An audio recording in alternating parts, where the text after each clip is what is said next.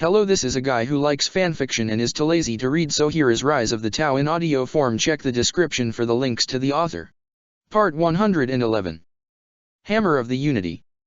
It appears to me that, lacking the sense of unity that might inform them of their insignificance, these Gyula have come to think that they might own the stars themselves, even the spaces between them.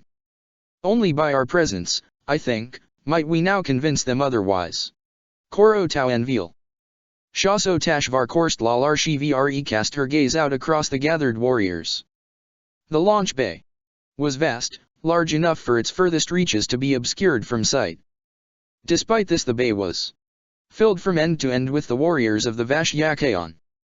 Each warrior was spaced precisely so that the canopy of his or her armored suit could swing shut, without obstruction. There was neither movement nor sound, only stillness and silence, as each and every one of them awaited the word of the commander. Brothers and sisters, she began, her commanding voice resonating throughout the expanse. Once more the Tau Va calls us to war. Once more does the dream of the great unity ask everything of us. Everything is what we shall give, each and every one of us, for we exist only to expend our lives in the fulfillment of this ideal. At that she cast around to face the shimmering mouth of the bay, its atmosphere held in check by the integrity field. Beyond the energies was the cold void of open space, the stars obscured by the sheer weight of space-faring craft. Explosions blossomed in silence again and again, lighting up the wide interior of the bay.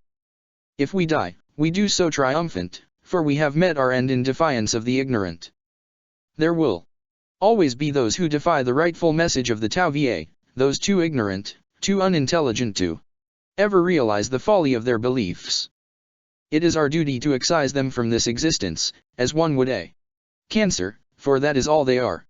That the thick armored breastplate of her Vashyasuit hissed and began to descend, an incident mirrored by every warrior present. For the Tau Va! Shadow Blade cried, raising her double-barreled plasma rifle. She turned towards the wide mouth of the bay and braced the large, arm-mounted shield generator before her as the bay depressurist. As the last of the atmosphere was purged, the containment field quivered and deactivated, leaving the Vashyakaon exposed to the void. Shadow Blade slammed her heels into the deck and broke into a loping sprint, the rest of the warriors following at her heel. Her suit's jetpack flared as she launched herself into space, the darkness of the cosmos enveloping her.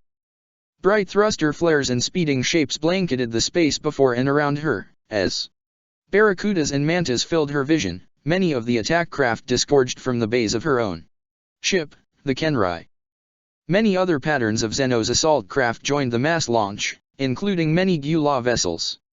She smiled inwardly as she witnessed this, for it refreshed her heart to see the treachery of the Gyula turned against them. The scene ahead was one of utter chaos. Ships of every size crisscrossed the firmament, sending lances of light and hails of glowing energy out into one another. Quite away beyond the main mass, the stars became white light as one of the Imperial capital ships exploded, torn in two by the mass-driven might of a score of gravitic launchers. Frozen contrails glittered in vast, web-like structures, as if holding the firmament itself together.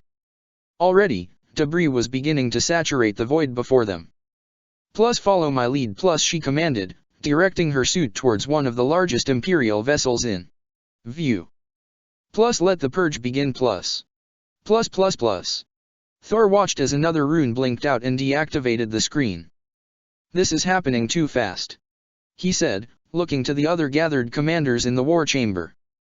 The Tau are as yet matching every move we try to pull.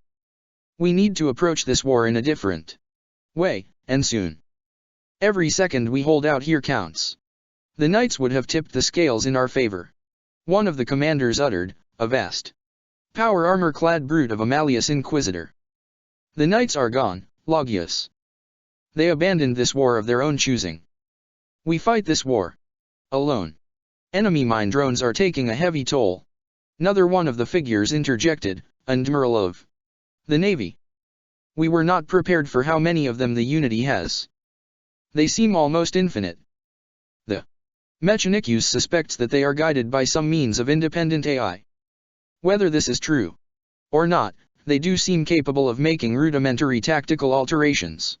Then get the Muggos and his brethren onto it. Thor replied. We need some kind of aggressive counter-virus. If we can. Thor never got to finish his sentence. Every light in the chamber flickered and dimmed. Every readout screen died, casting the chamber into a world of deep crimson. They've penetrated the system core, Thor whispered, turning slowly on his heel. How? How did they do that? Every individual present in the chamber back away as a sudden flash of blue light erupted in the air. At the center of the space, weapons were drawn as the small singularity unfurled, disgorging something even less significant into the war chamber. The tiny, gleaming metallic object was only visible for less than a second before a white sphere of light enveloped it, growing and growing like a revolving bubble around it faster than any present were able to follow. Logius was the first to respond. He strode forward, his golden bolt pistol barking loudly in his hand. The shells simply passed through the ever-growing anomaly and exploded against the far bulkhead, tearing screens and rune banks to pieces. Thor and the others looked on helplessly as the light sphere flattened and unfurled, swiftly taking on a tall, humanoid shape. Thor. Voice uttered, a sound as vast and omnipotent as it was terrible. In the name of the Tau-Va, kneel before me, and end this war. The being resembled a Tau, at least in its initial appearance. It was tall, far taller than any other of its race, but it was clearly a creature far evolved beyond physical existence. It held what appeared to be large ceremonial weapons in both hands, each crowned with spheres of crackling energy. It appeared to be a hololithic projection, wreathed as it was in flickering azure flames that cast off no heat. Its glowing eyes burned with a bright intensity, yet its gaze sent a chill through all who regarded it. I am Uno Endras Shikeo Vash or Es Olnan, and I give you this one chance. Surrender. Sebastian Thor did not dignify the being with an answer. He pulled his last pistol free and fired, sending lances of blazing light into the entity. The ethereal crossed its arms before it and stood its ground as the rest of the humans around it opened fire. Its burning form became intangible, all except for its arms. The mast loss and bolter. Fire carved cleanly through the shimmering being to shatter and burn the wall behind. Thor emptied the pistol's power cell within moments, the gun's barrel glowing red as its power source quickly drained. He heard Inquisitor Ray calling for support somewhere behind him, and he knew that it would take but seconds for the security forces of the fortress to respond. How did it get in? He shouted, the question directed at no one in particular. The shielding within the fortress should be total. The entire chamber was in turmoil now, as men ran in all directions, fighting to expel the invader. He ejected the spent cell and made a break for cover, choosing a bank of brass logic engine stacks. He threw himself down, one hand searching for a fresh cell. The sudden implosion of superheated air told him that Ray's Inferno pistol had come into play. He slammed the new cell home and rose, the last pistol clutched in both hands. Logius charged past him and let out a cry of rage, his daemon hammer to hand inactivated. His bombastic voice rose up over the gunfire, filled with the power and weight of the Emperor himself. The ethereal did not cower before the Inquisitor's psychic prayer, nor did it rail as the man's hammer struck it across the waist. Thor saw this and felt his heart freeze. He rose sharply and put a well-placed shot straight between the thing's eyes.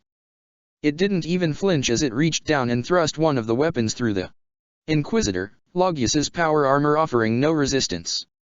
The main doors to the chamber hissed open and armored bodies tramped through. Inquisitorial Crusaders armed with power axes and swords filed past, massive suppression shields thrumming with power. Ray's Inferno pistol hissed again and he looked to see the black-armored woman screaming orders to the arriving warriors. A low, seeping lunge saw her catapulted across the chamber, her arms and legs flailing helplessly. The return stroke sent Crusaders reeling, shields clattering to the floor. Sebastian Thor was a living symbol of faith in the Emperor, but as he looked out at the terrible being tearing through his forces, he found that faith tested greatly. The ethereal advanced upon him, its footfalls quaking the deck. Crusaders and adepts rushed to stall its progress, only to be bowled aside by its advance. I will not cower, he cried, hauling himself up onto the polished stack. He picked up his pistol and rose, kissing the Aquila Electu on the back of his hand as he did so. He could do no more, save perhaps run, and he would not do that. He raised the pistol up so that it pointed between the burning being's eyes. Death holds no fear for me, he said calmly. The ethereal descended slowly, bringing its impassive face level with the defiant ecclesiarch. Ignoring the blows of the massing crusaders, it spoke. Sebastian Thor, this war is a wasteful affair. I care not who you worship, Beulah, only who you serve. I will not ask you to betray your emperor. Join us. Allow us passage and spare the lives of countless others. It is destiny that we shall take Terra as our own. Why resist that which cannot be resisted? Tyrants. Thor whispered in reply, slowly lowering the gun. That is all you are. While ever I live and breathe, I will oppose you. At that, the ethereal nodded slowly. Then your opposition is at an end. Plus plus plus. Plus plus plus the Ziggurat Imperialis plus plus plus. Plus plus plus the Imperial Palace plus plus plus. Plus plus plus Terra plus plus plus. The shimmering hololithic image died away with a whine, decreasing the light within the hall by half. Master Cassius removed the data crystal and tossed it to the waiting Imperial Fist Marine. Every schematic you have just seen is on there, Chapter Master. Vitas Lodon, commander of the Imperial Fists, caught the crystal and tilted his head. Now at least you have sufficient knowledge of what to expect, Calgar said, his monotone voice rumbling through the spiced air. This is by far an exhaustive list, Lodon, but it should provide you with the best chance you have of configuring the defenses to best counter the coming war. Of course. The chapter master replied. He closed his fingers around the crystal and raised his fist. Invaluable information, War Master, and gratefully received, I assure you. I will waste no time in applying this information to the strengthening of the defense network. If there is anything else you require of me. No, we are finished here. The War Master answered. Then I shall begin immediately. War Master. Chaplain. Lodon bowed his head twice and swiftly left, eager to utilize the information provided by the commander of the Alliance. Cassius watched him leave in silence, waiting several minutes before looking to the War Master's hulking form. Lord Calgar, if you have no further use for me, I would go to tend to the ministrations of Brother Tigurius. The recent events have taken a spiritual toll upon him. Of course, Cassius. If anyone can guide him through these troubled times, it is you. The ancient chaplain bade his commander farewell and followed in the footsteps of the Fist chapter master, leaving Calgar to his thoughts. For several minutes, the old warrior stood alone and in silence, with only the low hum of his power unit making any sound. Then he spoke. Do you plan to stay in the shadows indefinitely, or will you eventually find the courage to step forth and reveal yourself? Over in the far corner of the hall, a cloaked figure stepped from the gloom and out into the soft light. You knew I was here all along. Please Uriel, you know me better than that. Calgar answered, his sarcophagus turning to regard the emerging individual. These are dangerous times, Ancient. Nowhere is safe. Ventress removed his hood and walked over to the waiting War Master. We safe to talk? Not even I can guarantee that, Ancient. Calgar answered. The last time we saw one another you were about to enter the Emperor's presence. Why ever you felt it necessary to come and find me so secretively, it must be reason enough to assume that your time in his presence has changed you, and that you bring warning of some great peril. Just so, my lord. There are passageways and tunnels here so secret that only the custodes know of them, and they are thoroughly sealed when not in use. I dared not risk seeking you out any other way, for fear of falling victim to those powers who would seek to replace me. Speak then, Uriel, for I see clearly that this is but a fleeting return. You do not intend to restore your place by my side, I see that. Ventress swept his cloak aside and knelt at the War Master's feet, his head bowed. No, my lord, and it pains me so. Now that I have spent time in the company of the custodes I am marked for extermination, and I risk your well-being just standing in your presence, so I will make this brief. I understand, Calgar started to say. Regos is a traitor. The War Master's thunderous voice died away.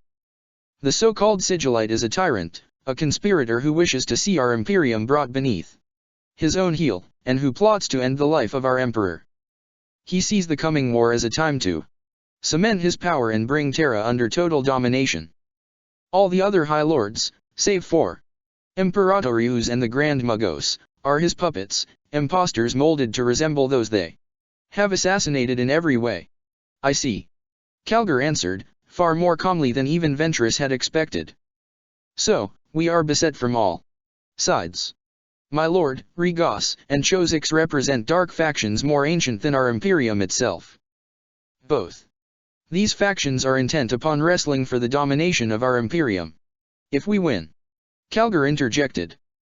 Indeed, there is little guarantee of that. I believe you, Uriel, for I know my own heart as well as that of my closest comrades. I sensed the traitorous serpent of deceit slithering beneath the facade of Regos the moment we two met. I am old and paranoid enough to refuse to allow the grand mistakes of the past to be repeated, no matter the cost. You have confirmed my greatest fears, Ancient, and for that, you have my thanks. Your thanks are not needed, my War Master. Ventress replied, rising sharply. He donned the hood of the cloak once more and turned on his heel. I cannot guarantee when we will see one another next, Lord. May he grant you protection from the darkness that threatens us all. Ndu. The War Master replied, watching as the dark figure disappeared back into the shadows and out of sight once again. Calgar stood in silence once again, facing the direction his secretive comrade had taken. After a while he followed, his heavy footfalls muffled and loud against the ancient marble flags.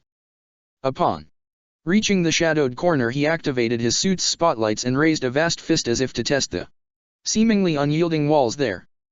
He could see no clear sign of any access point. Amazing, he whispered to himself. At that he cast around and his vast armored form shivered, becoming liquid and intangible. All other colors faded from the roiling cloud of golden light, and as the rippling liquid metal rolled in on itself again and again it reformed, losing mass, until it took on the proportions of a smaller being, a black armored Astarte. The being raised his hand up and out to his side in an area of the hall previously hidden, rippled and stretched, growing in size until it revealed the recumbent form of the War Master, held behind some vertical field of sparkling green energy. The field died away and Calgar stepped out of the recess, twisting on his waist ring to take in the dimensions of the hall. War Master, the being began, bowing his head. Cassius. Forgive me, but it would seem that my rest cycle lasted longer than I had intended. Lodon. Forgive me, War Master, but you are mistaken. Cassius answered, a faint emerald light flashing across his eyes. Your meeting with Lodon is done. You presented him with the tactical information he required. I am sure you remember. The chaplain's words flowed from his mouth like warm treacle, suggestive and hypnotic. Calgar hesitated for a moment before replying. Yes. You are right, Cassius. Indeed I am, my lord. Now, I go to tend to our brother Tigurius. Yes. The War Master said again, almost sleepily. At that, Cassius bowed his head, turned smartly on his heel, and marched out of the hall.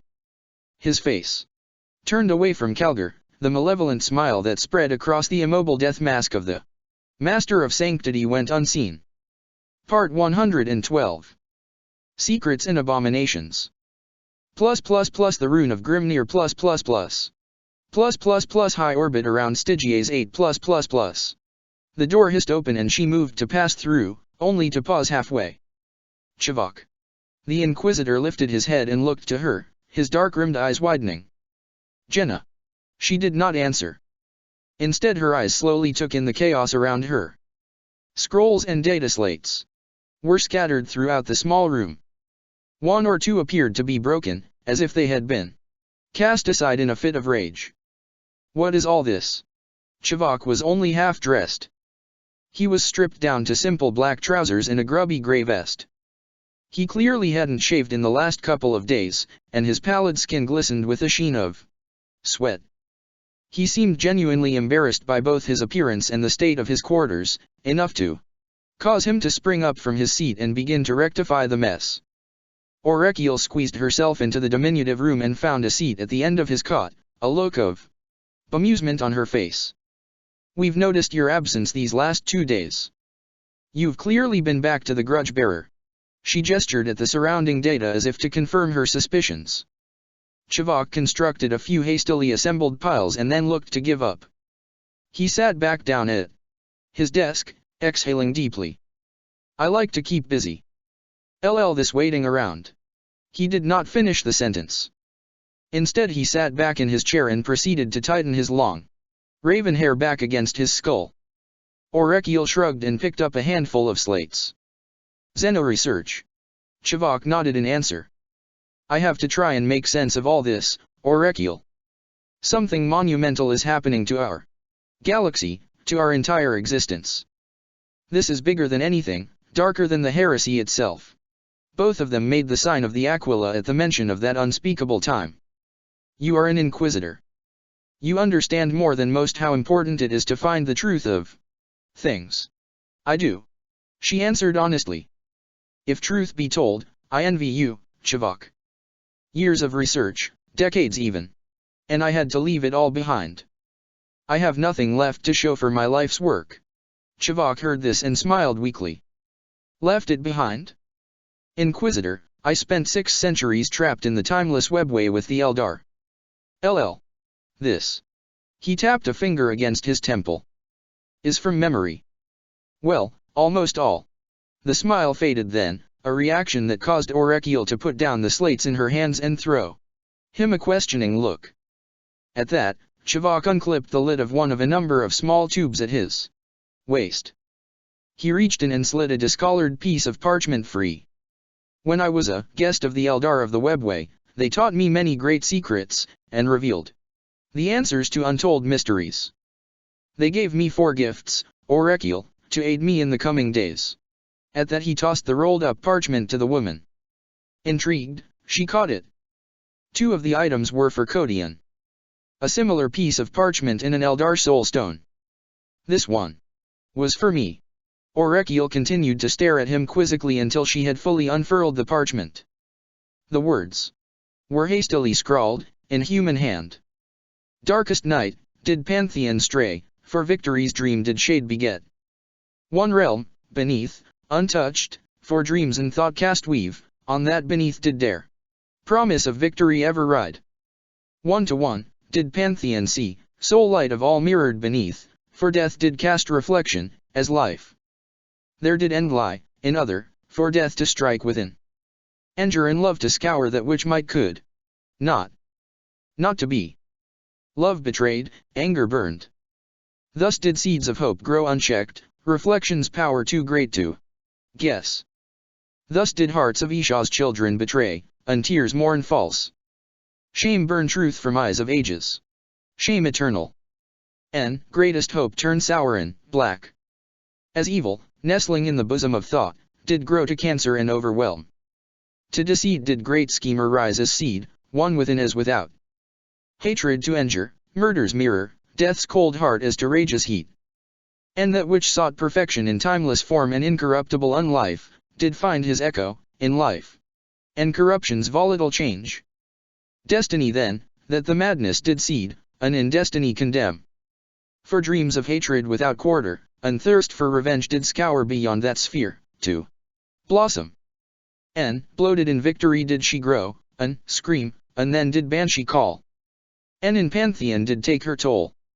Orekiel raised her eyebrows and lowered the piece of parchment, her face a mask of bewilderment. "What is this?" "Treasure." Chivok answered quietly, his voice low and serious.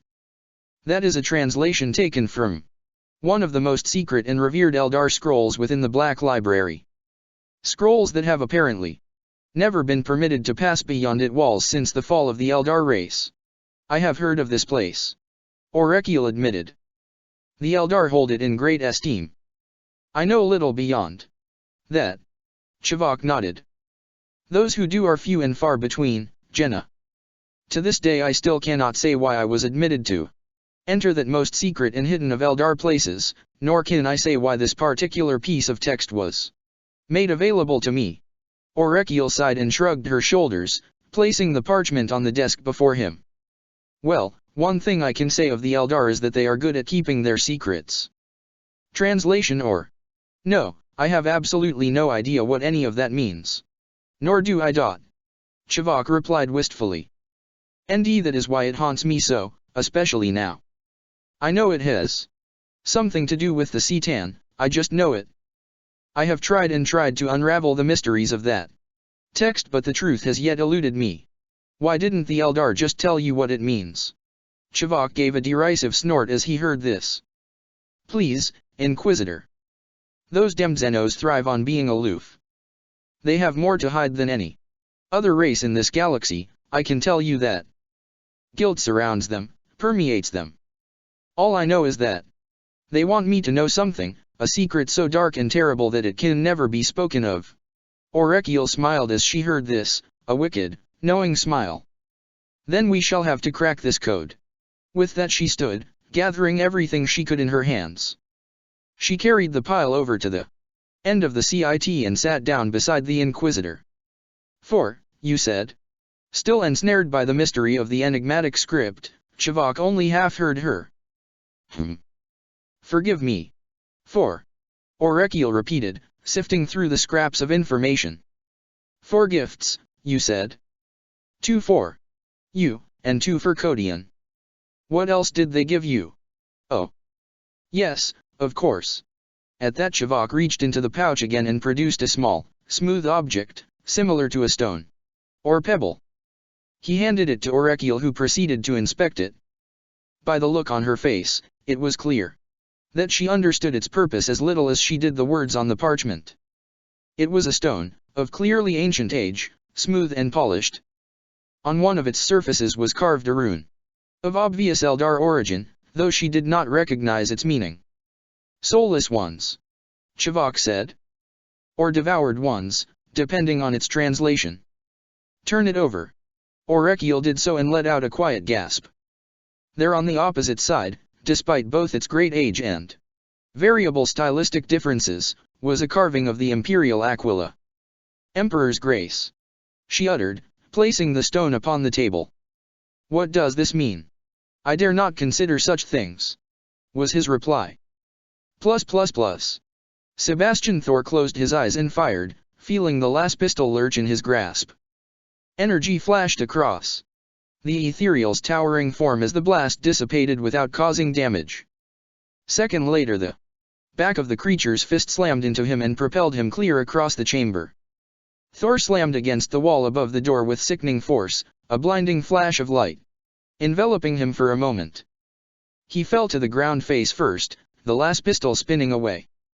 Crusaders milled around the ethereal as it barged its way across the chamber, ignoring the crackling swords and axes assailing it. Once or twice it looked to shiver, its outline growing thinner for a split second, as if the tremendous amounts of energy being expended upon it were about to take their toll. The alien wraith bore on, smashing armored bodies away with contemptuous ease. Spines shattered and necks snapped, and still none could stall the ethereal's advance. Thor pushed himself up and raised his head in time to see his nemesis closing on him. The Rosarius had done its duty, but no one, not even him, could guarantee that it would repeat its success. He clawed his way up the doorframe and almost fell through the opening, his legs slack and powerless. My lord! Armored figures clamored around him, filling his vision. He looked up to see Canonis Euresias' pale face gazing down on him, her expression slack and heavy with disbelief. Leave. He managed to gasp, his breath all but stolen away. It comes. The sisters of the Order of the Sacred Rose gathered around the stricken ecclesiarch, horrified by what they saw, for every Sororitas had sworn an oath to protect him. My lord, what manner of aggressor? Euresia began. The shouts and cries of disbelief died away as the burning abominations tore its way through the hatch, metal squealing in protest as it forced its way through. Sisters, bring the abomination low. the Canonis ordered, drawing both her power sword and her Inferno pistol without thought. The Sororitas under her command opened fire with a withering salvo, their bolters roaring loud enough to drown out all other sounds. The Ethereal walked into the firestorm without faltering, the exploding bolt shells throwing up flashes of light across its lithe but lofty form. The burning monster lunged forward and swept an arm through the brave warrior women, crushing white armor and bowling sisters away from it. "Lord Thor, leave," Eurisia said, raising her voice above the roar of the firefight. Thor shook his head and rose, a defiant look in his eyes. "I will not run from this beast. I have faith." "Leave," Eurisia screamed, barging him back into the corridor. Behind her the Ethereal bore on, crushing sisters with every advancing step. Thor's eyes narrowed. He opened his mouth to speak, but instead he nodded his head and then made the sign of the Aquila before him. "May he guide and protect you, sister." Crusaders and Sororitas alike spilled into the spaces around him, some grasping at him to haul him to safety, others barging past to meet the threat. He saw Orizia turn away and disappear into the press, and knew he would not see her face again. Then the arms pulling him back won their struggle, and Sebastian Thor was carried further into the stronghold, battered and bloodied, but far from dead. Barolinus felt his lips curling over his teeth and fought to dismiss the revulsion boiling inside him. This was his Primarch's business, and by extension his own, and yet he could not bring himself to dispel everything he had been taught. The apothecary shot him a disdainful glance, just swift enough for him to catch, and then looked back to Guilliman. "I believe so, my lord, yes." The psychic nature of the subjects rendered them exceptionally proof against the effects of the genetic implantations, but I believe the modifications we have installed are more than enough to counter that problem. Every test so far has proved highly successful. He stepped to one side and activated the projection drone hovering there. Three-dimensional images flashed through the air before the small gathering. Barolinus took no more than a passing interest in the diagrams swimming before him. He was a warrior, not a scientist, and as such he found little use in pretending that he understood the discussion. Here we see the section of brain matter removed from each subject. The apothecary continued. We removed these organs from the thoracic node and replaced them with what is essentially a miniature transceiver. This should create, or at least simulate the network each subject needs in order to function. The image changed again. In addition to the host genes being efficiently accepted, we also succeeded in modifying this organ. We have effectively tested, with promising results, the subject's ability to transfer the genes to another host. I hope to see this modification standardized in every subject. The apothecary deactivated the drone once more and the machine floated away, its task complete. Guilliman smiled. Excellent work. Perhaps we will be able to test these new warriors on the field, so to speak. I am confident that such a test can be arranged, my lord. Give me the details and the numbers and I will ready them. Guilliman bowed his head and looked to Barolinus, satisfied that his plans were progressing well. 300 of them, I think. 3 ships, 3 key targets. Send spy drones with them to monitor their success. Very good, Primarch. Encoded orders. Recruit. Guilliman answered, considering his options. Let us see if we can bring some of these misguided fools into our fold. The apothecary bowed his head and retreated back inside his laboratory, leaving Barolinus alone with his lord. Guilliman folded his hands behind his back and set out towards the waiting skimmer, a look of satisfaction on his face. Barolinus followed, his mind working, trying to find the best way to voice his concerns. After a minute of furious thought, he gave in to the fact there was no tactful way to ask what needed to be asked, and instead decided to risk speaking his mind. Those creatures, my Primarch. Guilliman stepped into the vehicle and sat down. He looked to the ultramarine as he heard this, but did not speak. It was clear he was waiting for Barolinus to continue. They are abominations, my Primarch. I know what they are, and of the destruction their kind visited upon Ultramar. It sickens me to even look upon them. He looked away then, ashamed to have voiced his negative response and yet relieved to have exorcised the voice within him. Gilliman did not answer straight away. When he did, he leaned close to the warrior as if to confide in him. When he spoke, his voice was deep and charged, like the rumble of distant thunder. I heard them.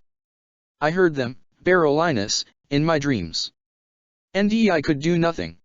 Gilliman sat straight once more and cast his gaze into the distance, leaving Berolinis stunned into silence. I know what these creatures are capable of, because I felt that boundless hunger in my mind, even bound in stasis. They are purified, these specimens, purged of the hideous psychic influence that governs their existence.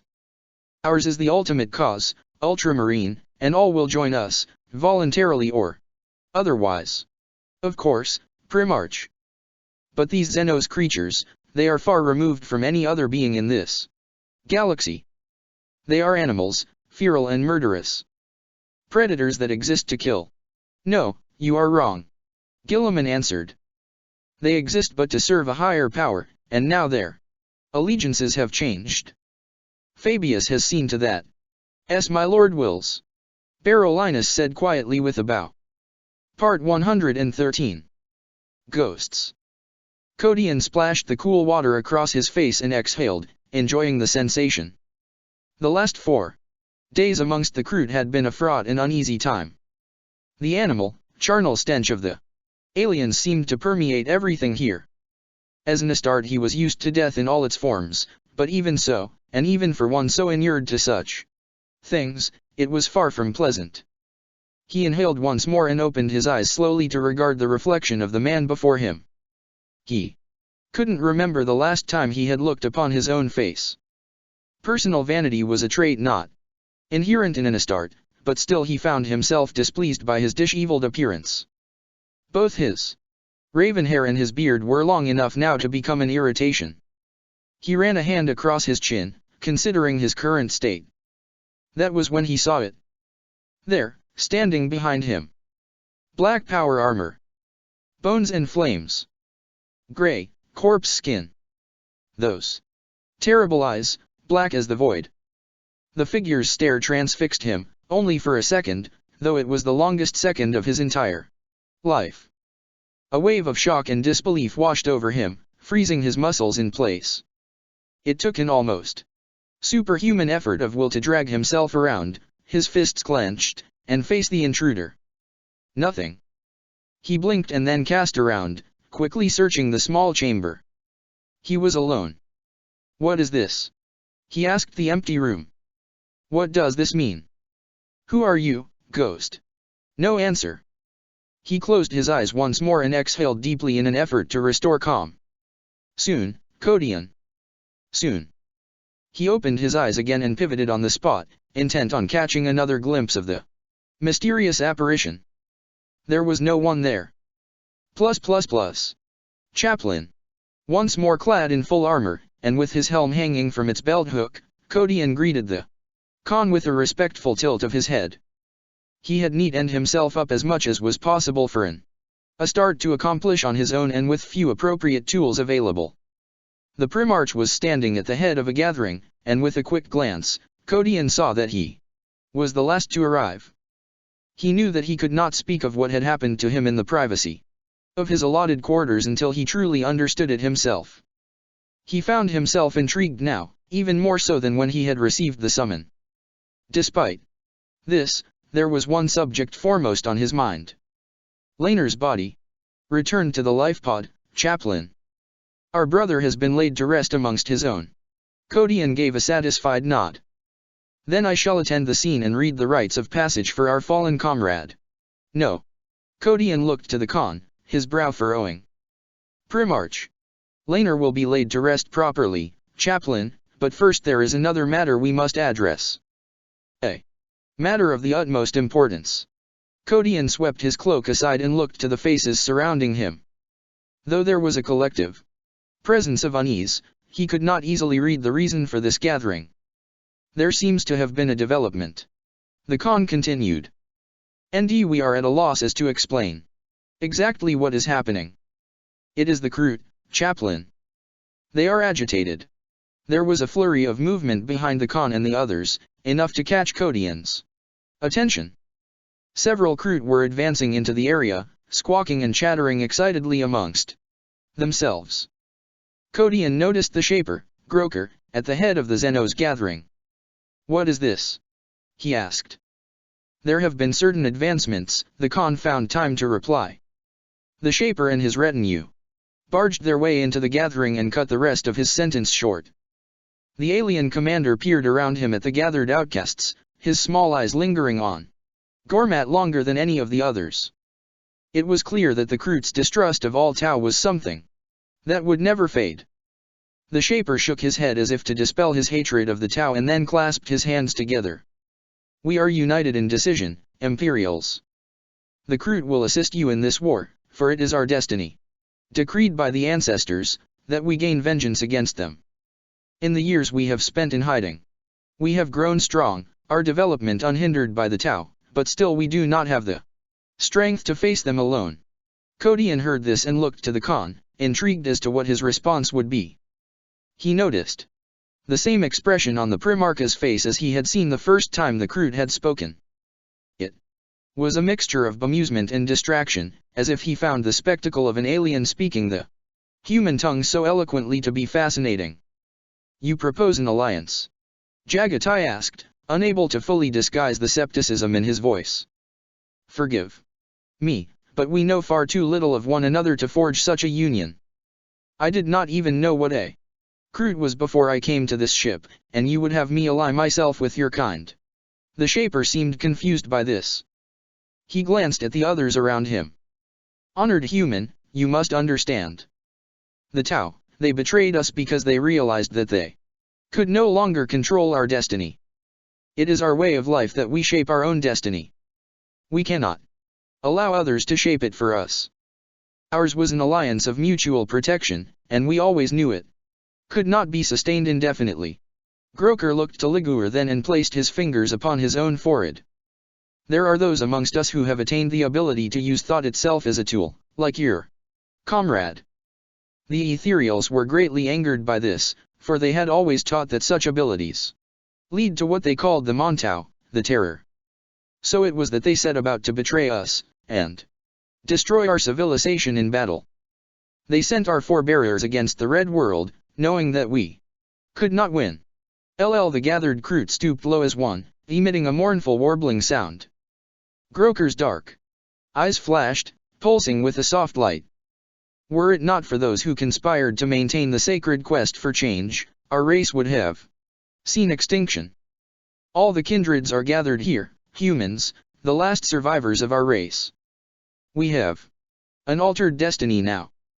No longer do we strive to bring diversity to ourselves. For the last 100 years, we have been gearing ourselves for war." The Khan nodded slowly as he heard this. "Once, Kroot, my race would have also sought your extinction, for no more crime than your simple existence. It would seem that fate has made us allies." With that, the Khan placed a fist across his chest and tipped his head. The Shaper seemed to understand the gesture well enough. He shook his head and rattled his quills, a gesture mirrored by the other aliens present. Kodian shifted his weight and looked around him, gauging the responses of the others.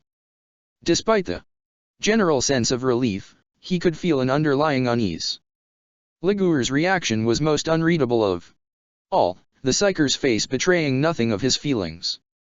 Torvis was far more accommodating, his face tight with displeasure. He looked to Gormat. The Tau had said nothing since the appearance of the Kroot, and Kodian could see the fear in him. The Kroot tolerated the others, but they outright hated him. He was a symbol of all they despised and existed to destroy. Gormat looked more gaunt and pallid than usual, as if he had dared not rest since their arrival here. Several more contemplative minutes passed before he realized that all eyes had turned to him. "Kodian," the Shaper said, moving towards him. "Bearer of the Changling weapon. This meeting is more than chance, it is destiny. It waits for you, Kodian." "What do you mean?" he asked, a familiar feeling of unease settling in the pit of his stomach. What? Waits for me. At that the Shaper gestured out towards the bulkhead, as if the space beyond were visible. The ship of ghosts. Kodian stepped back and looked to the others, as if to gauge their reaction. No one spoke, for the ability to be surprised by a situation had long since been purged from each one of them. I don't understand. He confessed. Ship waits for me? That makes no sense. At that the Shaper gestured towards the weapon holstered at his side, the transformed Crozius with its mysterious, alien origin. There are many, many vessels here, Kodian. Some are more ancient than my people, their origins lost to the ages. We are the only living creatures left on and around this world, but there are far older intelligences adrift out here. There are ships that think, that feel. Ships powered by the souls of ancestors long since past. One such craft spoke to us, and foretold that one day a warrior would come. The other crew surrounding him slowly fell to their knees, as if the Shaper were recalling some hallowed legend. Several of the removed curious totems and objects from their equipment and began to shake them, whispering curious and unintelligible alien words and sounds. Our destiny is to meet the Unity in battle one final time, to avenge the great wrong done to our people. This warrior will unite the life swarm, to stand before the great darkness in defiance. You wield the whispering blade, Kodian. You are that warrior. Kodian was lost for words, the strangeness of the situation stealing away his immediate ability to reply. He looked to the Khan for guidance. After a short pause, Jagatai tipped his head at him and then stepped forward. It seemed as if there was some manner of plan forming in his mind. This ship, he began. Why does it wait for him? Do you know of its origins? We know only that it is ancient. Groker answered. And that it awaits you all. It is to be your chariot. The Khan frowned and lifted his head as he heard this. Take us to it. At hearing this, the Shaper allowed himself what appeared to be a cluck of satisfaction, an expression mirrored by the others around him. Of course, Altered One. As the ancestors predicted. Vampire. The others paused and turned to look at Chivok, causing the Inquisitor to confirm his assessment. With a slow nod. I would recognize the design anywhere. It is an Eldar transport vessel. Kodian looked away from the Inquisitor and out towards the end of the docking bay. The flyer was clearly alien in design, and more so, it was massive. It filled the wide bay almost to capacity, so much so that he could scarcely imagine how it had performed the maneuvers necessary to enter and land. An Eldar ship? Grungy asked, clearly bemused and mystified in equal measure. How the bloody hell does an Eldar ship come to land inside a demi-erg vessel? We build our automatic systems well, and we build them to discriminate most vehemently. At that the Shaper gave what appeared to be a dismissive gesture. The spirits of the vessel were most insistent. Compact One. We have communed with the ship of ghosts many times since our arrival here, and we have learned that its denizens are as learned as they are ancient. There seems to be little they cannot achieve if they so wish it to be. The crew rarely questions the ways of those who have gone before. Kodian dismissed the shrill, sing-song low-gothic of the Xenos and turned his attention to the craft before them. He knew little of the aesthetic variations of Xenos-built spacecraft, but there was something about this one that marked it out as distinctively Eldar. It was a vast thing, its function not immediately clear. The craft had its rear end to them, at which was set a yawning access ramp. It looked to him at first glance to be some manner of transport vessel, though the armaments he could spy placed along its mast spoke of a far more murderous purpose. There are Eldar here? He asked, his hand descending unbidden towards his weapon.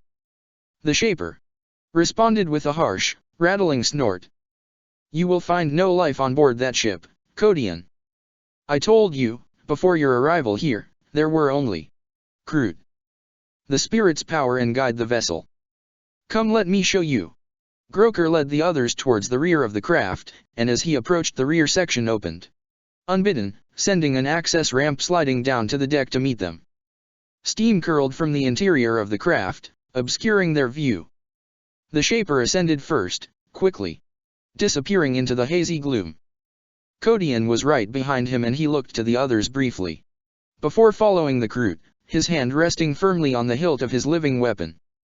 As he passed into the interior of the ship there was a sudden rush of displaced air and a flash of bright light. He tensed and made to draw his Crozius but found, try as he might, that he could not pull it free of its holster. Groker emerged from the mist and raised a hand to calm him. There is no need for alarm, Kodian. You will come to no harm. It is just the gateway. The ethereal mist began to clear, allowing him a better look at what lay ahead. Whatever the smog was, it had succeeded in confounding his auto senses, but now it had begun to dissipate. He found that he could see beyond. The familiar energies of an active Eldar gateway swirled before him, casting flickering shards of light across his black armor. The Shaper moved to stand by his side and raised a hand out at the Wraith Gate. See. You are beckoned, Kodian. LL of you. The ship of ghosts waits beyond. Kodian looked down at his hand to see the Crozius, still holstered, pulsing with a soft, hazy light. It was as if this was an act of reassurance, a confirmation that the Kroot spoke the truth. This is not the ship. Groker let out a rattling staccato croak. No, it is only the messenger. The ship of ghosts waits beyond the portal for you. Kodian looked away from the Wraith Gate as he heard the others ascending behind him. The Khan and Chivok were the first to appear. Primarch and Inquisitor alike slowed as their eyes fell upon the pulsing gateway. What is this? The Primarch asked. Kodian could see a distant glimmer of recognition in his eyes, as he thought back to the fateful day that saw his departure from the Imperium of Man. Re we going somewhere? Chivok asked, also recognizing the Wraith Gate for what it was. I am not sure. The chaplain replied. Apparently our destination lies beyond. The Shaper listened to the conversation as if in amusement, his gaze passing from one to the other. After a few moments he shook his quills and stepped forward, raising his hands. The ship of ghosts drifts beyond, lost amongst the chariots of all the races. Of all the vessels here, it has rested the longest. Captured by the servants of the machine long ago, it did not protest, for it knew what was yet to come. An image formed before the psychic Kroot, taking shape in the air between its hands. It was a ship, clearly alien in design. Though pitted and aged, its aesthetic hull was a rich yellow in color, and its most striking feature was a vast, sail-like extremity that stretched a good length across its upper keel. The sail was a rich blue, which looked to shimmer with iridescence in the sunlight. All eyes turned to Chivok then, and the Inquisitor did not disappoint. It is Eldar, he confirmed. Dragonship. It bears the colors of Iyanden, one of the Eldar craft worlds. Groker nodded and lowered his hands, allowing the image to dissipate. The ship of ghosts. Its spirits are wise and ancient. They have taught those of my kind who bear the abilities of the mind to focus and develop our skills. These spirits have waited here many long years. For you, Kodian, and your people, to come. It is as I have told you. You have a destiny. Why? The chaplain asked. Why me? These spirits you speak of, what would they want of me? They intend to guide you, Kodian, towards the final confrontation. The spirits have explained much to us and revealed secrets about the universe and our place in it. This coming war will eclipse all other wars with its ferocity, and there will be such loss of life as to stain the stars with blood. These spirits can see beyond the now, for their gaze is far-reaching, and they have seen what hunts for you. A murmur of unease passed through the group behind him. Kodian himself tensed, his expression tightening. You are honorable, Kodian, but you are outcast from those you seek to assist. The spirits see that. There are those who fear your destiny, and they will stop at nothing to prevent you from reaching your destination. The ship of ghosts is a potent vessel. You will not reach your Terra without her aid. Kodian said nothing as he considered the Kroot's words. He looked to the waiting gate, and felt the presence of the Dawnblade in his mind, urging him forward. As he considered the ever-swirling void, a single, whispered word echoed through his mind. Isharia. Notice that there are now italics. I decided not to be as lazy and have now started to change some stuff to italics like it is in the story. Part 114. Sigarik. He slowed and looked towards the spiraling wall of energy beside him. A hand emerged from the swaying shadows about his form and stretched out, long, dexterous fingers unfurling to touch the ever-shifting stuff of the warp. The rotating walls looked to darken and roil then, as if agitated by something. They made no sound as they approached, consummate masters of surprise and stealth as they were, but they could not hide their presence from him. Still he grows, Ka said, withdrawing his hand. He rages on through the corruption, a virus of purity and light. He has no counter. Of all of us, his rebirth will be the most potent of all. I am not here as your enemy. I am Ka. He received no answer. Ahead of him the webway quivered, the gloom looking to intensify. Ka nodded his head slowly as he caught sight of the merest flickers of movement up ahead. When he spoke, there was a palpable sadness in his voice. I understand. It has been too long. Do what must be done to satisfy the realization of truth, and know that your deaths will lift the veil from the eyes of your God. An echoing, ghost-like laughter reverberated around the tunnel, its point of origin obscured by mystery. A heartbeat later the charged air was filled with a staccato whispering and Ka raised his hand, so fast the limb seemed to flicker from one position to the next. Spinning shuriken flashed as they curved around and past him, sparking as they touched the walls of the webway. Others came to a dead stop inches from his dark hand, spinning faster and faster until they seemed to liquefy and dissipate like mist. The ancient being did not flinch. Speeding humanoid shapes burst from the gloom and headed for him, turning and spinning and twisting head over heel. Some sprinted along the curved webway walls, others along the uppermost point of the tunnel. Shuriken hissed in clouds towards him, only to be turned aside by the sheer force of his will and his mastery of the powers of the warp. The first attacker was almost upon him, the shining blade fixed to its forearm glowing with burning light, when Ka became a beacon of cold azure radiance and the shadows around him burst to life.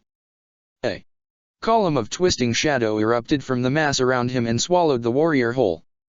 The ethereal, serpentine appendage twisted back and past the old one and the fanged maw opened to spew the writhing harlequin forth, sending the flailing warrior spinning away.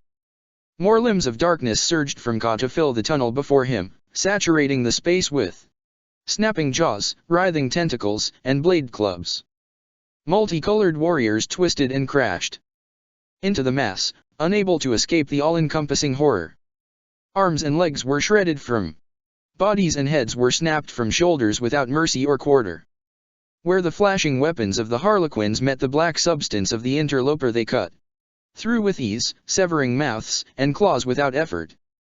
Whatever they cut away unraveled like greasy smoke, only to reform a second later. Within moments it was over. The last harlequin fell back, his left arm lacerated in several places.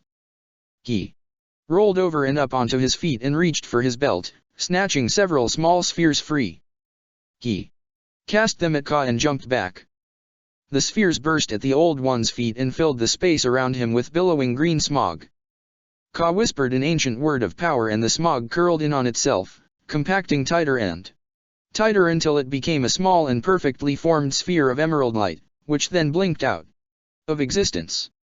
I am Ka, he said again. Master of secrets and hidden knowledge, brother to Sigarik. I am here to fulfill that which is prophecy. I am beyond such mortal failings as fear, and my mind cannot be confounded. This confrontation is almost over now. The harlequin seemed unconvinced. Heedless of Ka's warning he crouched low and then sprang for the old one, his image glittering and breaking apart as he left the floor. Ka became cold light once again and the shadows around him focused and extended to snatch the warrior from the air. The black arm punched through the wall of the webway, harlequin, and all. Less than 30 seconds passed by before Ka drew the warrior back in and deposited him on the floor of the tunnel. Now you have seen the truth, and suspicion has been satisfied. Could you hear him out there? He calls his champions home. There is nothing left to fear, Guardian. Your soul is no longer forfeit. This is over now, defender of Sigarok. Know that I will pass into the library, escorted or otherwise. Ka swiftly returned to his former dark self, allowing the living shadows of his aura to retreat back into him. The Guardian returned to his feet slowly, the eyes of his mask glowing with a cold, ancient fire. There he remained in silence for long moments until, slowly and deliberately, he bowed his head to the ancient being. He raised a hand up to point out at the path ahead, tipped his head again, and then disappeared into the gloom. Ka waited alone and in silence then for several moments before the sound of something approaching stole his attention. He looked on calmly as the shimmering field advanced on him, filling the webway tunnel entirely. Had he wanted to escape, there was nowhere for him to go. He did not attempt to flee.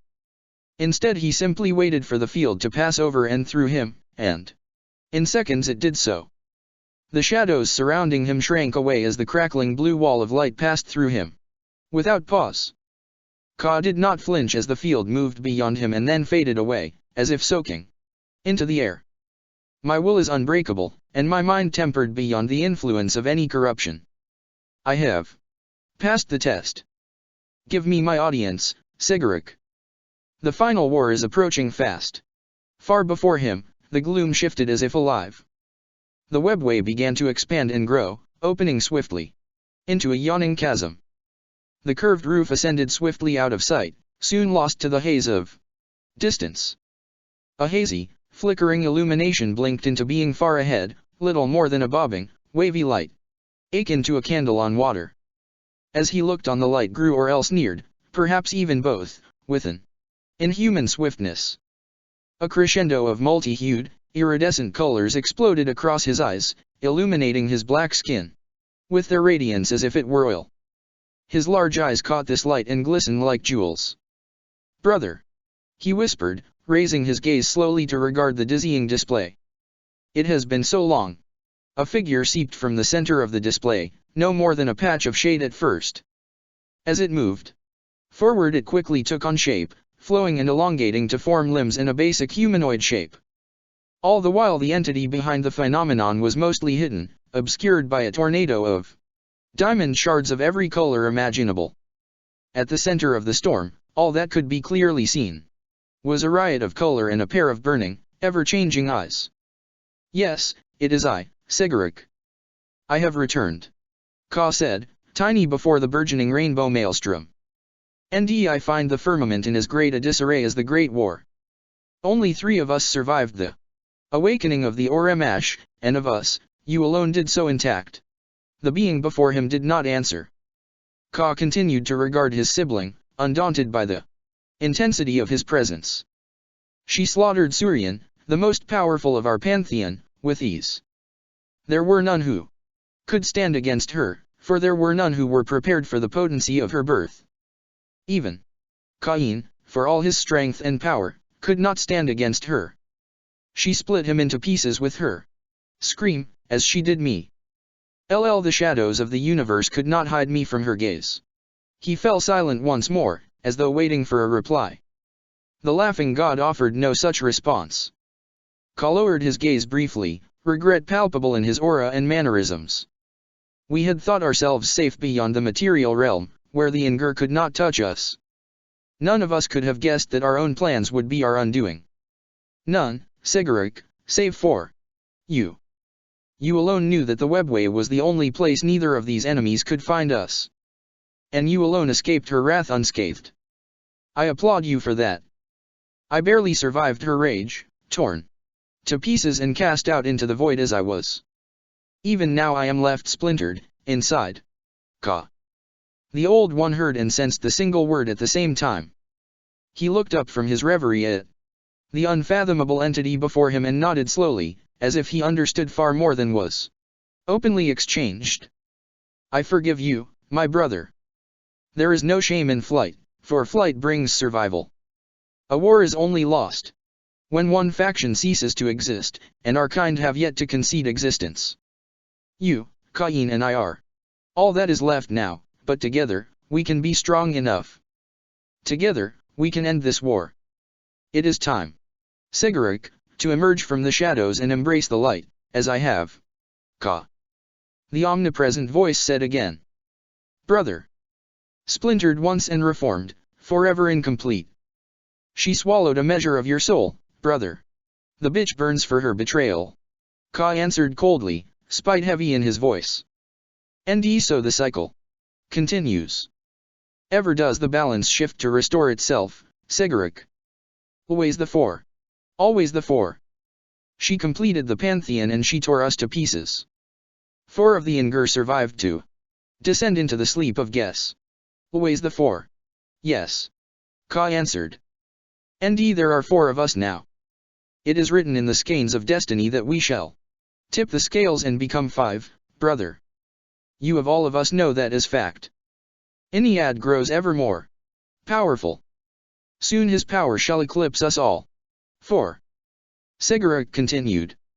Always the 4. Nemesis to nemesis, as fate dictates. The balance shifts, but always sustains. S is fate. The bringer of death thirsts for vengeance against Cain, just as the void dragon thirsts for the blood of Vol, and the retribution it shall bring. That which lies outside hungers for nothing but you, Sigarak, and revenge for the madness imprinted forever within its psyche. So it is fate that I stand against the jackal god, and belay his plans for domination, for it was ever my shadows that confounded his plans before, and brought his hunt for my children to a dead end.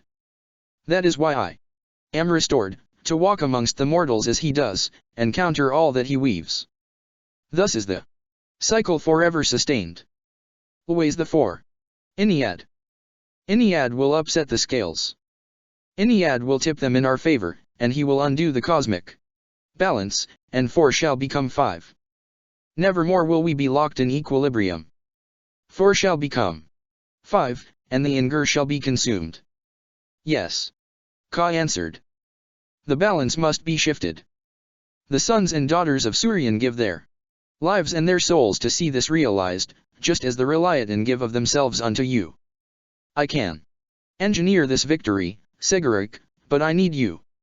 I need your guile and your cunning to work against our enemy. The great deceiver is abroad once again, I have learned this much. Only you can counter his myriad illusions. Upon hearing this, the being at the center of the light looked to reduce in size, shrinking to match the dimensions of Ka. Thus the two beings stood face to face, a reunion that had taken millions of years to come to be. We are the survivors, Sigarak, and the legacy is ours to realize. We have learned much in our wars with the Ingur, and all of that knowledge has been to our cost.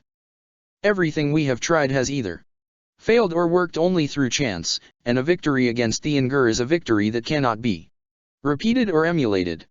Cain. Yes, Cain will stand before them. S will I. S will you. We cannot match them in power, Ka, we learned that. Guile will only see us so far. Cain and Asurian were our greatest strength and our greatest hope. She came to be and she tore their souls apart. The greatest betrayal of all sealed our fate. She cast Cain to all the corners of the kingdom. The strongest amongst us. It does not matter if she no longer thirsts. Our strength is lost. I do not think we can win.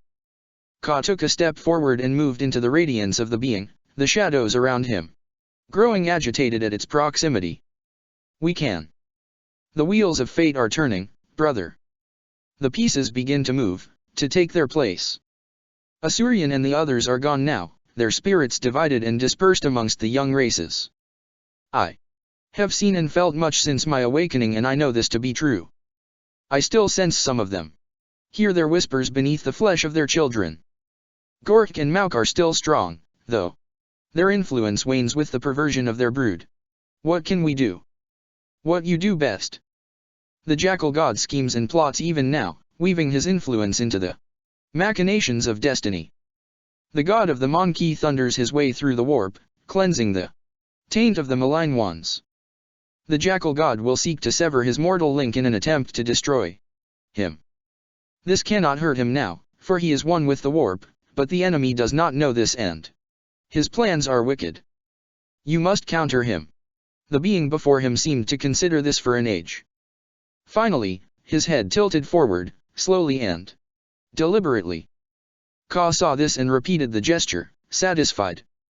At that he looked back to the swirling webway behind him and prepared to leave. Until we stand before them again then, brother. What of you, Ka? The dark being looked back as he heard this. To the seat of war I go. The armies of the Ingur are rising, and with them the Void Champions. The forces of life have many great and mighty warriors ready to do battle with these abominations, but only the Surya have the power to destroy them. The Burning Lance. Yes. On Bealtan, seat of warfare and ancient honor. It is there that Fuegan rests, and there that he shall rise once again. Lord Guilliman. The Primarch cast over his shoulder to see the human rating sprinting towards him, surrounded by a small collective of Earth-caste technicians. My lord, we must evacuate this deck. Flagellant pods have managed to rupture the outer hull and have engaged. I beg you, follow me. The man slowed as he rushed by Guilliman and raised a hand, not daring to touch the Primarch. His expression spoke of a fearful desperation, an expression mirrored by the faces of the Tau accompanying him. Guilliman frowned and looked to Barolinus. The Ultramarine scowled, clearly displeased by the fact that he agreed with the officer. Flagellant? What does this mean? My Primarch, he began. Kaigyu Law, we must leave. One of the senior FIO officials cut in. The faction we currently face employs many dangerous and dreadful weapons of war. These beasts are murderous and unstoppable, enough so to place even you in great danger. They have managed to penetrate deep into the inner defenses of the ship. We will hunt them down and destroy them, but we cannot allow you to come into harm's way. Purge drones deployed, another of the technicians announced. Barolinus hissed with displeasure and placed a hand upon the Primarch's vambrace. They speak the truth. I have witnessed these creatures before, my lord. They are weapons employed by the Ecclesiarchy of Terra. Guilliman sneered as he heard this and shrugged Barolinus's hand aside. The Church of the Emperor. I will not run from the attentions of such a debased and perverse organization. All those present started as a thunderous explosion echoed down the corridor beyond. Fire warriors and drone teams hurtled past, intent on countering the threat. Weapons fire reverberated through the air ducts around them, adding to the tension. Barolinus exhaled and brought his bolter up to his face. He racked the slide and checked the weapon quickly, efficiently, ensuring that it was ready for use. He knew better than to try and talk the Primarch around. All he could do was ensure that he protect his lord the best he could, even unto death. Put a bolt through his head. He started, drawing his head back sharply. The sudden movement drew the attention of a few of the others, the Primarch included. Barolinus. I steel myself, lord, ready to meet the enemy. He lied, stunned by the unexpected voice in his mind. Guilliman nodded and turned his attention to the corridor beyond, leaving the Ultramarine to breath a troubled sigh. You could end it. You could end it now, Barolinus. Why resist? He shook himself and cast around, raising his gun to cover the approach beyond. He had to ignore it. Especially now. The life of his Primarch was in peril. Defiance is pointless. Listen to me. Sooner or later I will tear through your soul and pull that trigger. For you. You are mine now, Lurum Barolinus. You are condemned. I am her legacy, and I am eternal. You are nothing. He whispered, stalking forward, his bolter shouldered. We shall see. Barolinus followed the passing fire warrior squads, a giant amongst them. Guilliman's eyes narrowed as he followed the Marine's progress. He drew Gisela and activated her field. Who are you talking to? He asked the warrior. The enemy. Barolinus replied. Part 115. A fight for life. Blessed is he who watches eternal, whose gaze cannot be confounded. Blessed be his children also, that they would give of flesh and of soul to see his will realized. Blessed be the union between God, Emperor and servant, between father and son or daughter, for there is no evil that can taint it, or sever it, or weaken its everlasting bonds. The foot of his throne awaits. The Emperor protects. The Emperor protects. Sister Superior verily Lyso echoed, allowing a single tear to run unfettered down her porcelain face. Thor finished marking the aquila upon her forehead and stepped back in order to allow her to rise. She did so, and the rest of her seal's tiens ascended with her, disturbing the cloying smog of incense. As they rose, "We will guard you unto death, my lord, for that is our lot," Lyso uttered, drawing her blessed sword and bold pistol close to her armored chest. "When they come, we shall be ready." Thor nodded, content with the warrior's answer. He thought back to the vile abomination that had almost ended his life and suppressed a shudder. The enemy had come so close to killing him, and with such ease. He would not allow such a lapse in security again. Lyso and the other sororitas made their obeisances and dispersed, intent on guarding the life of the reborn saint. It had been hours since Thor had escaped the attentions of the ethereal for now, and though part of him knew that the beast would not return, he could not allow himself to be caught off guard again. He took a deep breath, smoothed his robes down and then moved to the doorway. The sliding doors opened and he stepped into the next chamber and into a world of cacophonic clamor. Figures rushed to greet him, from naval ratings to priests of the Mechanics. Thor slowed and raised his hands, appealing for calm. "Please, brothers and sisters, I call for calm. We have to keep order, even now, or risk losing all to the enemy." The commander moved into the newly adapted war room, his word enough to cause most of the attention seekers to fall back. There were those, however, who remained adamant to speak with him. "Plus we have completed a full system sweep," Ecclesiarch plus a robed member of the Mechanics informed him. The priest's face was hidden beneath the vast folds of his hood, and as he spoke, writhing mechadendrites slid from the shadows there to probe and assess the air around him. "Plus our studies suggest no evidence of a system security breach. We can see no evidence that would suggest your position was betrayed mechanically. As a precaution we have installed ident algorithms in every major cogitator engine across the complex. This aside, we strongly believe that our systems are pure and free of malign influence plus." Thor bowed his head to the priest and the man moved off, sinking into the mass of bodies. "Your status report, Commander," an officer of the Navy's Nobilite informed him, handing him the small data slate. Thor took the device and activated it. He watched the small screen as information began scrolling down it. His expression darkened. This was a casualty report. The Romulus Bellerophon has fallen to boarding actions. The enemy were able to trigger a catastrophic meltdown within her hyperplasmatic conductors. Fortunately her demise caused the destruction of 3 enemy capital ships. The Solar Admiral recommends that she receive full honors for the action. Thor nodded and deactivated the slate once again, his soul numbed by the information he had just received. "The enemy are now within the beta zone, Lord. Their progress is slow but it is steady. So far they have been able to counter every defense we have. Over 3 mine zones have already been neutralized by unknown means. Some of our Lex Mechanics dare suggest that the enemy were able to access the control systems of the minefields. They have of course been most vehemently silenced." Thor slowed, his eyes closing. He lowered his head and placed a hand on the officer's shoulder. "There is only one question on my mind. Tell me, to your best estimation, how much of the enemy fleet has been destroyed?" The officer let out a strained sigh and signaled for the Muggos who had delivered the system sweep report to join them. He repeated the question to the priest. It was clear that the Muggos was uncomfortable with the concept of hypothesis or estimation, though he was far from willing to deny the Ecclesiarch an answer. At his will a number of the individuals surrounding him shifted closer. Thor watched as the half-human creations met in deliberation, communicating in some indecipherable machine code.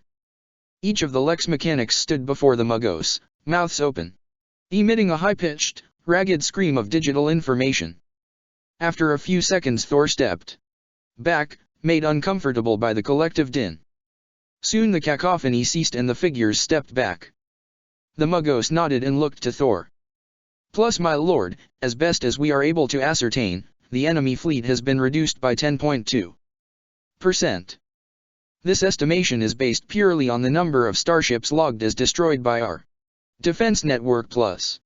Thor tipped his head, his expression unreadable.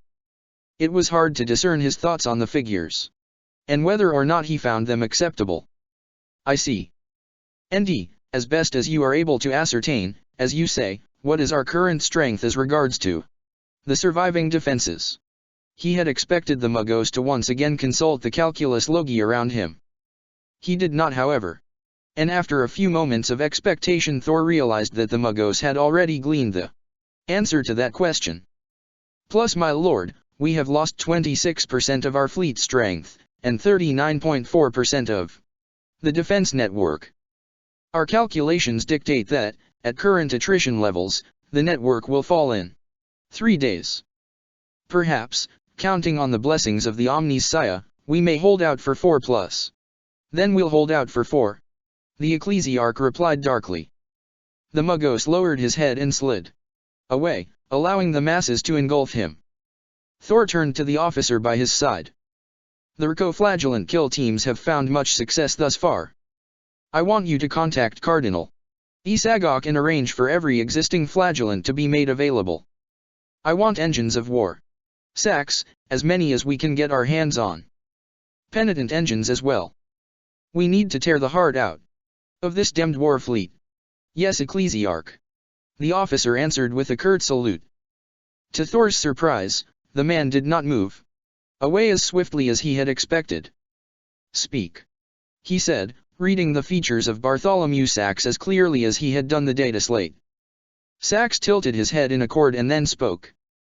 The Unity's attack progresses, Lord, faster than any of us had anticipated.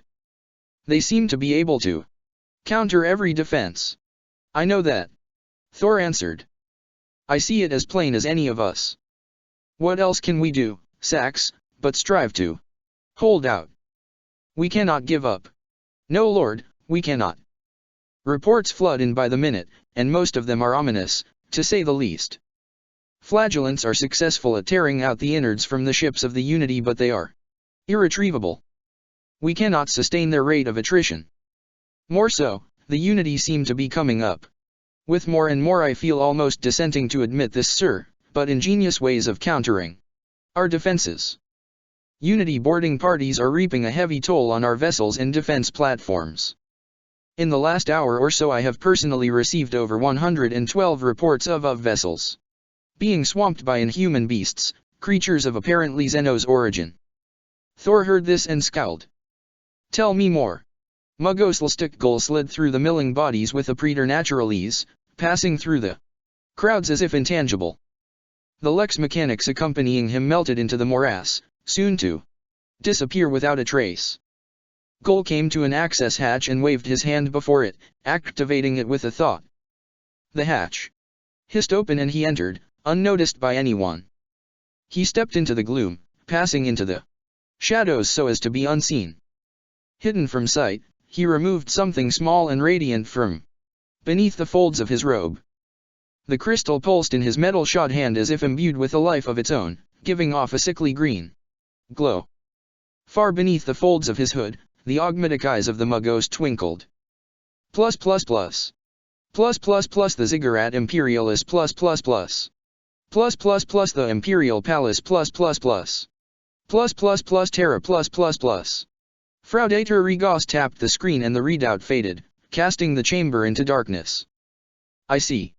He whispered to himself, alone amid the endless cogitator banks of his inner sanctum. Lit by the sparse light of the emerald crystal in his hand, his eyes twinkled with an unearthly light. And so it progresses. Excellent. We can take no chances at this stage. The Unity must push through the defenses of Saturn, and they must do so swiftly and without pause. It is time to accelerate the progress of this war. Regos closed his fist around the crystal and exhaled, a fine, glowing mist curling from between his teeth. His eyes pulsed with an unearthly power and then faded again just as quickly, leaving no trace of their former and brief illumination. He leaned back in his chair and smiled. The ethereals took the bait but fell short of killing Thor. It won't take them long to realize that the positional information sent by Gull was not dispatched by their own spy network. We can't afford to risk using the same ploy twice. Something stirred in the darkness behind him. Regos did not glance back, for he did not have to. The defenders of Saturn are reeling nonetheless, and they have exacted a satisfactory toll amongst the ships of the Unity. His return causes me concern, however. I did not anticipate the interference of one of them. The longer he is at large out there, the more chance there is that he will upset what is a fine and delicate balance. No, it is time to bring the war to this world. We need the Unity here, so that we can begin to weave the final illusion. You will return to the forces of the Imperium this time, and you will do so with company. Thor's defiance must be laid to rest, quickly and efficiently. Behind him, the waiting figure shifted, became a brief pulse of shimmering green light, and then was gone. Lyso threw herself around the corner and slammed against the bulkhead, her bolt pistol held up across her throat. Sisters flooded past, their bone-white armor colored by the staccato flash flare of bolter fire. Seals Tiens, regroup. Seal this corridor. Clarus strode past her and unleashed a blinding melta blast at extreme close range, enough to cause the edge of the closing hatch to soften and weld itself shut. The warrior nodded and rejoined her sisters, allowing Lyso to address the surviving Seals Tiens. Clarus be praised. Casualty report. 3, my lady. Grecha, Brachus, and Coral. May the Emperor receive them at the foot of the throne.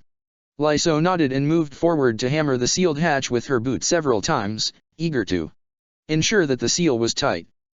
She did not spare a thought for the fallen, not here, not now.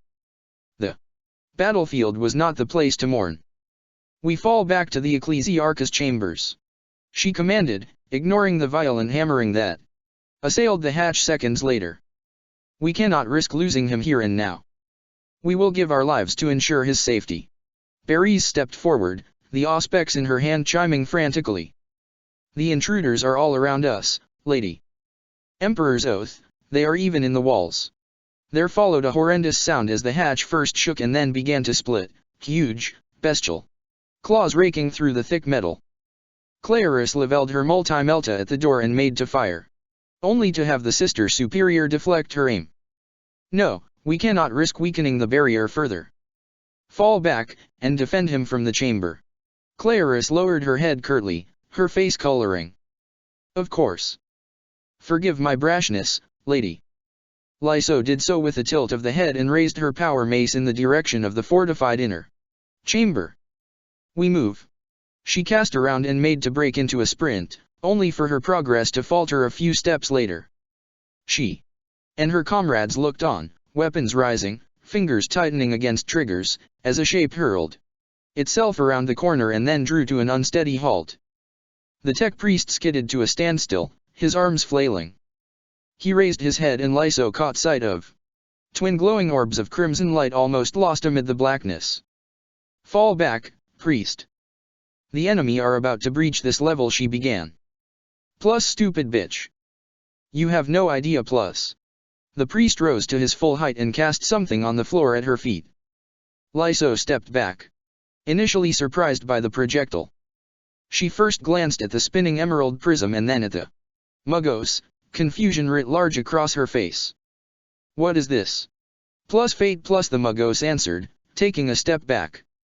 Plus embrace it. Embrace the machine, for that is all that there is, and all that will survive, plus.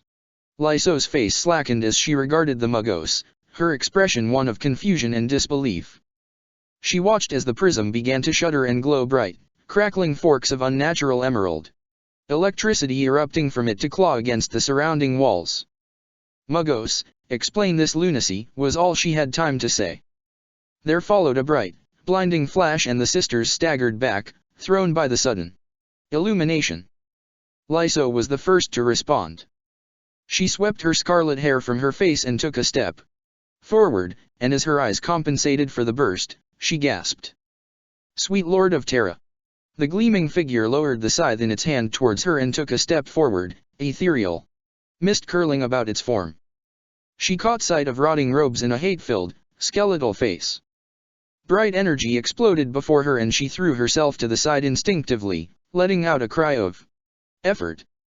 Berries momentarily appeared in her vision, her heavy flamer rising to counter the new threat. Promethium-fueled flame filled the corridor, obscuring everything from view for a second.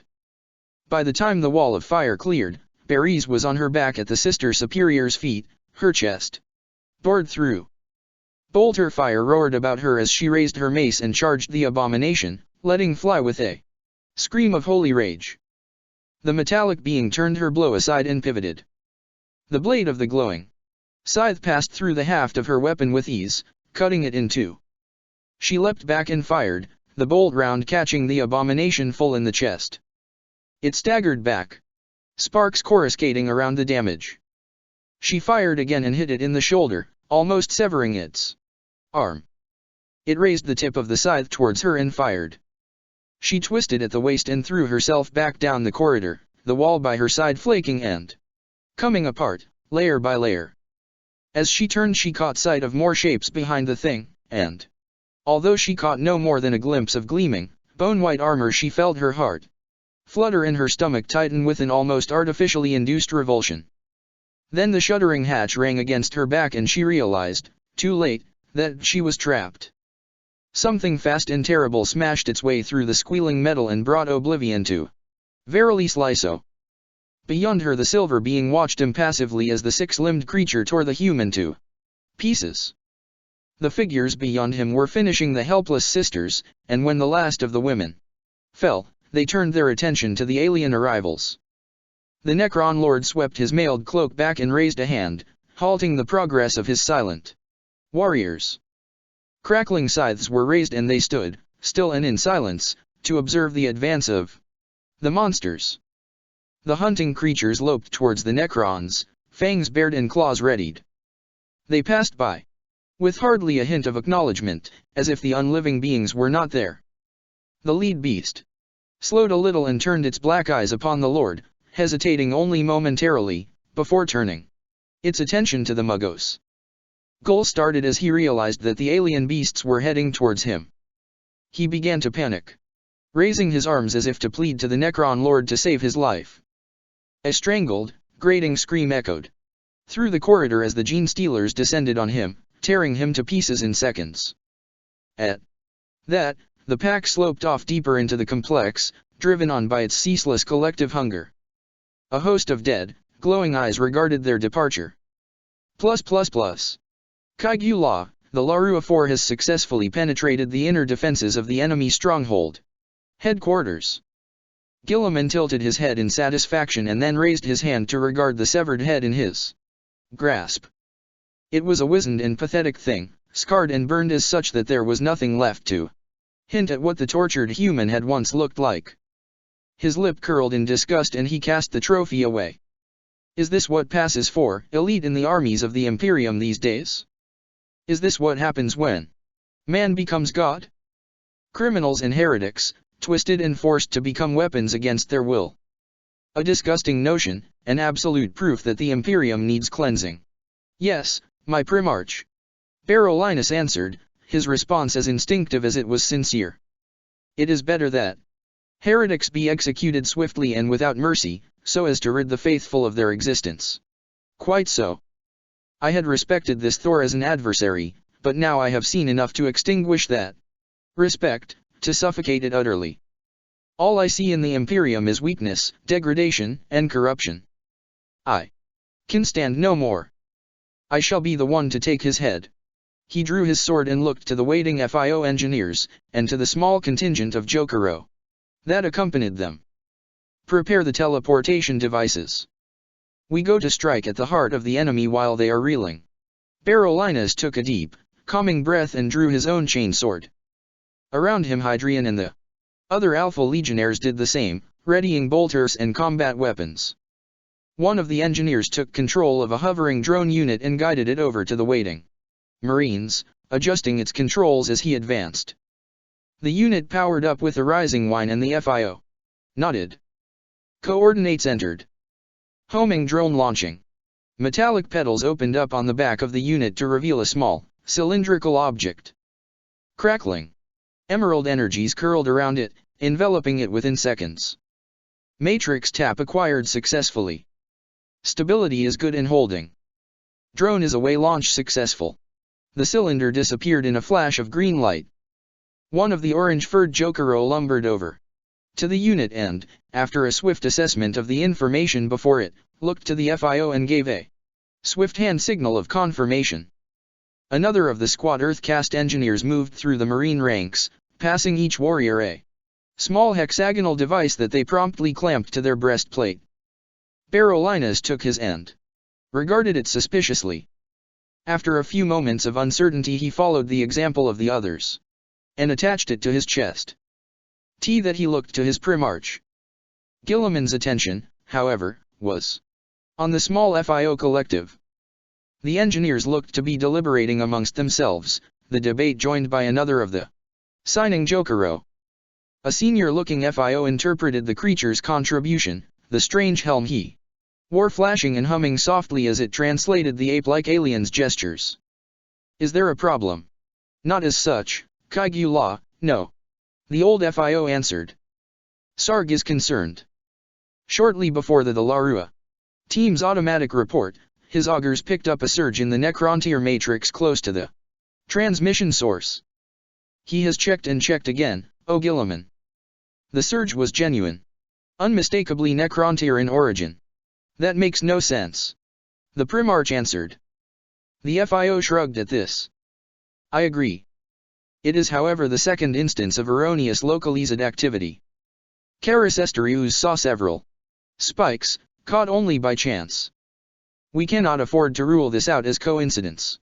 Guilliman considered this for a moment, his features hardening. If the Necrontyr are somehow involved in this, then we shall discover the truth. The mission still stands. I will take the head of Sebastian Thor. Part 116. Sleeping Dogs. Codian stepped out into the softly lit space. Everywhere he looked, the surfaces seemed to grow brighter, as if a shimmering iridescence pulsed beneath every glassy facade. The gate had brought them into a chamber, so sparsely decorated as to be rendered instantly unidentifiable in its purpose.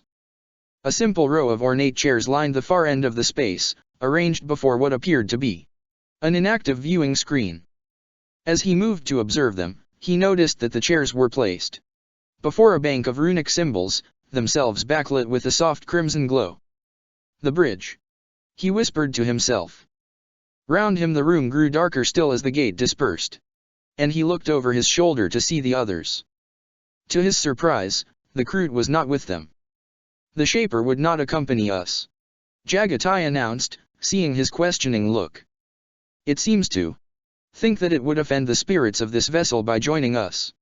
Codian nodded, accepting the answer. Chivok moved to join him and then quickly passed by, drawn by the panel of runic symbols. Definitely Eldar. He confirmed, running a hand over the smooth, glass-like surface. With that, he looked to the chaplain. The question is, why? Why are we here? Isharia. That word again. Codian whispered, peering around him. Isharia. It was Chivok who spoke at this time, much to his surprise. The Inquisitor raised his eyebrows and met the chaplain's gaze. You heard that? Yes. Chivok answered. And it was quite clear. We all heard it, Chaplain. Liguor said, stepping forward. He glanced around him from side to side, as if expecting to see something that did not truly exist. Pervasive telepathy, and very strong. Only a blank would have missed that. There is a presence. On board this vessel, I feel it. Psychic saturation. This one is strong, and grows stronger still. Liguor flinched as he heard this, as if the voice was loud and overtly pervasive in his mind. Indeed. Everyone present shifted uneasily as the psychic voice whispered through their mind. Only Gormat, remained unaffected. He shivered slightly as if chilled by a gentle but cool breeze. Kodian, bearer of Anaris, Mon-Ki prophet, you have come. The Kodian slipped by him, his rifle raised to his shoulder. His face was pale and glistening with sweat, and his eyes were wide. Where are they? Emperor, preserve us against these abominations. What is happening? Gormat asked, drawing his pulse pistol from beneath his robes.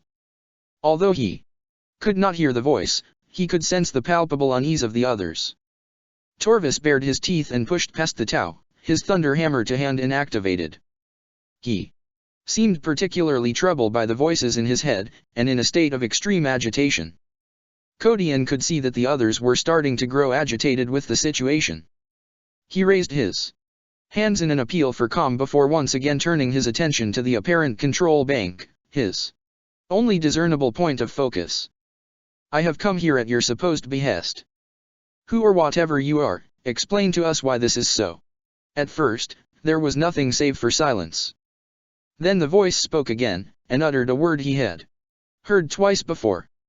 Isharia. We are the Isharia, Kodian, and she is our flesh now. Once, long ago, we were her crew. Now we are but dust in memory, and hope. It is fate that you have come here. Why? He asked. Why has fate brought us here? Because there is a war that you must take part in, a war that must be won. The journey to Terra is a dangerous one, and only the Isharia can get you there safely. Genitor Primus Fabius Bile dismissed the air of palpable excitement and continued to study his latest work. He placed the bloodied surgical tools down on the tray before him and then proceeded to rinse his hands in the sonic basin, the low, pulsing waves quickly shaking the filth from his pallid flesh. Cease Genolog. He commanded, his order causing the DX-4 drone hovering by his side to power down its recording systems. A few of the FIO genitors looked up from their own investigations to regard him with no more than a cursory glance. He rubbed his hands together and moved over to the tactical display governing the life signs of the Larua test subjects, and allowed himself a smile of satisfaction as he considered the readings. Things were progressing well, and the subjects were performing admirably. At this rate, the creatures would be ready to unleash against the defenses of Terra. Something caught his eye then, the slightest movement, the merest flicker of shadow. He froze and cast around, his dark eyes scouring the surrounding laboratory. There was nothing to be seen. He thought that he caught something, a sound, a whisper. Nothing. He looked over to the Earth-caste scientists, but none of them seemed the least bit aware of any untoward activity.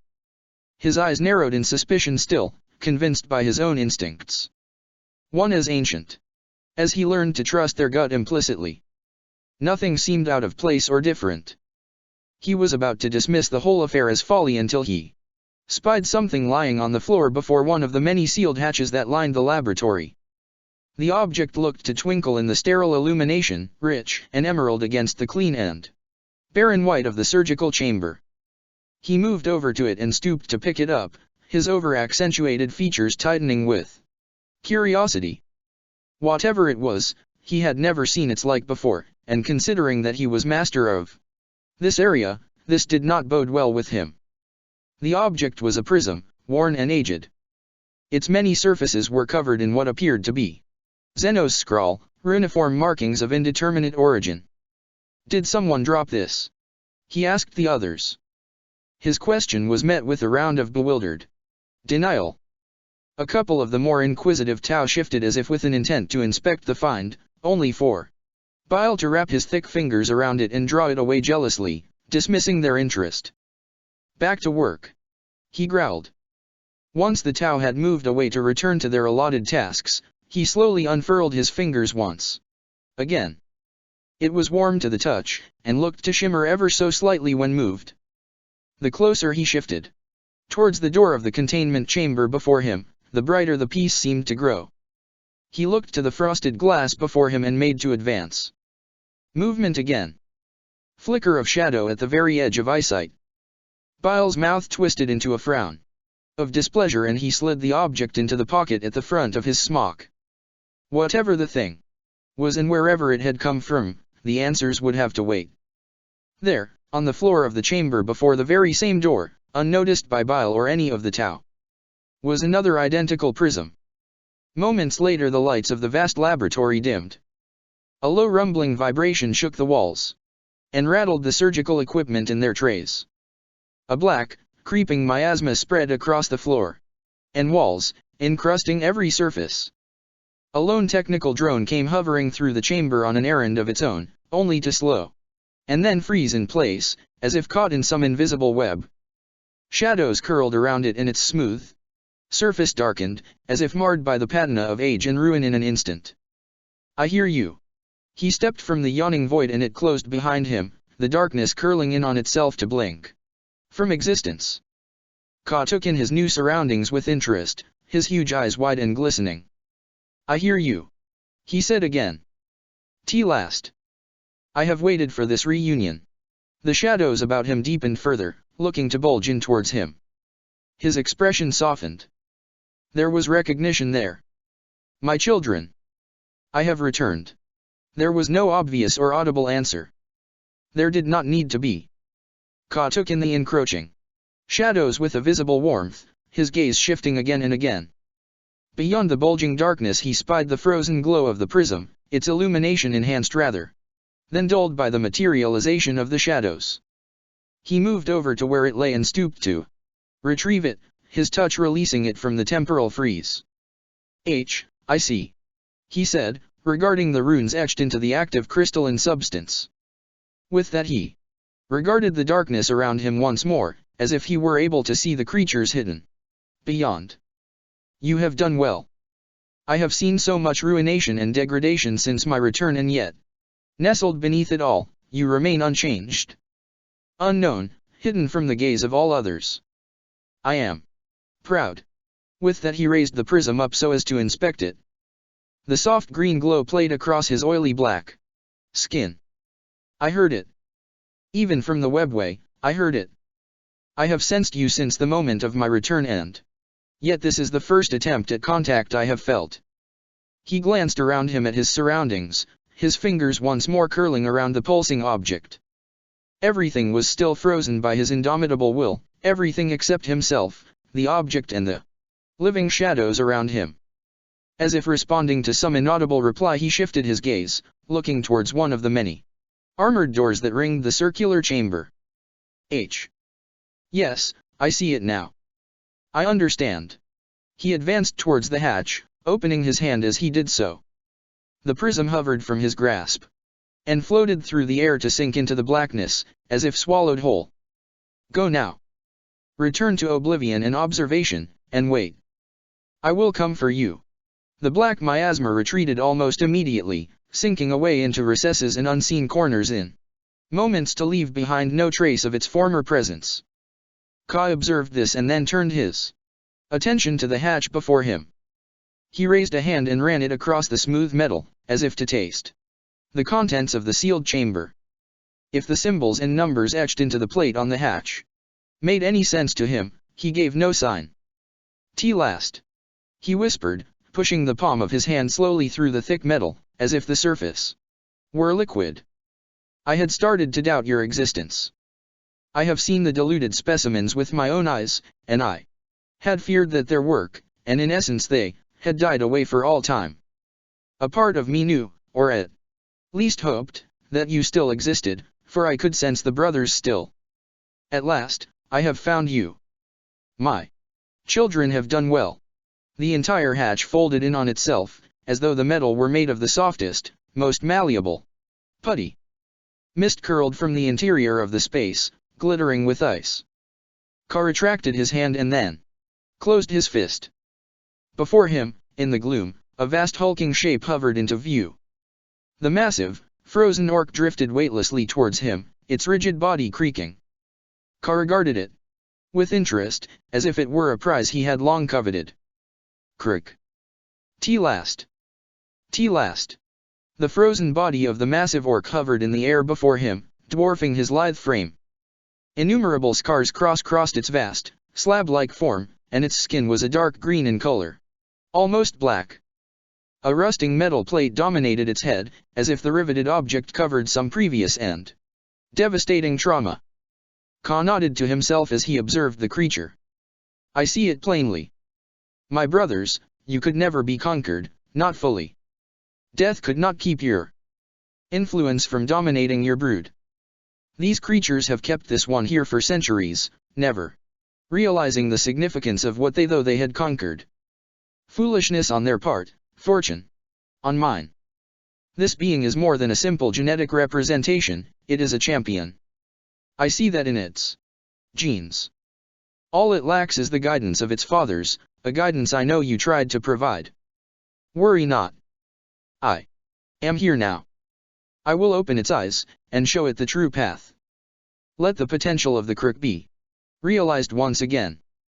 Let the glory of the past be restored. Ka stepped back and waved his hand before him. The frozen orc shimmered, then convulsed, the ice that encased its bulky form dissipating instantly. The massive alien growled and writhed, still caught in the invisible grasp of the old one. Its thick fingers grasped at the air before it, though its eyes remained closed. Ka held up both hands as if to placate the creature. Enough, he said, sweeping his hands before him. Remember. Remember. The orc opened its eyes and looked upon Ka. Its bestial expression changed, softening, becoming more lucid. When it spoke, for all its gruffness, its manner was calm. Its voice was laden with an almost uncharacteristic calmness. I remember. Ka nodded and spread his fingers. The outline of the orc shivered and it convulsed, powerful energies assailing its muscled form. Seconds later it vanished in a haze of swirling power, swallowed whole by the emerging anomaly. Then spread and grow. He whispered, watching as the gateway closed behind it. And do not forget. With that, Ka watched as the last of the energies dissipated, and then took in the shadows about him. Soon, my children, soon. To Bealtan I go now. To gather the Surya. The dark being turned on his heel and stepped into the swiftly widening hole. The gateway closed. Shut behind him, the shadows retreated, and time flowed once again. Plus. Barolinus regarded the teeth of the chain sword in his hands and exhaled, dispelling the anxiety from his soul. He ran his fingers over the object clamped to his chest and felt a shiver of revulsion pass through him. This was Zeno's technology, he knew that. He could feel it.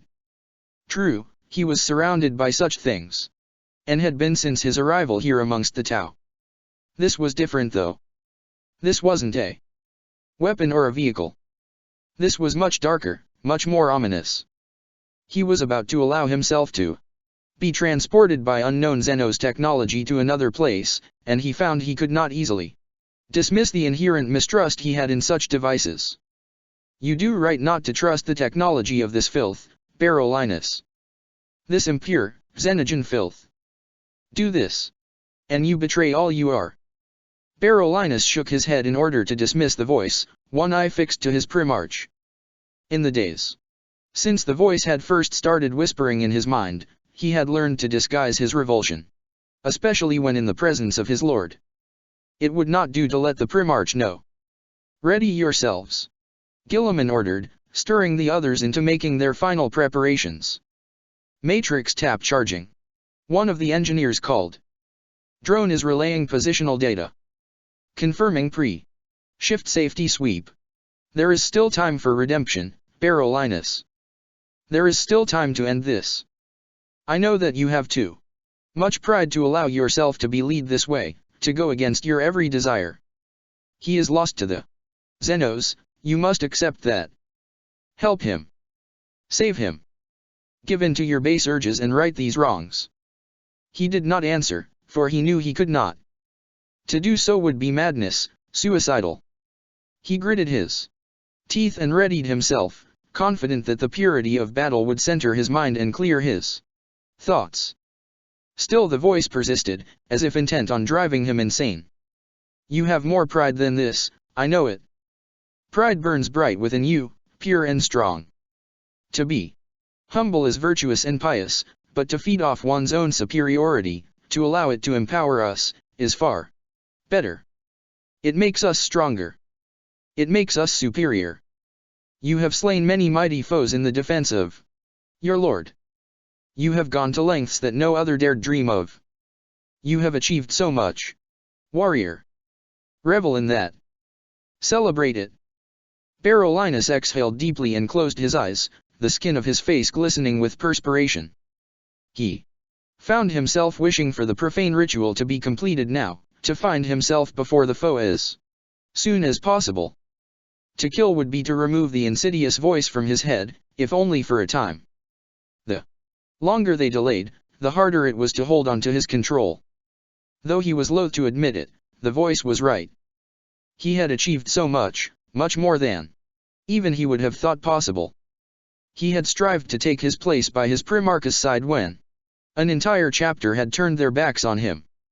He had fought and killed warriors who had honed their combat skills over nearly 11,000 years of murder and pillage, warriors supposedly blessed by their dark gods. He should be proud of that. Guilliman took in the warriors around him one final time, nodding in readiness to each face that met his. He cast a glance at Barolinus and then looked away, not bothering to wait for a response. Unnoticed by him, a large and malevolent grin split the warrior's face from ear to ear. Part 117. Darkness stirs. The Ziggurat Imperialis the Imperial Palace Terra The softest mechanical stirring stole his attention away from the end of the chamber. The quiet whine of hololithic activators rose from the ancient array behind him.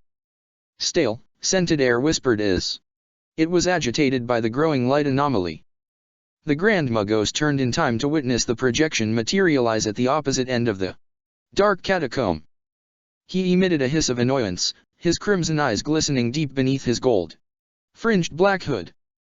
Plus, is there nowhere sacred from your insidious presence? Plus, the unmistakable face of Regos glowered back, displeasure writ large across his holographic features. Mind your tone, slave thing. Remember your place in this existence. No matter your allegiance, you are still a member of the herd, nothing more. Slow, mechanical chuckle rose up from beneath the folds of the Magos's hood. The vast mechanical being standing ever silent by his side shifted, its silver hands tensing. Echo 6 looked to the sentinel and nodded, then turned his attention reluctantly towards the intrusive hollow projection. Plus, please. I understand your need to try and dominate this situation. It is your nature, as it is the nature of the Omni's Sire, blessed be his name. Your persistence is to be expected. Plus, do not presume to assess me, insignificant thing. I grow tired of your disrespect. Plus I know. Plus Echo 6 answered, a measure of amusement still evident in his nonetheless mechanical voice. Plus I am not a god, but neither am I an idiot. I sensed this much. Plus. The Grand Magos stepped back and threw his hands out before him. Snaking mechadendrites sprang from the voluminous sleeves of his robes, each one ending with some manner of weapon. At the same instant the sentinel sprang into action, emitting a low, metallic growl as it took a single step forward, its weight causing the ancient floor to shudder and creak. Something slipped from the dark recesses above, a living pool of liquid night. The assassin twisted head over heels and landed silently before them, spreading his arms wide. In each hand he held a blade that looked to shimmer and vibrate, as if not fully in sync with the rest of reality. The Magos unleashed a storm of crackling electricity at the dark phantom. The assassin sidestepped the attack with ease. A second later the mechadendrites responsible for the generation of the energies shuddered and curled back, sparks and smoke rising from them. Plus clever. Plus Echo 6 uttered, retreating further towards the sarcophagi. Plus machine empathy. Plus. The sentinel charged past the Grand Magos to meet the threat, its huge silver arms swinging before it. A cacophony of whines and ratchet clicks rose up from it as weapons unfurled across its form, charging and arming as they came into being. It reached out behind it in a living swarm of metal components flowed into its grasp. Within seconds they took shape, becoming a huge cogwheel blade axe. The assassin skipped towards the huge machine and lowered his head, ethereal flames dancing behind the glass of his eyelets. The sentinel slowed and then lurched back, wires and pistons coming loose to fly away from its body. Sparks coruscated around it and smoke billowed from several recesses within its armor. The would-be killer danced towards the staggered machine, bringing its swords back ready to strike. Its first sweep sliced wires and tubes away like entrails, almost disemboweling the sentinel. The second saw one of the shivering blades become lodged deep within the silver mess of the sentinel's forearm. The machine's eyes blazed with hatred as it watched the assassin struggling in vain to remove the blade. The killer soon realized the danger of the delay and struck out with his second sword, only to have the sentinel smash it from his grasp. Guns on the machine's vast shoulders zeroed in on the shadowy figure and fired, almost taking his head clean off his shoulders. He threw himself back and turned end over end, fire flashing in his eyes again. Several of the weapons exploded, their power cells ruptured by the powers of the assassin. The sentinel staggered as another explosion tore through a knee joint, causing the area affected to erratically repair itself. The assassin reached for his belt and drew a number of long stiletto blades. Still tumbling back, he threw them into the air, one by one, and kicked them as they fell. The spinning blades hissed past the sentinel and out towards Echo 6. The first and second missed his head by a hair's breadth. The third disappeared amid the folds of his robes. The force of the blow caused the Grand Magos to lurch back into the sarcophagi, colliding with the ancient metal with bone-rattling force. Plus enough, plus the Magos called, hauling himself up. He reached into his robes and then flung the offending blade away. Plus end this foolishness, plus. The sentinel righted itself and then set off in a lumbering run after the assassin, dislodging the blade with its free hand as it did so.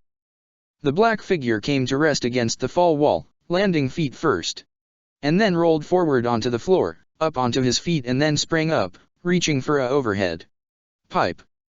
He swung himself up onto the pipe and threw a hate-filled glance at the vengeful machine. Systems overloaded across its slab-like body as the assassin willed its opponent apart, piece by piece. The sentinel did not falter. Within seconds he reached the psychic killer and lunged. Plus it is over, plus Echo 6 snarled. With that he nodded and the sentinel stepped forward, the sparse illumination glinting off its silvered arms as it cast something roughly spherical and dark out across the space towards the hologram. It was a head, its features disguised by thick, oily skin. Plus another assassin? Give me some credit, Regos, I implore you. If you intended to see me dead, then you would end my life personally. Only plus. Echo 6 lifted his head then, displaying but a hint of dry, gray flesh. Plus you fear the results of such a course of action. You fear him, and wisely so. Kill me and risk his wrath, for I am his eyes and his ears, and I am to be the instrument of his resurrection. You know. You cannot prevent that. You know that you cannot kill me. No assassin could hope to end my life. No, it is the gesture, rather than the act. I understand. Honor must be satisfied plus. Regos listened, clearly smoldering with anger, but he did not answer. Plus as I say, I understand. You are a god, my lord, I cannot deny that. By your very presence I am humbled, I genuinely mean that. Your existence is a miracle to my kind and to me. None of this truly matters though, does it? I serve a higher power than you, a greater deity, an ultimate force. I cannot fear anyone or anything that is less than my master, and he is absolute. What you mistake for disrespect is in fact loyalty. I cannot fear any lesser being than my God plus. Again, Regos did not answer. Echo 6 nodded his head slowly as if to confirm that which he suspected. The archaic Magos continued to do his as he looked back to the brace of huge sarcophagi before him. Freezing mist curled around the ancient containment units, charged with unknown energies. Plus you cannot prevent this. It is destiny that they are awakened. Not even you would dare try and prevent his will. Stay and witness this, if you must. It matters little plus. When this is over, Echo 6, I will bleed the life from you myself. I vow that you are making a big mistake. With that, Regos stepped back and the image dissipated, the link severed. Echo 6 glanced over his shoulder in time to see the far end of the chamber cast into darkness and then looked to the silent giant by his side. Plus a meaningless threat. When the time comes, and we are facing the end, we belong to the machine plus. The sentinel merely shifted its augmetic gaze from the Mugos to the sarcophagi. Echo 6 noticed this and did the same, mechadendrites sliding from beneath the folds of his robes to taste and probe the air before him. Plus I understand. I too feel great anxiety in what we are about to unleash. You should understand more than most, my companion, if it truly is within your capabilities to do so. Ancient perfection, much like Yuzulf, awaiting release. He fears them greatly because he knows he cannot control them. The Void champions are just that, his champions in this coming war. It is time to unleash them plus. Codian cast around in time to watch the energies of the Demiurge Gate dissipate and die away. He thought back to the few times he had used teleportation technology in his long-past days with the Ultramarines. Even amongst the Astaroths, who were almost exclusive to the method of teleporter technologies in the Imperium, there were few who had utilized such an extreme method of transportation. The technologies used to achieve teleportation were ancient and archaic, barely understood even by those who serviced and maintained them. Little wonder that accidents occurred so frequently, and that even the warriors of the Astaroths were quietly disquieted at using such unreliable equipment. He thought back to all he had endured since awakening in this hellish future time. It seemed to him that every race he encountered had the means to transport themselves instantly from location to location. Both the Eldar and the Demiurge employed such means, and with far safer end results. He dismissed the train of thought and rose from his reverie as the others passed through the gateway behind him. Every figure that emerged was laden with supplies, ready for the journey to Terra. He looked back towards the rectangular gateway and knew he would never see the grudge-bearer again. Grungy seemed to echo this sentiment. The Demiurge was the last to pass into the Iron Breaker, and as he did so and the energies faded behind him, he turned slowly to regard the dormant machine. This had better be worth it, he growled, adjusting the heavy equipment sacks slung across his shoulder. Bloody Terra. The ancestors will be turning in their tombs at what I am doing. Codian looked to the squat alien but said nothing. He did not have to. The look was all the question he needed to convey. This is not my war, chaplain. Grungy said, his voice tinged with bitterness. Revenge and honor are all well and good, but this is far beyond anything I had expected to get involved in. I exist to kill Tau. As many as I can, before death finally loses its patience with me. That is my lot. At that the Demiurge threw his burden on the floor and let out a long, troubled sigh. It was clear that Grungy was having a hard time with the fact that he had probably turned his back on his ship for good. He had spent most of the last day imbibing what appeared to be potent, foul-looking, intoxicant brew. Red-eyed and with a heavy brow, he looked to the chaplain. The Tau promised us so much, Longshank. Your Imperium abandoned us long ago, wiped us from your history. They came and offered us hope, only to abandon and set the wolves upon us when we had served our purpose. I hate them, Codian, with every fiber of my being. I live but to see them wiped from the face of this existence. Codian nodded slowly, understanding the Demiurge's pain. He looked away and opened his mouth to speak, unsure of what he was intending to say. A shudder passed through him then and he paused, feeling his gut twist. The Dawnblade writhed in its holster, glowing as if agitated. What was that? He heard Grungy ask, his voice slurred. Something changed. Cold breeze through the soul. Codian felt it too, exactly as the short Xenos had described. It was as if something had changed. Shifted. Existence had writhed at the occurrence of some unknown event. As strange and curious a description as it may be, he felt as if something had been born. Light. Noise. Depthless hunger and black, suffocating hatred. He gasped, staggering forward. He was only dimly aware of the voices of the others around him. He felt someone's hand steady him. Again, a flash of agony, coldness more numbing than the touch of the void. He lurched back and felt the floor rise up to slam into his back. There. A flash, a shift in reality. Faces he knew crowded around him, fraught with concern. There. Gone. Another face looked down upon him, a face he had seen before. Cold features, as dead and emotionless as the grave. Dalo Codian. It is time. They have awakened. Codian blinked and then pushed himself up onto his elbows. The others were gone. In their place stood a figure he recognized, though did not know. Bone. Flame. Power armor as dark as night. What is happening? He asked, his own voice sounding muffled and distant to him. Where are my companions? Where is the demiurge?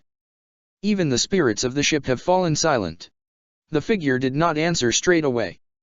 Codian pushed himself up onto his feet and looked at the ghostly marine. He wore no helm and his hairless head was pallid and wasted, like that of a corpse.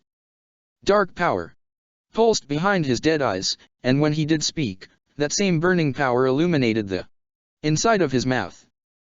The Void Champions have been raised from their slumber, Codian. The last great night is falling. It is time to call the lost to our cause, for without them the Imperium is not strong enough to counter this threat. Come with me, and see. See what? He asked, his hand falling to the hilt of the Dawnblade. The secret war. The being replied, his gaze following the chaplain's hand. There is more happening now than even you could imagine, Prophet. Once, long ago, my brothers and I gave ourselves to the Emperor so that we could prepare for this day. We have been fighting to bring these events together for many long centuries, doing his work so as to ensure that we are ready for this coming war. Who are you, Phantom? Codian asked. I am Centurius, keeper of the Nimbus Malarum. At that he raised his hand and showed Codian what it was he carried. It was a skull, ancient and bleached, larger than that of a mere human, though definitely humanoid in origin. Codian found himself backing away as he regarded the gruesome object, for it was as if the thing was somehow terrible and horrendous, a thing of utter evil. It exuded an aura of palpable despair and grief, as if saturated with all the woes of existence.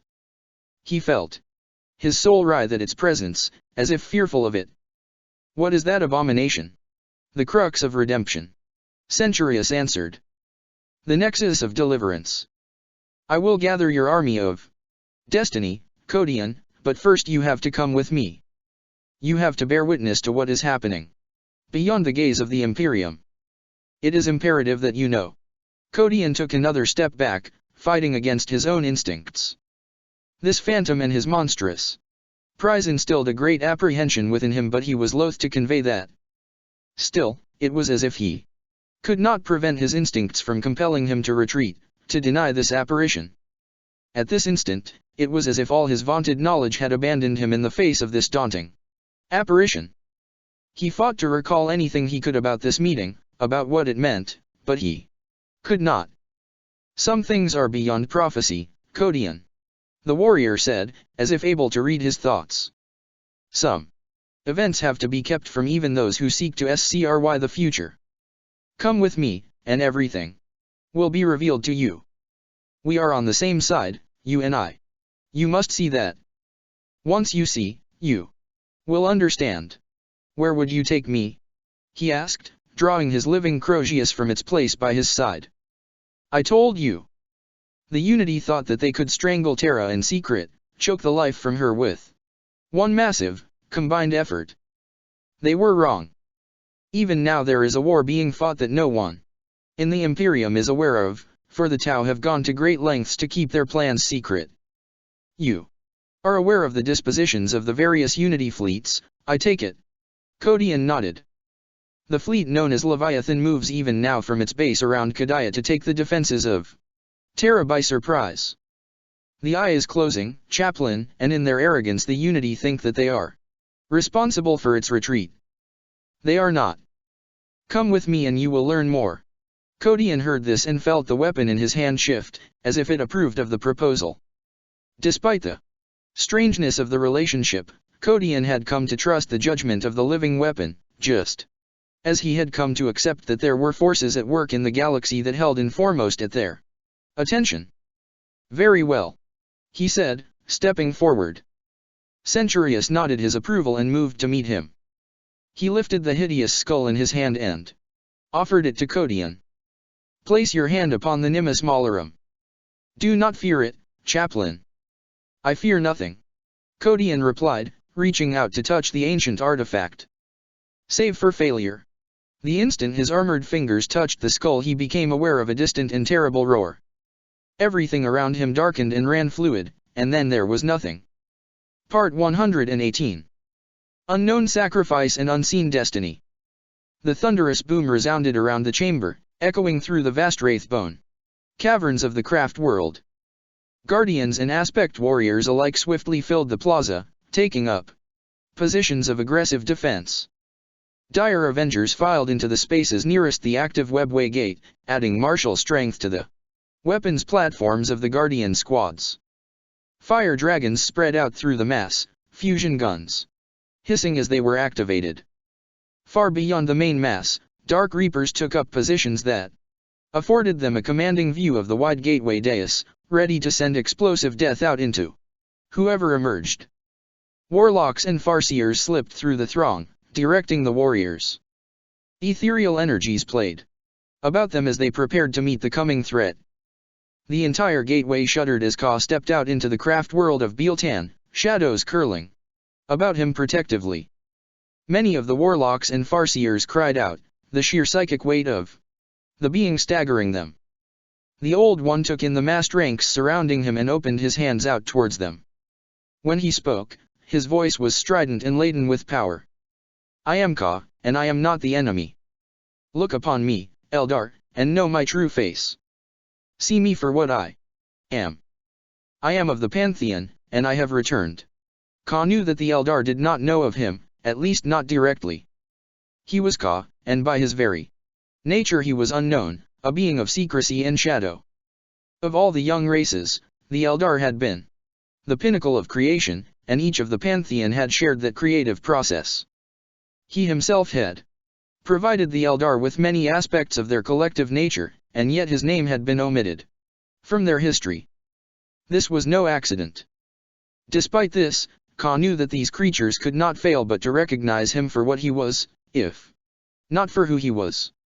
They were by far the most empathic of all the races, and though they did not know of his existence, they could not deny a connection to him, for it was one that ran deep. Lower your weapons and heed my message. You are of Biel-Tan, the rebirth of ancient days. All of you strive to see the glory of the Eldar restored. I am here to set that in motion. The Ranadandra is upon us, and I have come to call upon the spirit of Fuegan to rise once again. It is time for the Asuria to come together, and he must be the one to call them. He watched as the apprehensive crowds parted in order to allow one of the Farseers through. The ancient individual advanced slowly, as if in nervous wonder of the shadow-wreathed supernatural being before him. Ka was able to but taste her thoughts to know that, despite her reservations, she held no doubt as to what he was. It was long minutes before she spoke, and it was obvious that she had chosen her words carefully. You seek the burning lance, timeless one. What compels you to assume that he can be found here? At that, Ka spread his hands wide once again, as if to present the craft world around him to the Farseer. This is Biel-Tan. I have learned much since my return, Eldar, and most of it from sources that you would doubtless deny existence. The fractured spirit of my brother Cain resides in every Eldar heart, but none more so than the denizens of Biel-Tan. This craft world is war, personified. Its every breath screams for vengeance and honor, and the return of the glorious days. Where else would an Surya lay at rest? The Farseer lowered herself slowly onto one knee but did not answer. Around her the other Farseers and warlocks slowly made their way to the head of the gathering, lowering weapons with gentle hands as they advanced. You are of the Pantheon, The lead witch whispered, bowing her head. That cannot be denied. Nor can destiny. Ka answered quickly, taking charge of the symposium. Select your appropriate champion and resurrect Fuegan. There is a reckoning to be had, and it will be found upon Terra. Mighty champions of the darkness have been unleashed, and I know you have felt as much. This event is the catalyst, the mechanism that destiny has decreed shall instigate the return and convergence of the Surya. Terra. The Farseer echoed, incredulity heavy in her voice. Ka nodded. Yes. The time has come, Eldar, for the races of this galaxy to dispel the hostilities and hatred that has kept them alienated from one another. No longer can any of us afford to hate through difference and racial distinction. You were all created for a purpose, and you all are more similar than you would willingly acknowledge. There is no more room to fight for dominance amongst these stars. It is time to come together, to fight against the predations of the most ancient enemy. The Ranadandra is upon us. Ka did not wait for an answer. Watched by the war host of Bealtan, he spun on his heel and walked back towards the gateway, his time on the craft world at an end. The webway gate erupted, swallowed him whole, and then died away to nothing. Ka was gone. Plus the Ziggurat Imperialis plus the Imperial Palace plus Terra plus. Ventress started.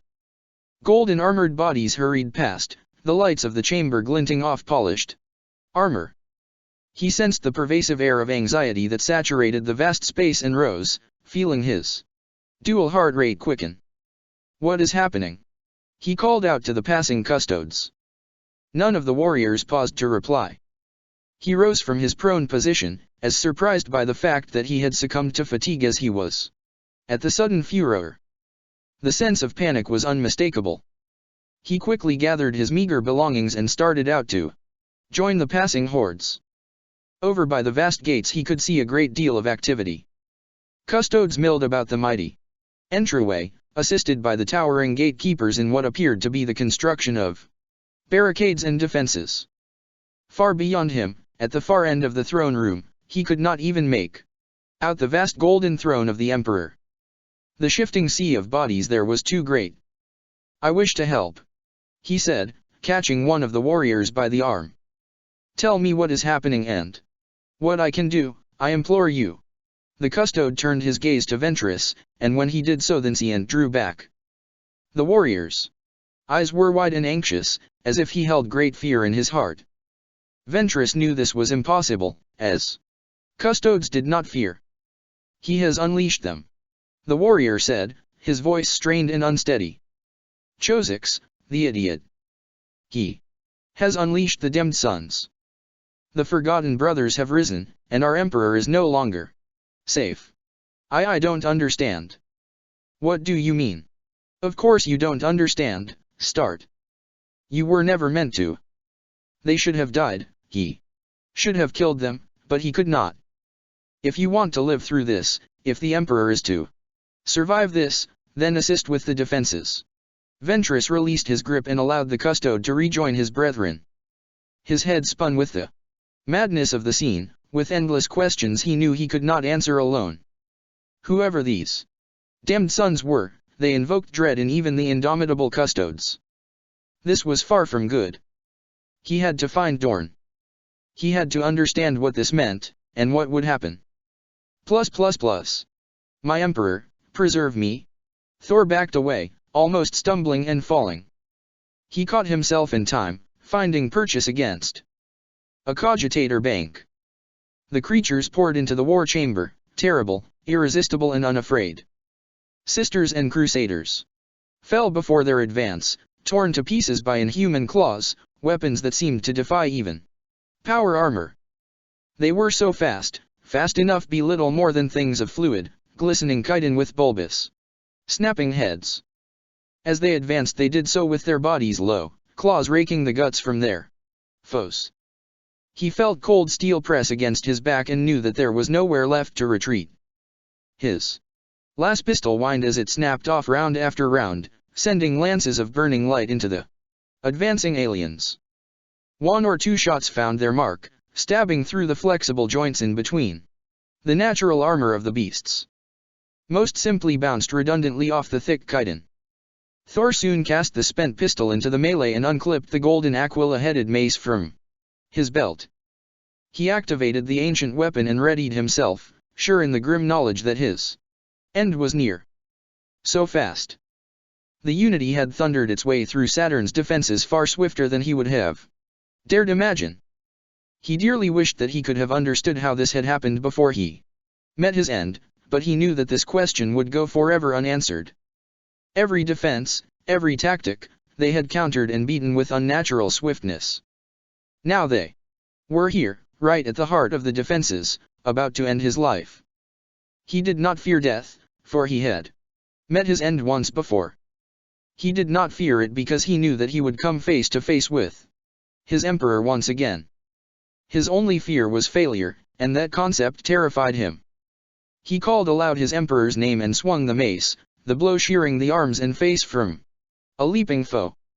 The creature came apart and crashed into the control banks around him, alien itchers spattering against his robes. He pushed himself back up and gasped as he spied another hurtling body. He threw himself down and the creature crashed into the screens above him, the resultant collision showering him with sparks. Sickly green energies erupted all about him, shafts of blinding light that tore through alien and human alike, with seemingly no distinction between the two. Thor fell to his haunches and rounded the corner of the nearest bank, sparks and shrapnel whickering about him. As he glanced from behind his cover, his breath caught in his throat. Robotic figures clad in gleaming white armor plate flooded into the chamber, annihilating all before them. Their terrible weapons projected beams of energy that tore through armor like paper. He witnessed one of the attackers swing its crackling scythe through the shield of a crusader and cleave the warrior in two, his desperate defense offering no protection whatsoever. His stomach tightened then, sending a wave of nausea through him powerful enough to cause him to drop his weapon. His head began to spin, as if the very presence of the new and mysterious arrivals was anathema to him, to all of them. "My emperor, give me strength," he gasped, falling onto his behind. "I pray to you, give us more time. Don't let it end so soon." The loping alien creatures turned on their new foes, hissing and snarling to one another as if in feral communication. The metallic warriors were undaunted by the presence of the beasts, and stood fast as the pack redirected its collective attention onto them. Emerald light erupted from a host of weapons to mow the six-limbed fiends down, and for a second it looked as if the beasts would meet a swift and violent death. One of the creatures leapt past the steadfast defense and slammed into one of the white warriors, bowling it back. It lunged its bestial head forward and bit at the armored neck of its foe, a second before its efforts saw it torn in two. Even as the remains of the beast fell away, its opponent staggered back, emitting a low, mechanical cry of pain or distress. It began to clutch at its head, the dark jewel set there pulsing with hazy power. It seemed to be fighting the effects of something. Thor saw all this and tore his gaze away, vomit erupting from his mouth. All around him, driving through his skull and into his brain, the cacophony of the desperate battle intensified still. What is this? Patience. LL will be revealed soon. Prepare yourself, Kodian. Prepare yourself to see the truth of the secret war. We are almost there. Almost where? What is this limbo? Enough questions, Chaplain. Have faith. Remember, the most important thing is to witness, and remember. That is all I ask. That is your role. I do not understand. Not yet. But you will. The scream hit him first. His every nerve, his every fiber railed at it, as if reacting to something utterly immunicable to existence. It was not a scream issued from any living thing, sentient or otherwise. It was the sound of the universe itself screaming in pain and rage at the unnatural forces assailing it, defying its very laws of existence. And then he was standing once again, he existed once again, though he was far from where he had stood a second or two before. He knew that straight away, without any pause or hesitation, as if he could feel as much in his bones. He couldn't explain how he knew this, only that he knew it to be absolute, irrefutable fact. This is destiny, Kodian. You will learn that. He blinked, only recognizing the armored figure as he did so. The wizened, sunken face of Centurius stared back, his black eyes burning with unknown power. He shifted his gaze and nodded out towards the tumult beyond. See, chaplain. Understand. Remember, for this is but the beginning. At that the mysterious Astarte cast around and charged into the fracas. Kodian started, realizing at once that they had emerged into what appeared to be a frenzied battle, the sights and sounds of the conflict seeping into his sense moments later. He felt his warrior instincts kick in seconds before his mind began to process the information. Adrenaline flooded his body, sharpening his reactions and alertness. Sound became instantly sharper, more defined, easier to discern. His eyes darted left and right, gathering snapshot information of the circumstances. Armored figures were charging towards him, weapons blazing. His instincts recognized the fact that he was not wearing his helm and kicked in, instantly stimulating his neuroglottis. Taste scent flooded the organ, and he immediately recognized the enemy for what they were. A heartbeat before his vision confirmed this. Tau. He tore his bolt pistol free and armed it in one fluid motion. Bolts hammered free of the weapon and smashed into the advancing Xenos warriors. Tau lurched back amid clouds of blood spray, arms and legs flailing. Pulse fire seared past him, slamming against his armor at several points. He staggered back, fighting to counter the brute force of the powerful blasts, feeling the searing azure energies burn the exposed flesh of his face. He threw himself forward and down, twisting around the return fire. The smooth oval corridor split into 3 sections here, providing him with a number of cover choices. It was as he chose his cover that he came to realize the truth about his current location. This was a Xenos ship. He was on board a Tau vessel. Tau began to flood the tunnel he had just exited, accompanied by a growing number of hovering armed drones. Pulse fire zipped and pinged all around him, scathing the curved white walls. He thrust his arm out and emptied his clip, only to have the pistol almost torn from his grasp by the return fire. The dawn blade writhed in his grasp, agitated by the presence of the enemy. He could feel a tingling where the enemy had struck him about the armor, and a quick glance confirmed his suspicions. The damage his armor had sustained was reknitting itself. He felt a strange dual pressure both in his mind and at the center of his body, as if the energies used to achieve this were being drawn through him. Chaplain. The voice tore him from his reverie and he cast around in time to see a number of armored figures charging down the opposing corridor behind him. Weapons fire flashed and he threw himself back against the walls, his instincts telling him that there was nothing else he could do. Ready to meet his end if need be, he gripped the dawn blade tight and prepared to fight to his last breath. The charging tide of black and white armor hurtled by him, the collective battle cry of the warriors shaking the bulkheads around him. Starts, he whispered, watching as the Marines smashed into the advancing Tau with unremitting fury, seemingly ignorant of the pulse fire flashing their way. They were Astaroths. A slow recognition seeped into his mind as he regarded the markings and symbols upon the power armor of the warriors. Black Templars. He had met their kind once before. Long ago, during the Elixir Rim campaign. The Templars were star-roaming zealots, fierce and indefatigable. They were crusaders, who lived, recruited and died amongst the stars. A tremendous explosion shook him from his feet, flames and debris assailing his armor. He hauled himself back up and looked out to where the Marines had been fighting. There was nothing to be seen except for fire and ruination. Kodian knew without a doubt that the Marines were dead to a man. Not even power armor could withstand such a fearsome explosive blast. He reloaded his pistol quickly and set off down the corridor, following the sounds of battle. Within seconds he met the enemy again. A small, depleted squad of fire warriors charged from a side tunnel, clearly fleeing some unseen enemy. He swung around and blasted the first alien clear off his feet. Even as the other Tau responded to the attack, Kodian was already into them, swinging his arm from side to side in huge, sweeping strokes.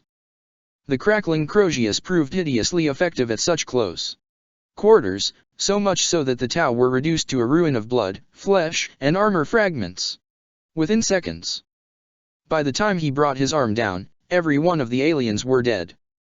Not again. He snarled, casting his gaze about him. Centurius. Do you hear me? I cannot keep fighting these disconnected wars.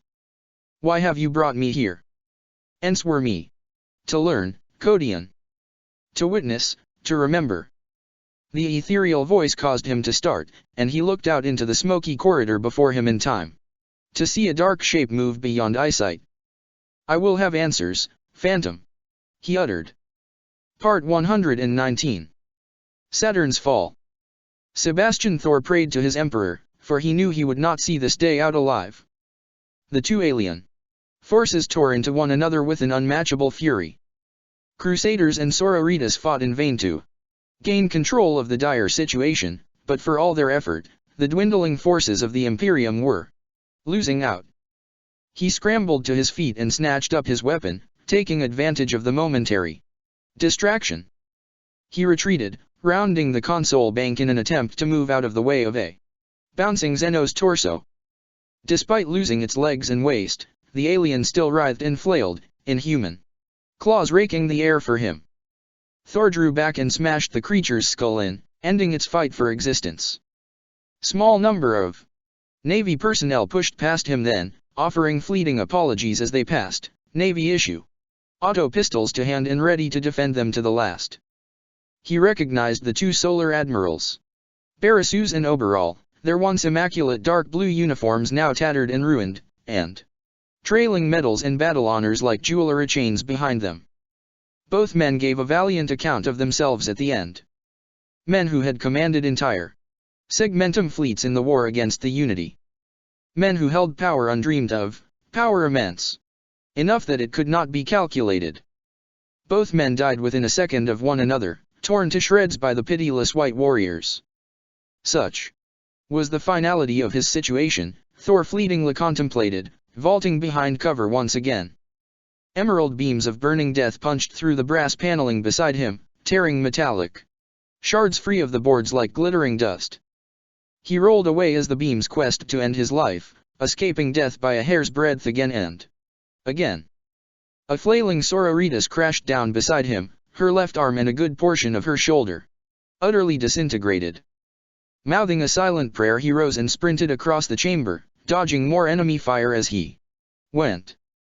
Through the tumult and chaos he spied a number of armed Navy personnel charging into the chamber, shotguns blazing.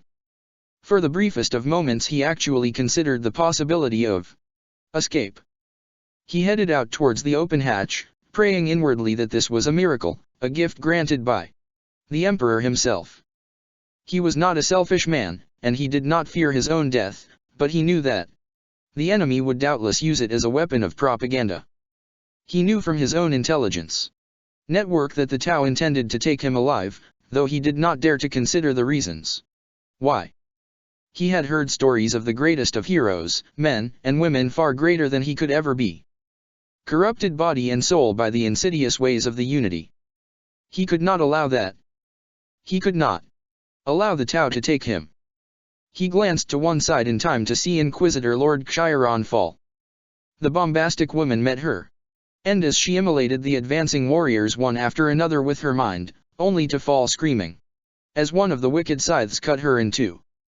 He turned away from the grim scene and concentrated on heading for the exit. As he did so, he caught a fleeting glimpse of something dark and hazy exploding behind him. He passed into a long corridor lined with many vast viewing bays on one side. The carnage beyond was enough to slow his flight, enough to agitate the bile in his stomach. Ships of every size imaginable saturated the void beyond, filling the vista as far as the eye could see. Battleships and grand cruisers blazed with destructive power enough to level cities. Facing them were the ships of the Unity, and against these monstrous leviathans even the most powerful Imperial ships paled. Columns of ion cannon fire speared into the Imperial ships, punching holes through meters of armor plate. Void shields stuttered and died almost inexplicably, allowing the questing beams and torpedoes of the enemy fleet to annihilate their targets.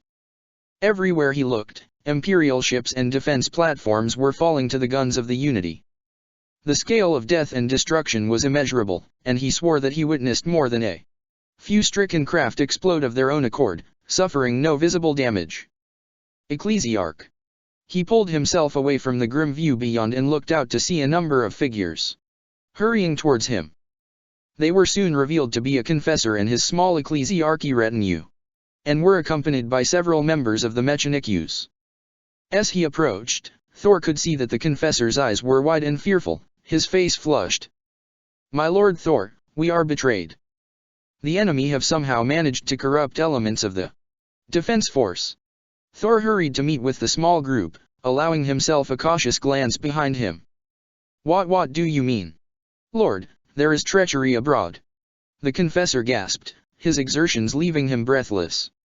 The man was covered in blood and viscera, and it was clear that he had seen much death and violence. "These traitors have revealed themselves in the wake of the Unity's attack. Systems are overloading across the fleet and even in the defense ring. We are assailed from within as well as without. Ecclesiarch.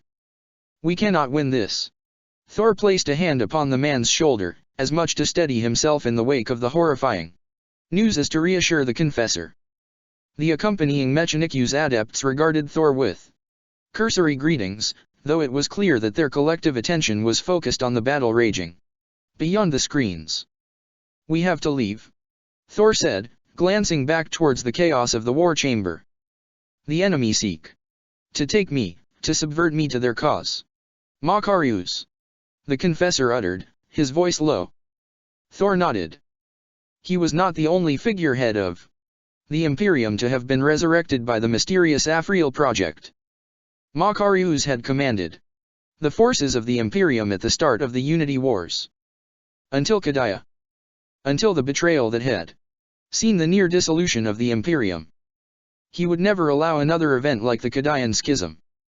The confessor conveyed his understanding and took Thor by the arm. "This way, Lord. We will do everything within our power to protect you, and know that, if the necessity does arise, we will not allow the enemy to take you alive."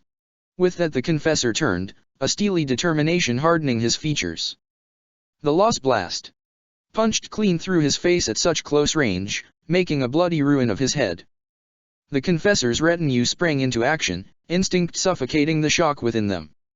Weapons and pistols were only partially drawn before the attentions of the Mechanicus adepts saw them put to death. Thor lunged forward and swept the head from one of the traitorous priests, his return stroke taking the arm from the shoulder of another. A searing lost blast punched through his shoulder, shock and pain causing him to lose his grip on the weapon. He fell to the floor, pain lancing through his wound. He heard his weapon skid across the deck behind him, where it came to an abrupt stop. "You will come with us, Ecclesiarch," one of the priests said. "You will serve the Unity." At that the adept stepped forward and made to haul him to his feet. Thor spat in the face of the adept, his pale features twisting in disgust. "Vile traitors! There is nothing so abhorrent than a defector. You shall suffer his wrath. You will all suffer." "Shut up, fool," the adept replied coldly, not a hint of regret in his expression. "You have no idea how deeply the so-called alliance is infected with our kind. If you did, you would take your own life here. And now, through despair. Believe me, Ecclesiarch, in time you will learn that your destiny cannot be altered. You will serve, for you have little choice." Snake-like extremities unfurled from beneath his robes to wrap themselves around Thor's arms. Then the adept paused, a look of concern crossing his scarred face. As one, the treacherous adepts glanced up and behind him. Thor shivered, feeling the dark presence. Seconds before he turned. Above him, a pair of inhuman, emerald eyes stared back. "I will not serve the enemy," he uttered, defiant in the face of the unknown automaton. Then, much to his surprise, the thing replied, Plus you are correct, flesh thing. You will not plus. The last thing Sebastian Thor saw was a flash of brilliant green energy.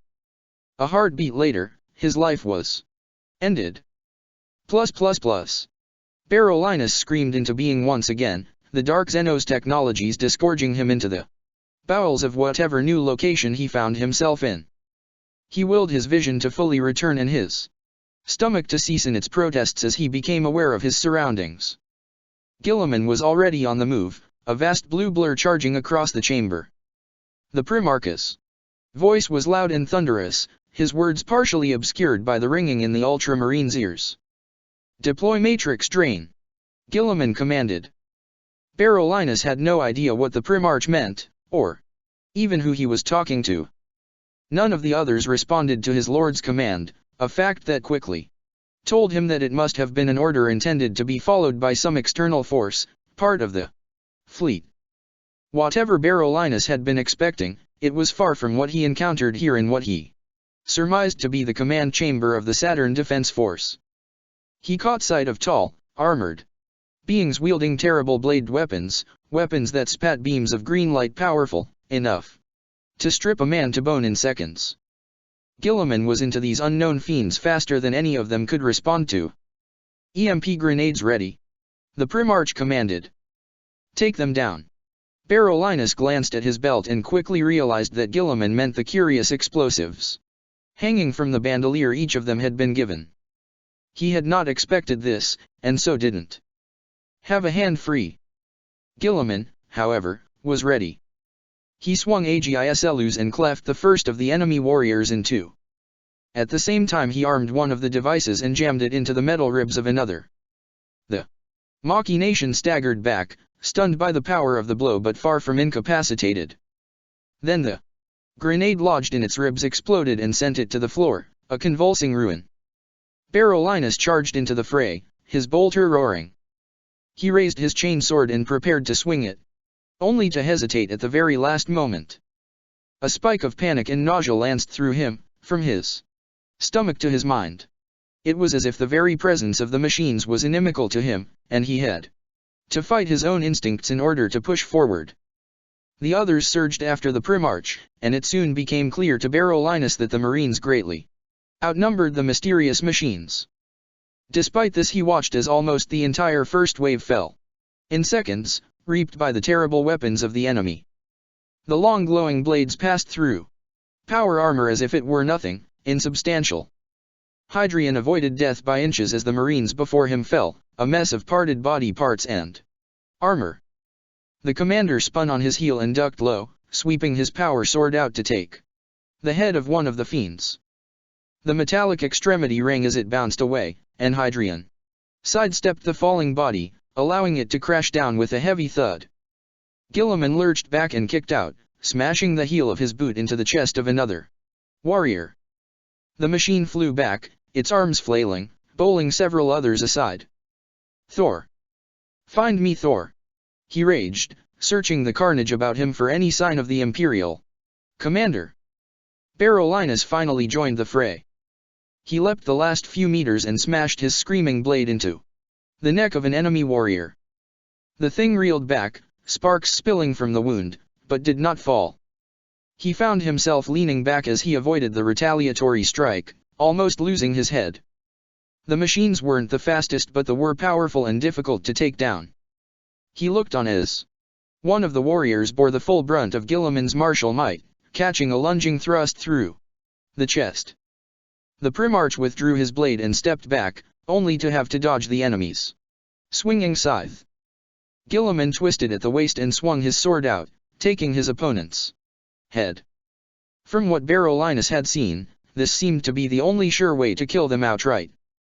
The Primarch drew his blade back and took up a defensive position. He regarded the metal bodies around him, his eyes narrowing. Whatever these things are, they are not Necrontyr. They fight differently. They die differently.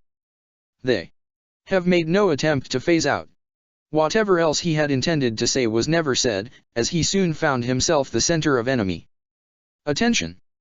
One of the enemy swept the haft of its scythe out and struck him across the back of the head, the blow powerful enough to sway him. Barolinus lifted his bolter one-handed and fired, shattering the thing's forehead. It fell immediately, its limbs convulsing. He rushed forward to check on the welfare of his Primarch but soon slowed, watching as Guilliman rose again, stunned but unharmed. He was about to speak when a cry seized his attention. Another brace of Marines fell, bisected by the blades of the rising enemy. At least 3 of the machines that had previously been thought defeated were rising again, ignoring the horrendous wounds they had sustained. He had heard stories of a race of Xenos automatons known as the Necrons, unliving fiends who were able to regenerate any damage, but these things were different. They didn't regenerate, but neither did they seem to accept defeat, even after suffering the most horrendous injuries. Hold them fast, Guilliman commanded, smashing one of the enemy to the floor with the back of his fist. Thor must be found.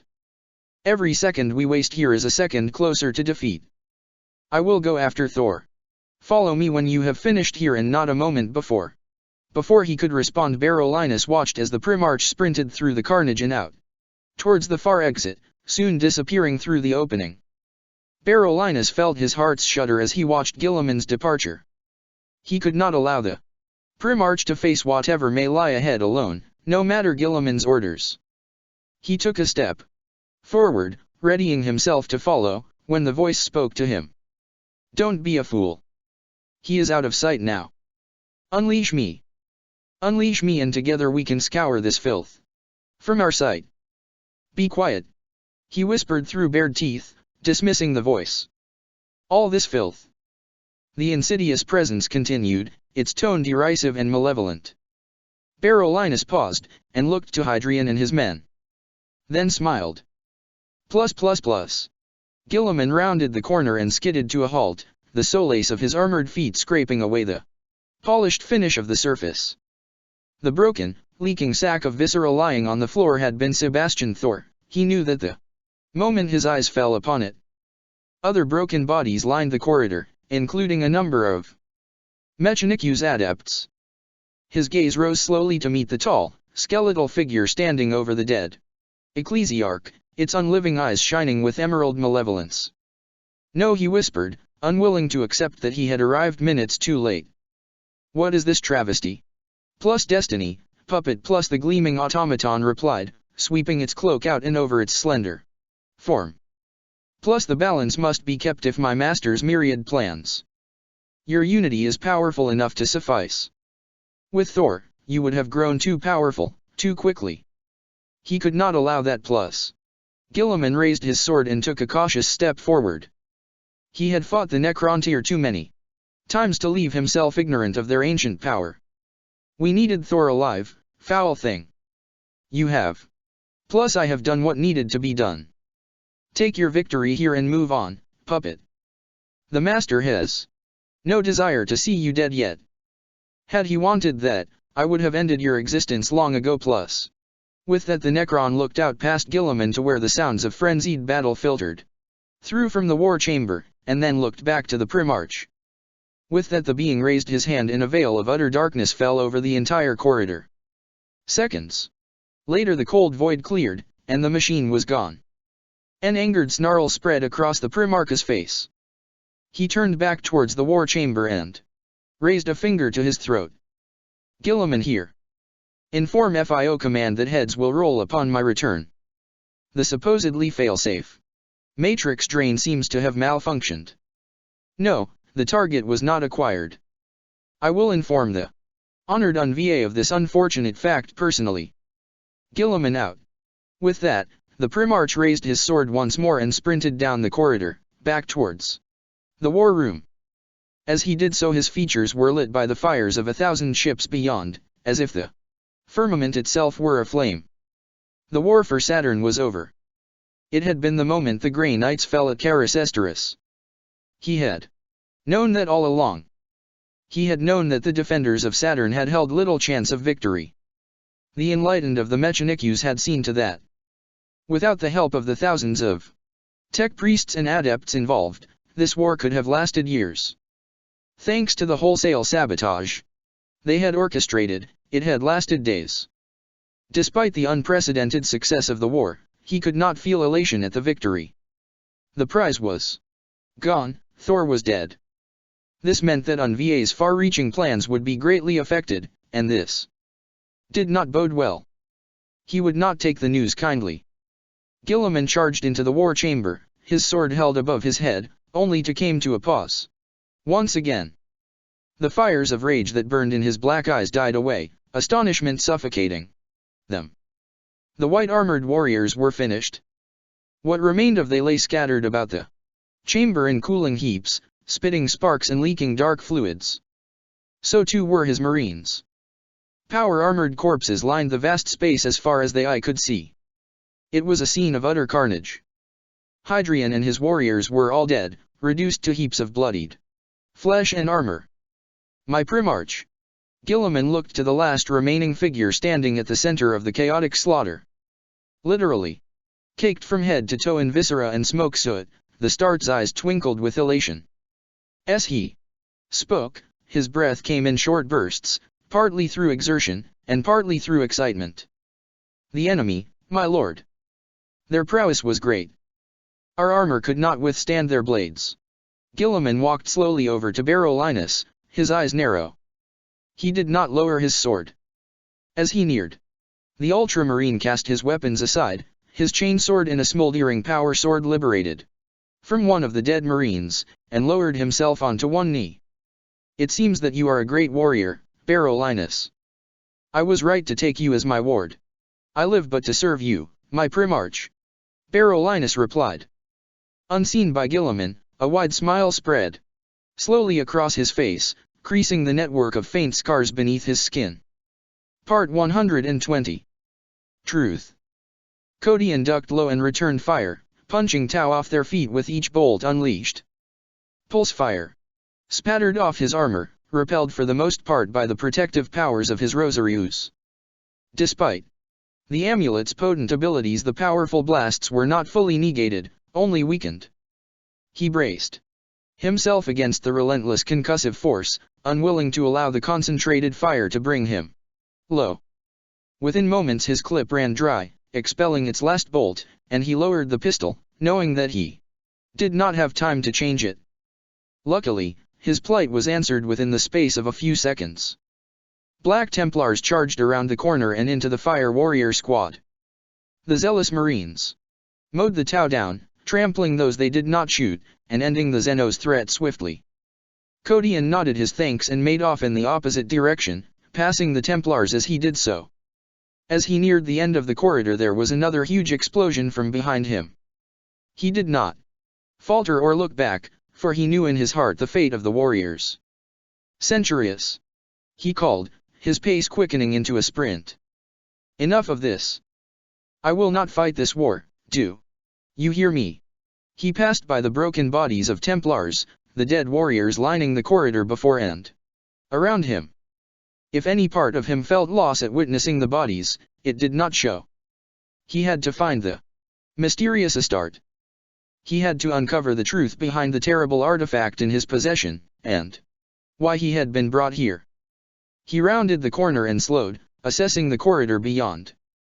Satisfied that he was safe, he ejected his spent clip and proceeded to replace it. There were bodies on the floor here. Templar bodies. He reloaded his weapon and then started forward cautiously, in order to check the fallen warriors for signs of life. They were all dead, this much was confirmed by only the most cursory of glances. The power armor of the Marines had been torn open, punctured in dozens of places by what appeared to be powerful, high-rate fire. There was no sign of who had attacked them here, and no enemy dead. The Dawnblade began to quiver in his grasp, alerting him to the approach of danger. He twisted quickly, taking in his immediate surroundings. Nothing. The first round of shots snapped his head back, the bright pulse energy filling his vision. The Rosarius field spat and hummed as it negated the assault, barely able to repel the powerful blasts. He slammed against the wall and dropped, rolling beneath the fire that followed. The smooth walls shattered beneath the onslaught, the burning rounds boring through the smooth surface. A fleeting glimpse was all he needed to discern the direction of the attack. He caught sight of the cycling fire as it erupted from the empty air, raised his pistol, and fired. A voice cried out in pain and the trajectory of the bright pulse fire shifted, peppering the curved ceiling. A shape blinked in and out of view, then shivered, little more than a dark outline. In less than a second his formerly invisible opponent crashed face first into the ground, reality receding around its armored form to reveal the insidious presence beneath. Stealth technology. Kodian sprang forward, firing as he went, whilst at the same time weathering a deluge of return fire. He unleashed another brace of rounds, but by the time the second bolt had left the barrel, the protesting of his Rosarius's power unit had rose to a guttural snarl. The Dawnblade literally writhed in his hand, swelling and pulsing again and again, absorbing what damage the field could not counter. The moment lasted less than a second, a brief blink in time. His senses heightened as they were, his mind ablaze. Kodian knew that in any other situation, he would already be dead. The sheer weight of physical punishment bearing down on him was immense, enough to fell the hardiest warrior. Somehow he was still alive. He would not waste that. The hilt of the Dawnblade swelled in his palm, a sentient pulse of warning. He swung the weapon out and felt it cleave through solid armor, and knew straight away that he had dealt a killing blow. He swung again and again, and then at the behest of some instinctive urge implanted into his mind, he drove his elbow back. Something heavy rang against his armor and smashed into the wall, sparks showering over his helm and past his visor. A swift turn, a thrust, and another enemy fell, bisected. More pulse rounds hammered into his back. He drove his heels into the ground and launched himself back, crushing his assailant against the wall. The protective power of the Dawnblade spread through him, a warm and tingling sensation that heightened his senses as well as preserved his health. Outlines pulsed before his eyes, secret glimpses of the hidden enemy. Though he barely understood the ancient Xenos weapon, a part of him understood that it was the energies of other enigmatic forces that were aiding and protecting him. There were scores of Tau infiltrators before him, hidden from mortal view but not from the Dawnblade. More of the warriors spilled from side tunnels and access ways, attracted by the clamor of battle. He started forward, realizing at that moment that there was nothing else he could do. To run would be suicide, and worse, dishonorable. He fired indiscriminately into the approaching aliens, knowing that accuracy was not needed here. As he bore on he weathered the return fire as best he could, willing each second to roll over into the next, and see himself still alive. Still defiant. He swung the living Crozius again and again, feeling the pressure in his soul as the presence trapped within surged to the surface with each blow to devour the flesh and the spirit of each victim. A shot rang against his shoulder guard. Another hammered into his chest. A third scored his neck, bypassing the still charging field, and he gasped, feeling the flesh and armor there disintegrate. Within moments both the wound and the armor had healed, but as they did so he felt a fatigue fall over him, injecting stiffness into his limbs, as if his soul somehow reimbursed the energies utilized in the regeneration. He staggered, strength leaching from him, only to have his descent arrested. He cast around to see a power-armored hand wrapped around his arm, steadying him.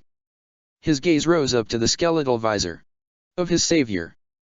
"He protects," the ghostly warrior uttered, his voice dark as the void and as cold as ice, enough to numb the core of the mind.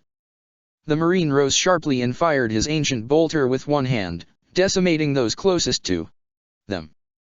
Kodian pushed himself up and twisted as the familiar and thunderous bark of heavy bolter fire hammered in his ears.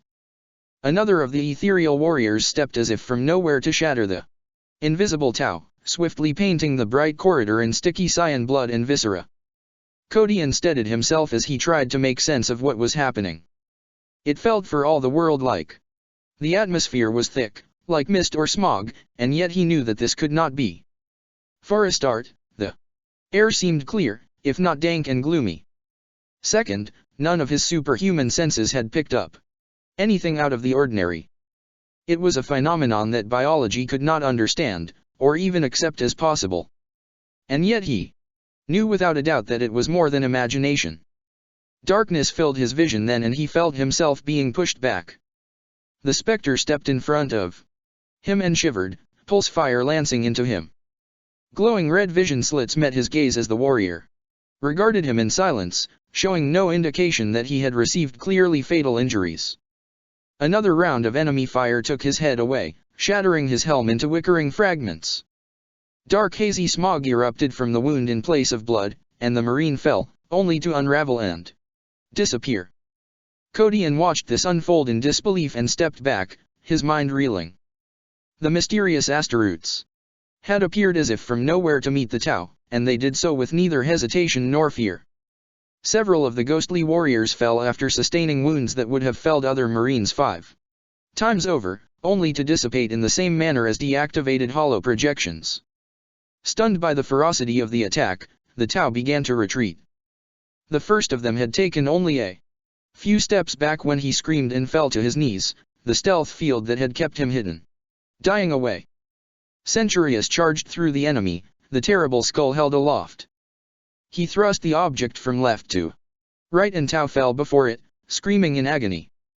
Iridescent energies curled from the victim's end, billowed into the skull, leaving the armored bodies of the enemy slack and desiccated. He started then, as another of the phantom Astaroths formed from the very air beside him and stepped out into the melee, his bolter chattering. Kodian recognized him from his individual markings as the warrior who had saved him, although he could not understand how the marine had been resurrected. Kodian. The apparition called, carving through the enemy ranks towards him. Do you begin to see? Let your instincts take over, chaplain. Let the racial memory locked deep within you rise to the surface. See the truth. Remember it. I have seen many things, Phantom. My heart cannot validate any of it. My mind screams in denial. I cannot. Centurius thundered through the dwindling Tau warriors and thrust the skull at him. Kodian reeled back, assailed by the unknown and horrific forces generated by its presence.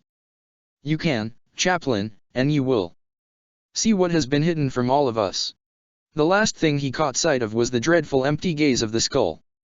The black void inside the empty sockets looked to grow, ensnaring his attention. He could not resist. He could not pull away. Everything around him began to grow dark. Darkness. Light. His eyes struggled to make sense of the haze before them, fluid and indistinct, as if he were peering through murky water. A glittering gold filled his vision, soft and cloudy at first, but taking on sharpness with the passing of each second. Sound returned to him, albeit slowly. Low and deep and muffled, he nonetheless recognized voices. And behind them, an underlying current of rumbling, ever-present conflict. War. Always war. A sense of profound humility descended upon him, heavy and all-encompassing. He knew, instinctively, what this was, long before his eyes and ears adjusted to the vision. He knew, and he could do nothing except look on, and watch, as history unfolded. Again. Lies. He whispered, unable to allow himself to accept what he was seeing. This is wrong. I shouldn't be here. I shouldn't see this. Lies. Lies. The towering abomination before him echoed the word, but where Kodian's rebuke had been whispered and cautious, the fiend's strident voice shook the walls of the corrupt chamber. The chaplain stared at the figure in utter disbelief, repulsed by the pallid skin and wide-set eyes, yet at the same time unable to tear his gaze away. Kodian knew him, despite the fact that he had never laid eyes on the individual in his life. His every cell screamed in recognition, just as his senses railed at the sight. That face. That terrible face, twisted and changed by powers he dare not contemplate, but for all the ruination still recognizable. A demigod, a monster, clad in corrupt black and gold Terminator armor.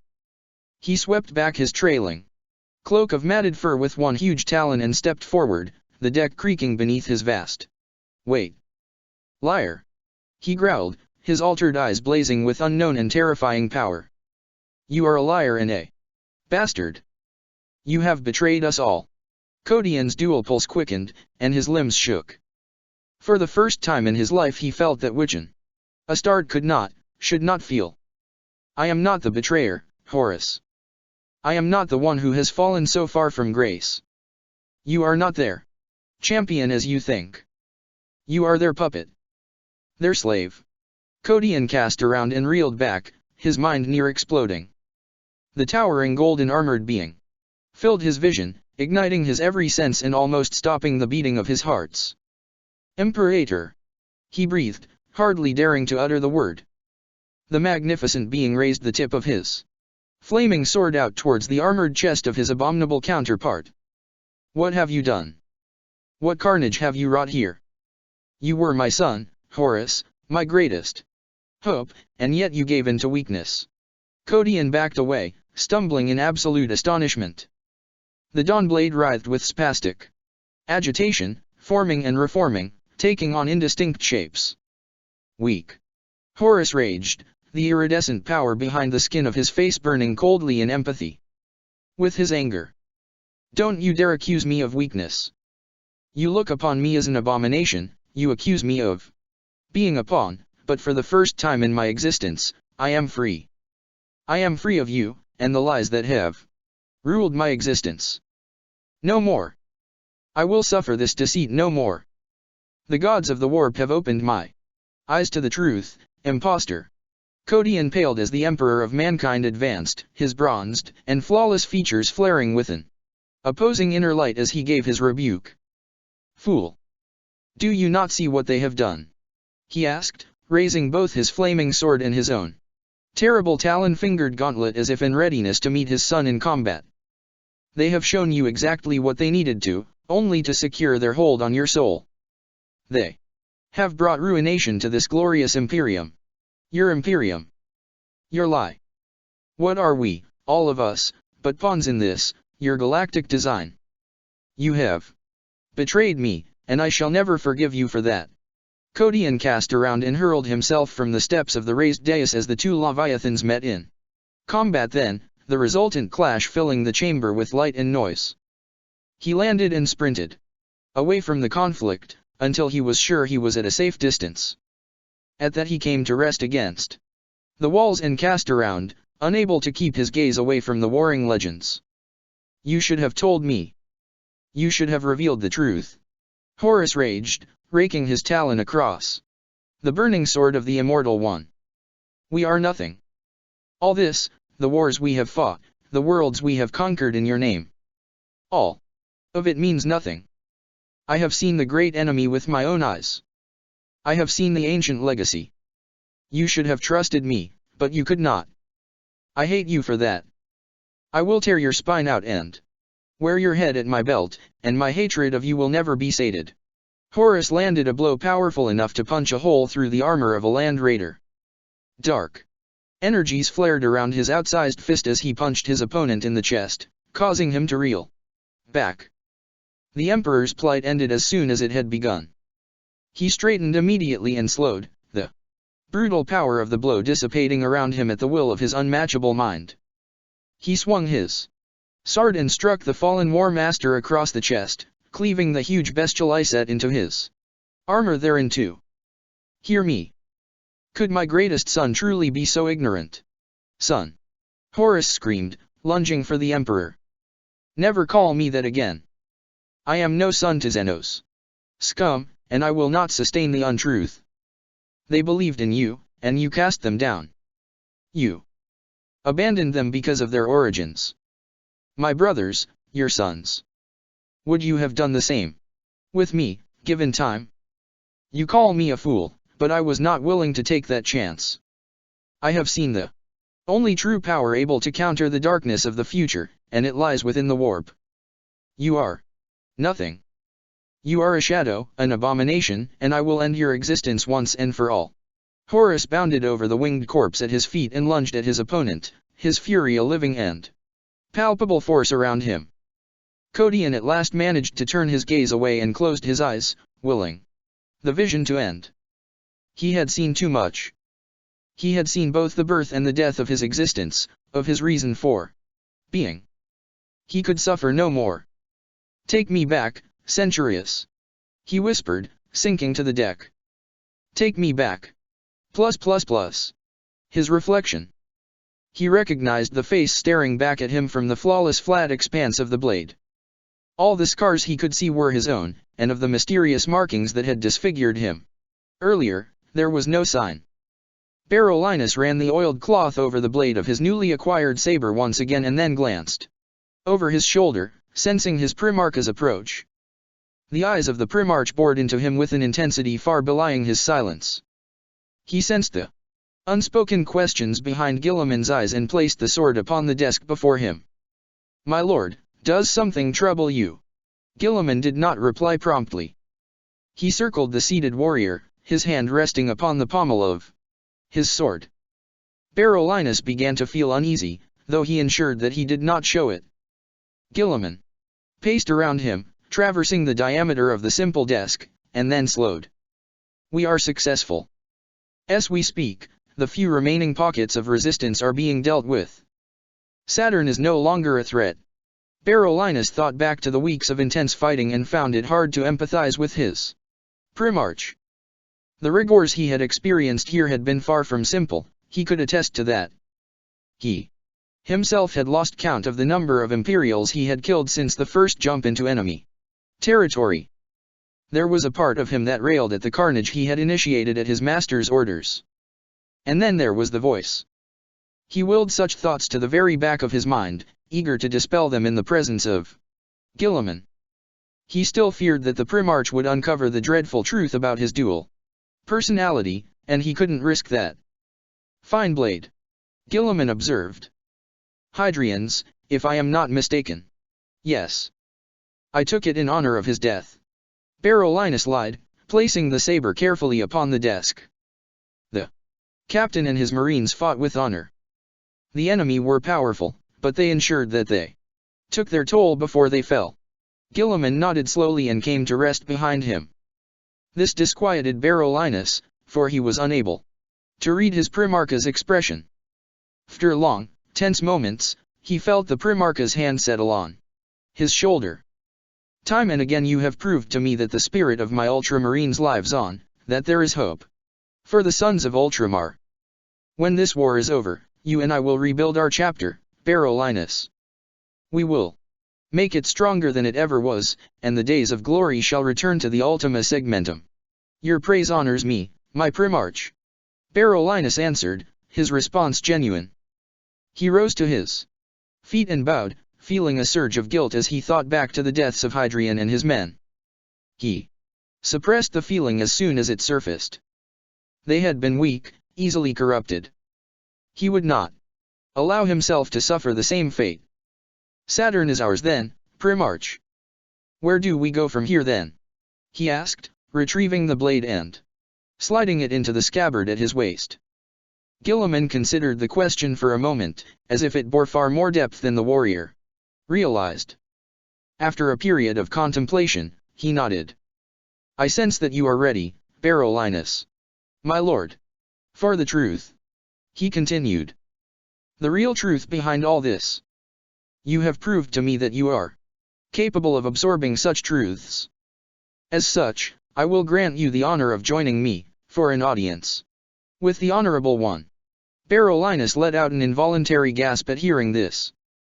Anticipation welled within him, strong enough to push the darkest thoughts of the insidious presence deep inside him. "Unvie! Unvie!" Guilliman echoed. "But first, I must meet with Apothecary Fabius. He has urgent news." The door slid open and they entered.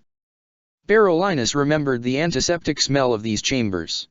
Implicitly, his nose wrinkling in distaste. The huge apothecary peered over his shoulder at the new arrivals, and then dismissed the Tau around him. "Primarch, you honor me with your presence," he said, placing his tools on the work surface before him. He glared at Berolinis as he moved to greet Guilliman, loathing writ large across his features. It was clear from his reaction that he had expected the Primarch to come alone. "My commiserations at the loss of your warriors. I have private news regarding the genocide of the Grey Knights, my lord." Guilliman looked at the warrior at his side and then turned his attention back towards the apothecary. "As I have said, there is no reason to keep the truth from Berolinis. It is acceptable that he knows everything of our work. Everything. Fabius answered, peering out over the expanse of the large room in the direction of a single, sealed door. Guilliman visibly bristled at this. Fabius. The apothecary bowed his head apologetically and continued, wary of incurring the Primarchus' wrath. Very well, our work with the Genicide has not been successful, my lord. As we suspected, its purity prevents us from utilizing it. All the test subjects have so far expired. As best as I am able to ascertain, the coding defenses built into the Genicide are impossible to bypass or remove. The psychic nature of the knights seems to be the key here, Primarch. Fabius fell silent then, and it was clear that he hesitated in speaking further. Go on, apothecary. Well, we have proved that Tau Dien is readily accepted by most non-psychically conductive biology. We have also had a measure of success with psychic and potentially psychic subjects, such as the Vermes Tyrannus Furiae. It is my hypothesis that the data encoded into the Genicide of the Knights is purposely designed to resist any and all outside influence. And so what does this mean? Guilliman asked. Basically, it is as we suspected, Primarch. It is possible to influence starts that possess no psychic potential. Those with that potential, and those who possess a more refined and pure genetic structure, cannot be altered. Only the absolute absence of psychic potential, or indeed antithesis, can guarantee that the implants will be accepted. Of course, as you know, we have had a measure of success with cellular replication. Berolinis let out a sigh, his mind starting to wander. The conversation held little interest for him, and he understood none of it. It was only at the mention of the being they were destined to visit that his attention was attracted once again. Unva must be informed of this. This will present another great blow to his plans, Fabius, along with the loss of Thor. You understand of course what this means. The Nicassar? Fabius answered. Guilliman nodded. Yes. Soon we march on Terra. The Nicassar are powerful allies, but they have evolved beyond any means of assured control. When they learn the truth, we cannot guarantee their continued support. If it is not possible to sway them, they must be dealt with. We cannot gamble our success on them. I understand. Fabius answered. I will begin to research the problem immediately, my Primarch. The swirling gate yawned open, bright against the blackness of deep space. The sphere of lightless shadow slid from the gate, and as the energies retreated around it, there was only a circular absence of stars to confirm its presence. Ka took in the firmament all around him, allowing his mind to spread and open like the petals of a flower. Stellar debris choked the void as far as he could see. Dust and rock fragments pattered softly against his psychic shell. Almost as prolific were the millions upon millions of non-natural objects surrounding him, each one identical, each one deadly. He could sense the purpose of these explosive constructs, and so slaved a tiny portion of his vast mind to nudge every device that drifted near in the opposite direction. He cast his mind's eye out across the huge stellar wasteland and knew, without doubt, that the world had once existed here. Now it was gone, obliterated by the servants of the dragon. His soul shuddered as he contemplated what he had to do next. Such were the terrors of old that they had not faded a trace. Still, it had to be done. He had to know. He opened the true depths of his mind then and allowed his consciousness to roll and spread across the devastation, a tsunami of questing thought. Slowly, and with great caution, he probed every inch of the vast debris field, sliding his mind around ancient Mechanicus systems designed to sense and attack psychic presence. He was far beyond foolish enough to trigger such crude devices. Slowly, and with mounting alarm, Ka scrutinized the entire area. Sure that he was not mistaken, he withdrew his mind. You are not here, he whispered to himself. How can that be? Where are you? Part 121. Approach. The spirit came and took him. Chivok slammed the flat of his fist against the wraith bone wall and spat a curse beneath his breath. The spirits of the ship were telling him nothing of any value with regards to the chaplain's disappearance, over a day ago. I don't understand. Who came? Who is the spirit, and what does it want with Kodian? Fear not for the safety of your comrade, Monkey. He will return. Whatever it is that he has been taken to sea, it is essential to his role in this war. His lot is to learn, and to remember those lessons. Another vague and enigmatic answer. Chivok's patience had thus far been tested to its limits with such answers. One thing is clear, he announced, shaking his head. The ghosts of this ship know more about his disappearance than they are willing to reveal. Whatever it is that they are hiding, they intend to keep from us. The Khan's rage was far from hidden. He pushed his way through the milling crew, as if his locating on the bridge would make any difference to his communicating with the bodiless entities that resided there. You assured me that you were an authority on these aliens, dead or otherwise. I here are riddles and diversions, Inquisitor. Has any of what they have said meant anything? No, Chivok answered truthfully, frustration evident in his voice.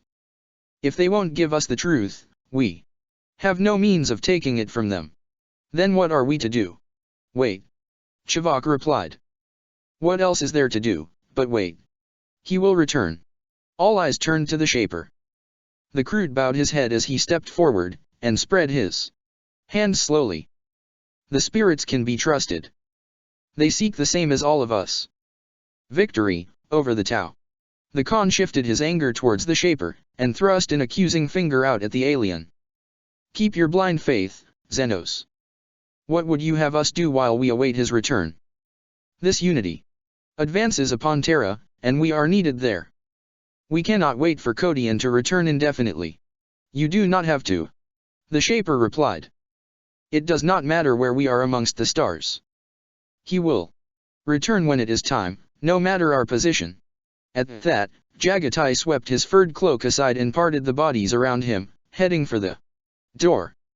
We leave for Terra, with or without him. We have a war to win. Chivok and the others watched as the Khan departed, each face grim and set in stone. Where are you, chaplain? The Inquisitor whispered. Grungy let out a curt snort and adjusted the position of the large axe slung across his shoulder. He will return, when it is time. The Demiurge uttered, reinforcing his conviction with a nod of his head. Death fears that man, and would not dare to try and claim him until he is ready. The Ziggurat Imperialis the Imperial Palace Terra Saturn has fallen. Thor is dead. The words reverberated around the vast amphitheater, caught and amplified further by the rows upon rows of clarion servitors built into the ancient walls. A murmur of unease rose up from the assembled high lords and their armies of retainers. Captured and broadcast for the benefit of the audience, the glowing hollow image of the sigillite's face shivered as it hung in the central space of the chamber. This is indeed a dark hour for the Imperium. The inquisitorial defenses at Saturn were the last true line of defense against the Unity's advance. They have fallen far swifter than any of us had anticipated.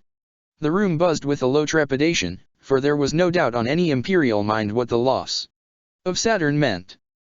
The Unity had nothing more to face. Lunar, and then Terra. The Moon's defenses were formidable, of that there was no doubt, but they would barely slow the fleets down. The Tau were coming, and there was nothing or no one left to stop them. Regos still had the floor, a fact highlighted by the presence of his hovering hollow facade. He took in the surrounding faces, as if gazing at each of the assembled dignitaries personally. My lords and ladies, I must pray silence. He implored, the tone of his amplified voice soon instigating just such a state. As the murmur died away, he continued to take in the amphitheater about him. As his gaze fell upon a vast, armored figure, it slowed. Regos gave a humorless smile and tilted his head. Honored Lord Calgar. It pleases me to see that a warrior of such integrity has humility enough to step in and take the place of our wayward custodes brother, especially now, in this darkest of times. Calgar shifted his bulk in the direction of the hologram in response. There were many new faces present in the chamber. Aside from the War Master, Astaroutes lined the central dais, invited at the behest of the new temporary High Lord, as well as Calgar's closest allies. Many of the starts charged with the defense of the palace were present, including the commanders of the various Imperial Fist companies. "It does me honor to take this seat," Calgar replied sincerely. "Lthok, I cannot answer the question as to where the Captain General is. I will be sure to fill his place until such time he returns to this gathering. If indeed he does return," screeched Crucius Magmador, the shriveled, wizened master of the Astronomicon. The other High Lords mirrored Magmador's controversial view. Regos's image panned out to show his outstretched hands as signaled for calm and quiet. Please. None of us can say why Imperatorius chose to shun this meeting, as critical as it is. Perhaps he and his warriors prepare for the approach of the Unity in ways we cannot guess, for the guardians of the throne are only truly known by he who they protect. No, we will have to weather his absence, and plot and plan on his behalf, until such time as he reveals himself to us again. Plus perhaps he is gone, Sigillite. Perhaps he has taken permanent leave of the Emperor's side. How would any of us truly know? Plus, the image of Grand Mugos Akosix flickered into view, albeit transiently. His augmented face took over the projection, only to be swallowed seconds later by the visage of Regos. "You will adhere to the protocol of this meeting, Akosix, or you will be barred from this theater. These are hard enough times and we have much to deal with, without your slanderous observances. If you have anything constructive to add, please do so with the correct decorum." Plus very well plus.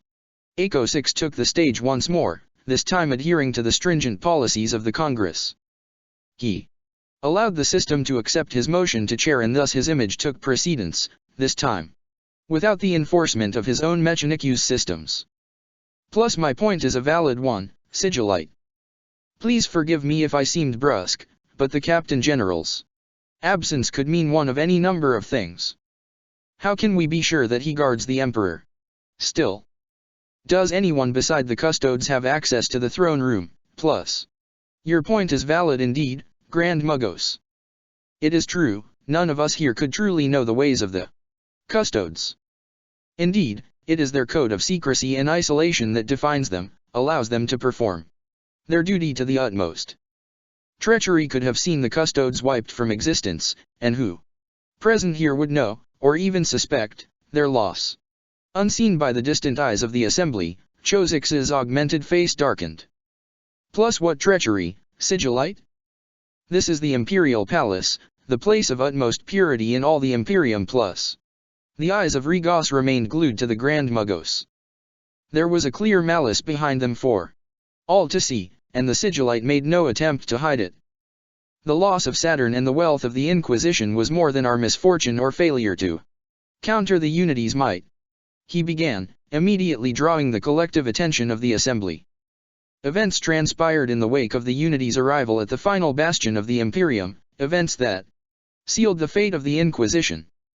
Thor and his forces were robbed of the chance to give their all in that battle. Treachery sealed their fate. Treachery of the foulest kind.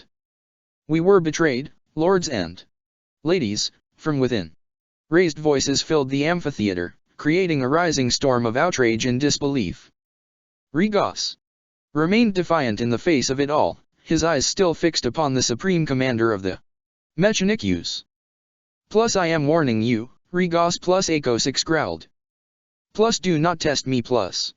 Regos smiled, clearly unperturbed by the threat. Indeed, I have clear evidence to suggest that we were betrayed from within. The ships and defenses of the Inquisition were sabotaged, impaired, and disabled by traitors and turncoats of such standing that even the Inquisition were completely unsuspecting. Yes, this is indeed a dark day for our Imperium, our alliance, for it seems that, even now, dwindling and assailed as we are still party to betrayal of the most horrendous kind. The Sigillite's image flickered and warped again, as Akosix asserted his powerful influence in order to commandeer the chair. Plus enough, Regos. You would be a fool to continue this. Isolate me and you will undo all you have worked so long and so hard to achieve, I warn you. All you will do is accelerate what is to be, and that could do more harm than good plus. None of the other High Lords seemed to respond to the strange exchange. Calgar took in the conversation and began to grow uneasy, despite himself. It was as if he was awakening from some strange trance, some half-conscious state he could not explain. Marnus Calgar was an intelligent man, and he recognized that there was some exchange taking place, an exchange that suggested there was an enmity between Regos and Akosix. More puzzling still, it was as if the other High Lords did not recognize it. Either that, or they chose to consciously ignore it. Please, we must approach this situation united, he began. His words were ignored. Regos dominated the amphitheater once more. A wicked smile spread slowly across his face as he considered the Grand Magos's threat. More lies, Chosix. Idle threats, brought to the fore by desperation, by fear. Those who betray are cowards. More often than not, it is fear that motivates their duplicity. My lords and ladies. War Master Calgar, I put it to you. Plus you would not dare, Sigillite plus. I put it to you, that the cult Mechanikus is corrupt. Chosix and his ilk are servants of the enemy. A roar of angered disbelief rose up from those present. Far below, the Astaroutes started as one. Armor ringing against armor as each warrior responded with utter incredulity. Regos had just accused an entire faction of the Imperium of being corrupt. High above the melee, Akosix rose to his feet. Plus this is preposterous plus. The Grand Magos is a traitor. Regos called, thrusting an accusing finger out at the Mechanikus. Seat. In his arrogance, he did not think that I would dare to expose him. You were wrong, turncoat. I will not suffer betrayal in my midst, and you have betrayed us all. Voices rose to a deafening roar as the accusation sunk in. Above it all, defiant, the Sigillite continued. The Mechanikus were responsible for the victory of the Unity at Saturn. The ships and defenses were assailed not by Tau guns, but by our own Mechanikus priests and adepts. This was a betrayal none of us could have foreseen, or even countered. I need all of you to understand what I am saying. The Mechanikus is corrupt, utterly and without redemption. The furor rose to a deafening pitch, enough to drown out all discernible noise. Regos's visage quivered and then dissipated totally, disrupted by the technological prowess of the Grand Magos. Akosix dominated the chair then, if only for a brief moment. Though his representation did not form, his powerful voice thundered through the amphitheater. Plus fool. Imposter filth. You do not realize what you have done, lesser one. You do not realize what you have forced the agents of the dragon to unleash here this day, plus. And you truly have no idea what you are dealing with, puppet. Regos replied, his answer unheard by the General Assembly. The first sounds of gunfire echoed through the vast chamber moments later. Guns were turned upon every member of the Mechanikus present, who in turn moved to counter that threat. Shouts and screams reverberated through the hall, and falling bodies began to rain down on the gathered Astaroutes below. Plus it is time to reveal the dark truth to all you blinkered fools, plus Akosix bellowed, throwing his arms up in the air. Plus it is time to reveal the vile deception of the ultimate coward. Before the light is snuffed out from the eyes of the unbelievers, I will grant you an audience with the being who has festered amongst you for so long. See him for what he is, plus. High above the gathering, Regos visibly started. Though he could not be seen, the merest flicker of anxiety passed over his face, only to fade a heartbeat later, to be replaced by an expression of steely determination.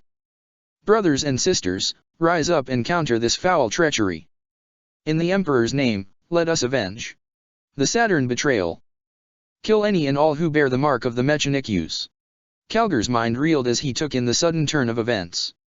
It had taken mere moments for utter chaos to envelop the assembly.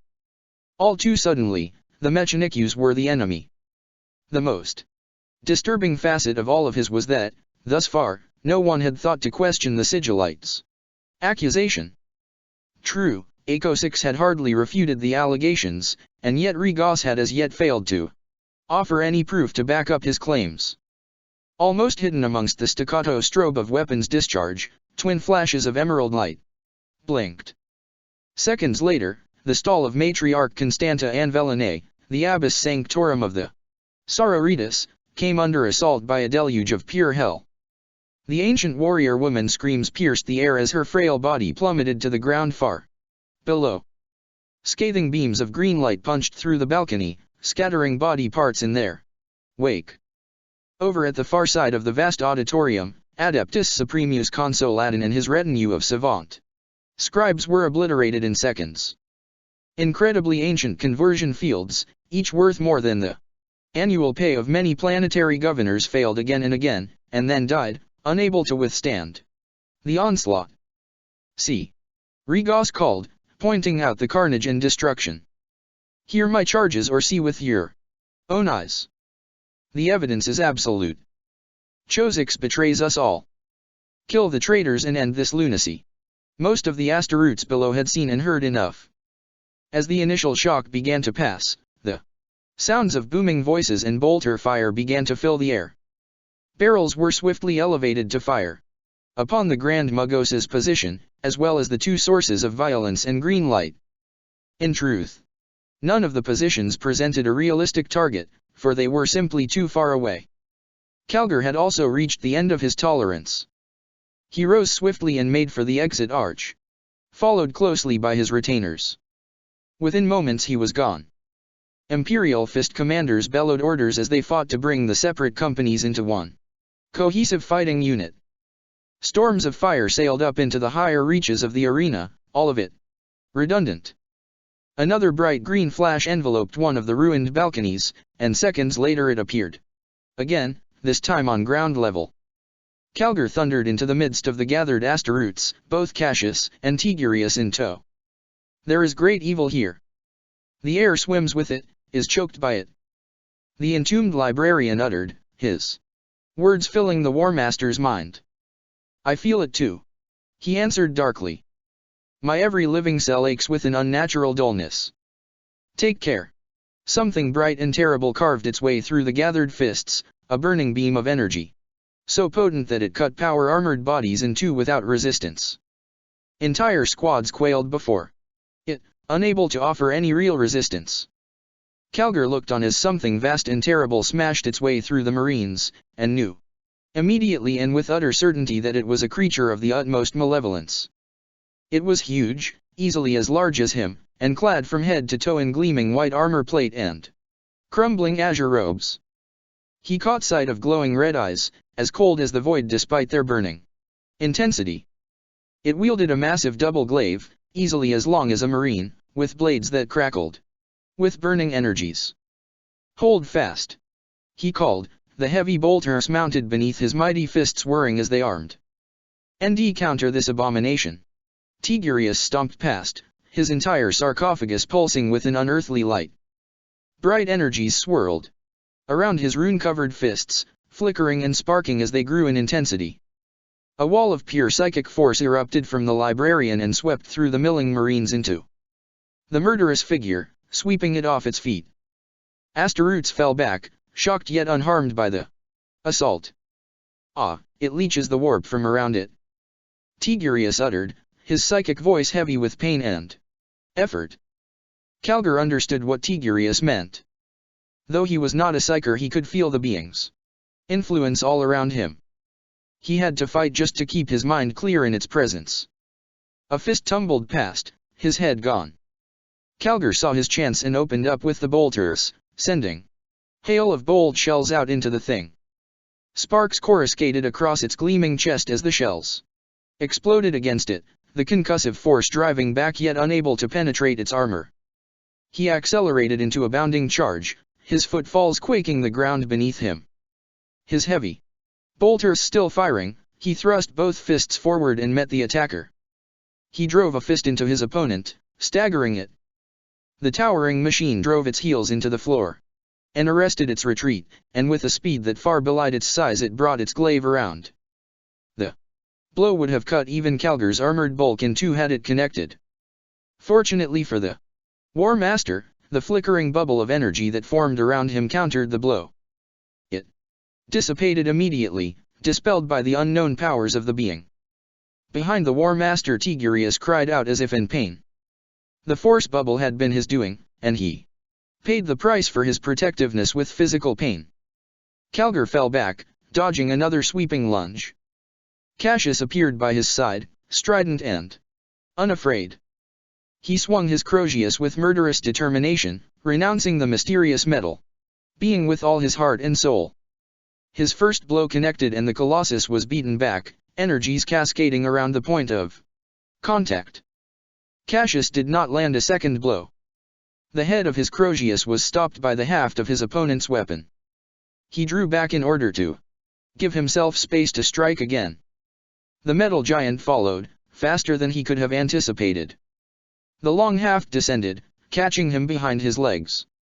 He was bowled off his feet and then flipped up into the air like a rag doll. The next strike sent him cartwheeling over the heads of the other Asteroutes. "Emperor, help us," Calgar whispered. It was not the Emperor who answered his call. Part 122. Heroes and Villains. Marnus Calgar reloaded his bolters and stepped back, stunned by the ferocity of the attacker. 3 steps in the opposite direction and he came to a halt, feeling his retreat arrested by some unknown force. "Stand aside, brother. He is mine." Calgar rotated at the waist to regard the familiar voice. Pugnus Imperatorius pushed past him with a slight nod of acknowledgement and raised his halberd, defiant and unafraid. "Fall back, Ultramarine. Take as many of the starts as you can. The Emperor must be protected." Custodes flooded into the hall, a sea of golden armor and unwavering malice. A forest of force. Halberds levelled at the attacker, many of them already spitting deadly explosive bolt rounds. "Abomination, hear me!" Imperatorius roared, striding forward. "If there is anything left of you in there, then I pray that you hear me. Fight it, with all your soul. Fight it, or count me as an enemy. I will kill you if I have to." The Captain General lunged, his gleaming blade spearing for the center of the being's chest. The machination countered his blow and sent his halberd twisting away to the left, almost torn from his grasp. Plus life is weakness. Compassion is flawed, plus the thing uttered, its voice flat and mechanical. Imperatorius leapt back and snatched at Calgar's shoulder. "If this defense force is to survive, then I need you to retreat, War Master. You cannot fight this. Stay. And you will die." "He speaks the truth." Calgar turned and found a face he recognized. Ventress pushed through the press of bodies and acknowledged his primarch, casting aside the simple sackcloth robes he wore as he did so. "Ancient. Go." Ventress answered, his tone absolute. "I beg you, War Master. The Void Champion will kill you." The Ancient twisted around the following blow and answered with a burst of bolter fire, the shells impacting against the being with as much effect as if it were less than nothing, as ineffectual as rainfall. Imperatorius nodded, his face grim and set in stone. "Please, Lord Calgar, trust me. Chosix's treachery is real, and his killers will destroy everyone in this gathering if challenged. You must retreat, and you will remain safe for a time. Do not ask me to explain." "Captain General." The Sigillite's voice thundered the amphitheater, loud enough to shake the ancient walls. Hundreds of pairs of eyes ascended to look upon the image of the Sigillite, whose huge, staring eyes remained fixed upon the new arrival. "So, you are still alive and with us, Imperatorius. I knew you would come. Indeed, I had counted on it." At that the Sigillite turned and signaled to his Assassinorum retainers, clearly intending to leave the danger area while he had the chance. "Enjoy the reunion," he sneered, looking back over his shoulder one last time. The projection flickered and cut off then, effectively announcing his exit. The hulking Captain General barged Ventress to one side and charged, Nemesis weapon at the ready. Brother Custodes milled around him, unwilling to allow their commander to face the danger alone. For all their size and bulk, none of the warriors stood anywhere near as huge or imposing as the white-haired Imperatorius. The two titans met then, the first clash shaking the ground beneath them. Steel rang against steel. And power fields flared. Blue smoke curled up from the blade of the golden giant. The weapon was ancient, unique, and so priceless that it could never be replicated or replaced. The Metal Hulk's first blow had overloaded its power cells and ruined it. Imperatorius ducked low and swung his leg out, catching the Void Champion at the waist. Using the advantage he created, he lunged and thrust the blade of his halberd into the creation's chest, burying it up to the hilt. The Void Champion made no sound, nor did it show any sign of pain or distress. It brought the fearsome glaive up and around and hacked down, severing the haft of the Captain General's weapon, and leaving the blade embedded in its torso. Custodes rushed the machine, surging round their commander in their eagerness to engage the enemy. The Void Champion met them, its arms working furiously as it chopped and thrust at its foes. Like the creation, none of the brave warriors made a sound as they fell, clutching bloodied stumps or opened bellies. Each and every custode face was a mask of pain, absolute agony, for the very presence of the Void Champion was anathema to them. It tore at their minds and souls, draining their very life force. Still they bore on, fighting not only the enemy but also the suffocation of its presence. Calgar started as a piercing scream split the air above him. The decrepit body of Malchus Vambra Rheticus turned end over end as it plummeted to the ground, followed closely by the rest of his navigator brethren. The Pater Noval envoy of the navigators smashed into the fist lines, scattering the power-armored throng. BD. Calgar cursed, directing his rage towards the distant Grand Mugos. He is killing them all. The High Lords are doomed. My lord, Regos has escaped, Ventress said, pointing up at the Sigillite's vacant stall. And brave Imperatorius still resists. He fell silent then, his expression softening. Calgar caught this and found himself drawn, sensing that the ancient had something more to say. Lord Calgar, there is something you must know, Ventress continued, casting his gaze out towards the Custodes commander. Imperatorius is not who you think he is. The Captain General is far more than he appears. He is one of the first, War Master. Calgar was trying his best to take in what Ventress was saying, but it was hard to concentrate in the escalating melee. The relentless metal being stood firm in the face of the Custode onslaught, its vaunted armor turning aside those blows that its indomitable influence could not. Electric blue flashes of psychic energy flashed and dissipated over and over again as the Void Champion negated the powers of its attackers, draining the potency of every attack and dulling the burning force runes of each weapon. Many of the Custodes flailed and staggered back, energy leaking from their eyes and mouths. It was a sobering and utterly daunting sight. War Master, please. You must hear me. Calgar rotated at the waist so swiftly he almost took the ancient's head from his shoulders. Ventress ducked in time to avoid the massive paw as it swept overhead. The War Master had intended no deliberate attack, and yet the ancient was lucky to escape with his head still on his shoulders. What is it, Ventress? He raged, fighting to keep his attention on the conflict. What the ancient told him then caused everything else to melt away. The footfalls grew louder and louder as they neared, and within seconds they were loud enough to cut through the furor. Custodes suddenly withdrew, lowering weapons and twisting away in order to form a narrow corridor before the Void Champion.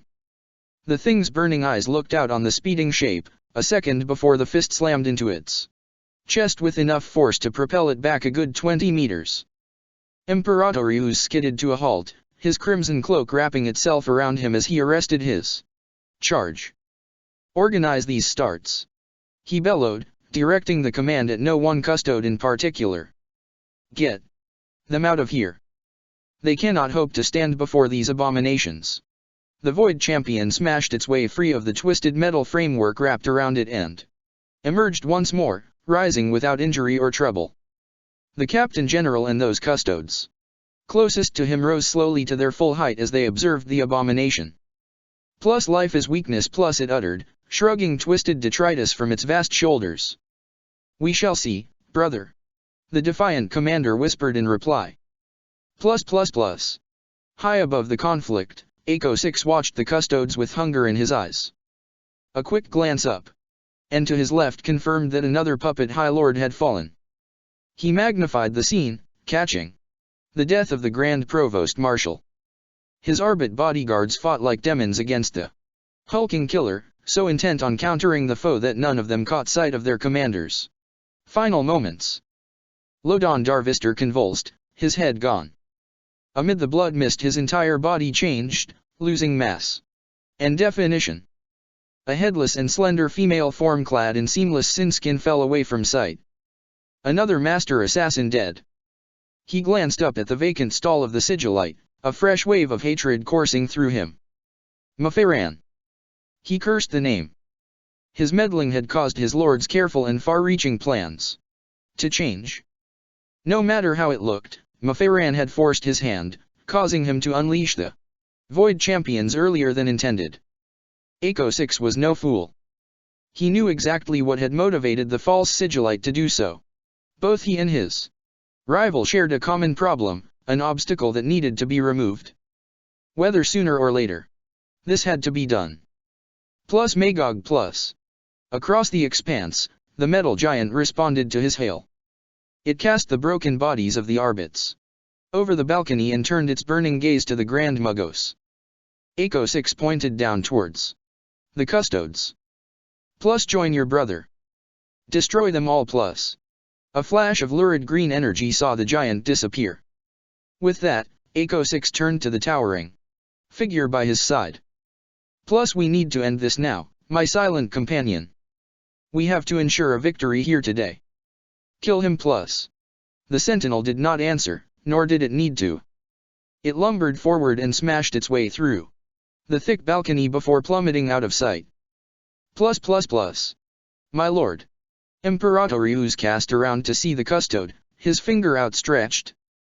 A piercing beam of searing green light punched through the torso of the warrior a second later, stripping armor, flesh and bone into atoms instantly. Ventress ran to stand by the Captain General, only to reel back as the warrior died in front of his eyes. The other comes, he began. Imperatorius nodded. I know. So too the sentinel. Even as he spoke, the massive mechanical shape of the Grand Mugos' mysterious servant crashed down into the gathered Astaroths, crushing power-armored bodies beneath its bulk. A host of whines and ratchet groans filled the air as munitions formed and reformed about its ever-changing body. A hail of fire scattered out from the machination, and at such close range those warriors flanking it stood little chance. Astaroths and custodes alike hesitated, unsure of where to focus their attention. The three Leviathans advanced towards the Captain General, intent on ending his life once and for all. He saw this and took a deep breath. He removed his helm and cast it aside, before taking a golden hilt power sword from the hands of one of his men. It is I they want more than any other, he said, whispering so that only those closest could hear his words. Your service is first and foremost to the Emperor, and to the preservation of his physical body. The enemy cannot harm him now, but they can still use him to deceive his subjects. They cannot be allowed to gain possession of his mortal remains. I give it as my last order, and it will be followed. Fall back. Those nearest him answered with a curt nod of the head, each face set in a distraught snarl. Not one of them would dare to defy the Captain General, and yet any of them would gladly put themselves upon their own sword to save him. Slowly but surely, the custodes began to fall back. He saw this and was satisfied, and thus turned his attention to the approach of the murderous trio. He knew he had but one chance to survive this. Just then a shadow fell over his side and he turned his head. The War Master stood shoulder to shoulder with him, his huge paws flexing and rotating in preparation to meet the foe. You cannot fight them, Calgar. You need to preserve yourself. The Alliance needs you. You are wrong. Calgar answered. I can fight them. I may not win, but I can fight. I will die, if that is my lot. I will die to save you, but I must know the truth. Imperatorius's eyes narrowed. He knew the answer, but asked the question anyway. The truth of what? Of who you are. You say that the Alliance needs me, and I accept that. The task of defending Terra, however, does not fall upon my shoulders. That is the lot of the Imperial Fists. Would you ask me to deprive them of their Gene Father, were it possible for me to do so? I have abandoned my Primarch, my own Gene Father. I will not abandon another. Then we will fight this fight together, Ultramarine. Rogaldorn answered, a slight smile creasing his lips. Calgar shifted his weight, stunned into momentary silence by the ancient being's confirmation. What are they, Primarch? Gog and Magog, was all he had time to reply. With that, he drove his heels into the ground and charged out to meet his attackers, his sword above his head. Calgar let out a roar of determination and lumbered after him, his fists to the fore. Dorn met his opponent first, and traded a series of swift and terrible blows before allowing the conflict to sweep him from the path of the charging dreadnought. Calgar advanced upon the machine's twin, both heavy bolters booming and flashing, pouring explosive death into the thing's armored bulk. He continued to fire until he was almost upon his foe. The Void Champion set its shoulders against the onslaught and pushed itself forward, step by tortuous step, its body shuddering beneath the weight of fire. The stubby fingers of the War Master's power fists closed around its shoulders and he lifted the champion of its feet. He threw his torso into a dizzying rotation, spinning faster and faster, until he finally released his grip, sending the abomination through the air and into the nearest wall. No sooner had he achieved this than he cast around, aware of the advancing shape. He raised an arm to fire and then reeled back, the bright thrumming lance of blinding light striking him squarely on the shoulder. The sentinel bounded past the dreadnought as he crashed onto his back, unconcerned with the War Master. Plus the flesh is weak, plus it uttered, the segmented armor that covered its arms peeling back in layers to reveal the thick silver limbs beneath.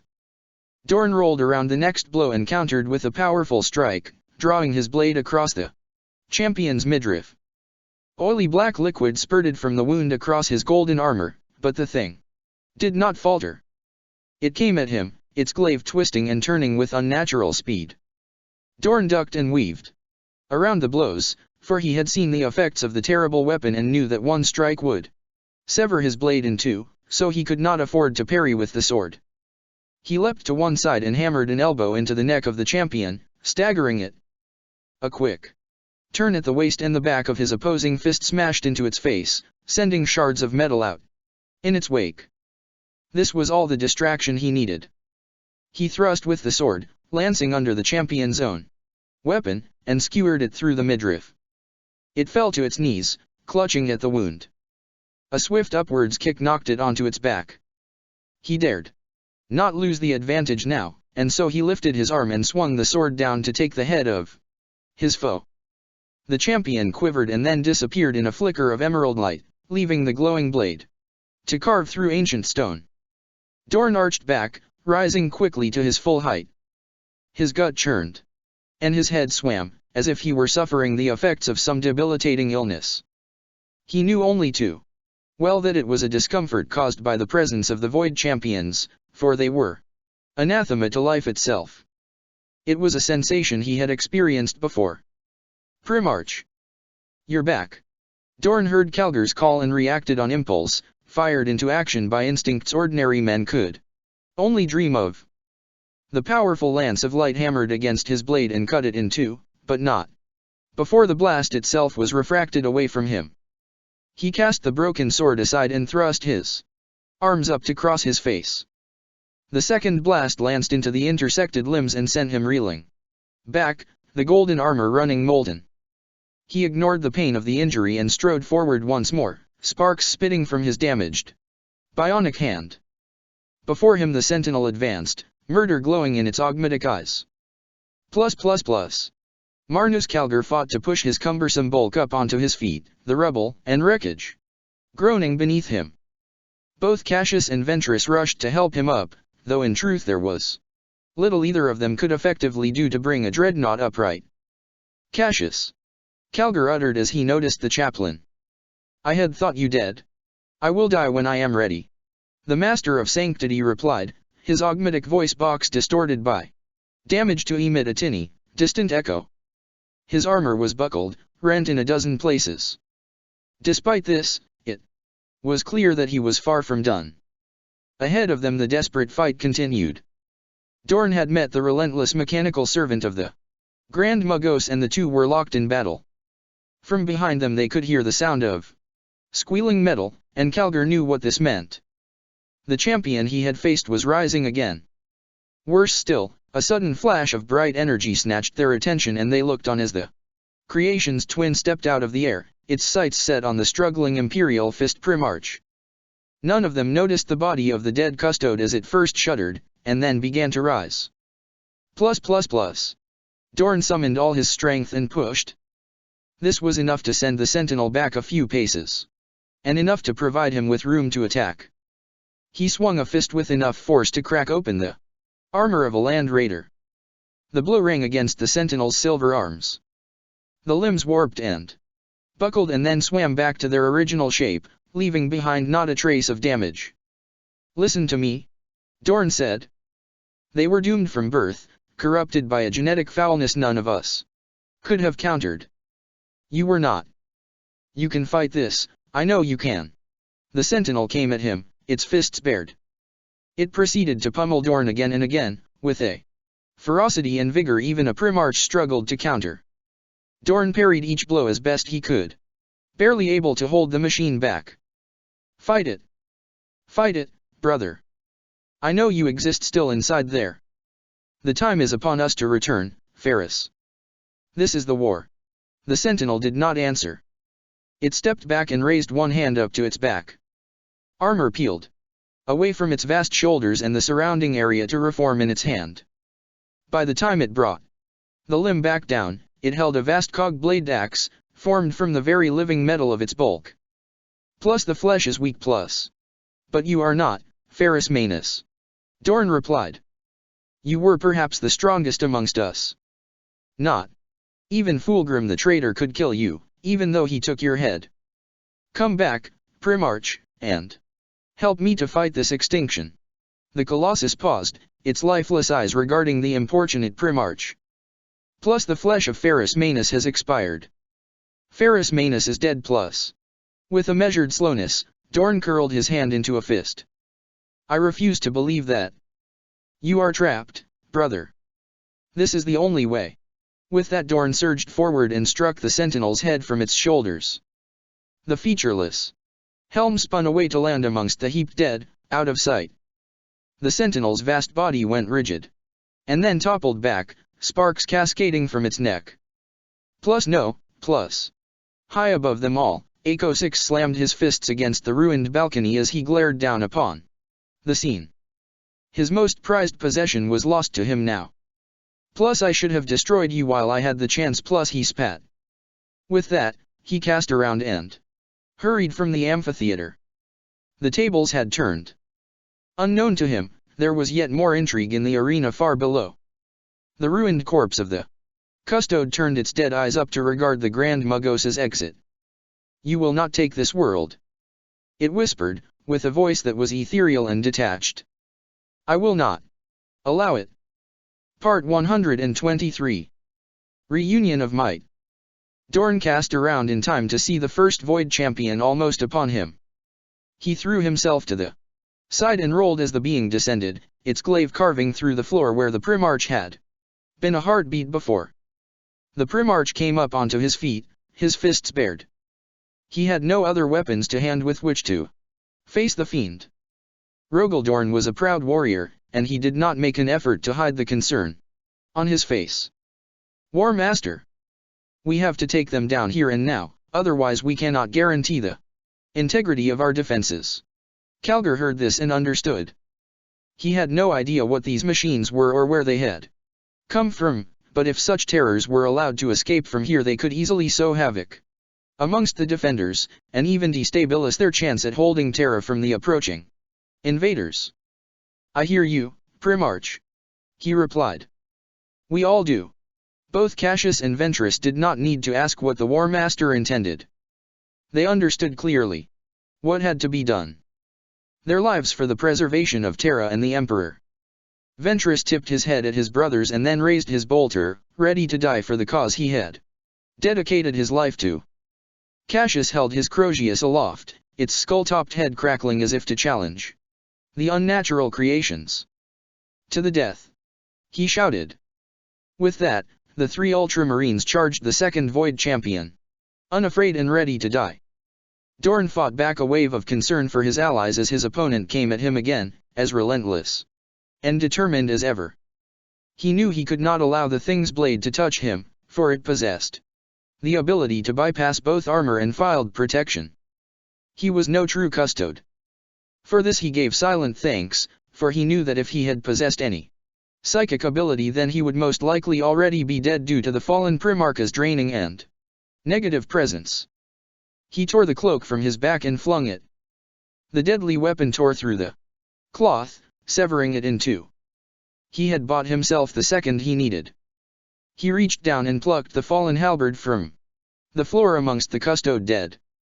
He quickly emptied the clip of the incorporated storm bolter, and then flung the weapon like a spear.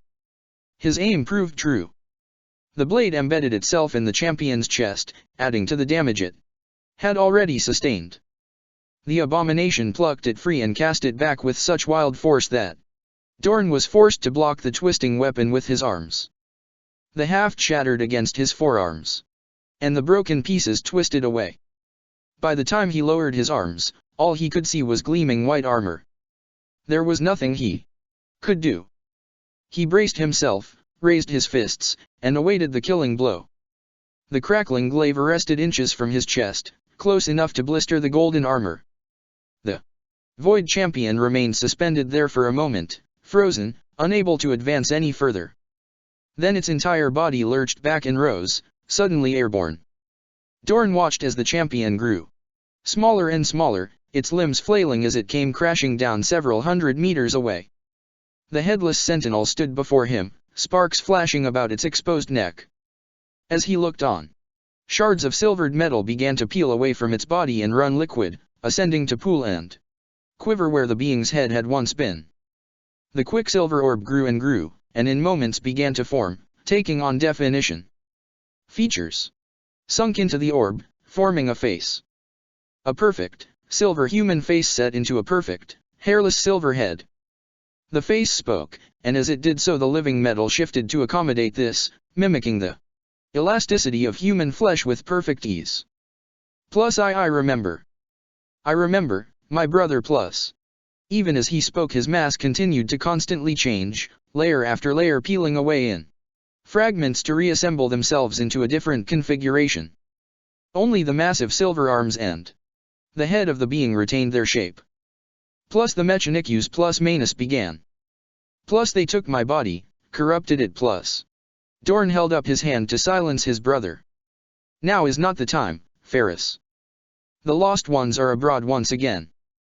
Gog and Magog are unleashed. The Iron Hand's Primarch cast around, his face slackening. The Void Champion loomed large before them, its terrible weapon held ready to end both their lives. Manus was first to react. Unleashing a shuddering roar of rage he sprinted forward and thrust an arm up to meet the descending Warishith.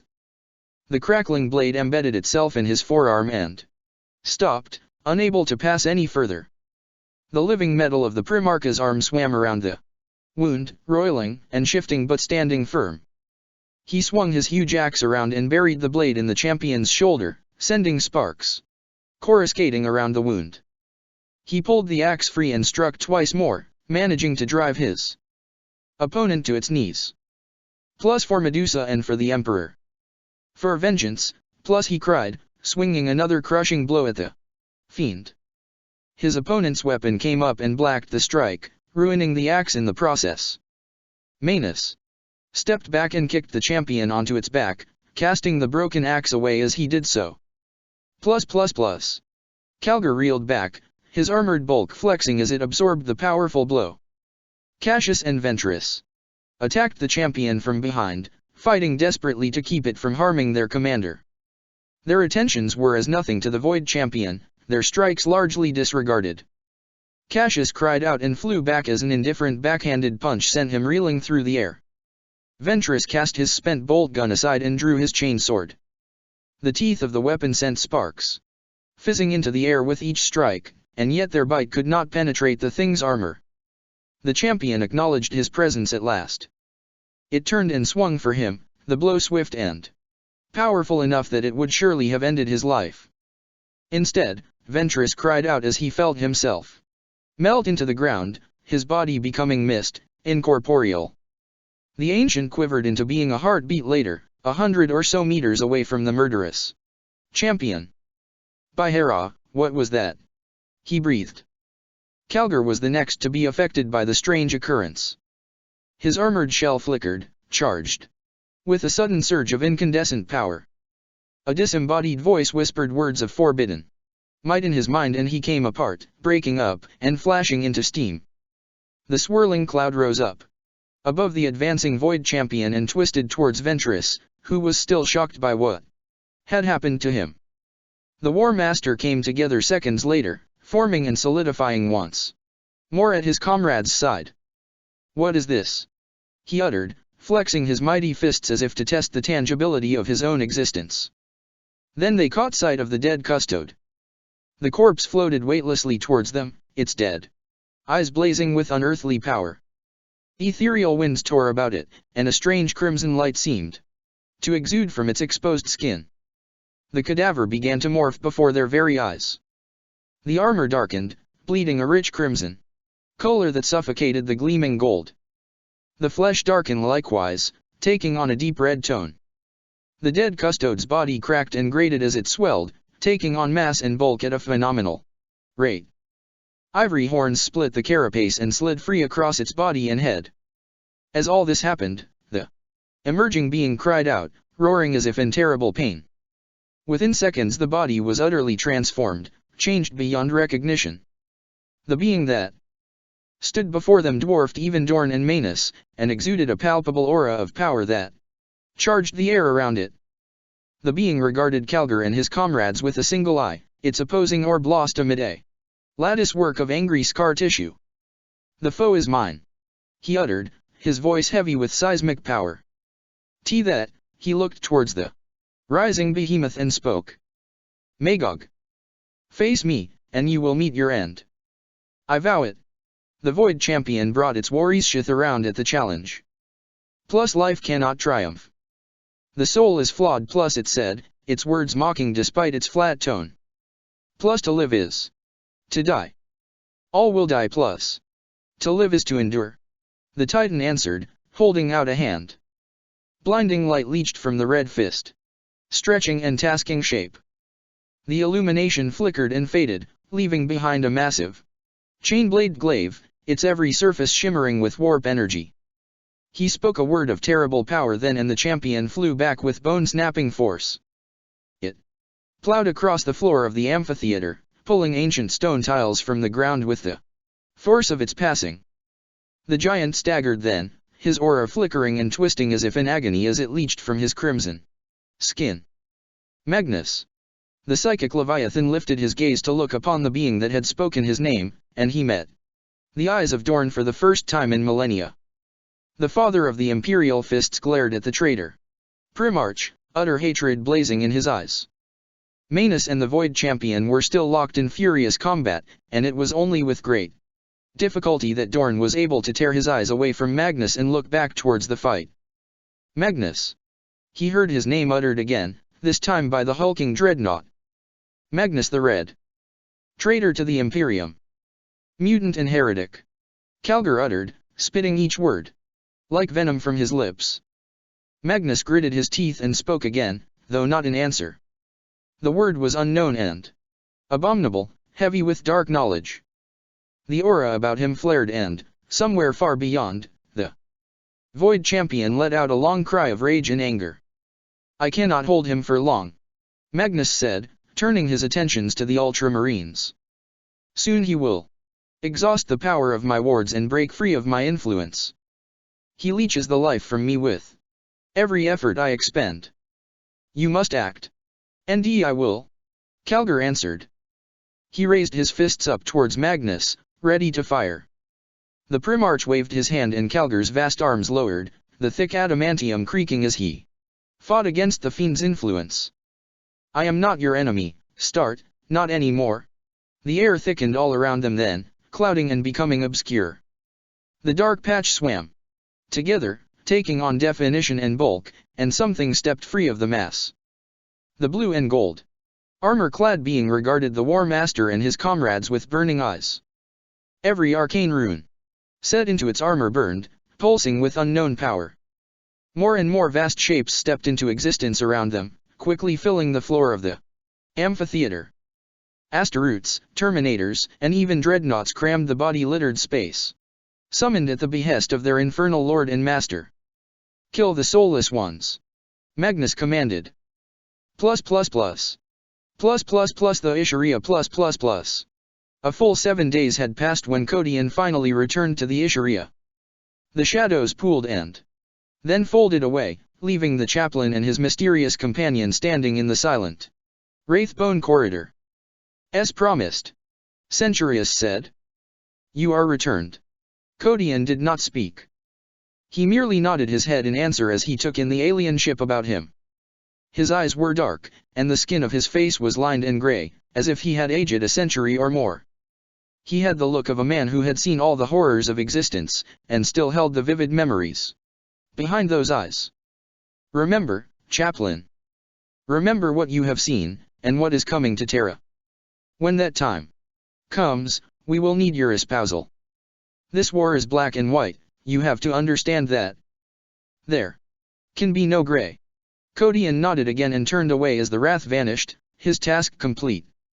Left alone, his mind reeled with all he had experienced and learned, of the wonders and horrors he had seen. The rest of the surviving Imperial forces had no idea that there was a secret war being fought for their very survival, fought by warriors and beings any faithful Imperial servant would revile and shun. Ghosts, traitors and mutants, everyone. He understood the concept of heresy well, for he was a chaplain, and yet he now understood much more.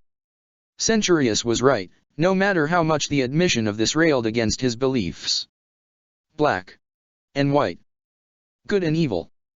Now there were only two factions at large in this galaxy, those who fought to see the Tau take Terra, and those who fought to prevent that. Motivation and intent did not matter, only the result. The enemy of your enemy is your friend. Cryptman had told him that, if memory served correctly. He understood now what the Inquisitor had meant. The enemies of the Tau were allies, for better or for worse. All other differences had to be cast aside, if only temporarily, in order to stop the extinction of the Imperium. There were those, both traitor and Xenos alike, who would still rejoice in the destruction of the Imperium of man. But that would be another battle for another time. He knew in his heart that the galaxy would never see a permanent state of peace, for war was the only constant in existence. Centurius had shown him the truth. War had to endure, to exist, for life itself was built on a foundation of conflict. Sentience came with a heavy price, and that price was war. The Eldar, the Orc, even the human. They all existed but to fight, created to do so. Much like him. He had only questioned his own existence but once in his life, and it was said that every Astarte did so. Without war, what would he be? What would he do? What justification would he find to continue his existence without it? An Astarte was a weapon, built and designed to kill and to fight. There would always be war. Welcome back, Prophet. Your comrades have yearned for your return. The ghostly voice pulled him from his reverie, its icy presence sending a shiver through his mind. After the experience he had endured, the sound of the familiar presence was almost welcoming. My thanks, Spirit. I understand now. I understand why you call me Prophet. You always have, Codian. It is a factor of your mental programming that you have denied your destiny thus far. Monkey can be so restrictive with their own instincts. Accept what you are, for the good of all life. The living depend on you to do that. He understood what the Spirit meant by that. With that he sheathed the Dawnblade and started forward, intent on locating his comrades. We are bound for Terra, I take it. We are. Soon the journey will become perilous, and we will be forced to enter the webway if we are to bypass the Tau's blockade. I cannot lie, the passage will not be an easy one. Much of the original webway was destroyed in this region, and there can be no guarantee that the way is clear. We will endure. Another voice said, no doubt another member of the Phantom crew. That we will. Codian answered. Plus. Echo 6 hurried into the chamber with a gesture, causing the vast adamantium blast doors to swung closed behind him. Tech priests bowed their heads at his arrival and he pushed past them, heading towards the huge communications array at the center of the chamber. Plus activate the Psi Servitors plus he commanded. Plus and arm yourselves with the warp plasma generators plus. The adepts glanced at one another uneasily. This could mean one thing and one thing only. He was coming. As they moved to carry out the Grand Mugos commands, Echo 6 sat himself down before the console bank, activating it with a wave of the hand. The screen came to life, runes swimming into focus. They began to change and cycle furiously as the system came online. Plus secure the link, maximum security. Initiating voice and gene confirmation plus. Seconds passed by. The light given off by the screens illuminated the Grand Mugos face, glinting off the many augmetic implants sutured into his atrophied skin. Moments later, a quiet chime confirmed that the link was established. Plus my lord plus Echo 6 uttered his voice suppressed by palpable wonder. Plus forgive the intrusion, but I have dire news to report. Maferan plus. He managed to say nothing more. The link died, severed by some outside influence. The screens faded before him, all power drained from the system. Echo 6 arched back and rose, anger and disbelief prevalent in his mechanical voice. Plus what is this? I will have the head of whoever is responsible for this negligence plus. He turned to vent his anger upon the adepts and then froze. There before him was a scene he could not have predicted. His adepts lay dead to a man, broken and slaughtered. Only one remained, standing defiant and proud amongst the carnage. Plus you plus Echo 6 uttered, venom in his voice. Plus you would dare to invade my sanctum, plus. The adept smiled, his eyes blazing with inner power. His robes whipped about him as if caught in some ethereal wind. Dare? Of course I would dare, you arrogant piece of filth. I am a god. I know not the meaning of fear. The man spread his arms wide and disappeared beneath the growing illumination emanating from him. Echo 6 raised his arms in defense, mechadendrites snaking from his sleeves and unfurling into defensive munitions. The being saw this and chuckled. Please. You intend me harm? How futile you must realize your actions are. You cannot harm me. Plus you would not dare, Maferan. Kill me and you risk his anger. You speak of fear as if you are immune to the concept. We both know you are not. You fear him plus. A flickering arc of light sprang forth from the being then and slammed into Echo 6. The Grand Mugos screamed in agony as his life essence was leached from him, drawn forth as a glowing column of light that rotated as it was drawn into the Citan, and savored as if the sweetest of treats. Imbecile. The deceiver whispered, consuming the last of the Grand Mugos essence. If he wants a war, then a war he shall have. Your death was a long time coming, Echo 6.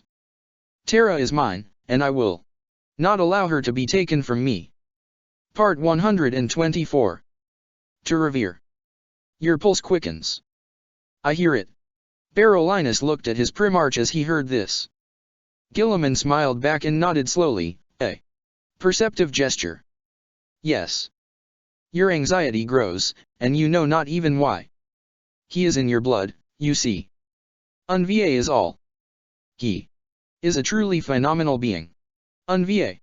Barolinus echoed, almost savoring the word. He is master of this unity, I take it. He is a king amongst kings, Barolinus.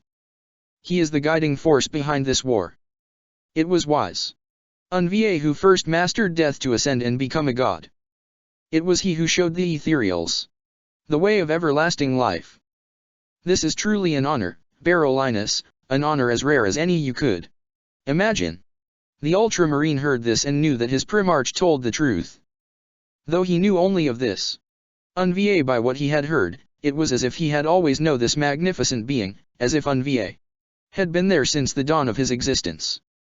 He had never laid eyes on the prime ethereal, nor had he ever seen any representation of what the being looked like. Even so, it was as if he could see the divine Tao in his mind, as if he had laid eyes on his perfection every day since he could remember. Even as he thought this, he felt his mind and soul darken, as if repulsed by such concepts. A moment of clarity passed over him then, and he braced himself, awaiting the inevitable voice of his dark conscience. It did not come. He had not heard from the whispering voice for hours now, ever since they had begun their approach to the chambers of Unva. He could not understand this, and yet he was grateful to have his thoughts his own once more. Still it was as if the presence was in hiding. Afraid. The duo reached a large iris and Guilliman slowed. Barolinus followed suit, taking in the vast shape. As he did so, several hulking automatons shifted their massive bulk to look upon the arrivals. Scanning systems ran needle-thin beams of light over the power-armored warriors. Barolinus eyed the machines with caution. He knew now from experience that the Tau employed huge numbers of such constructs in every aspect of their lives, but these were far different from anything else he had yet seen. As cold and emotionless as any other Tau machine, there was nonetheless something that set them apart from others of their kind. He could not place it, but the dark core of his soul squirmed as if in warning. He realized then that he had never quite felt so alone before, in all his recollection. "Let us pass," Guilliman commanded, quietly but with adamant intent. "The master of the undying spirit awaits an audience with us. Machine or not, you would dare test his will." Barolinus was not left surprised when the machines did not outwardly respond. Whatever his primarch had said did the trick though, it seemed.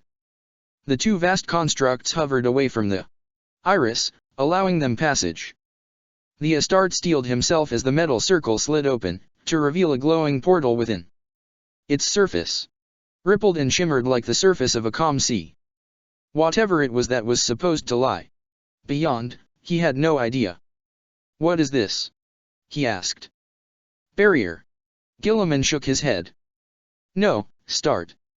Gateway. The Tau have mastered many things, my companion, science foremost. Among them. Have no fear, the portal is perfectly stable. Come, follow me." He did not argue. He looked on as the primarch slid through the barrier and out off sight, the slightest of breezes catching the exposed flesh of his face at his gene father's passing. He held his breath, cleared his mind, and followed. Plus plus plus. Plus plus plus the Ziggurat Imperialis plus plus plus. Plus plus plus the Imperial Palace plus plus plus. Plus plus plus Terra plus plus plus. What treachery is this, Magnus? Dorn snarled, snatching up another fallen custode weapon.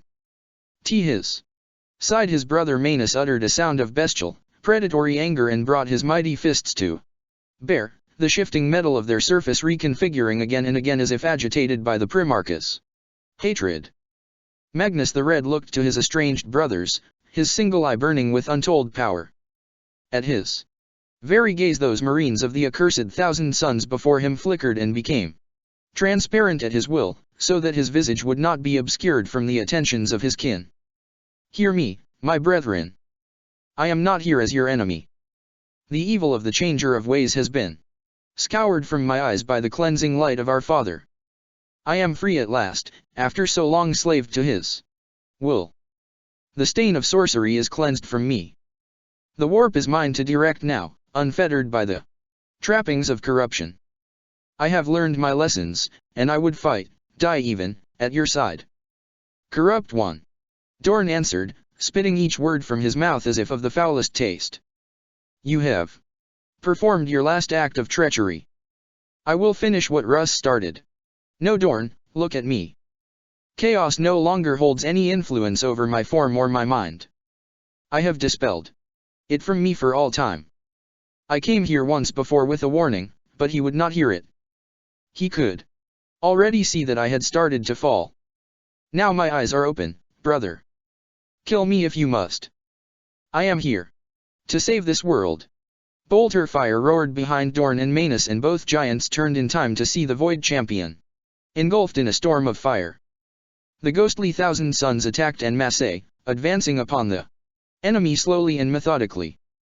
They did not regard the two Primarchs even as they passed by, as if they were not aware of them.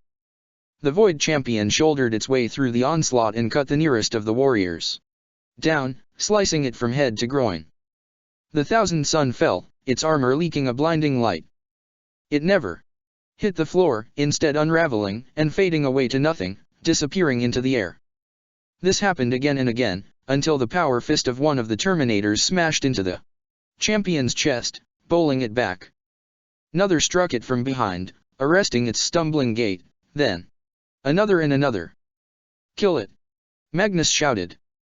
Put it down while you have the chance. Plus. The flickering light of the many campfires twisted and froze, distorted by the swirling wall of shadow. The sounds of the raucous inhabitants of the camp filled his ears the moment he emerged from the abyss. Laughter. Anger. The bull hollering of agitated food things. The nasal screech of the runts. The cacophony stirred something within him, something nameless, something that had become dulled during the long darkness. His mind held no memories of how he had come to be here, or indeed anything he could recall as recent. It ached, groaning beneath the weight of the changes inside his head. He had no idea where this even was. He let out a low growl and stumbled forward, his huge hands flexing. There were so many here, their collective stench was thick in his nostrils. As he advanced he began to feel them in his mind, as if he could see them all individually, a sea of flickering light. A strange and unexplainable concept came to him then, unbidden and incomprehensible. He felt as if he would be able to reach out and touch that sea, to add to it, to agitate it and set it ablaze. This train of thought hurt his brain and he dismissed it, for he had always preferred action to consideration. Thought was a last resort, needed only when might and muscle had failed to crush the enemy. He became aware of raised voices and shouts in his direction. The others had noticed his arrival. He regarded them as they approached, at first ignoring the threats and vocal protests to his presence in order to look upon them. They were feral. They wore rags and furs, and their skins were painted and tattooed. They wielded choppas and spears, and a few of them brandished crude guns he knew had not fired in an age. They neither believed in nor understood the concept of such weapons. He would change that. What's this? One of the orcs snapped, loping forward. It brandished the crude spear in its hand as though the makeshift weapon would pose any kind of threat to him. Straggler, that's what. Gut bleed I'm dry. Let Grognax strip his skin from his bones. He straightened, his mighty fists tightening. The glow of the campfires glinted off the metal plate, welded to his skull as he ran his eyes over the throng, searching for the biggest, meanest orc he could see. It did not take long before he spied his objective. You. The hulking war boss growled, thrusting a stubby finger at him. You don't belong. You is wandered into the wrong camp, lickspit. Dis is Grognax's turf. The orc pulled a huge choppa free from the leather straps at his back and brandished it with menace, saliva running from his vast maw. You is gonna feed the squigs, boy. You is gonna. The rant of the war boss ceased abruptly as his fist smashed into the orc's jaw. The blow was so powerful it detached the war boss head and sent it spinning back amongst the others. The body of Grognax fell first onto its knees and then, after a second of pause, crashed into the dusty earth. Sarded, he uttered, clapping his hands together. For several long moments, none of the other orcs said anything. He placed his fists upon his hips and took in the slack-jawed crowd, his augmetic eye glinting with a crimson light. The orcs shifted uneasily all around him, unsure of what to do next. They had just watched their war boss fall to a single blow. What's a matter? You never seen true orkiness? Paw, dirt grubbin, fearls, is all you are. He spat, kicking at the headless corpse at his feet. Though it had never really occurred to him to question where he was, he gestured at the surrounding terrain, and as such the unknown world itself. How is it dat orcs come to be here, in dis crud baked nowhere? Cowerin', hidin' like dogs. Dis is wrong. You're an insult to green, all of you. Oh? And who are you, Darkhide? The crowd parted to allow another of the orcs through. He sniffed and looked the newcomer's way. What he saw caused his mountainous brow to furrow. Confusion caused his ache in his brain to intensify. The orc was unlike any of the others. In fact, it was unlike any other orc he had ever seen. Despite this unfamiliarity, a part of him recognized what the strange figure was. The orc wore a simple leather loincloth and was bedecked with all manner of bones and wooden totems. An elaborate headdress of colorful feathers crowned his head, and his pale skin was daubed in blue and white war paint. He carried a simple copper staff, and as he moved through the throng the rod lit up again and again, attracting the ghostly wisps of energy that seemed to leak from its brethren. Word boy, he growled, shifting his bulk to face the orc. His counterpart's eyes glowed with an unearthly green light as he regarded the powerful figure before him. You have power, Darkhide. Power enough to smash Grognecks. You is not from this place. I is Thrika. He replied, shaking his head. He could feel his mind changing still. Something was quickening inside him. Something was changing. Memories were fighting for dominance in his brain. Both his own and others still that did not belong to him as an individual. Memories that stretched beyond the self. Gajkul mag Uruk Thrika. I is the hand of Gorkin Mork. He tapped his armor-plated skull. In here. We forgot, see? For so long, we forgot the real stuff. De Gaj are closer than you think. They never left us, we forgot what is real. The other orcs roared and chafed at Thrika's words. They slapped one another and shook their crude weapons in the air. Grots and squigs danced around their feet, agitated by the furor. Only the Vade boy seemed fairly calm amongst the rumpus. Quiet, Thrika raged, sweeping a hand before him. The horde immediately fell silent, nervous eyes darting his way.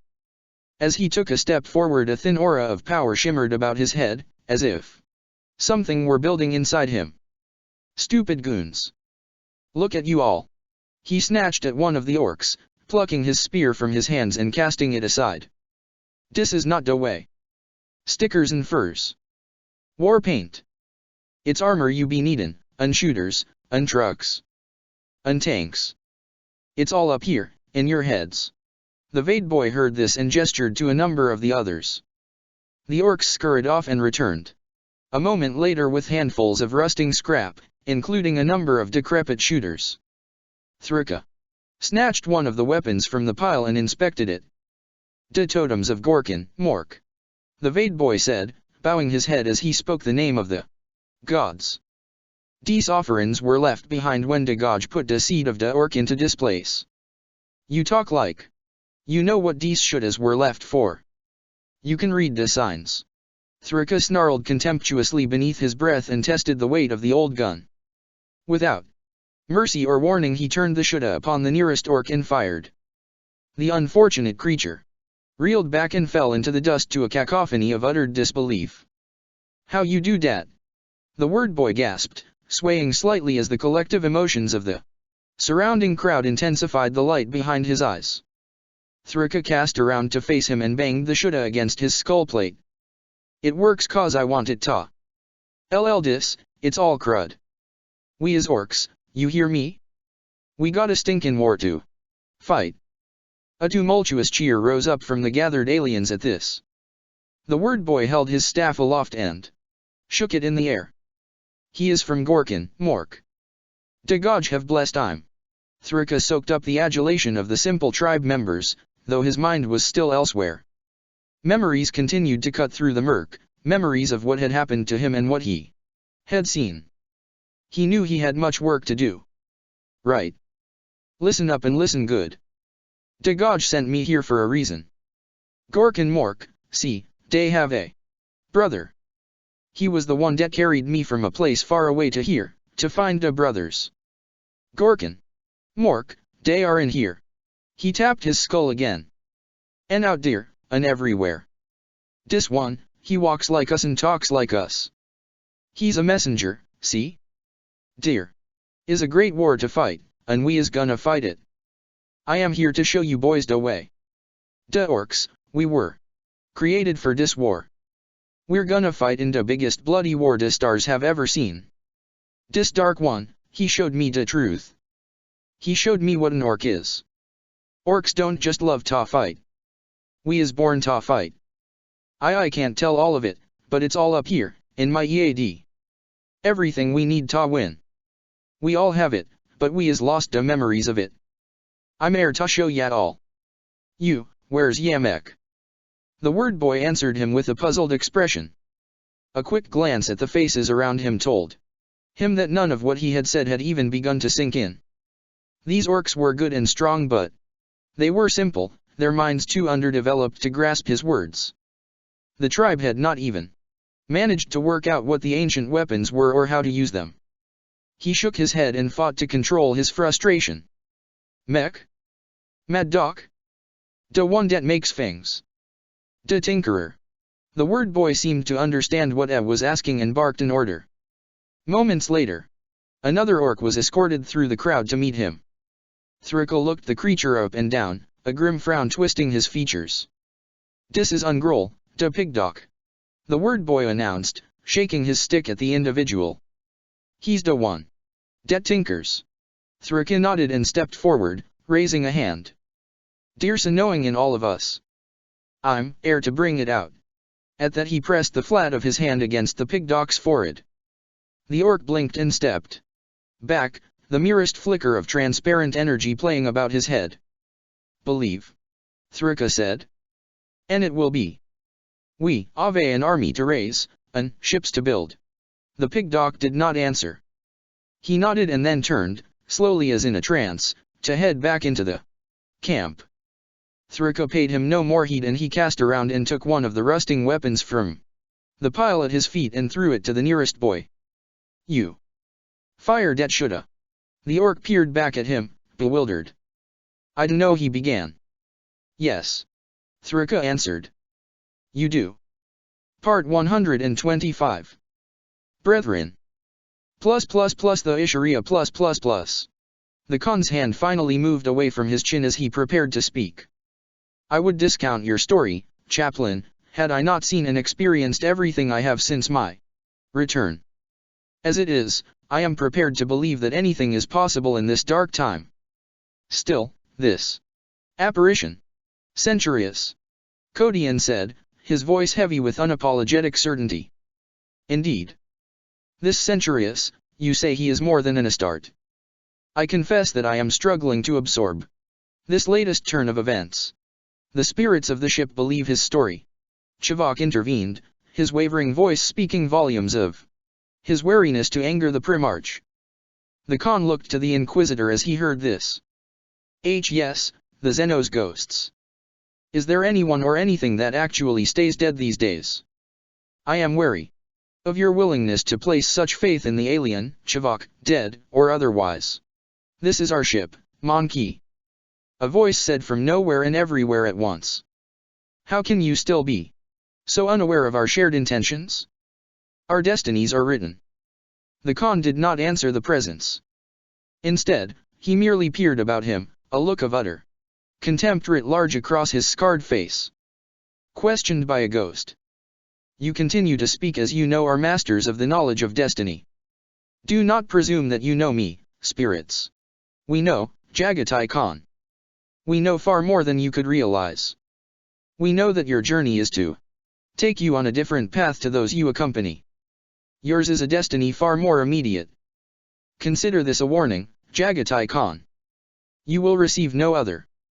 The Khan sneered at this and turned his cheek, a symbolic Kogurus gesture of dismissal. Kodian shifted then, as much to diffuse the tension as to take charge of the conversation. I understand that much of this is hard to absorb, Khan, but I speak the truth. What I have seen, I know to be the absolute truth. He flinched, feeling the atmosphere of the chamber alter. The air became less dense and charged. He knew that the shift meant that the spirits had departed, no doubt insulted by the Khan's terseness. The others seemed to sense this too, all apart from Gormat. He looked around him, mystified by the reaction of his comrades. Have I missed something? They have gone. The Kadayan answered, gesturing with his thumb as if able to pinpoint the mysterious and uncountable souls of the ship's eternal crew. Grungy watched Ligur for a moment as the librarian shivered, experiencing the effects of the change more than any other.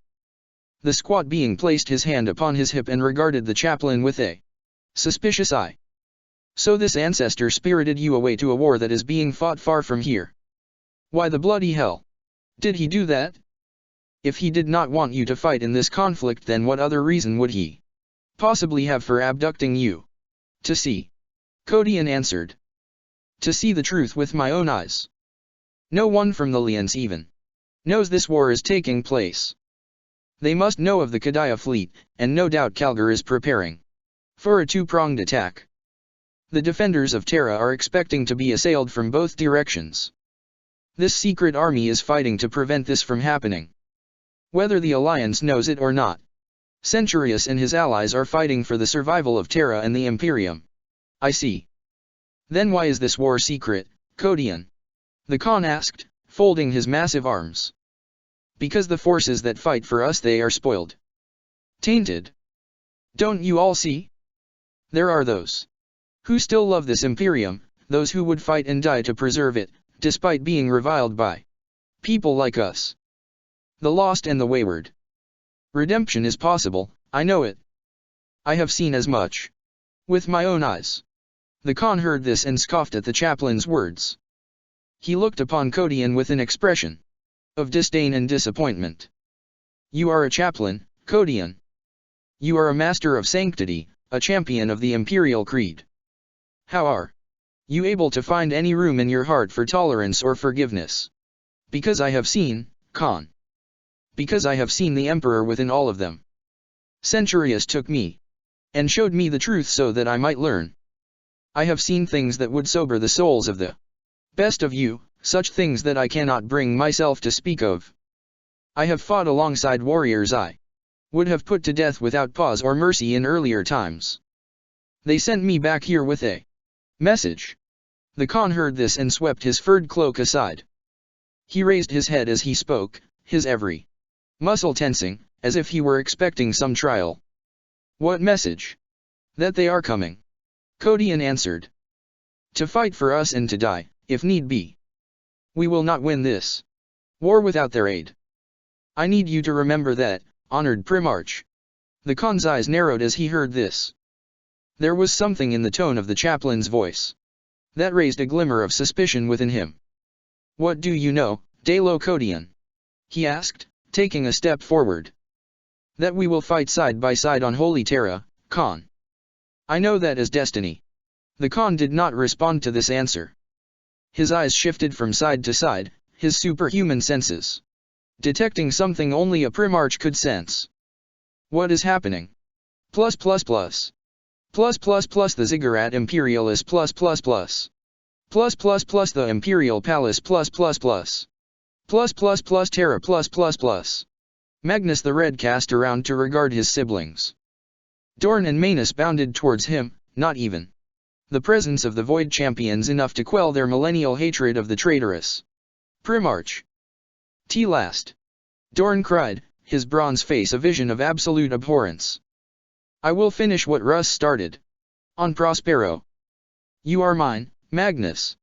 The Thousand Suns Primarch braced himself, bringing his chain-blade glaive around in defense. Manus. Dorn. This is not the way. We are enemies no longer. Plus we will be enemies past death, Magnus, plus Manus roared, flexing his massive hands. Plus you were weak, too weak to resist corruption. You will be purged, plus. With a gesture the silent warriors of the Thousand Suns moved to their Primarch's aid. Power. Armored bodies converged in an attempt to halt the rampaging duo. None came close to succeeding. Listen to me, Magnus demanded. This is madness. We have a common enemy and we will not stop them unless we work together. We cannot allow the Void Champions to succeed. Neither Dorn nor Manus listened to his pleas. Magnus parried Dorn's first blow and sent the mighty warrior sprawling with a sweep of his glaive. Manus attacked and through sheer ferocity and effort persevered, beating back every attempt by Magnus to dispel him. The Thousand Suns Primarch uttered a word of power and became incorporeal, his hazy form allowing each successive blow to pass through him without harm or resistance. I implore you, hear me. Magnus raged, his ghostly form blazing. I am returned to the fold of the Emperor, and I bear a gift. It falls to me to fulfill a legacy that has been mine to discharge since the days of the heresy. I am the shepherd, and I come to return the flock. Stand down and let me realize my destiny. Your destiny is to die. Dorn raged, picking himself up. Magnus shook his head. No, brother. Above all else, my destiny is to reunite. With that Magnus raised his hands and a blinding light filled the chamber. Lost amongst the illumination, the Void Champions roared their frustrations out into the ziggurat, frustrated by the interruption. Neither of them could have guessed what the repentant Primarch had planned. Ventress stumbled as the light stung his eyes and burned his lungs. He felt himself brush past the War Master's armored bulk and clutched at it for support. He could see or hear nothing. Magnus had quickly and violently become an inferno of such intensity that everything was scoured from existence. His inner ears shook beneath a noise so intense that it could not register. Betrayal! He cried, staggering away. We are betrayed. No. Salvation. He recognized the voice in his head as belonging to Magnus, and knew that the same voice echoed through the minds of everyone else present. All that was once cast asunder, be reformed. The end time is come. Let the legacy be fulfilled. First shall come the brothers of faith, the incorruptible. They shall be the first. Let the darkness tremble. A burning wind buffeted his face then, powerful enough to push him back. He raised his hands to fight against the unnatural phenomenon, its searing touch like acid against his skin. The wind was charged, like cinders and ozone, and stung his eyes like ash. It was the warp, he knew that. It was the raw stuff of the Empyrean. Something happened to existence then. Something changed, shifted. He felt his mind dull and grow heavy, as if a great pressure had suddenly descended upon the chamber. The weight of a combined presence not experienced for thousands of years. The first thing he saw when his vision returned was the vast, dark shape hurtling towards him. He felt his soul twist and knew that his life was about to end. He could not hope to fight these Void Champions and live.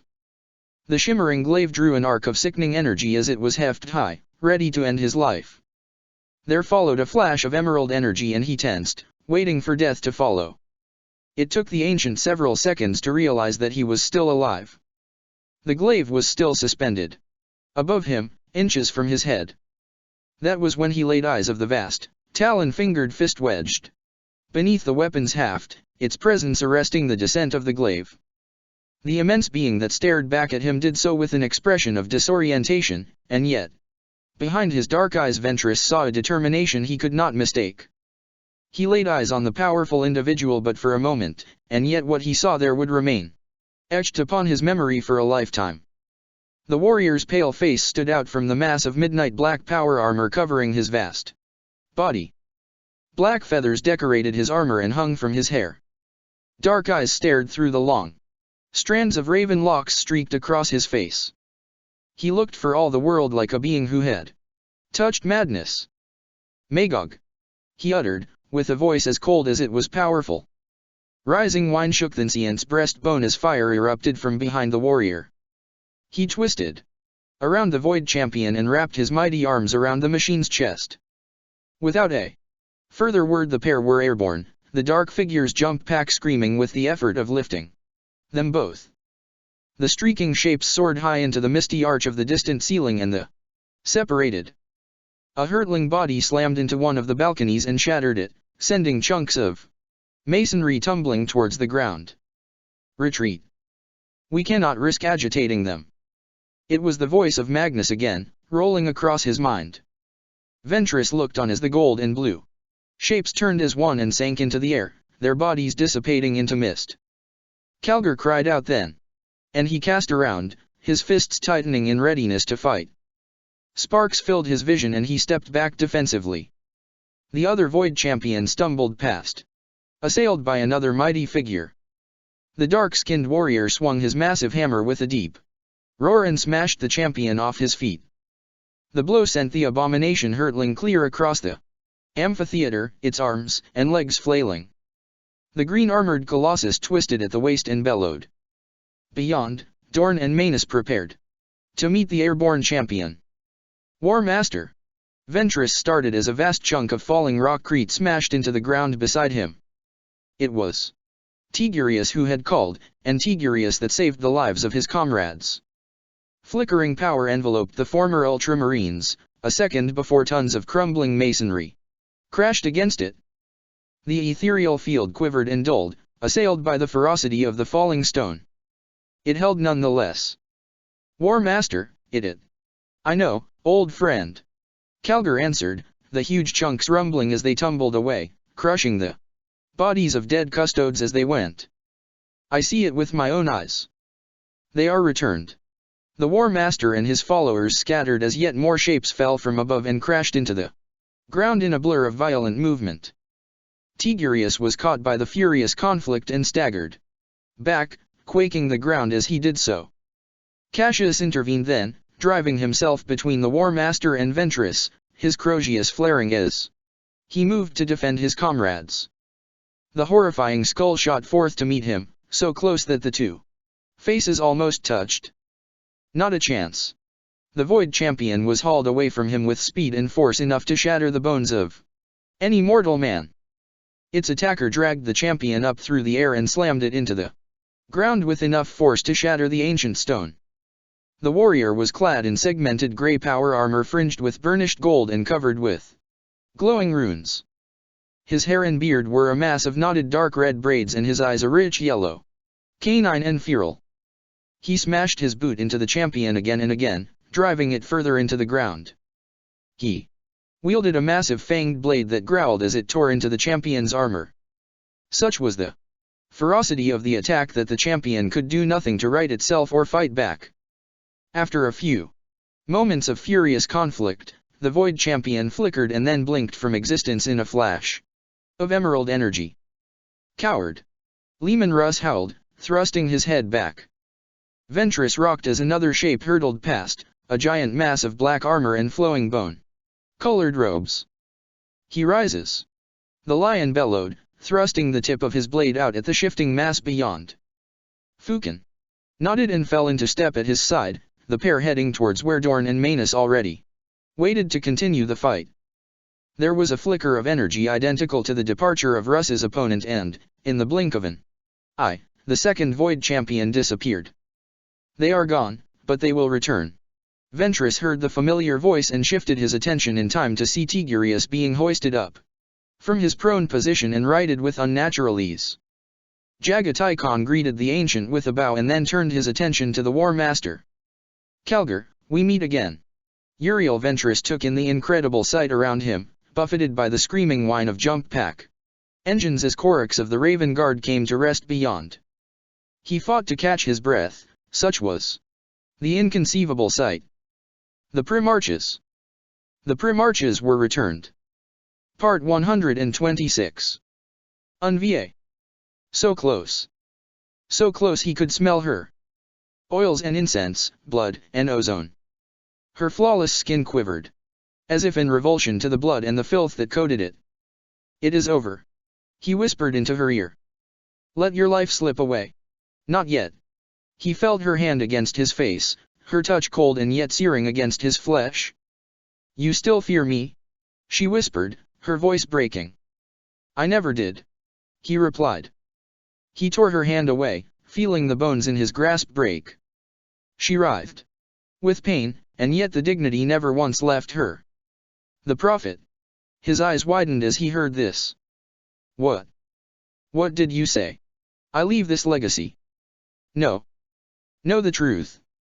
See the lie within. If only for the briefest of moments. Doubt. He is coming, Primarch. See it as I have seen it.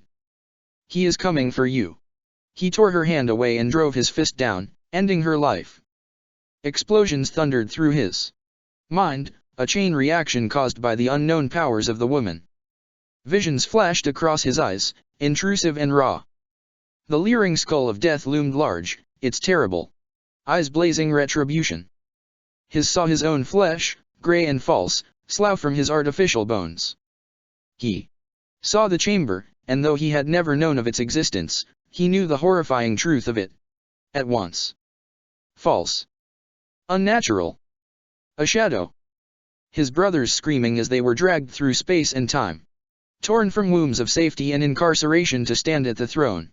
Cold. Death. Isolation.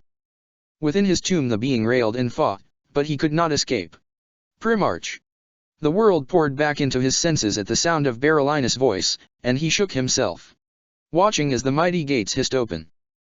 The memory of the saint faded in his mind, her face disintegrating and turning to mist. He gathered his thoughts and stepped forward into the chamber, dismissing the vision. Berolinas followed his Primarch, squinting as his eyes adjusted to the gloom. You are blessed to be here, Guilliman said. Berolinas did not need to be told. At the center of the chamber was a vast, circular machine. There were many Tau figures sat around. The device, only visible thanks to the pale illumination that shone onto the gathered faces. He observed this as he passed, taking in the strange sight. Every Tau there seemed emaciated, almost half dead. None of them appeared to be conscious, and each individual looked to be attached to the device by wires and tubes. At the center of it all, the unknown machine pulsed and crackled, glowing green energies coruscating about it. The ethereals, Guilliman whispered, seeing his interest. They can neither see nor hear us. Thanks to the wisdom of Envie, they have long since ascended to another plane of existence.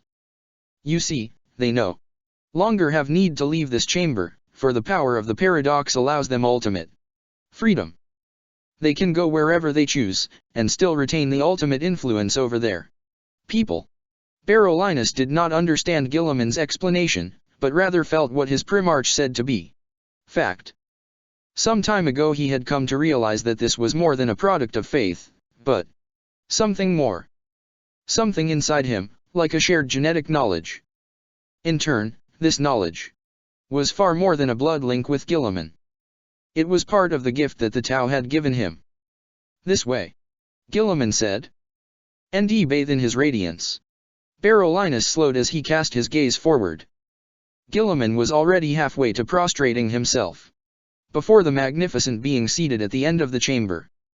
Kaigula il Porui, it uttered, its voice heavy with palpable power. My lord Envie, the Primarch replied, touching his forehead to the floor. I am here at your pleasure. Berolinas blinked. He found himself mirroring the Primarch, his head lowering unbidden to the deck. Once he had genuflected, he rose, blinking again, as if his eyes were unable to accept the splendor of the being before them. He had not known what to expect, and now, kneeling before the absolute commander of the Unity, his every expectation was blown away.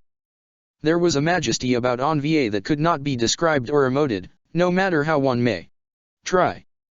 He literally shone with a radiance, and unlike the other ethereals, he was neither emaciated nor bound.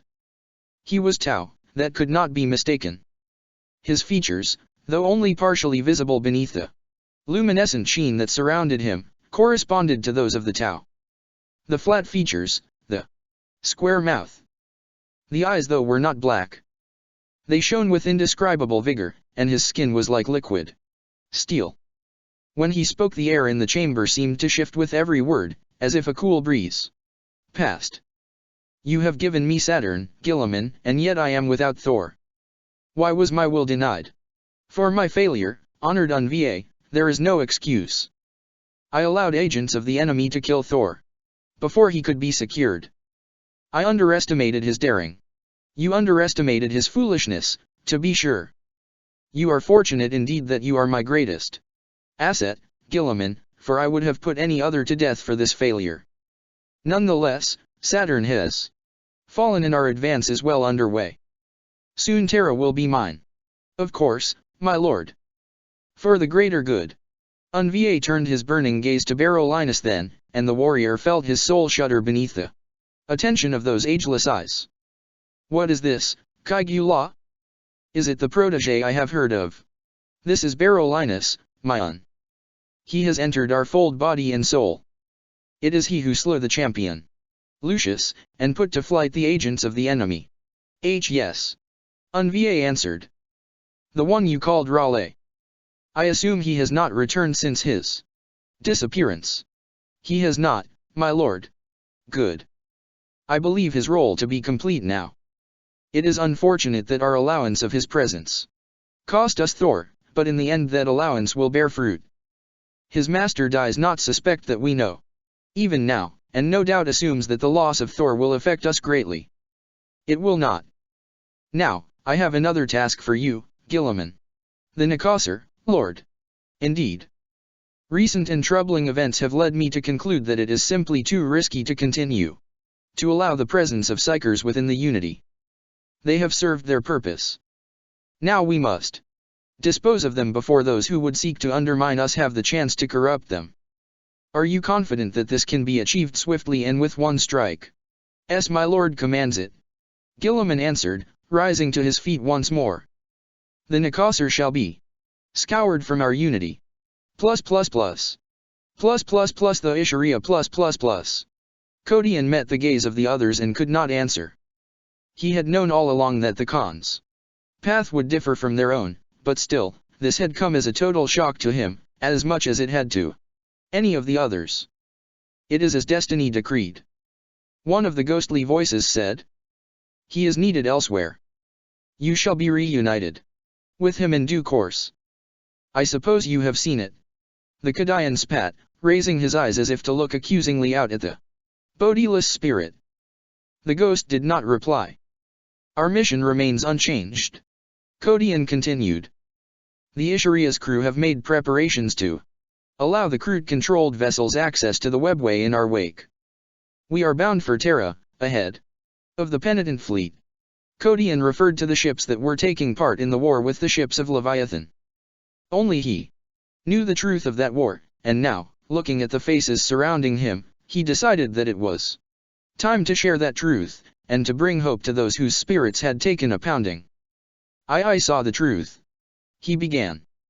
And I saw hope in that truth. I saw that one of the core ideals of the Imperial Creed is flawed. Chaplain Shavak began, rising slowly. The others responded likewise, made uncomfortable by Codian's near heretical comment. The chaplain held up a hand in a gesture of placation. Repentance. Forgiveness. For so long the Imperium has railed against the traitor and the heretic. And with good cause. Ours was a lesson that was driven into the heart of the Imperium like a knife. And we learned from his betrayal that the sins of the fallen could not be allowed to repeat themselves. The problem is that this lesson hardened us beyond the ability to assess the gray areas between what it is to be faithful and what makes a heretic. The ability to believe in the prevailing good of a person has been driven from us. Like Luther, there are those that seek genuine atonement, those who would give their all, who would die to see that realized. What are you trying to say, chaplain? Liguor asked.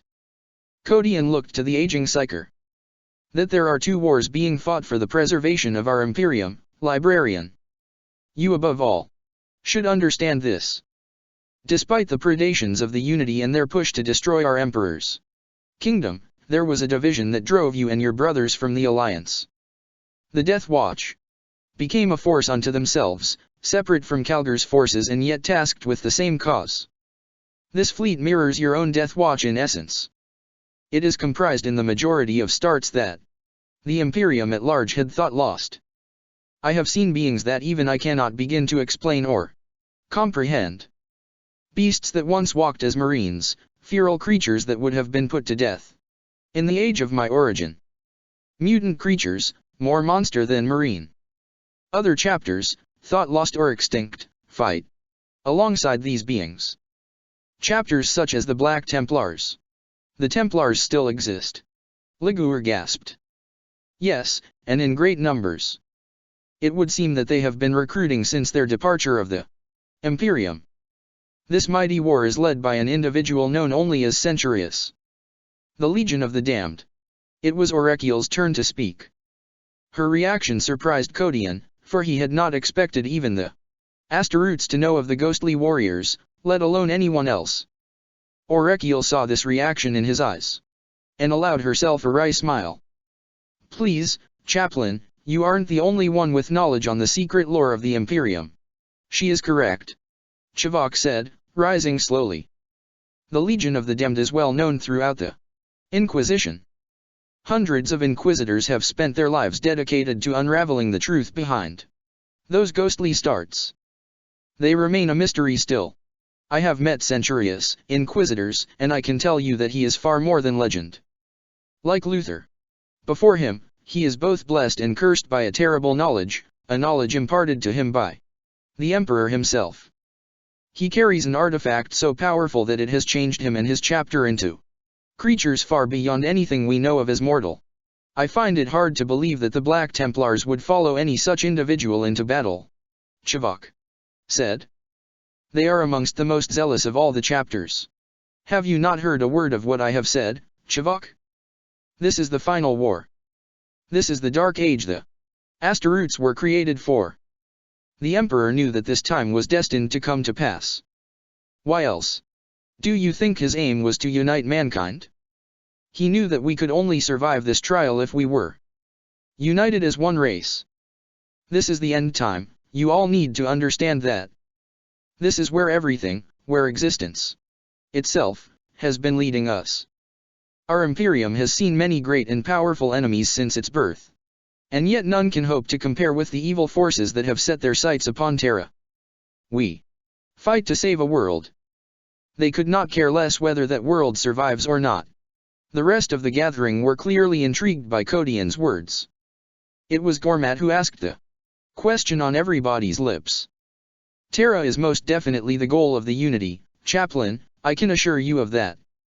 Unva recognizes the symbolism in her, and seeks only to take the world as a sign of power and a demonstration of what the Unity can achieve. When Terra falls, the last elements of rebellion in this galaxy shall crumble in the planet's wake. Terra is the final bastion. Codian looked to the Xenos as he heard this. Forgive me, Tau, but you do not understand. I do not speak of the Unity. The Tau, for all their power, are nothing but pawns themselves in all this.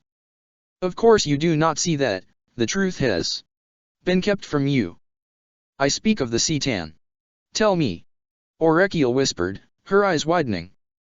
Tell me all you know, Chaplain. That they are to rise again, Inquisitor, but you knew that already. This is all about them. It is they who seek to use the war against the Unity and the Imperium to bring about a new and terrible age. An age where they rule supreme. Even now they gather their forces and their strength, these dreadful four, ready to finish what they started millions of years ago. Torvis rose in anger as he heard this, his face red with disbelief. This is absurd, all of it. How can you tell us that our greatest enemy is one that we have never fought, never even heard of? If these Citan are so powerful, then how come they are so unknown? Because that is part of their power. Orekiel answered, opening her hands. How can one prepare to fight against a foe he does not know even exists? We are speaking of an evil to timeless, so vast that it has slain in slumber through the ages.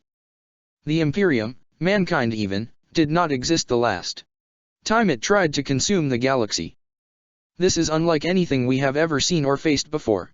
Marine. These Citan. Re they powerful enough to beat the Unity? Gormat answered.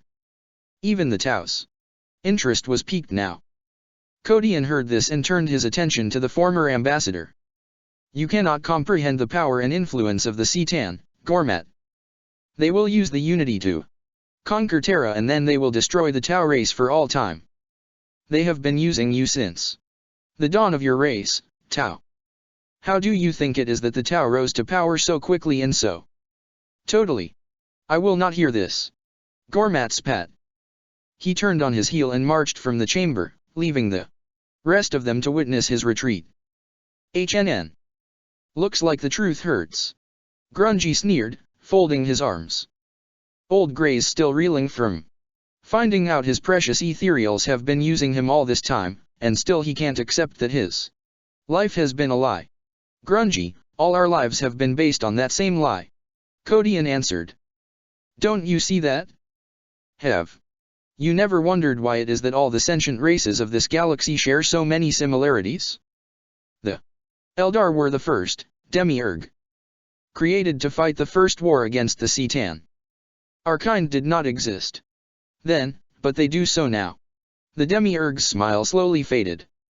You suggesting that we were cultured? Grown, like bloody orcs. Yes. New war, new warriors, Grungy. That is why we exist. The demiurge spat on the floor and shook his head. I am beginning to see things from the Tau's point of view. I have followed you into many battles, Codian, and fought alongside you, but I will not hear this insult. The demiurge were forged upon the anvils of the ancestors, not born as part of some experiment.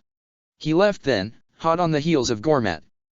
I understand the alien's frustration, Codian. Liguor said. You cast aspersions on the origin of us all. Man was not created by any god, you know that, and man's destiny was forged by the Emperor, not some ancient Xenos race. The truth is as I say. Codian answered quietly. However hard it may be to accept.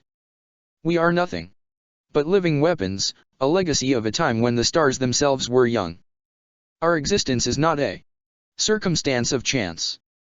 The birth of our race was preparation. The librarian's face hardened upon hearing this.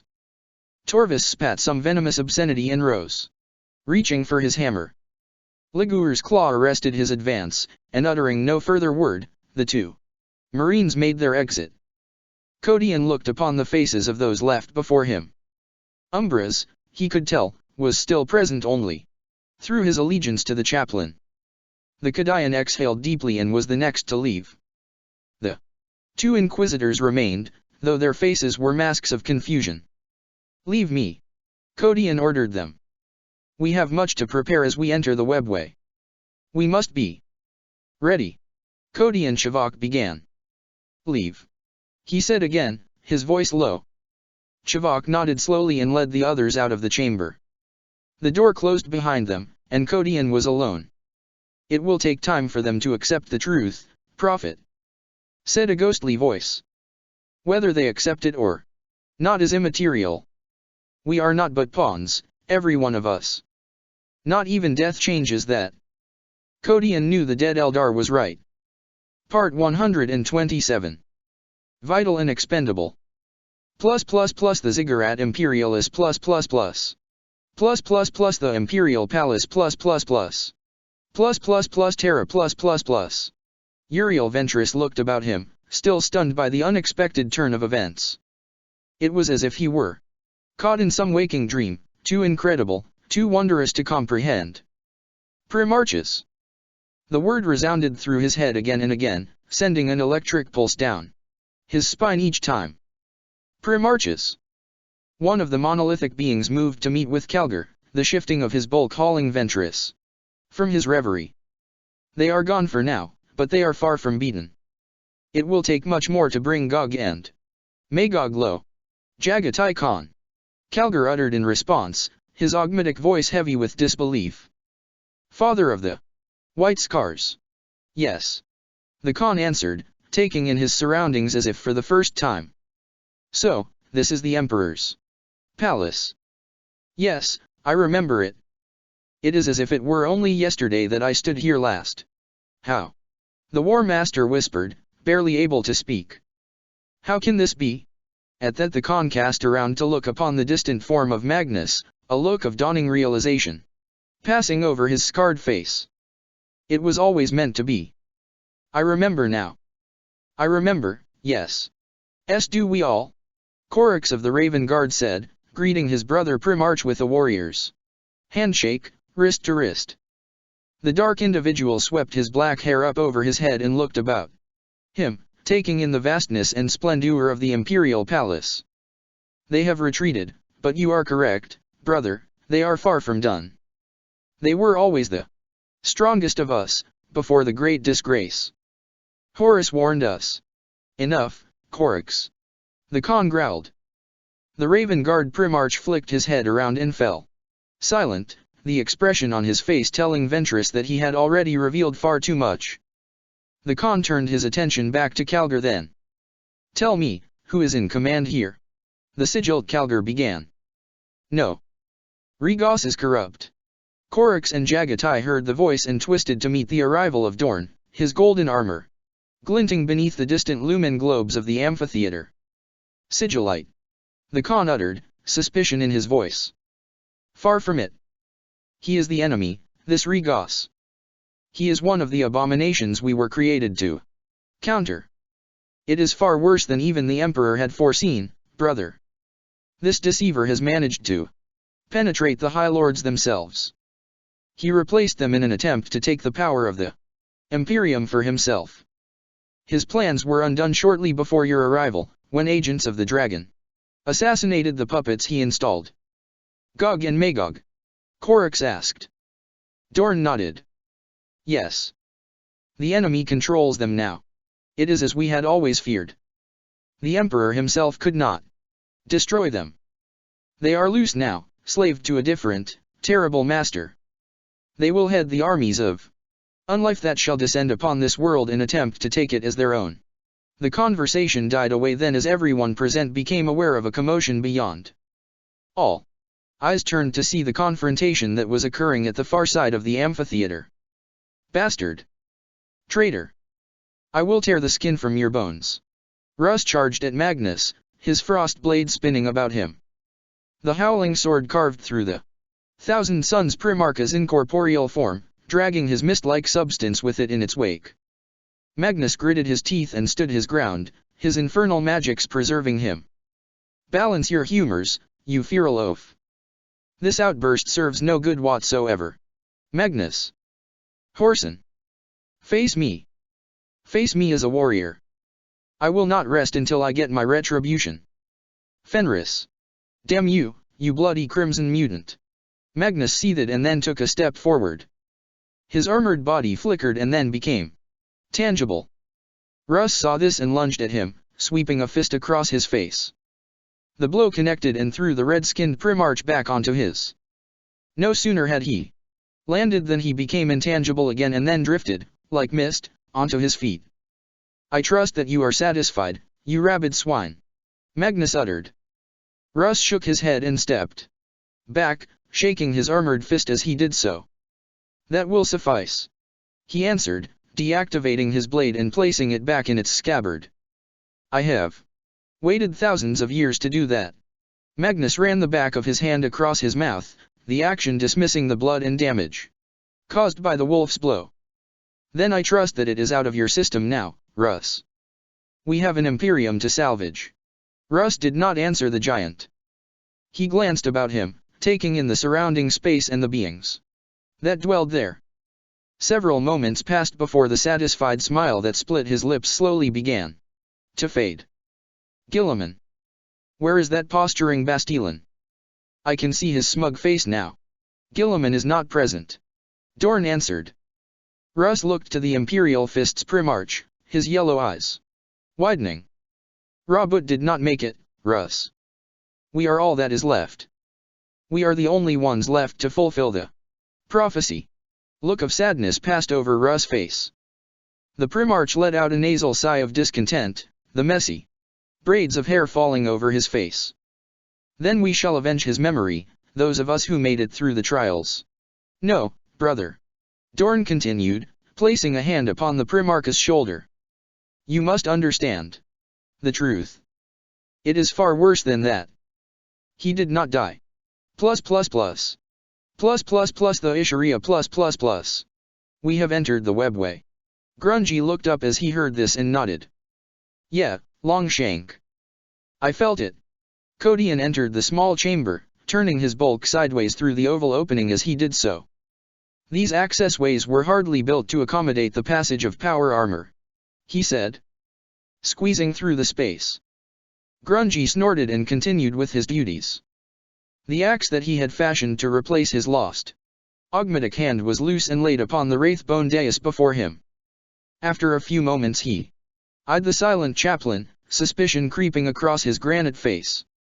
I take it you are here to sully my origins further, Kodian. What is it now? Were my forebears the product of the unholy union between Orc and Daemon? Kodian did not answer immediately. He moved to rake a seat beside the demiurge, the translucent organic ledge he chose creaking softly beneath his weight. It was not my intention to offend you, Grungy, but it seems that I have been tasked with revealing the truth, no matter how unpalatable that truth may be. There is nothing I cannot reveal about the origins of your race that stain your past as much as my own. None of us are exempt from this, no matter what we are. So, you really believe that we were created by other beings? That everything we know is the legacy of some galactic plan? Yes, Grungy, I do, and I hate what I know to be the truth. I have chosen to confide in you because we have fought and survived so much. We are brothers in battle, if not in blood, and I never once suspected that I would count a member of another race as such. Don't you see? This knowledge is enough to change a man. All I know, all I have seen, it causes everything I knew before to pale. None of the old ways truly matter. Our hatreds, our petty rivalries, they are nothing more than folly. Sentient life cannot afford to stand separate and isolated. We were created to be a unity. HNN. You would fit in well beside the Tau. This is serious. I need you of all of them to understand exactly what my message means. Everything, is a consequence of the ancient war with these C'tan. Every single facet of our lives is controlled by fact that they exist. What do you know of Horus, Grungy? I know of his legend. Horus was the greatest schism ever to shake your imperium. The ancestors sing of those dark days. Your Horus brought chaos into this universe, Kodian, and had he succeeded, he would have ended all life. Horus was a tyrant and a traitor, yes, but what if I told you that there was more to his treachery than was ever recorded? What if I told you that Horus, along with fully half the military might of the Imperium, rebelled against the Emperor because they learned the truth? Grungy's answer was not vocal, but it was an answer nonetheless. He placed the axe upon the surface before him and shifted so that he was facing the chaplain. His interest was clearly piqued. The gods of the warp wished to see Terra destroyed because they saw what was to come to pass. Kodian continued, looking away from the squat alien, as if racked with shame. The Emperor knew, and that was why he created us, why he set about bringing the worlds of man beneath his control. My kind was to be the new militia, the Grand Legion. You see, the Eldar had once been the shining jewels in the crown of the old ones, but for all their grandeur and superiority, they proved to be flawed. Emotion. The power of the warp was their greatest ally, but in the end it proved to be their greatest weakness. The Eldar were too closely linked to the warp, and thus they were easily manipulated by the forces within that they unwittingly brought to sentience. Your words flow like water, Kodian. Grungy said, shaking his head. Like the stream, too fast and too malleable to absorb.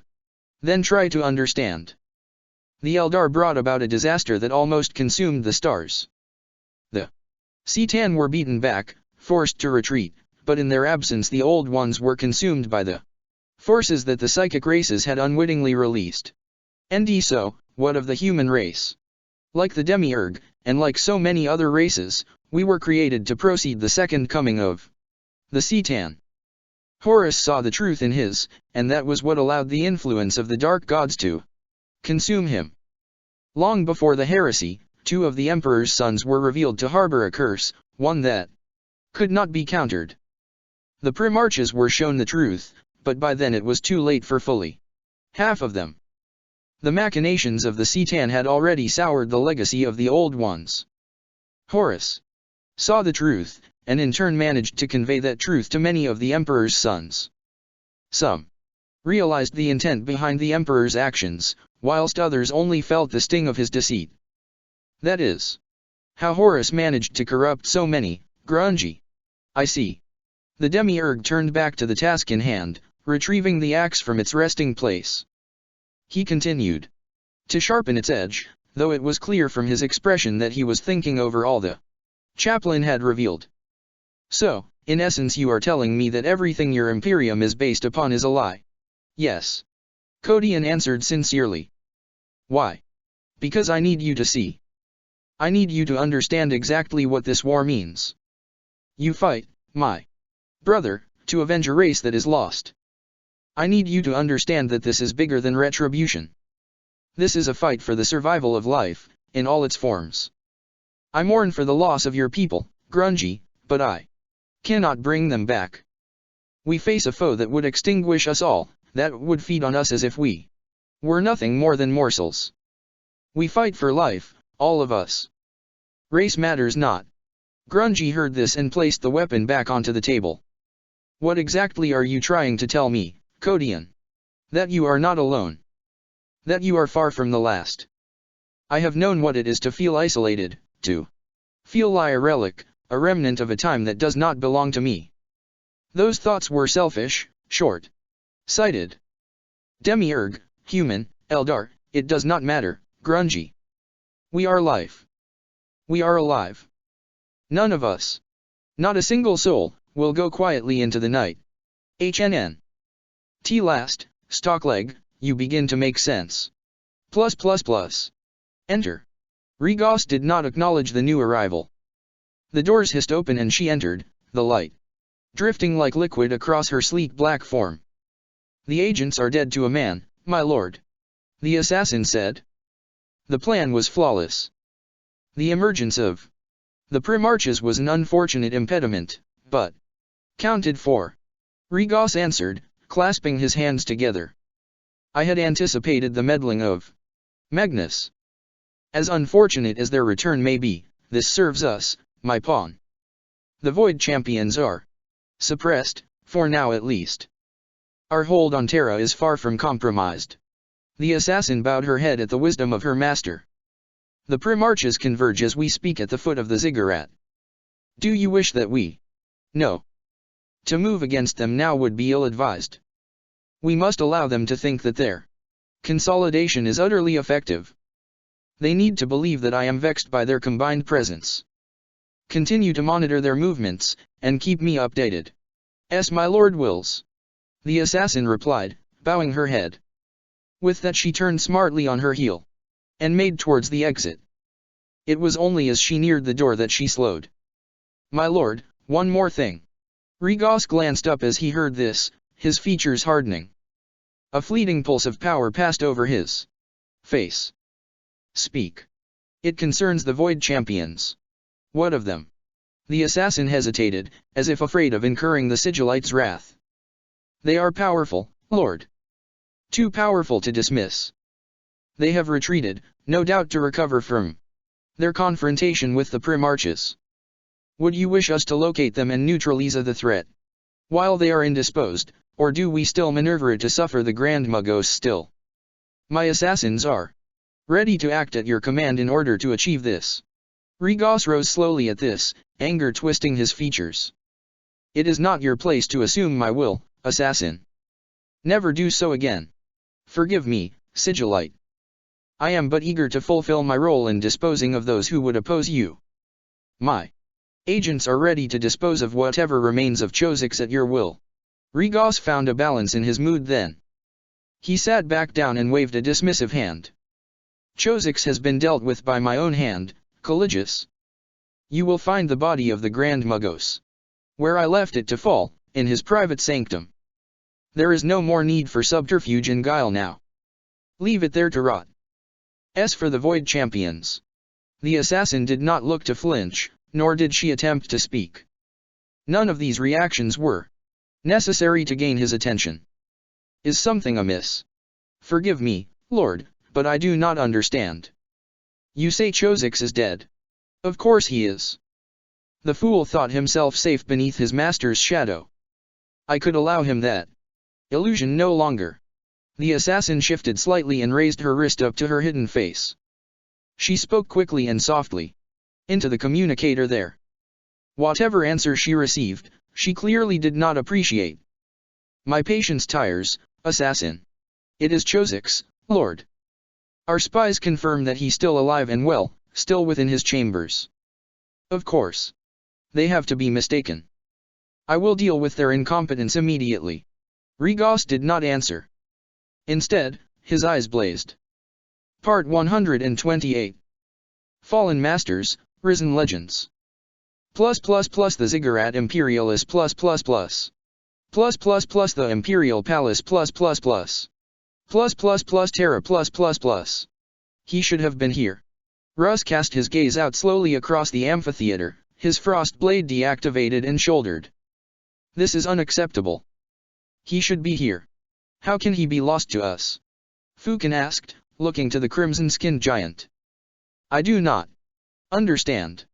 He cannot be reached. Magnus replied, regret evident in his voice. This was unforeseen. We did not know that Guilliman would be taken by the Tau. He has been corrupted, like the Lost Brothers.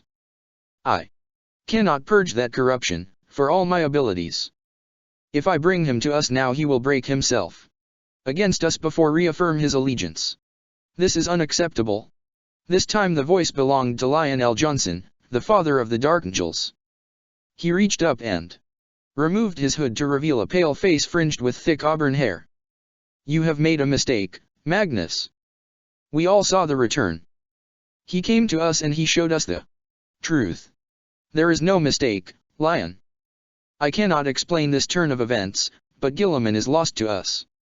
Like Gog and Magog, his corruption is not due to the influence of the warp or any personal choice. He has been altered by dark methods that even I cannot counter. The Tau have him. All eyes turned to the Khan, who stood beside the War Master and his men. The Tau, Johnson said, a darkness passing over his face. I know this enemy. I have fought these creatures. The Khan nodded, and as he spoke next, he looked to each of his brothers in turn. Yes. It is the Tau who we were fated to return to fight. The Tau have corrupted him somehow. Whether Guilliman received the vision or not is immaterial. It is clear to us that these creatures compromised him somehow prior to his return. It would seem that we are fated to fight this war without him. Russ heard this and looked to Calgar and the others then, accusation blazing in his eyes. You sons of Guilliman, I smell the seed within you. What happened to him? He was bested by the traitor Fulgrim. Calgar answered. Mortally wounded. The Tau took his stasis preserved body from Makraj, and they did what we could not. They brought him back to health. He fights for them now. No. The wolf raged, surging forward. Unacceptable. You bring him back, Magnus. Bring him to us. If he is to die rather than join us, then so be it. The giant shook his head slowly. No, Russ. The Emperor's wisdom must be trusted. This was his plan, his will. His knowledge transcends our own. None of us can explain this vexing turn of events. Somehow the enemy have managed to compromise him, but we cannot. Calgar's bulk groaned as he shifted, his movement interrupting the exchange. Forgive me, he began, if I sound in any way foolish or unapprised, but I feel that I am missing something here. Something big. The Primarchs turned to him as one, but did not answer. Calgar raised a fist in the direction of Magnus. Is this not the same abomination that sired the 1,000 sons? Is this not the traitor Magnus? Sworn enemy of the Imperium, fallen son of the Emperor. Calgar, there is much that you do not understand. Dorn finally answered. I understand heresy, Primarch. I understand what it is to betray everything you exist to protect. We do not have time for this. Dorn said. We have a war to prepare for. Korix. I will have answers. Calgar roared, striding forward. or I will take up the task of my own lost Primarch and banish this traitor from the Emperor's presence myself. Tigurius took his place beside his war master, followed a moment later by Ventrus and Cassius. That would be unwise. Russ growled, drawing the frost blade slowly from his shoulder. Enough of this. Magnus swept a hand before him to dispel the burgeoning conflict. He is right. He deserves an explanation. Explanation? Here is Walls, how can heresy be explained? How can everything we know of the heresy, the greatest schism ever to affect our Imperium, be explained? Everything you have been told, Calgar, is a lie. Plus. Lies. Codian whispered. Secrets. So much of our galaxy's history is rooted in this war, Grungy. The events that are happening now have been anticipated since the birth of the stars, as incomprehensible as that may be to understand. The Demiurge glanced around him as the ship shivered, the soft illumination of the walls dimming for a moment. It would seem that the journey is starting to become perilous, he observed. Just as the Eldar ghosts warned us. Listen to me, Grungy. I am trying to tell the truth of all of this. The truth does not matter to me, Longshank. I know my place in this war. I am the last Avenger, the final bullet of vengeance for my dead race. There is nothing complex about my role in this.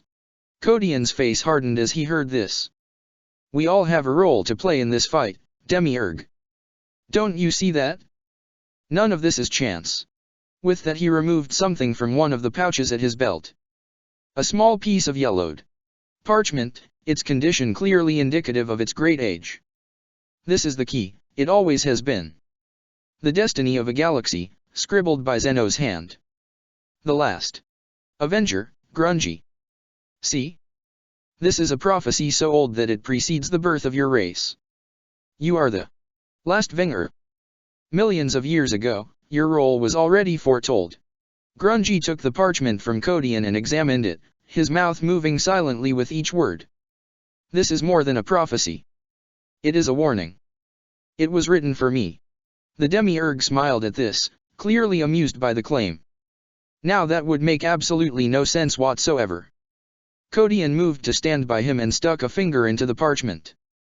There. The prophet. That is me, Grungy. The entombed ancient. The Khan. There are others here. Some we know, others we have yet to meet. See this section. Let the lost princes of the young gather, shoulder to shoulder they alone may weather the hate. Winter's wrath. Grungy read, deciphering the imperial text as best he could. The Primarches. The sons of the Emperor. I have seen their return, Grungy. From the moment the Emperor created them, he knew. He knew of the heresy, of everything that would come to pass. Yes, the Great War for the Imperium. How could your Emperor have seen the truth of it and allowed it to occur, Codian? That makes no sense. Codian folded the parchment carefully and placed it back in its pouch. Because the true enemy are timeless, and their gaze omnipresent. None of us have the ability to comprehend the scale or complexity of this drama, Demiurge. Only the Emperor understood, and he allowed events to pass as they did because he knew he had to. Had the enemy known of his intentions, then they would surely have wiped the Imperium from existence long before this day. The Primarches were created to fight this final war, but they would surely have perished long before now, had he not taken the steps necessary to preserve them from the attentions of the Citan. Gain, Codian, you speak in riddles. If he knew all that would come to pass, could he not have simply created them much later? No, Grungy. Try to see. As powerful as he was, the Emperor could not have survived almost 11 millennia intact without succumbing to the insidious attentions of the slumbering Citan. The Emperor had to leave the realms of man, but he could not simply disappear. His presence needed to be maintained. Without him, the Imperium would have crumbled, disillusioned by his departure. Only martyrdom could have achieved this dual state. The heresy provided the solution to this dilemma. Magnus the Red was the only Primarch he could trust to help him facilitate this, for he was touched by the warp enough to dispel the attentions of the Citan. Only he could organize the schism that would tear our Imperium in two. This way the Primarchs were provided with the means to leave the realms of man and thus ensure their continuation. Those who sided with Horus were spirited to the eye, safe from the predations of the enemy. The loyalist Primarchs in turn facilitated their own departures, one by one leaving the domains of the Imperium under the pretense of death or exodus. Each time, ensuring that legend ensued them. This way the omnipresent gaze of the enemy would be fooled, and suspicions not aroused. Grungy listened, though it was clear from his expression that he was still far from convinced. There is still far too much of this tale that makes no sense, Codian. Much of this tale is written in the histories of the Demiurge, enough to know that more than one of these Primarchs perished. Did Horus not fall to the Emperor? He did. Of all those Primarchs who fell beneath the insidious corruption of chaos, only Magnus knew the truth. Only Magnus had the inner strength to hold a piece of his soul deep enough inside, where the influence and corruption of the ruinous powers could not touch it. The heresy was real, Grungy. It had to be, otherwise the ruse would have failed. The betrayal had to be genuine. Magnus was the failsafe. The Emperor no longer resides upon the golden throne of Terra. He is unleashed now, and his release was the catalyst that scour clean the warp and release Magnus from his enslavement. Each one of the Primarchs were shown the truth only when they were ready to see it. The plan was not without its flaws. There were those who could not accept this truth, and had to be removed. Others saw that their role would not be a physical one. The pieces were put in place long ago, and now they move. Grungy exhaled sharply through his nose and looked away. It was clear that he was far from happy to accept the chaplain's fantastic claims. Despite this, there was something about his manner that suggested to Codian that he was not absolutely set against accommodating the idea. So, why me? Why choose me to reveal all this to? Am I the only one of us capable of understanding? No, Grungy. You are the only one capable of listening. None of the others can know. Tell me, what did you think? He is magnificent. Guilliman heard this and nodded, approval dominating his expression. That he is, Barolinus. One cannot preach the greatness of Unva. It must be experienced firsthand. Once you have stood before him, bathed in his undying radiance, only then can you understand. Barolinus did understand. Almost a day had passed since his meeting with the commander of the Unity, and still he walked around as if in a daze. The voice had not returned since the encounter, and he felt that this was far more than coincidence. Though he could not profess to be anything but happy at this, its absence still vexed him. They had been tasked with eradicating the Nicassar, and he had expected the insidious presence to thrill it. The prospect of this. The pair slowed as they reached a large entrance. Guilliman waved his hand before the door and it opened. They passed into a circular chamber that spread out before them. Barolinus gasped quietly as he took in his surroundings. Hundreds of Astarte relics lined the walls. Everywhere he looked. From helms to standards, each piece bore one undeniable, unifying characteristic. They were ultramarine. What is this, Primarch? Legacy, warrior. Legacy of all that I have lost since the BD Fulgrim struck the treacherous blow that saw me laid low. This is all that remains of my sons, Barolinus, of the chapter I lost. I could not abandon my roots. This, my lord. I recognize a great deal of this treasure. Taken from Macrage. Guilliman said, confirming the warrior's suspicions. He moved over to where a shining power axe lay upon its wall mount, and touched the gleaming blade. I find it incredible to believe that the commander of the Ultramarines would leave such items behind, no matter the circumstances, for the evacuation of his home world. Tell me, Barolinus. Tell me why this Calgar abandoned all his chapter was. Had I been in command of the Ultramarines at the time, I would have split my own world asunder rather than allow an enemy to take her. Hearing this brought color to the Ultramarine's face. He lowered his gaze, despite the fact that he had not been present at the fall of Ultramar. I cannot imagine why Calgar did what he did, my Primarch. When I learned that you had been left behind, I lost all faith in the Imperium if this time. It was the catalyst that drove me to find you. Guilliman heard this and smiled. Spoken like a true son, Barolinus. I see in you all that I lost. I see a true ultramarine. That is why I have brought you here, to my sanctum. We face hard times ahead, and I have a gift for you, one that will only serve to amplify the great potential I see in you. He gestured behind Barolinus to a small section lit by the illumination of several spot lamps. The area held several suits of armor and many weapons, all of which were mounted as if prized by the Primarch. Barolinus looked at the pieces there and recognized them immediately for what they were, and what they represented. He moved over to the section and reached out to touch the ancient Mark III suit displayed there. Unlike his own suit, this one was comprised of layers of archaic blue plate, riveted together with golden studs. I know this. This is iron armor. This suit belonged to Lydius, the master of the arsenal. I would recognize it anywhere. Yes. I found it in the aftermath of the war for Macridge. These pieces were found before the gates of the fortress of Hera. The tau tell of a mighty collective of Astaroths that met them at the gates. These warriors slew hundreds before they fell. The masters of the chapter. Barolinus answered. The greatest warriors of the Ultramarines. Guilliman inclined his head. True Ultramarines. I have brought you here because I see in you the same qualities I see when I look upon these relics. I see all that my chapter was, and all that it lost that day. You are ready, Lurum. Barolinus, to stand by my side at the head of this unity. Together we will lead our forces to Terra. And we will regain the honor that Calgar lost. Choose. Barolinus started as he heard this. He looked to Guilliman, his eyes wide.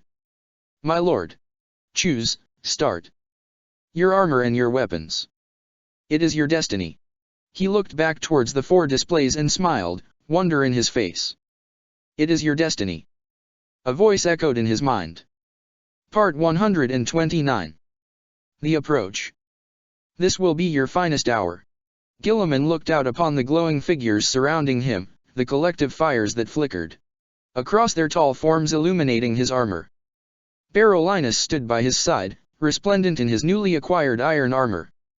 In one hand he held the mighty thunder hammer that once belonged to the master of the fleet, whilst the storm shield of the master of the watch lay at rest by his side. The avian creature perched upon his shoulder was Aegis, the cyber eagle, awakened from stasis. The two-headed construct had once served the master of recruits, and now Aegis belonged to him, a powerful extension of his own senses. The bird eyed the glowing creatures suspiciously.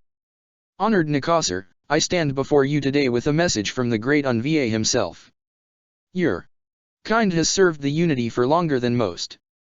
Unva himself counts the Nikosar amongst the most worthy and honorable of all the subsumed races. As such, he has decreed that the Nikosar are rightly deserved to receive the highest honor of the start of the war for Terra. Only Luna stands between this fleet and the seat of the Imperium. She is yours to conquer. Will you accept this gift? We will, Lord Guilliman. Came the answer. Barolinus flinched, not at the abruptness or occurrence of the mental voice, but rather at its omnipresence. It was as if every Nikosar present has spoken as one, in one voice. The answer had followed immediately, as if there was no instance of discussion or consideration. Guilliman heard this and bowed his head, satisfaction clear in his expression. Excellent. Now we must discuss the attack plan. Luna herself is far more than a simple colony. She is arguably one of the most powerful defense outposts in the galaxy. The Imperium will have by now learned of the methods we employed in taking Saturn, and have no doubt adapted their defenses so as to ensure that this will not happen again. He nodded in confirmation at some unseen force or device, and at his behest a three-dimensional representation of the barren satellite shivered into being before him. Several sites on the rotating orb were highlighted in crimson. The lunar battery. One of the most powerful defensive systems in all the Imperium. The battery is ancient, and was constructed following the heresy in order to counter attacks from the warp. Little is known about its abilities, other than the Emperor himself designed it, even as he lay dying. Our ships cannot hope to approach Luna without succumbing to the terrible effects of the battery. Conventional attack would see inevitable victory, but the cost in ships would doubtless be exponential. Only the Nicassar can hope to bypass these defenses and strike at the heart of Lunar. Only the Nicassar have the ability to annihilate this last obstacle. We understand. Luna will fall. One by one the Nicassar faded from the chamber, their collective light flickering and dying away. Within moments only Barolinus and the Primarch remained. Guilliman looked to his ward and then spoke, his face emotionless. Deactivate projection and seal the chamber. A deep, rumbling thrum of energy followed his command.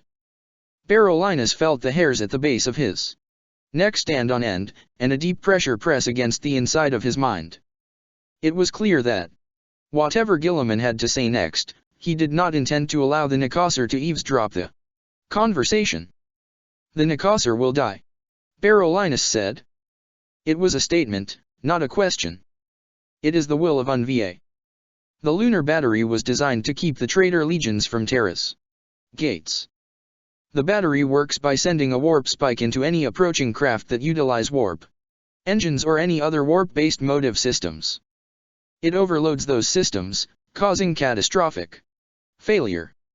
It is theorized that the battery is powerful enough even to destabilize and implode a warp storm.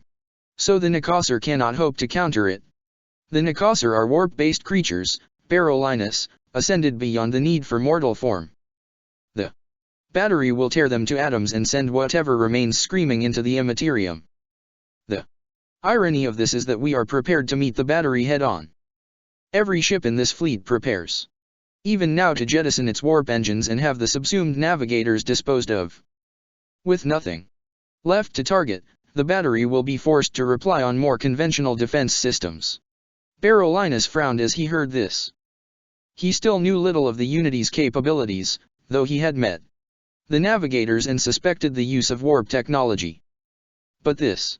Jettison the warp engines? My lord, this seems an extreme action indeed. Why? Guilliman answered, raising his hands. We no longer need them, Barolinus. Terra is our final objective. Besides which, we never needed the ability to cross the warp. Our ships can cross this galaxy in the blink of an eye, and they can do so without the need to access that foul dimension. Then why the captive navigators? Why fit warp technology if it is not needed, Primarch? To ensure that this final trap is sprung. To realize our goals. Terra has never once succumbed to an attack or invasion force since the days of Horus. Even the Emperor could not envisage such an attack taking place without the influence of the warp playing a part in it. No matter our power, Barolinus, there will always be spies within our ranks, just as we have agents within the Imperium. They needed to see for themselves that we relied on the same technologies as any other force. They needed to see, or at least led to believe, that we were vulnerable. The Imperium must be fooled into thinking they have the upper hand. Only then can we drive this attack forth and take up dominance of the skies around Terra. I understand, Barolinus said, nodding slowly. The brilliance and complexity of the plan trickled into his understanding like water, and along with it came the bitter truth of what it meant for the loyal forces of the Imperium that would lose their lives as a result. Guilliman saw this in the warrior's eyes and placed a hand gently upon his shoulder. Do not grieve for those that are fated to lose their lives, Barolinus. They were given a choice. They could have complied, could have saved millions of lives. It was never our intent to eradicate the servants of the Imperium, for there is a place for all within the Unity. If we cannot force them to see the truth, we must remove them from our path. Our journey to greatness will not be impeded. The Ziggurat Imperialis the Imperial Palace Terra Chosix. Enswere me. Nothing but static continued to dominate the screen, casting a pale light across the sigillite's avian features. Rigos curled his fist into a ball and hissed his anger at the empty monitor, his eyes glowing with ethereal anger. I know you are there. I know you can hear me. I have killed you once before. I will do so again. No matter the potency of the threat, it was further removed from the truth than it sounded. He had attempted to locate the Grand Magos since he had learned of his continued survival, and yet his every effort had thus far been confounded. He could not understand it. He had gathered enough information to confirm beyond doubt that Echo 6 was still indeed at large, and yet he could not find him. His spies within the Mechanicus ranks had disappeared shortly after his discovery of the Grand Magos' continued existence. The screen flickered then, drawing his attention. Slowly but surely an image began to form upon it, a distinct outline cutting through the interference. A hooded shape could be made out, dark and featureless against the flickering gray surrounding it. Rigos saw this and the light behind his eyes intensified. Chozix. So, at last you find the courage to answer me. The Grand Magos did not reply. The image remained motionless, and all that drifted over the Vox link was a ghostly, hissing sigh. How? Rigos finally asked, his infuriation clear. I ate you, Chozix. I consumed you. How can you still exist? Again, the image did not answer him. Rigos placed his hands upon the brass control bank and leaned forward, utter hatred radiating from him. Answer me. I know you are dead. What trickery is this? Again, Echo 6 did not answer. It was as if his silence was intended to infuriate the Siglite. If that was indeed the case, then his efforts were successful. Rigos tipped his head back and unleashed a shuddering roar, the sound so intense that it caused everything around him to quake. A blinding sphere of light erupted from him, consuming everything it touched, reducing consoles and bulkheads to atoms at the merest touch. Now he was angered. High Marshal Levsticus stood before the curved viewing screen in silence, watching as the innumerable ships of the enemy continued to grow before him. He betrayed no emotion as he continued to observe the relentless advance of the Unity, his patrician face unwavering, his strong hands clasped behind his back. The High Marshal's steel-gray eyes pored over every vessel in sight, assessing and calculating every perceived threat. They are here, he said simply. Charge the battery. Activate auto-response sentinel mode. Arm and prep ballistics for manual use. We'll let the battery seek them out and we will reap whatever is left. They will not find us wanting. Levsticus did not need to observe his orders being carried out. The sounds of bustle behind him told him that this was the case. The Adeptus Arbites had taken control of the Luna defense network following the Kadayan schism, with the High Marshal himself commanding them for the past 40 years. In the crisis of faith that had followed that dark time, it had been decreed by the High Lords that the Arbites would take direct responsibility for the outer defenses of Terra. That had been an unprecedented decision, but one that had proved highly effective. Of all the Emperor's servants, the Arbites came second only to the Custodes themselves in their devotion to the protection of the Emperor. Contact the Sigillite. Inform him that hostilities are imminent. Satisfied that events were taking place as they should be, he once more turned his attention to the view screen before him. Magnify again by 1.8. We need to make an assessment of their ballistic capabilities.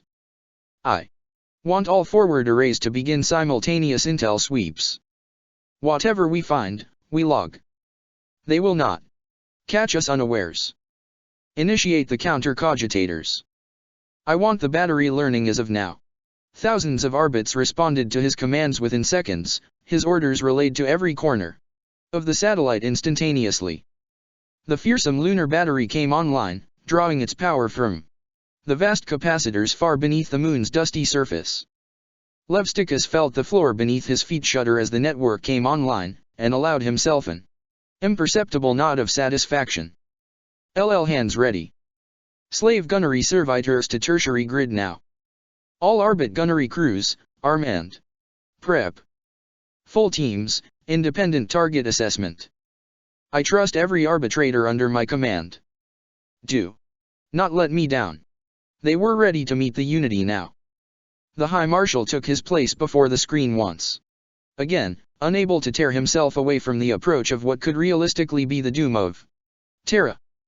The Unity had passed by the Martian minefield totally unscathed, a grim and sobering fact.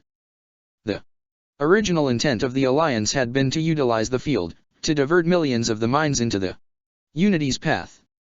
This would have bought them precious time and exacted a heavy toll on the advancing fleet. The treachery of the Mechanikus had changed all that.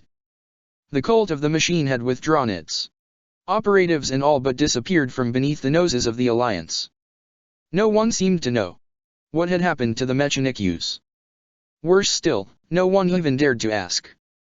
There were still dwindling elements of the Mechanikus amongst them, and thankfully so, for it would not be possible to operate without their presence. Each and every priest was under constant guard by at least 3 Arbit officers, agents who were ready to put their charge to death at the slightest hint of seditious activity. Thankfully, and to their credit, none of these adepts seemed offended by this. On a more sinister note, none of them were willing to divulge whatever they knew on the betrayal of their former comrades. High Marshal. We have warp reports singing directly ahead. Alpha Priority Emperor. Div. Signatures converging imminent attack. High Marshal. Imminent attack, ++. Levsticus started from his reverie and cast around, striding towards the vast collection of control banks that lined the chamber. His face took on a healthy scarlet hue as the magnitude of the situation assailed him. The enemy's attack had begun, and far sooner than he had anticipated. This is it, people. Come alive. Secondary grid, take note. Cycle all maximum range ballistics and engage. Engage. Primary, track the attackers and ensure that they are nullified. Get this defense underway. He felt a pressure at the center of his brain as the battery came online. He fancied he could taste blood in his mouth, and feel the deep bass thrum of the charging capacitors far beneath the desiccated rock. The thrill of coming battle coursed through him, an electric surge of anticipation that could not be matched. To make war with the enemies of the Imperium was a pleasure and a satisfaction unlike any other. Prepare to meet them. LL hands ready. Let us scour this starscape. The floor shifted beneath him then, so violently and without warning that it cut his diatribe short. A distant and mournful whine could be heard just below the following cacophony of alarm klaxons and warning buzzers. It was a vast and palpable sound, as much a sensation as noise. The battery was already active. Shouted reports confirmed what Ed already knew to be fact a heartbeat later.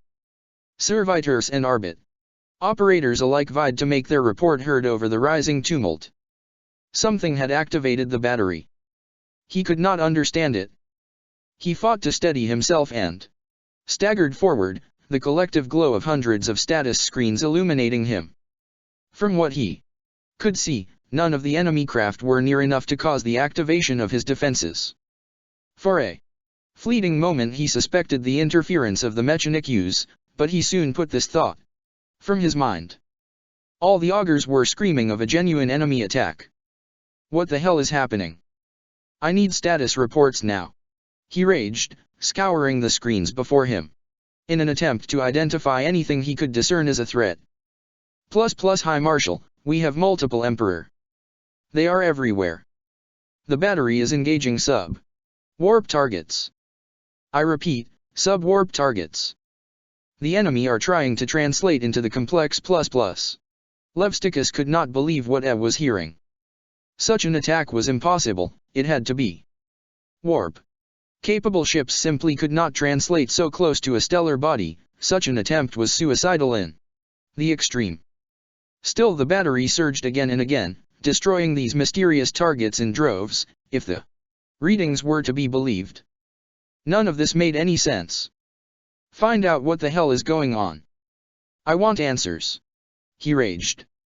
Round him the lights flickered and dimmed, as if the activity of the battery was causing the power grid of the complex to fluctuate. Logister. What is going on? The savant seated beside his command post ran her eyes across the multiple screens before her, her thin lips moving soundlessly as she absorbed the information there faster than any machine. Transspatial contacts phase resonance detected. No, that cannot be. Dusting this makes no sense. Battery sentience level operating at maximum cap exceeding maximum capacity. Contact. Area effect increasing. What is happening? Levsticus raged, slamming his fist against the console before her. The Logister started, the snaking brass conduits foxed to her temples rattling beneath the force of his blow. Her roomy eyes flickered his way, and he saw fear writ large across her face. The enemy. The enemy are translating inside the safety borders. That is impossible. The High Marshal's eyes narrowed as another explosion quaked the complex, shaking dust from the low ceiling and causing every system around him to fluctuate. No warp-capable craft or device could achieve that. The Logister was right.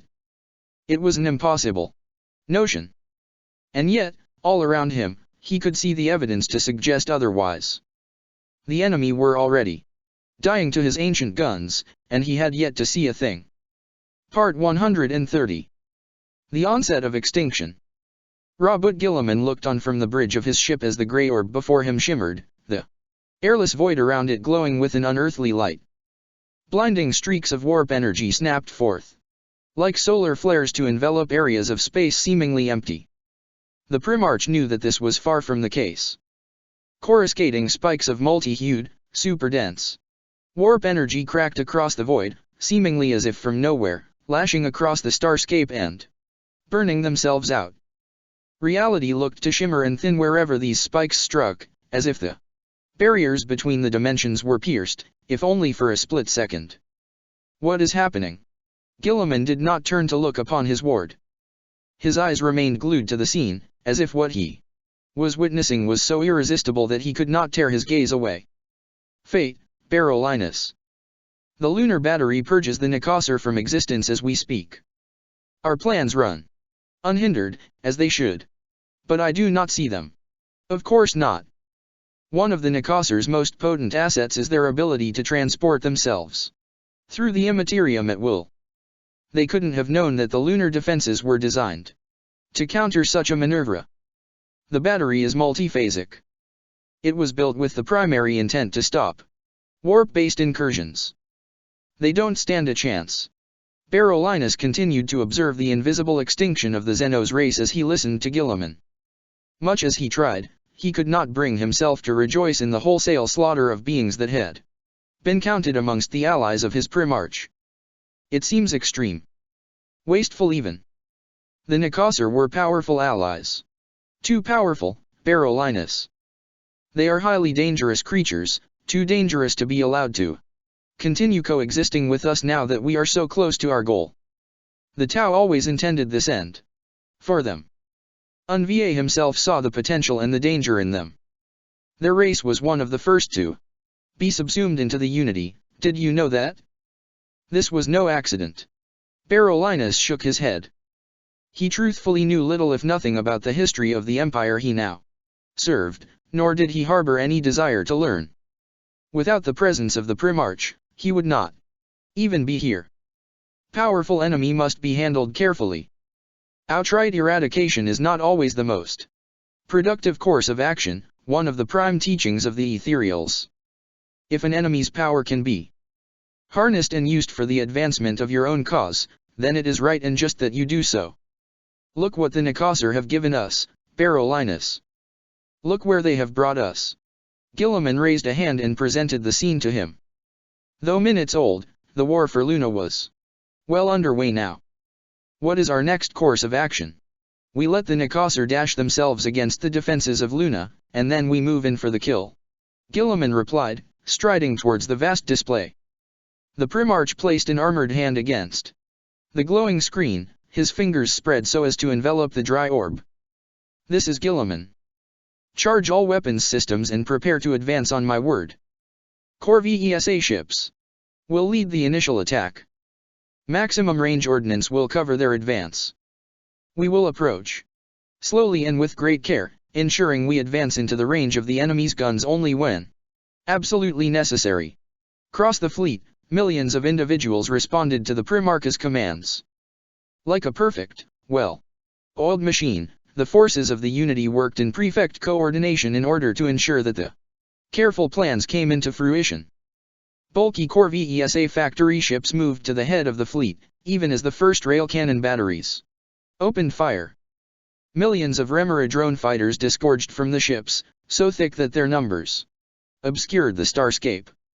Tubular trails of blue energy streaked across the void as the railguns targeted the defenses of Luna, the shots spearing ahead of the advancing fleet.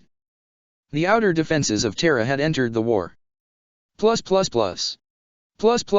Ziggurat Imperialis the Imperial Palace Terra The attack has begun. Regos looked up from the screens before him to see his nameless assassin waiting in the entrance to his chamber. The woman was little more than a slender outline, wreathed in the light emanating from the corridor beyond. I know. He sneered, turning back towards the screens before him. Much of the technology surrounding him still bore the dark scars of his earlier hour burst, the new components shining and flawless next to the tortured frames of the many consoles that housed them. I have eyes, assassin. I am not overly concerned by the encroachment of the enemy. What does concern me is the apparent survival of Eco-6, despite all our best attempts to nullify him. I am not in the habit of having my wishes frustrated, so I want him dead, and I want that death utterly confirmed. Why have you thus far failed to give me that? My lord, I can offer no excuse. The assassin answered earnestly, hesitant to advance any further into his sanctum than was necessary. The Grand Magos has thus far evaded any attempt to locate and annul him. There are those amongst us who suspect subterfuge.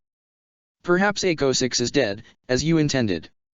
Someone or something works to confound us. Impossible. I am not in the habit of being confounded. Regos answered arrogantly, dismissing the notion with a wave of his hand. I know deception when I see it, better than any. If the sightings had been fabricated, then I would. No, I promise you that. No, Eco-6 has to be abroad still. There is no other explanation that would suffice.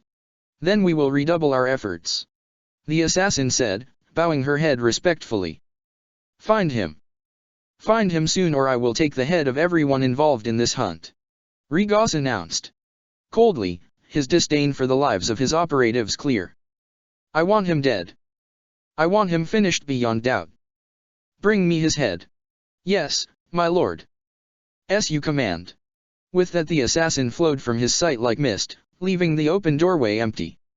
Regos regarded her departure with the slightest of glances and then turned his attention back to the information before him. Moments later, he froze. A cold light shimmered in his eyes and he sat bolt upright, sighing softly as he did so. I hear you, he whispered, glancing about him. His wide eyes blazed as he placed a hand upon the consoles before him. The air thickened almost immediately, becoming cold and heavy. A ghostly whispering drifted through the machines all around him, deep and ageless. I hear you calling to them, whispering your lies to them.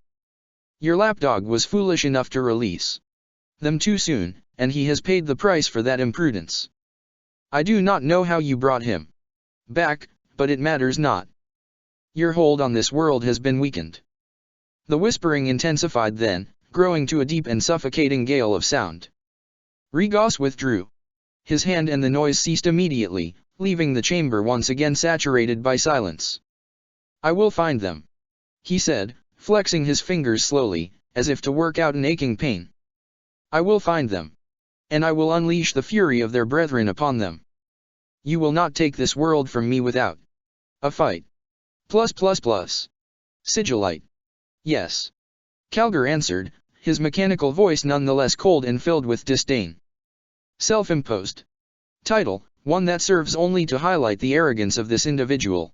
Dorn moved to join in the conversation, his expression telling of the fact that there was far more on his mind than he had yet revealed upon the subject of Fraudator Regos.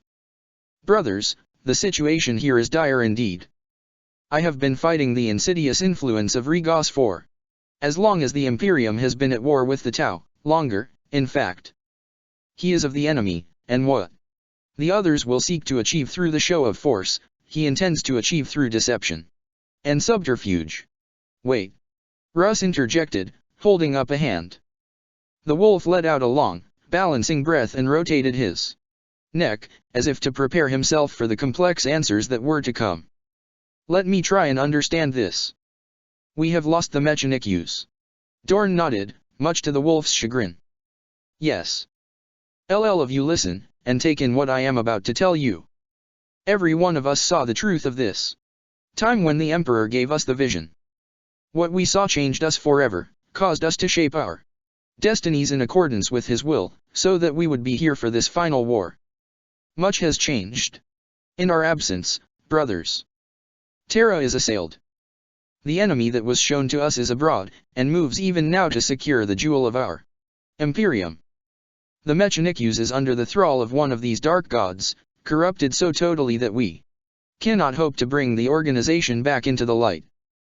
Those few of the Mechanic-Use that still side with us can be trusted, for they have fought this corruptive evil for millennia, but they are a dying breed. Likewise, Regos himself is another of these insidious creatures. Such is his power and influence. Now that we cannot hope to purge him from this organization until the onset of the war. The rule of the Imperium is his. The High Lords were assassinated and replaced by his operatives. But the High Lords are dead. Fukin interjected. It matters not. They were puppets, nothing more. You see, there is war amongst the enemy, and that could prove to be our greatest asset in this fight. Gog and Magog are thralls of the same enemy. That has corrupted the Mechanic-Use, and they are tasked to work against the false Sigillite. That is why they came here today, to destroy the pawns of Regos in an attempt to destabilize the Imperial command system. Pa. Russ spat, displaying his disgust for the insidious nature of the enemy. Enough of this cowardly scheming. Let us announce our arrival to this enemy in a manner that befits a Primarch. We will make war with them. No.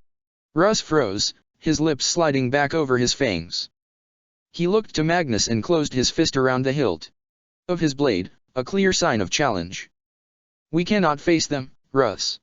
The Thousand Sons Primarch said, ignoring his brother's anger. They are more powerful than us. It would be a confrontation we could not hope to win. A number of the others clearly shared the wolf's view, and they made no apology at revealing that fact.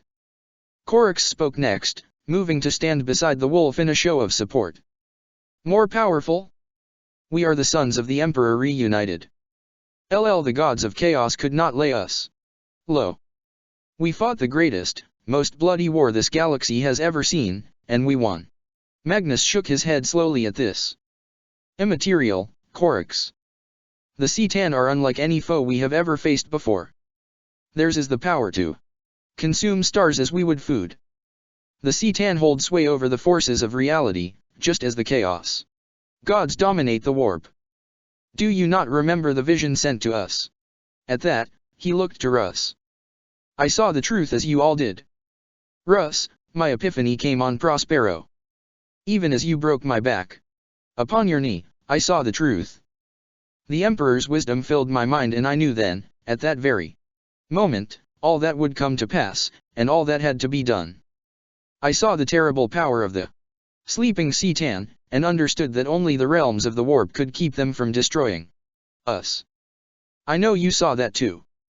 That is why you came to me, all those millennia ago. He shifted his gaze to look upon Corax, the father of the Raven Guard. My brother, I know that you too saw the truth in this. Jagatai, you also fled beyond the realms of the Matorium. This was no coincidence. Lion, the sentient guilt of a brother saw you taken beyond, hidden away until this time, a last repentant act. Manus, your vision saw the death of your physical body, a death of the flesh you accepted gladly, for you knew that such action was necessary. You chose to hide away until it was time for your return. With that he looked to Dorn and Fukin, the two remaining Primarches. Hiding in the shadow of the Emperor's light? Fading into history, a departure left open to intrigue and mystery? Both of you knew that to stay amongst your own people would be suicide. All of you knew the truth of the matter. All of you chose to flee. This was no coincidence. We all saw the power of the C'tan, even if most of us did not know the name of the source of this terrible power. We few are the bearers of his legacy. The survival of the Imperium rests upon our shoulders. For a while, none of the other Primarchs replied to this. Finally, it was Dorn who responded first. The Primarch inclined his head. That it does. Our Emperor is far beyond the attentions of the enemy now, though his physical remains linger still. The enemy cannot know that our father is beyond harm. They will seek to penetrate the throne room and compromise him. We must assume that this is where the substance of the C'tan's attentions will lie. The Emperor remains the prize of the enemy. We have to respond accordingly to that. The Custodes will continue to protect him throughout the coming war. Dorn said. They no longer need my presence amongst them. It is time for us to move out amongst the people once again. We need to let them know that we have returned. The fists need me now more than ever, for it is tasked to them to manage the coming siege. And what of our warriors, Dorn? The lion asked, voicing the question on the lips of the others. What of our chapters? Do they survive still, or did we abandon them to extinction?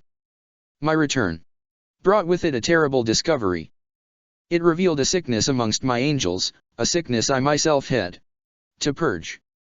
I need to know if any of the faithful exist still. Yes. There are sons of lost Caliban amongst the Liants. All eyes turned to Calgar, and a silence descended upon the gathered legends. There are elements of all your chapters amongst the defenders of this world. Some, like the space wolves and the dark angels, number in their mere hundreds, but they exist still. Khan, all that remains of the White Scars now is but a single company of warriors, but they are nonetheless roused by your return. The Khan nodded his head silently, for he had already learned of the fate of his warriors upon their earlier meeting. What has come to pass cannot be undone. There will be time to mourn the lost when this war is over. I propose that there be no more division amongst the Starts. Let us follow Calgar's example. For we all fight for the same cause. Together we will guide those forces under our command to victory. Brother Dorn, you rejoin your fists in the preparation of the defenses. As for your alliance, Calgar, I believe that it would be pertinent for you to remain in overall command. I see no need for any of us to upset the balance of power by separating what remains of our chapters from the bulk of the Liants. What say you all? Though it was clear that a few of the Primarchs seemed unsure of this, none raised their voice in protest. After a few moments of silence, the Khan was satisfied. Then it is decided. We will lead by example, not as commanders but as champions. No faithful son or daughter of the Emperor would hesitate to follow a Primarch into battle. They need us. Then it must be decided where our roles lie. The lion said. There is one more thing. Magnus interrupted. Something that all of you need to know. Champion comes, an individual chosen by the Emperor himself to gather all the forces of life to answer this threat. No matter our power, we alone cannot hope to stand against the C'tan and their endless forces, for we will be hard-pressed enough to weather the hammer of the unity. His name is Codion. And he is the prophet. Codion. Ventress whispered, his eyes widening. You know of Codion? The Khan asked. Yes. It was Codion who freed you, Khan. It was Codion who facilitated your return, Lion. Brother Dorn, it was Codion and his allies secured the Cessus, and in doing so brought about this reunion. All of you need to know that his role is far from over, and you need to understand this, because what I am about to tell you will not sit easily. Then speak. Russ said, his eyes narrowing. Very well. Khan, you already know this, but even now, a mighty army gathers still, an army more powerful than these stars have ever seen. There is no animosity or division amongst this army. There is no division of race or creed. We know of the unity already. Calgar said. Magnus shook his head at this. No, War Master. I speak not of the unity. I speak of the army of life. Part 131. The breach. HNN. The frail man fell to his knees, a thin dribble of watery blood trickling down his top lip. His teeth were bared and his pale face quivered. He was in great pain. Guilliman looked down upon the distraught astropath at his feet without concern. This is taking too long. Renti they dead yet? HHTH they resist so much pain. Damn them for their efficiency. Guilliman cursed, frustrated by the Nicasor's resilience. Barolinus observed his Primarch's dissatisfaction in silence. It was made clear to him by the Psychers. Pain that the aliens were dying at an alarming rate, and yet Guilliman was far from content at the progress of the betrayal. Look at him, Barolinus. Do you see it in his eyes? Your Primarch is afraid. As ever, in Guilliman's presence Barolinus did not dare answer. This did nothing to silence the wicked voice. He fears the return of the Nicasor. He fears that they will realize this treachery and seek revenge against him. If they return, not even the vaunted Guilliman will be able to stand against their wrath. They will kill him and then they will tear the unity apart from within. Have you considered this? The question was moot, of course. The presence was a parasite in his mind. It knew his every thought, his every darkest desire. It knew he had already considered such things. This is the being you serve, Barolinus. An individual who does not have the courage to face his problems head-on, as one of honor should. I know you feel this too. As ingenious as this betrayal is, it is the coward's way. Then again, this is not the Guilliman you thought you knew. This creature is not but a pale reflection. Barolinus gathered every ounce of his will and pushed the voice from his mind. He thought of honor and pride, of the legacy and greatness of the Ultramarines. He thought of all that he stood for and all that his lost chapter had been, and such thoughts were powerful enough to dismiss the evil, for a time. Enough. Guilliman said, the Primarch's voice drawing him back into the situation around him. Abandon them. Raise null shields and prepare to advance. We cannot risk the return of any survivors. Open me a secure trans-channel and send this message to the Lord Solar. It is time. Like the workings of a perfect machine, hundreds of Tau worked to fulfill the Primarch's commands. Barolinus looked on as something unfolded at the head of the chamber, flowing like liquid from the ceiling and stretching out to create a vast and rigid concave screen. Luna sat before them, assailed by the energies of its own defenses and the far-reaching spears of punishment that were the rail cannon shots of the fleet.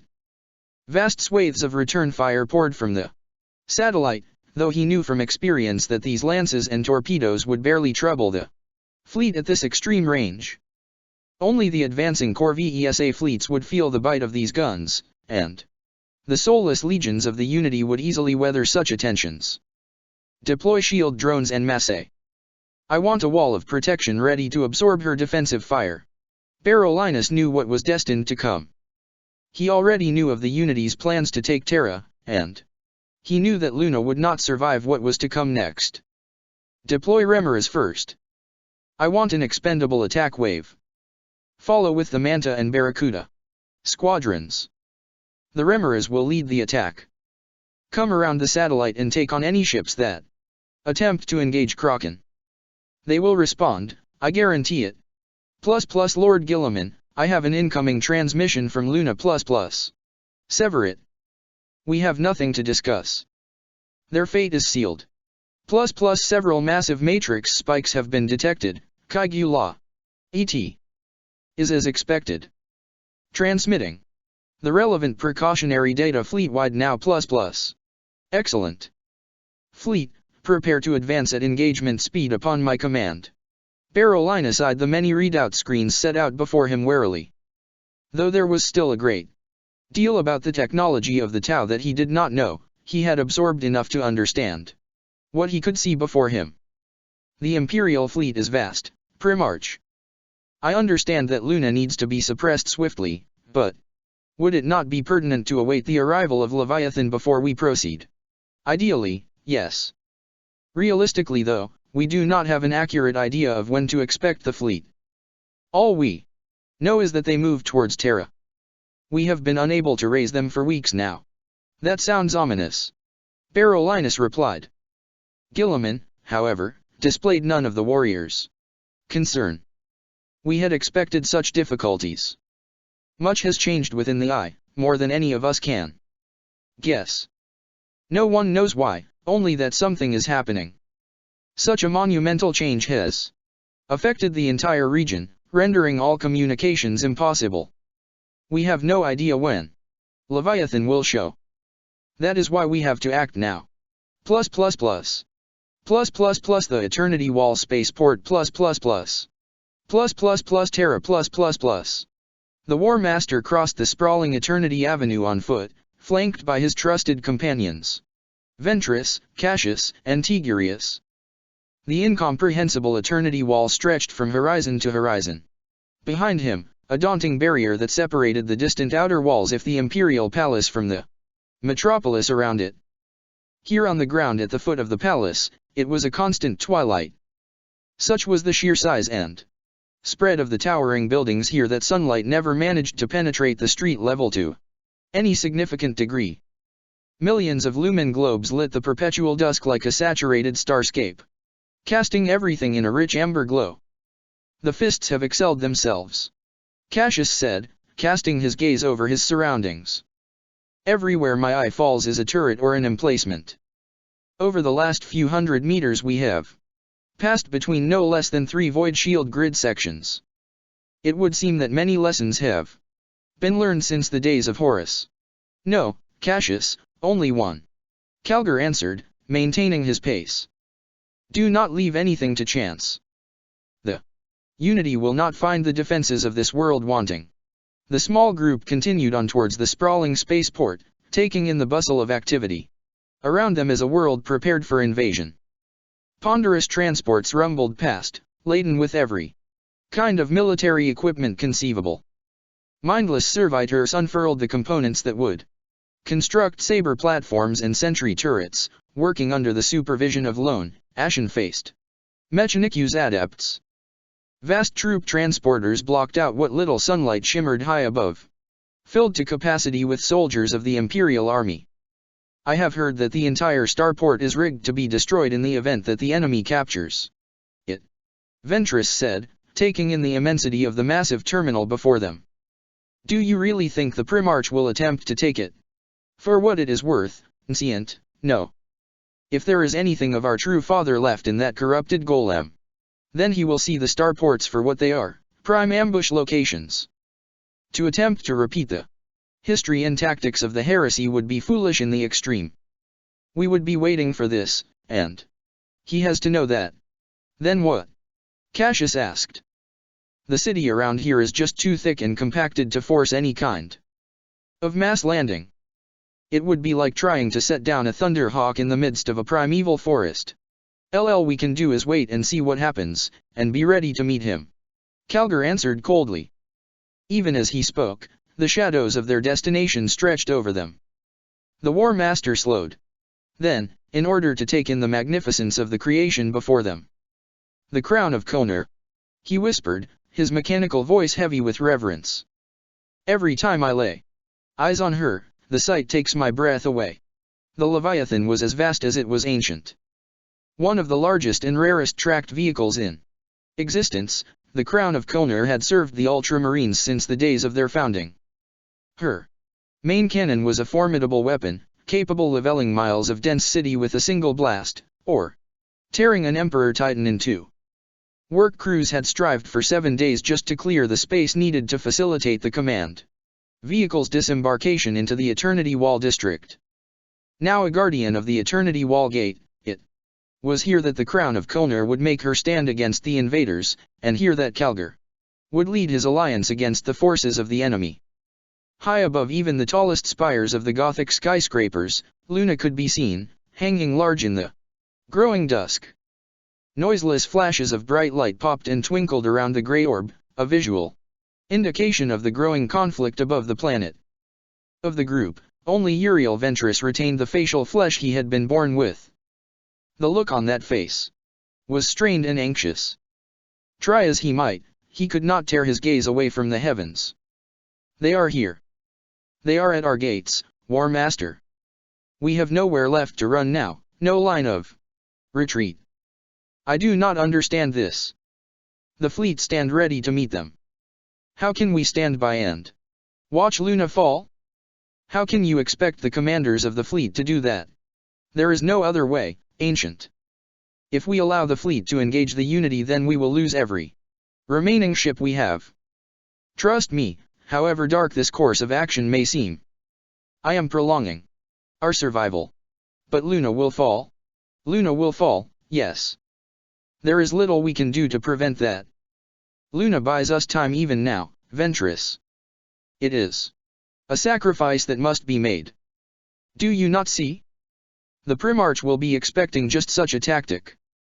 He wants the fleet to engage, that much is made obvious by the manner of his attack. He is trying to draw us, to provoke us into committing our full naval strength. If he is able to crush the Alliance fleet before the invasion, the fate of this world will be sealed. I will not allow that. But how can you be sure? Vincent asked, his insistence driven by sheer desperation. Because that is what I would try to do. We are Ultramarines, Ventress, all of us. The blood of the Primarch flows in our veins. Everything we have been taught, everything we know, was given to us by the wisdom of Guilliman. We were formed in his image, as extensions of his own flesh. That is how we will beat him. That is how we will win this war. Guilliman and the Unity are not our only enemies here. All eyes turned to Tigurius, the ancient Psyker. If we are to heed the words of Magnus, then we must accept that our Primarch is the least of our problems. We know nothing of these mysterious Citan, aside from the fact that they supposedly exist. True, we know nothing of them. I care for them even less. It does not matter who or what these creatures are, Tigurius. We will stand against them. Neither man nor God shall wrest this world from us while ever I live. The fleet will hold until I give the word. Something dark is happening above, Tigurius said. I feel a terrible pain and an aching loss. Empathic emotions given off by the death of those in orbit. I hear them, screaming in rage and agony. It is the Nicassar, and they are dying. Ventress found himself intrigued and unsettled by the librarian's claim. He too had felt something. Some distant presence, like a voice carried on the wind. He fancied he could feel what Tigurius was talking about, even without a sensitivity to the warp. Then we are having some success, the War Master answered. The lunar battery is taking its toll. Just then Cassius stumbled back, as if struck by some unseen hand. His eyes were turned skyward. The burning pinpricks that served as heogmatic pupils flaring in shock. Murmur of devotion, look at that. Everyone followed the chaplain's gaze and froze. Something ominous and horrifying was happening around Luna. She sat large in the sky here. Enough so that the man-made structures that pockmarked her surface could be seen.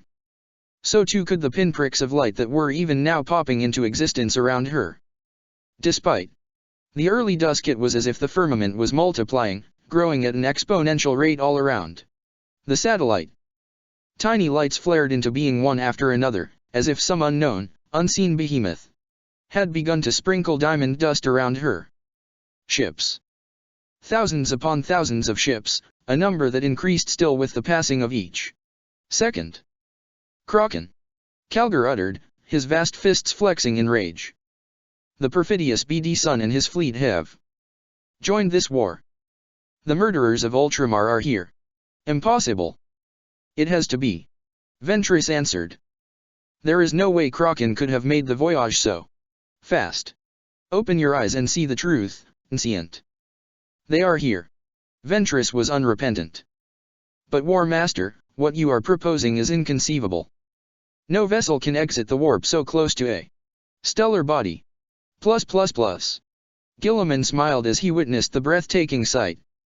Ship after ship slid into the void around Luna, born of spears of emerald light to form and coalesce around the moon, guns blazing even as they translated.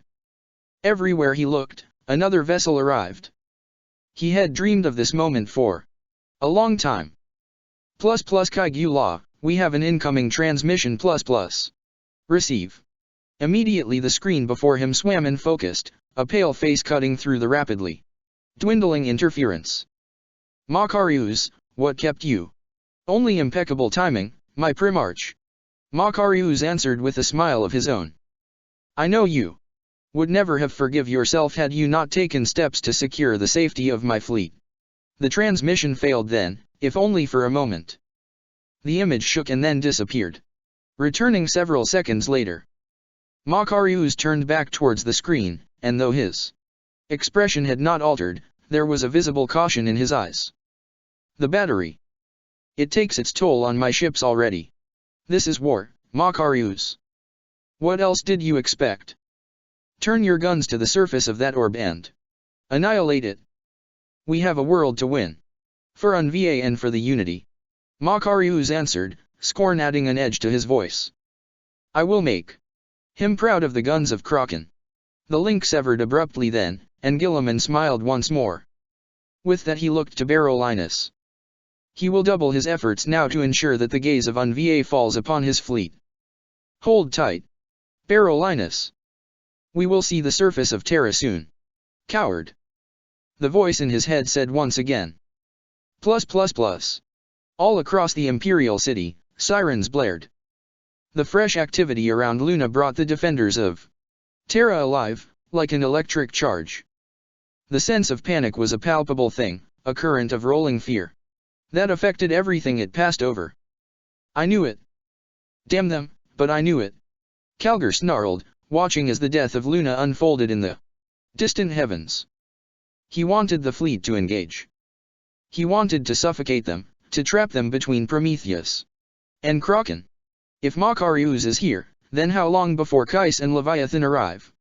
Cassius asked. 2 fleets have power enough to devastate our defenses and force a landing on Terra. If Leviathan joins this war now, we cannot afford to consider such an event right now. Calgar answered. Our primary concern must be the defense of this world.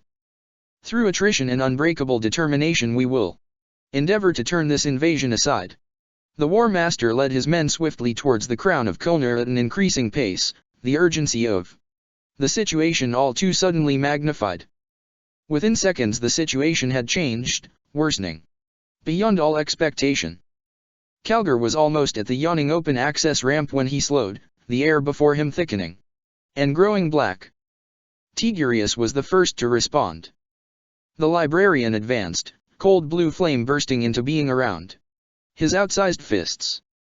The runes set into his armor blazed as if white-hot, pulsing in empathy with the burgeoning phenomenon. Tigurius never had the chance to speak. Something black and intangible speared from the emerging mass into his chassis, throwing the dreadnought back as if he were less than paper. Similar extremities unfurled from the boiling darkness to smash the weapons from the hands of the others. Calgar brought his bolters to bear, only for them to be turned aside by the irresistible presence. The War Master found his every effort turned aside with contemptuous ease. The shadows hardened and condensed, taking on a spherical form. Within seconds the shape elongated and became humanoid, the sheer blackness softening as it reformed. Stand down. A figure stepped from the orb, flowing like oil as it took shape. An arm and a hand formed from the fluid substance, glowing with ethereal power. Try as they might, none of the defenders could raise a hand in resistance. I am not your enemy. Voice said. Part 132. Amongst them. The reaction of the small group had never been in doubt. Calgar pressed home his attack while Ventress and Cassius readied their fists, undaunted by their sudden lack of arms. I am not your enemy. The being repeated, raising a dark hand. A wall of liquid energy rippled into being before Calgar, and the War Master found he could not pass, despite his every effort. His massive fist slammed into the barrier again and again, causing bursts of light to ripple across its surface but causing no further damage. Enough of this. Stand down and hear me. The creature lowered its hand and took a step forward. A warm breeze rose up around it as if from nowhere, tugging at the hazy edges of its shapeless black robes. Try as they might, none of the others could advance. Their feet remained rooted to the ground, their quaking legs unable to rise. I am Ka, and I am here to save this world. At that he lifted his gaze and looked to the desperate drama playing high above. Your enemy is my enemy. Hear me and listen to your instincts. I know that they confirm all I claim. The spark of life within all of you recognizes me for who I am and what I represent. Ventress shook his head, fighting to dispel the creature's influence. Even as he did so he could feel his fists unfurling and his pulse slowing, as if his own body fought against the rage inside. We do not have long, Ka said. The ships of the Unity are fated to win the war above, and soon the invasion will commence. We must all fight to keep them at bay for as long as we can. The army of life comes to answer the call to war, and we must ensure that we are alive to see that happen. This is our world, Abomination. Calgar spat. Do not presume to lecture us on its defense. Terra is the seat of our Imperium, and we will defend her unto death, every one of us. That you will, Ka answered with a slight inclination of his head. As will I. None of you can know the scale of what is to come, but I do. I know of all that has afflicted your world, of the insidious evil that infects its heart. Even now my kind and I fight to counter it, but it is ultimately a war we cannot win alone. You, Marnus Augustus Calgar, must know the truth of things. You must learn all that is in you. Must accept all you learn. This may be your world, War Master, but this war transcends far beyond your race. Life and death, this is the only divide that matters to any of us now. The spark at our core is a universal thing, for it resides within all of us. The Citan want that spark. We will deny them.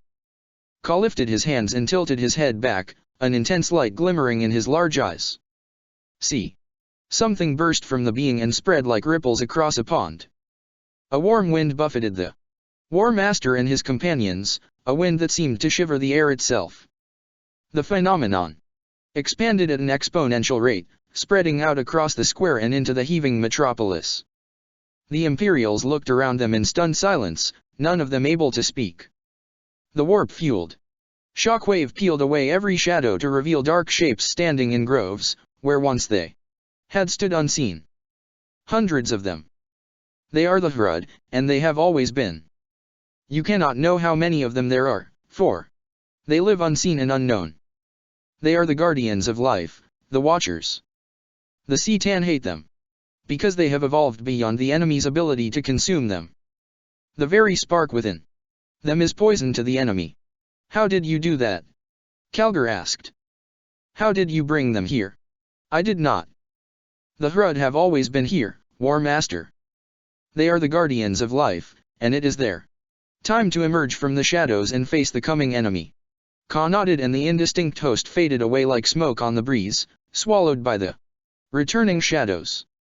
The commanders of your vessels in orbit grow frustrated by their inaction. They cannot understand why they have not been given the order to engage the Unity, even now. You were wise to keep them at bay, War Master. If they enter this war now, they will be annihilated. I need no counsel in my command strategies, Ka.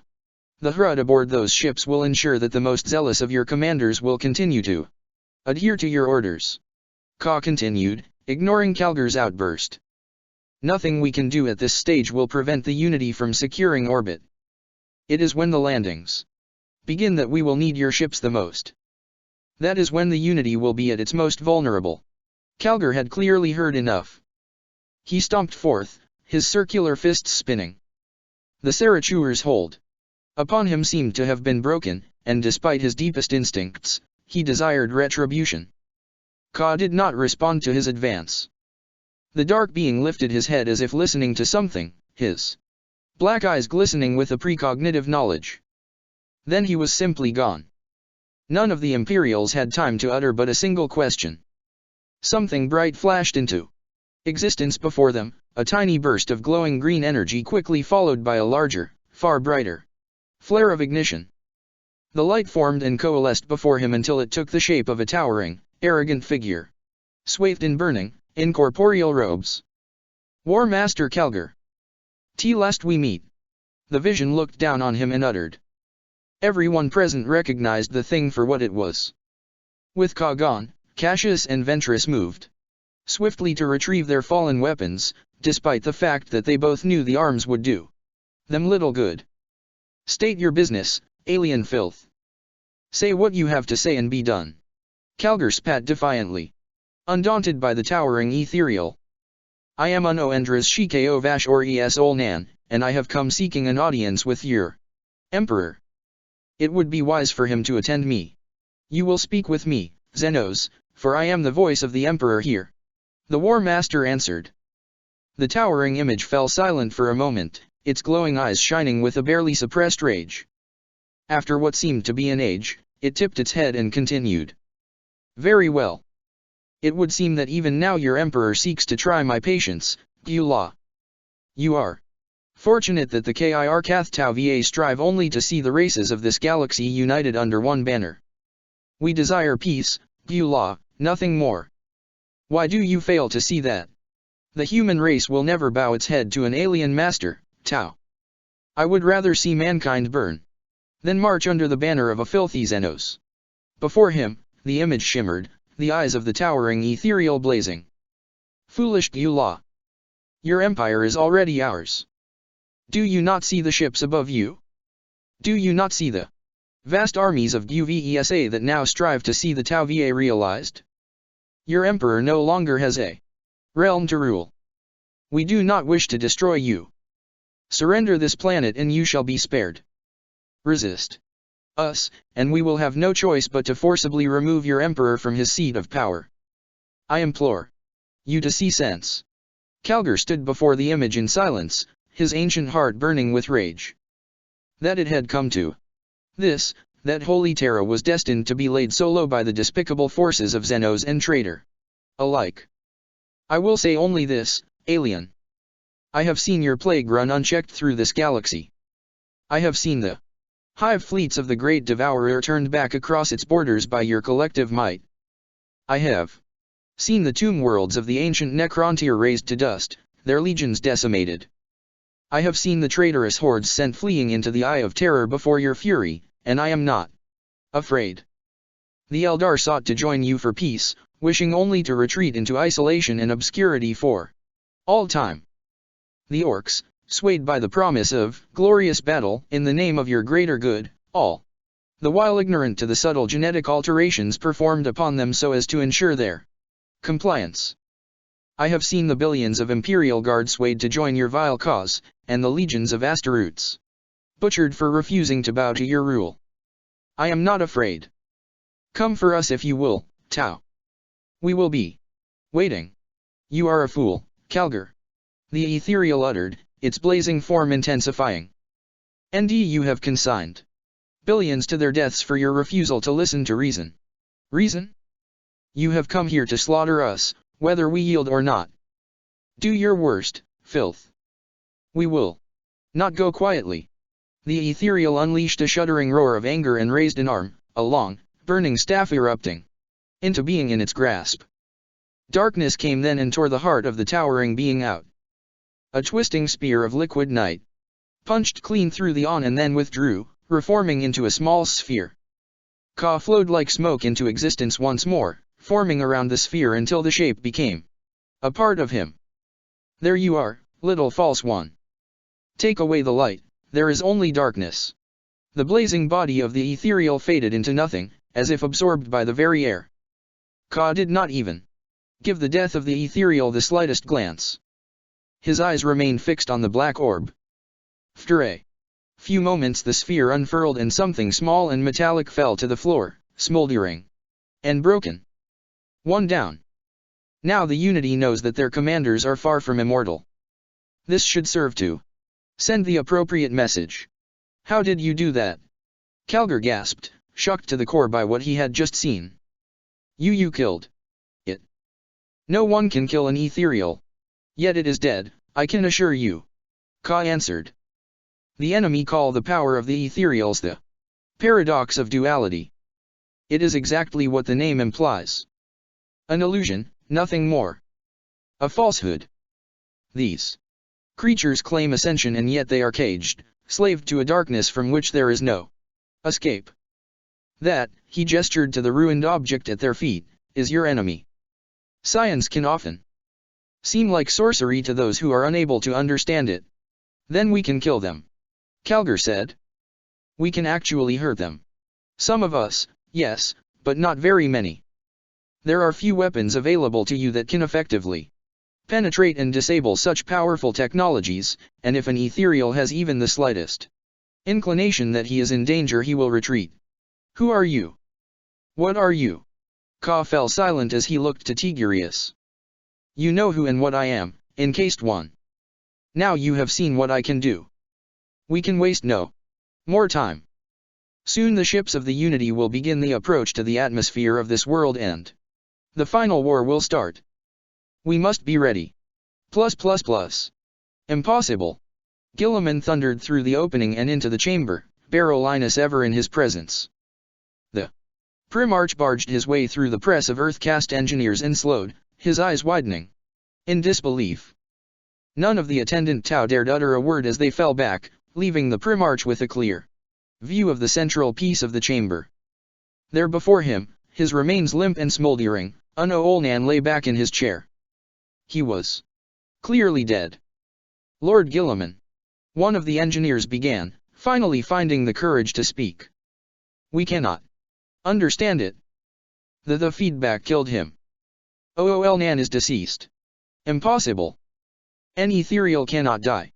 Guilliman spat, advancing slowly. He reached out a hand to touch the corpse and then withdrew it, unable to bring himself to make contact with the divine being. Slowly but surely, the disbelief in his expression faded, to be replaced by anger. Find out what happened here. Find out and report directly to me. Get me answers or I will have your heads. Barolinus stepped out from behind the Primarch to regard the dead ethereal. His eyes were narrowed, heavy with suspicion. They said that the feedback killed him. What do they mean by that? Nothing. Guilliman answered, a little too quickly. They clutch at straws in attempt to invent impossible explanations. Heed my words, all of you. He raised a finger and ran it past each of the engineers in turn, the menace behind the gesture unmistakable. You will not fail me. Find out how they did this to him, or I swear, by the time the descent is upon us, I will ensure that all of you are in the first Orca to head to the surface, unarmed and unaccompanied. The Ziggurat Imperialis the Imperial Palace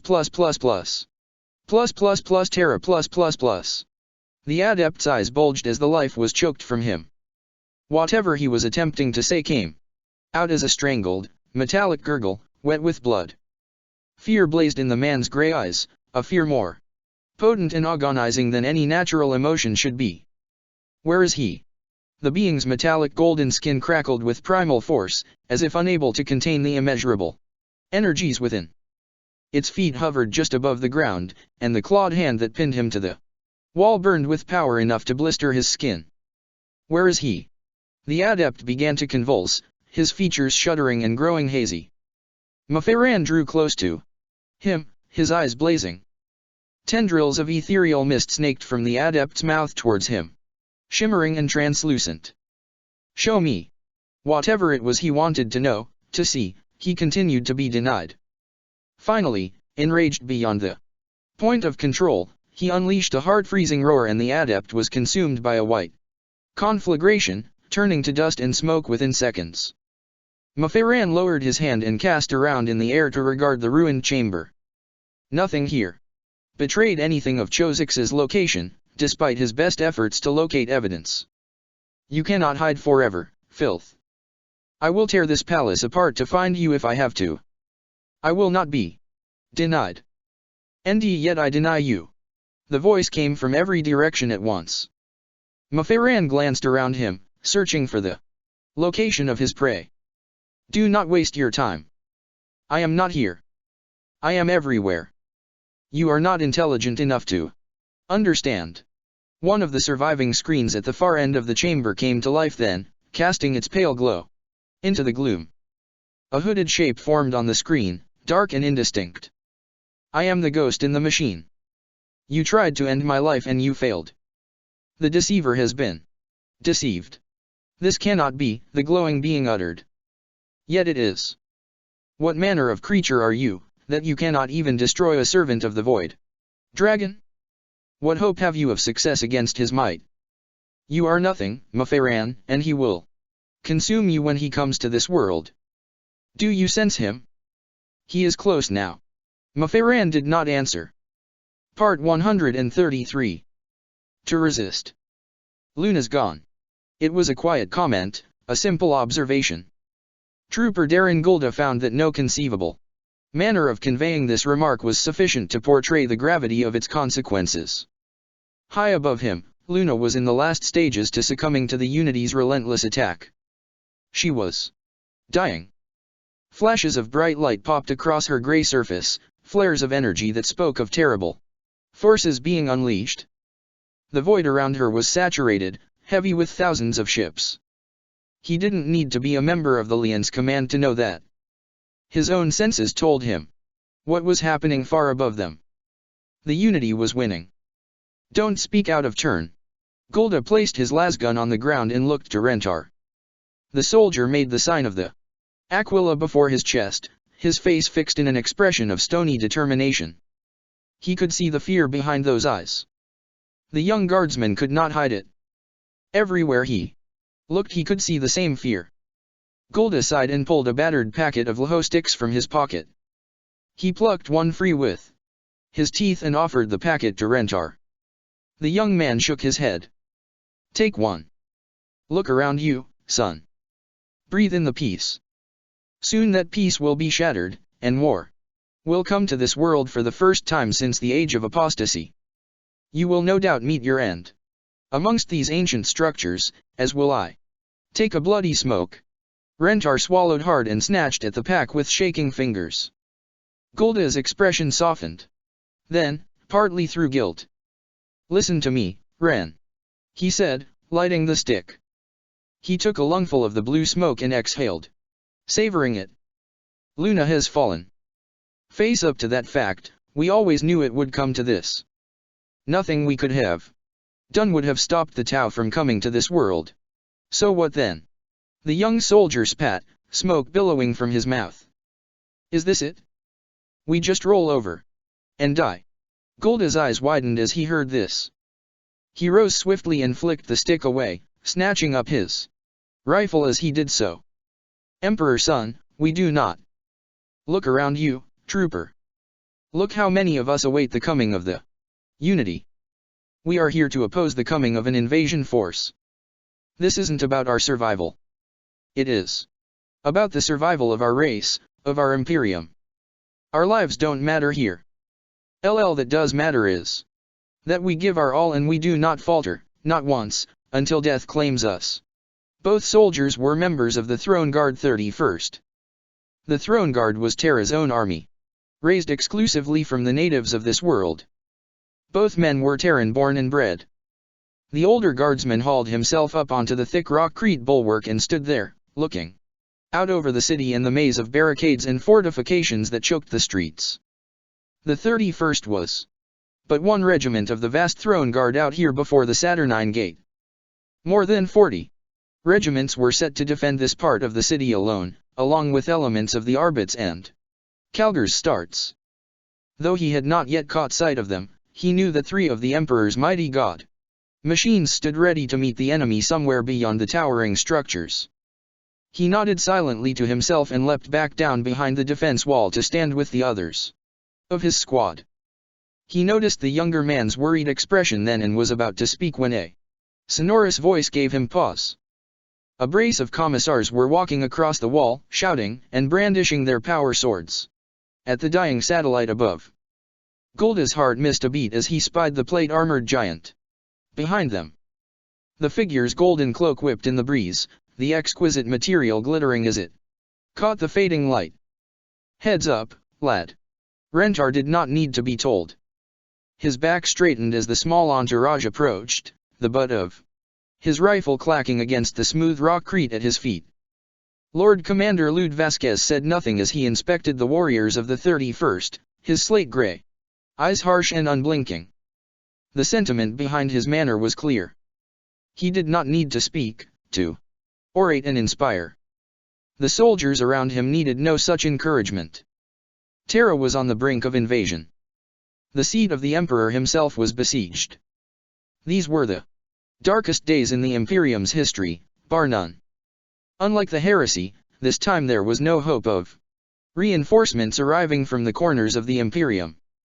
The Unity had ensured that this time the Emperor did not walk amongst his people. Never before had the Imperium of man teetered so close to the brink of annihilation. The Isharia +++. We are close. The others watched in silence as Kodian paced the glowing chamber, his hands placed behind his back. Whether through fate or design, we are fortunate. The spirits of the Isharia tell me that the webway is unbroken and clear from here to Terra, and that the journey should take us no more than a day or two. I am confident that we should arrive as the invasion commences. A quiet murmur passed through the gathered figures at hearing this. Kodian allowed the exchange to continue for a few moments before he held up his hands for attention. I wanted to speak with you all in order to discuss the coming war, and our roles in that war. Even now we are headed towards the greatest conflict this galaxy has ever seen, and yet none of us have considered exactly what we are to do. Our efforts have thus far seen the Cessus delivered into the hands of the Lients, and no less than 2 of the Emperor's own sons returned to an Imperium desperate for them. It would seem to many that, should one believe in such things as fate or destiny, ours has been collectively realized. This is not the case. We are far from done with the Unity. I am pleased to hear that. Torvis answered, rising slowly from his seat on the curved crystalline bench. I have been meaning to hold counsel with you, Chaplain, but now you have broached the subject. Here and now will be as good a place and time as any to put my point across. Kodian nodded gently as he heard this. You are right, brother. That is exactly why I gathered us here, to discuss our next course of action. It is our next course of action that concerns me, Chaplain. Look around you. 10. There are 10 of us. In this group. 10 outcasts, carried aboard a ship of ghosts, leading an armada of feral carnivores. Towards the greatest battle ever known. What good is that? We are hardly a mere force of 10, Torvis. Do not forget, this ship is but the lead vessel of a mighty fleet, so large we cannot hope to know how many vessels even follow us in. Then we are sure to be victorious, with such allies on our side. Torvis Liguor growled.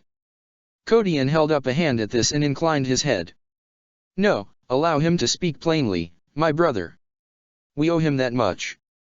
I asked you a question. What are we supposed to do, Chaplain? What are we supposed to achieve? Look at us. Outcasts, renegades, and Xenos. We severed all ties with the Alliance once and for all. When we answered your call. Cypher's call, Torvis. I was not the one who summoned you. It does not matter. We followed you, Kodian. Liguor and I, we left behind the only brothers we had. Left to follow you. We left Cryptman and the Death Watch behind, abandoned them to the mercy of Calgar and his Demdlians, and for what? For what, Kodian? This. He gestured at the ship around them, a burning scorn twisting his features. We are renegades and aliens. This is a Xenos ship. What chance do we have of even breaking Terra's atmosphere? Even if we did, we could never realistically hope to join the Lients. There are things that you do not understand. Enough. Enough of the ambiguity, Kodian. I am sick of hearing such answers from you. Pull yourself together, Stockleg. Grungy interjected. It does not matter what you wish or do not wish to hear. Existence is a heartless bitch, and that will never change no matter how long and hard you rail against it. Torvis looked to Grungy then, his eyes blazing with fury. Here comes the xenophobia. The demiurge sneered, folding his arms before his chest. Take your best shot, large one. I will not be insulted by a Xenos dwarf. Torvis snapped, reaching over his shoulder to grip the hilt of His hammer. Grungy smiled, justified by the Marine's response. Better that you heed your anger now, while I am singular-handed. Only a fool insults an armed demiurge. Enough. Kodian shouted, striding between the two quarreling warriors. If either of you are so eager to fight, then wait until we reach Terra. Believe me, there are millions waiting to tear you to pieces. Emperor's Light, what is wrong with you? How many enemies does a warrior need? Torvis hissed from between his teeth and sat back down, the weight of his descent causing the organic glass bench to groan. Lady Inquisitor Aurecule's eyes twinkled with mischief as she observed the exchange. She waved a hand before her face, as if warding away mist or smoke. The testosterone is so thick in here I could cut it with a knife. You go for it, boys. I'm sure the enemy would appreciate you doing their job for them. In the meantime, I'm struggling to see exactly how all this is going to help us decide where we go from here. That is hardly our choice, Inquisitor. The Kodian said. We are bound for Terra. Once we reach her, we land any way we can and then we fight, any way we can. We aren't exactly fraught with options.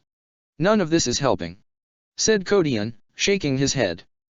We need to be preparing for the fight ahead. That is why I have asked Gormat to instruct us on exactly what we are to expect. The Tau raised his head and glanced around the group as he heard this, as if activated by the chaplain's voice. He placed his hands together in a gesture of compliance and then stood, his long robes falling in folds about him. The Unity, he began, blinking softly. The Unity is an enemy we dare not underestimate. I served this Unity for many years, and I rose through the ranks to take the title of ambassador, second only to the ethereal in charge of my colony world. In that time I learned a great many secrets about the empire I served, secrets that are kept from all but the most high-ranking of my kind. I learned how the war machine of the Unity works on every level. Most important of all, I learned of the Unity's plans for Terra. Plans. They seek to conquer the planet. Torvis piped up, anger still clear in his voice. I think this is pretty self-explanatory. Quite. What all of you need to understand, however, is that Terra was always at the forefront of Unva's plans. He has desired to take the seat of the Gyula Empire as his own for many years. He is a powerful and unforgiving individual, who will stop at nothing to achieve dominance over all the races of this galaxy. The Unity's growth was an incredibly complex thing. You cannot realize this, but every stage of the expansion was planned to perfection, designed to strip away the power and the influence of the Imperium one system at a time. You see, Unva is utterly dedicated to removing the Emperor of the Gyula from his throne, and so he made to ensure that once his fleets reached the Terran system, there would be no hope of reinforcements coming to the aid of the defenders of this world. He has achieved this goal. He has not, Kodian said. I have seen this much with my own eyes. Yes, your vaunted rebel army. Kodian threw Torvis a warning glance, his restraint beginning to crumble. Had you been there, Marine, you would not mock me.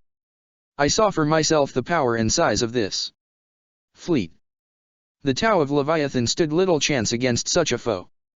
The Unity cannot know of the existence of this force, I am sure. I believe that you are correct, Chaplain. If they had, then I am sure that Unva would have pursued it to extinction.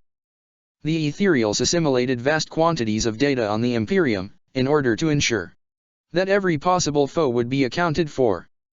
If this fleet is indeed as large as you say, then I can assure you, they would have been pursued and dealt with. The fact that they were not almost certainly indicates that they were, and still are, an unknown entity. Good. Then the Unity do not know they are coming. Gormat held up a hand at this, a gesture enough to surprise even Kodian. Forgive me, Chaplain, but there is something I feel you must know. The three main Unity fleets were scheduled to converge upon the advance to Terra, in order to ensure the maximum chance of victory. We already know that elements of Kraken had begun to integrate with Prometheus, and we must assume that this convergence is now complete. Of course, if this mysterious fleet is currently engaged in fighting the ships of Leviathan, then the Unity's plans are seriously compromised. The invasion's success relies heavily on the participation of all three fleets. Given the time frame, I am sure that by this point, UNVA is beginning to grow concerned. Kodian nodded, gratified by hearing this. Then we do have an advantage over the enemy. Do they know of the Kroot?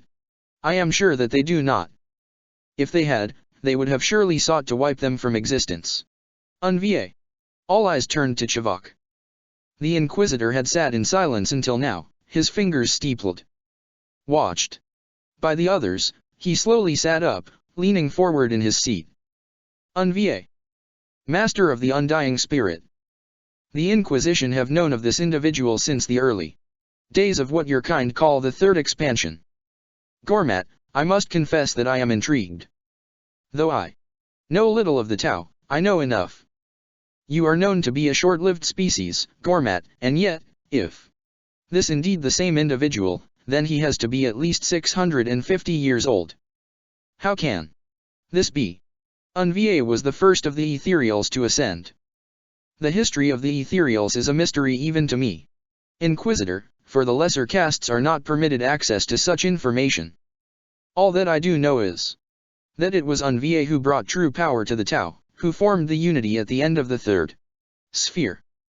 There is a legend amongst my kind of the rise of UNVA. It is said that he personally led an expedition into the forbidden regions of the Damocles Gulf in pursuit of the renegade Farzaite. Upon his return, he refused to say whether or not he had been successful in tracking down Oshava, but instead claimed that he had true and ultimate inspiration, an inspiration that would see the Tau come to ultimate power. He was no longer the aged and wizened being the Tau knew. He had been transformed, invigorated by some unknown experience. Ascended, he called it. He would not speak of his experiences on the world of Arthas Moloch, only to say that he had found the answers to life there, that he had unlocked all the secrets of the universe. I fail to see what all this has to do with learning of the Unity's strengths, Umbras said, stirring in his seat. This was the first time that the ultramarine apothecary had spoken since the commencement of the gathering. I mean you no disrespect, Gormat, but the history of your race is irrelevant. We need to know how to fight them. I disagree, Master Umbras. You see, I am trying to explain to you the true power that lies behind the Unity. UNVA was but the first to change. The other Ethereals soon received this gift of ascension, and it brought them immortality and wisdom. Under the direction of UNVA, it was as if all the secrets of life were revealed to the Ethereals. The Tau learned to adapt to any situation. They learned how to seek out a foe's weaknesses and exploit them. They learned how to win. Our technology improved in leaps and bounds, so much so that the Earthcast were able to build weapons and machines to overcome any obstacle, to beat any foe. What are we to expect, Tau, and how are we to beat them? Torvus snarled, barely able to contain his anger. Gormat gave a defeated sigh and shook his head slowly. It was as if he had more to say on the Ethereals, UNVA in particular, and yet he could not physically bring himself to reveal his thoughts. It will be hard, but victory is possible. Of all the foes we are set to face, the Ethereals are the most powerful and deadly, but they can be beaten. You have to know that one of the greatest threats lies within the heart of the Prometheus fleet. I cannot tell you what you are destined to face, because I truthfully do not know. All I do know is that there is a vast army awaiting release, an army created by the greatest geneticist the Unity has ever known. It is an army of alien design, a race brought back from the brink of extinction to serve the Unity. Millions of artificial warriors slumber there, awaiting their awakening. If they are unleashed they will lay waste to Terra. We must prevent this any way we can. What do you know of them? Kodian asked. This secret army of the Unity.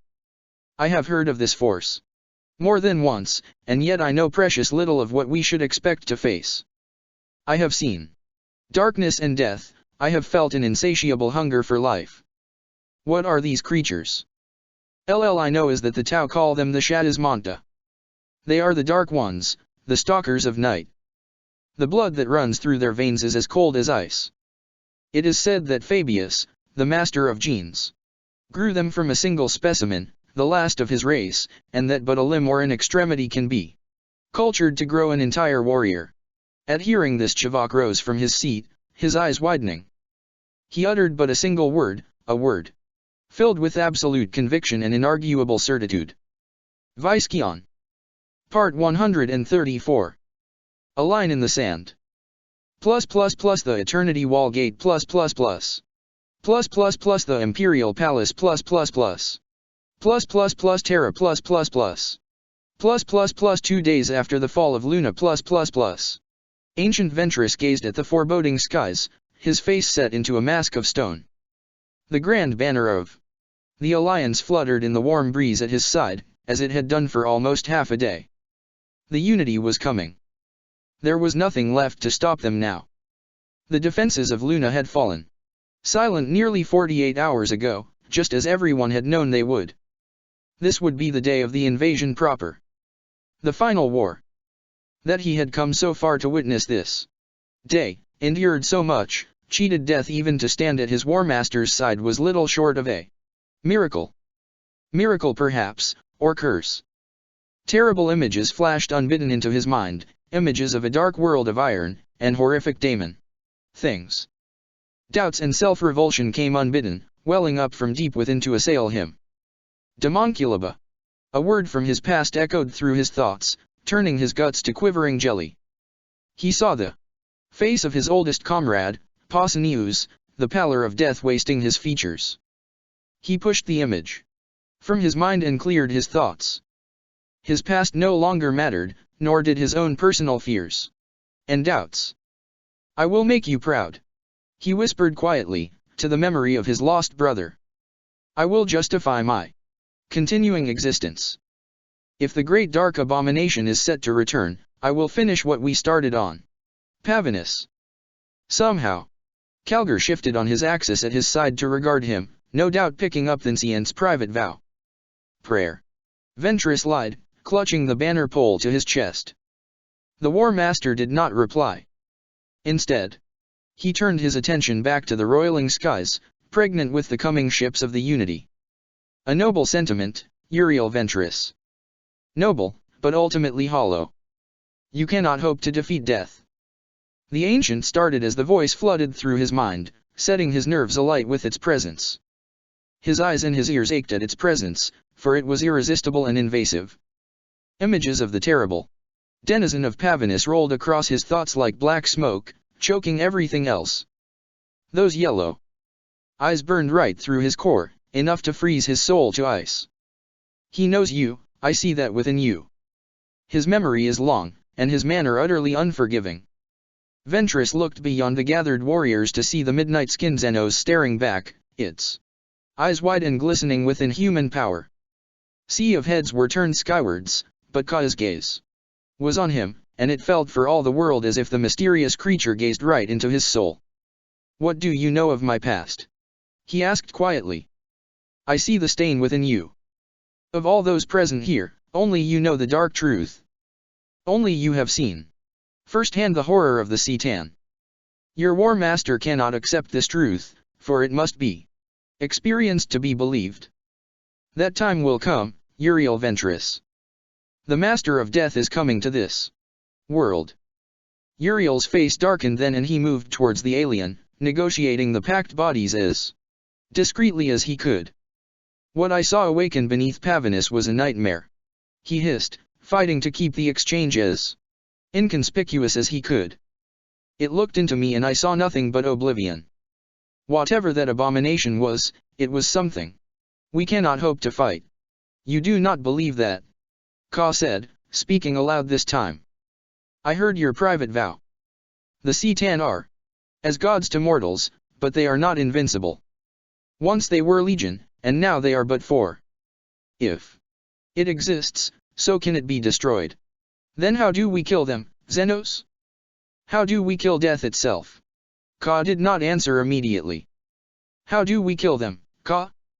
Answer me. We fight fire with fire. Insient. The voice of Calgar caused him to start, and he looked to the War Master, the expression of hunger and desperation on his face fading away. Without any further exchange he shifted his position to take his place at his War Master's side. Soon, Insient. Soon we will know the truth of things, Calgar uttered, and Ventress felt his pulse quicken at this. It was a physical reaction he could not avert, and he knew that the other Ultramarines amongst the gathering were feeling the same at this moment, especially Calgar. They had received the message only a short while ago, and now they waited. They waited to see, to have their worst fears confirmed. Rogaldorn stood to the left of the War Master. The Primarch no longer wore the armor of the Custodes, but instead sported the plate and colors of an Imperial fist.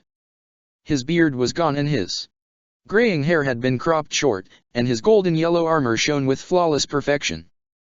The small honor guard of Fist commanders surrounding him exuded an air of utter pride, unable to hide the wonder that dominated their faces. Dorn had returned to the Fists only a few days ago, and in that time the chapter had been utterly transformed, invigorated by the miraculous return of their Primarch. Ventress could not help but feel a stirring envy within him at witnessing this sight. That a Primarch could return to the Imperium in its darkest hour was a wonder indeed, second only to the return of the Emperor himself. Still, Dorn's presence before him was a double-edged sword. It served to remind him of all that his own chapter had lost, and he knew that he would never feel his chest swell with the same pride. The Fists had been blessed, as had those Astaroutes of the first founding chapters who fought for the Alliance. Warriors as those such of the Dark Angels and the White Scars were painfully rare now, and yet even they could take heart in knowing that their Gene Father once more walked amongst them. He could not claim this same fact. His own Primarch was lost, worse even, corrupted by the very enemy he had vowed to dedicate his body and soul to fight. Robert Guilliman was a part of the unity now. It was a betrayal of such magnitude that he knew it could never be put right. The others had joined the gathering a short time ago. Each of the Primarches stood as Dorn did, at the center of a small and elite cadre of his own warriors. Of all the first chapters, only the sons of Sanguinius were absent, like their Primarch. This sight did go some way to stirring the passion within him, for no matter how keenly he felt the absence of the resurrected Guilliman, he could not help but be moved by the sight of the gathered Primarches. Only Magnus the Red stood alone. Unlike his brothers, who were all fixated by the approaching fleets, the crimson-haired giant's attention was firmly upon the mysterious alien creature. He had yet to speak or attempt any act of communication with Ka, and yet it was as if he was fascinated by the dark figure. It was Ka who finally broke the uneasy silence, though as he spoke, it was as if only Magnus heard his words.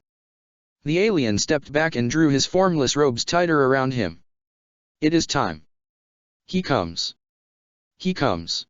Magnus echoed, his words stirring the other Primarches. Russ gave a low growl and placed the tip of his frost blade upon the floor, his hands resting upon the pommel. The talons of Korax slid free of their sheaths and ignited with the thrum of building power. The air before them shivered and thickened, bulging as if warped by some unseen shape beneath. Robert Guilliman appeared before them, a shimmering wave of light that formed the shape of lost Primarch as it descended, from head to toe. It took less than a second for the Primarch of the Ultramarines to come into existence. He stood before the War Master and his gathered Primarch brethren, his obsidian eyes wide and unblinking. A tiny pulse of rippling light descended down his form with a regular rhythm, the only visible indication that the vision was not one of flesh and blood. Guilliman did not even get the chance to speak before the first response. Russ unleashed a rising roar and charged, his body becoming a blur. He swept his jagged blade through the image's neck, only for the damage to flow and reform, leaving behind no trace of injury. Russ. Guilliman uttered. His black eyes widened slightly as he watched the great wolf step back, anger and hatred causing his breath to come in great, ragged gasps. Coward. The Lord of the Space Wolves snarled. Guilliman ignored the insult and cast his gaze out over the assembled warriors, finding each of them, in turn, He did not speak as he did this, and though there was little change in his expression, the furrow in his brow spoke of his surprise at coming face to face with so many of his lost brothers. Primarch. Calgar took a step towards the projection, a tentative and apprehensive advance. The wonder in his voice was stained with incredulity, for his worst fears had been finally and utterly confirmed. It is true then. You serve the enemy. Guilliman finally tore his gaze away from the Primarches and regarded the War Master, a sneer of disdain crossing his face. You must be Calgar, the former chapter master of my Ultramarines. The same Calgar that abandoned his own world rather than fight for her world that the filth you serve took from us. Calgar spat in answer, the wonder of beholding his Primarch restored soon fading away. Silence. I will suffer the presence of such weakness no longer. I came here before you to try and save lives, to try and show that mercy is still within me, within all those who serve the unity. All I have seen since my return to these stars is weakness and corruption.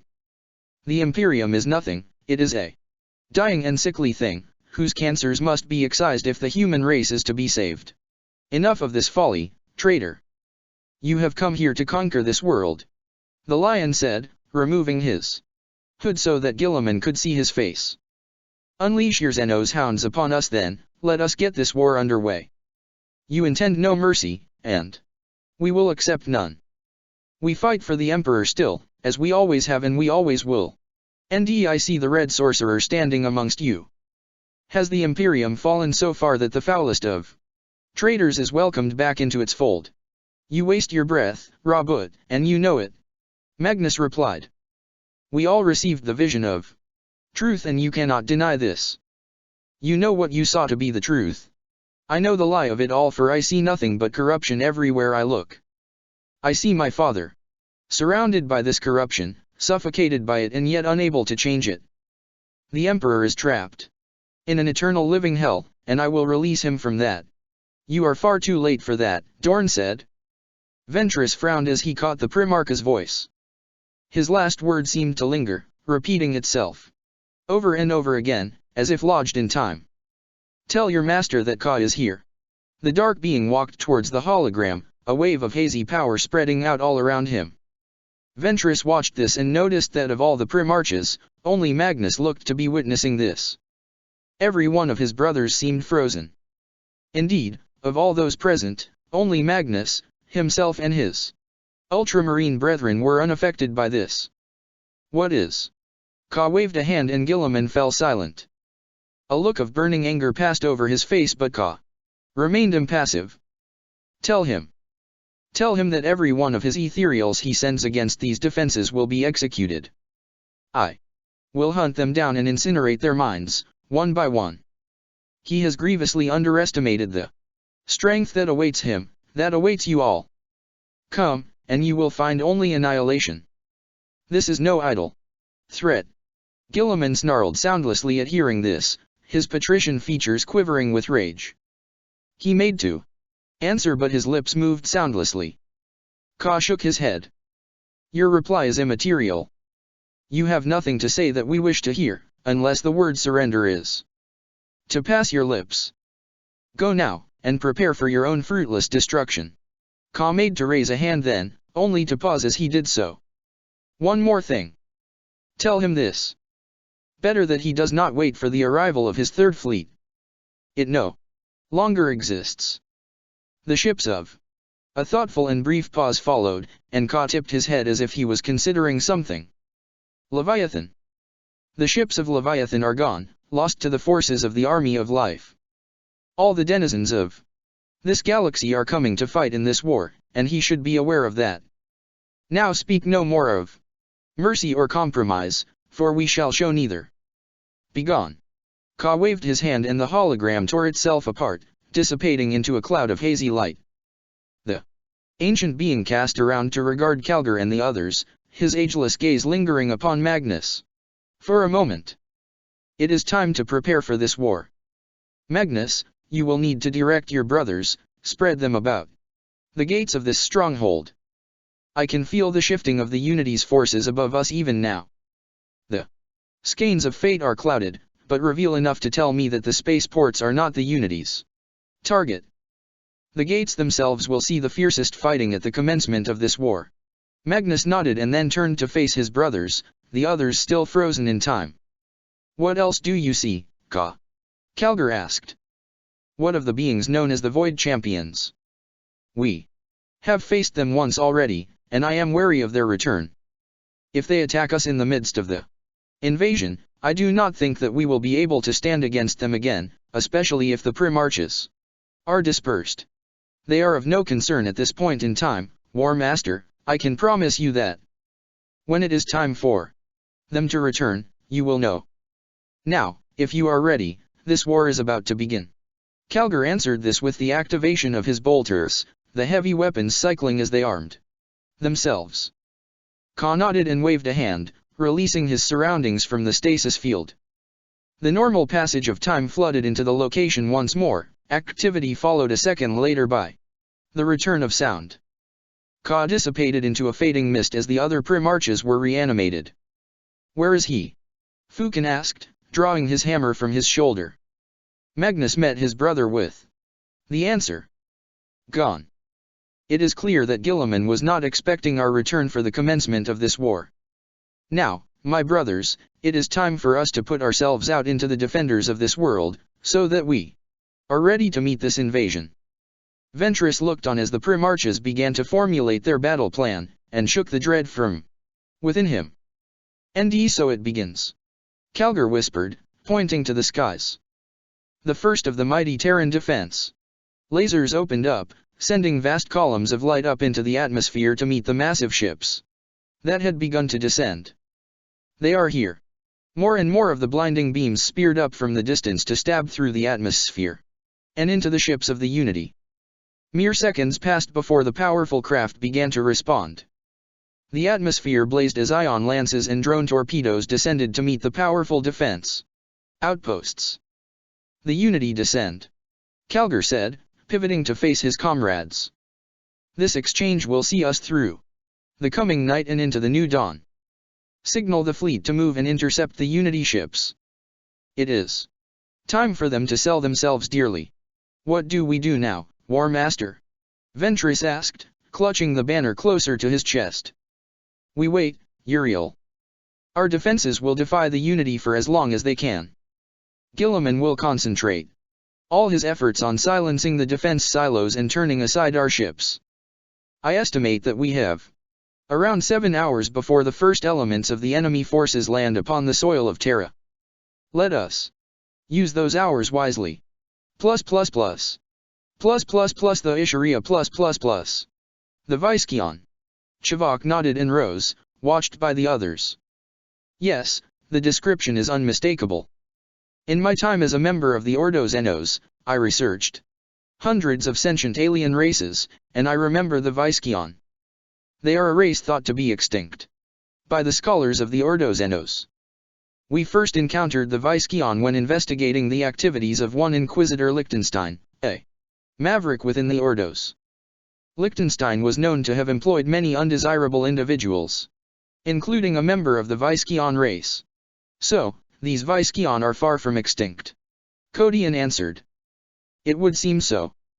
Their home world was destroyed by the fleeing splinter fleets of Kraken in the wake of the Battle of HR4. They were effectively wiped out. And yet you suspect that the Unity employs a vast army of them, Gormat? Orekiel asked, turning her attention back to the Tau. Gormat nodded. Yes, as I said, they were cultured from a specimen thought to be the last of his kind. It is whispered that Bile has modified the cloned specimens to such an extent that an almost spontaneous reproduction would occur from any surviving body parts following the death of the host. So, let me get this straight. You are saying that these Viskeons grow from surviving body parts? Yes. For instance, if a Viskeon loses an arm, a separate specimen would grow from that limb, should it survive the separation. Such reproduction is said to occur from any surviving extremity. Codian's eyes narrowed as he heard this. He took a deep breath before he asked his next question. Okay. And for argument's sake, what would happen if a Viskeon took a bolter round to the chest? strong enough to blow his torso apart. Gormat shrugged. I theory, if the scattered limbs survived intact enough, the resultant regeneration would produce up to 5 separate specimens, depending on the extent of the limb separation. Part 135. The Unity descends. There was a blinding flash and a thunderous boom high above, and then the skies began to fall. The ship was vast, easily over a kilometer in length, and its entire undersize erupted with such fury it was as if a miniature sun was born in the skies above them. Ventress raised a hand to shield his eyes from the fiery blast as it assailed him, faster even than his oculobe could counter. The vast alien ship had been critically damaged by a powerful defense laser blast. Explosions racked its bulky form, and sections the size of Emperor Titans tumbled towards the ground as the ship began to break apart. It is coming down on us, Ventress cried, standing at the foot of the Leviathan's ramp. We have to try and move the defense forces clear of this area. Steel yourself, Ancient. We are not in danger. The War Master joined him, his stride calm and confident. He raised a fist and gestured to the skies. The craft's descent path will carry it away from us. We will pray for the many deaths that will follow its descent, but we will be spared for now. Look of shame passed over the Ancient's face and he hung his head, angry at his own lack of fortitude. He could see now that Calgar was right, that the craft was indeed moving away from them. Even in death. There are Hrud on board that ship. He glanced over his shoulder to see Ka staring back at him. The alien finally lifted his gaze to witness the death of the craft.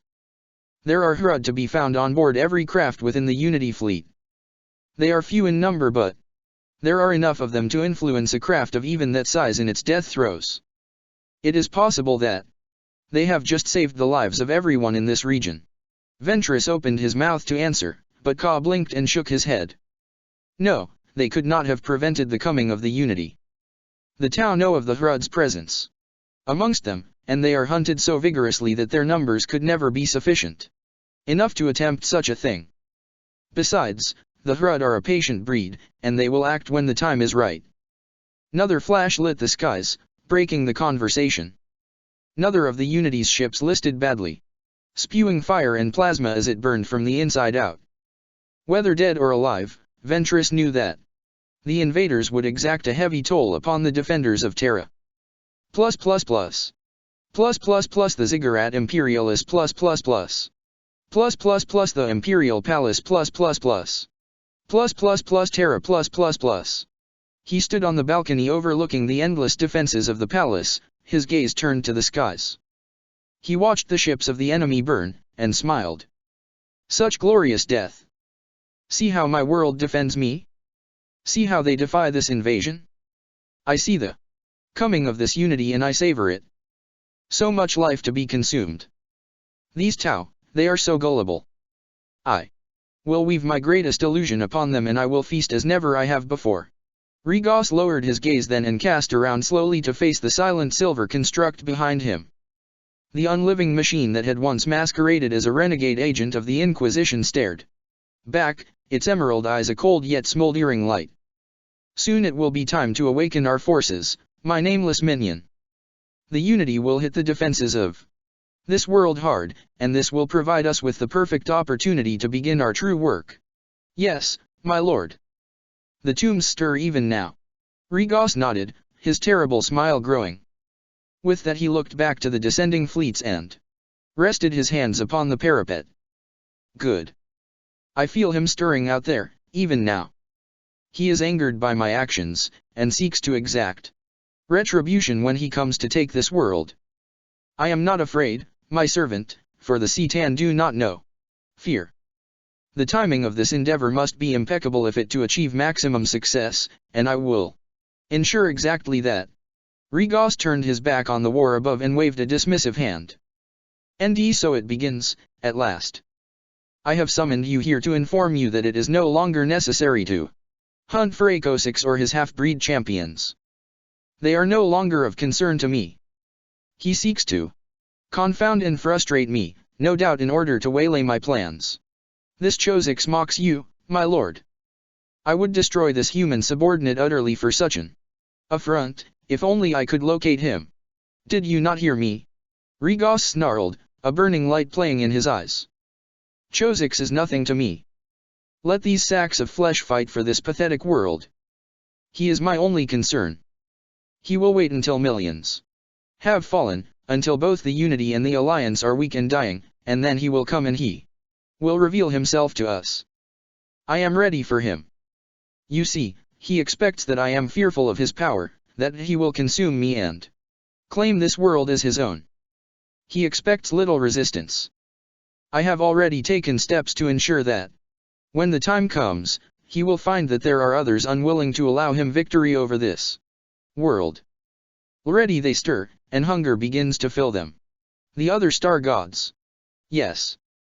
I will set them against one another and then I will reap whatever remains of them.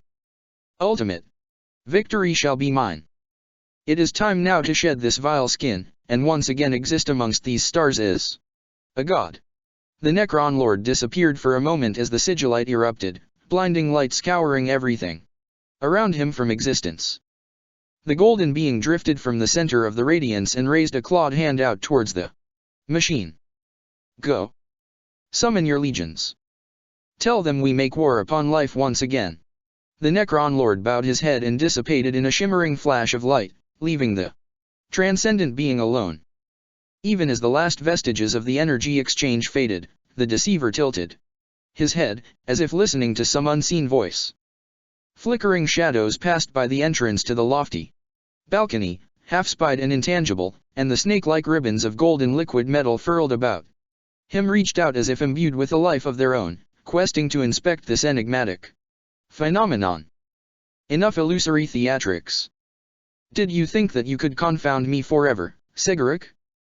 Dance around in the shadows all you like, old one, I will catch you soon enough, and when I do I will swallow you whole. The whispering continued, echoing through the spaces all around him. He followed the sounds with his glowing eyes, his radiant grin never once faltering. You amuse me. I sense him, you know. Your brother, the Dark One.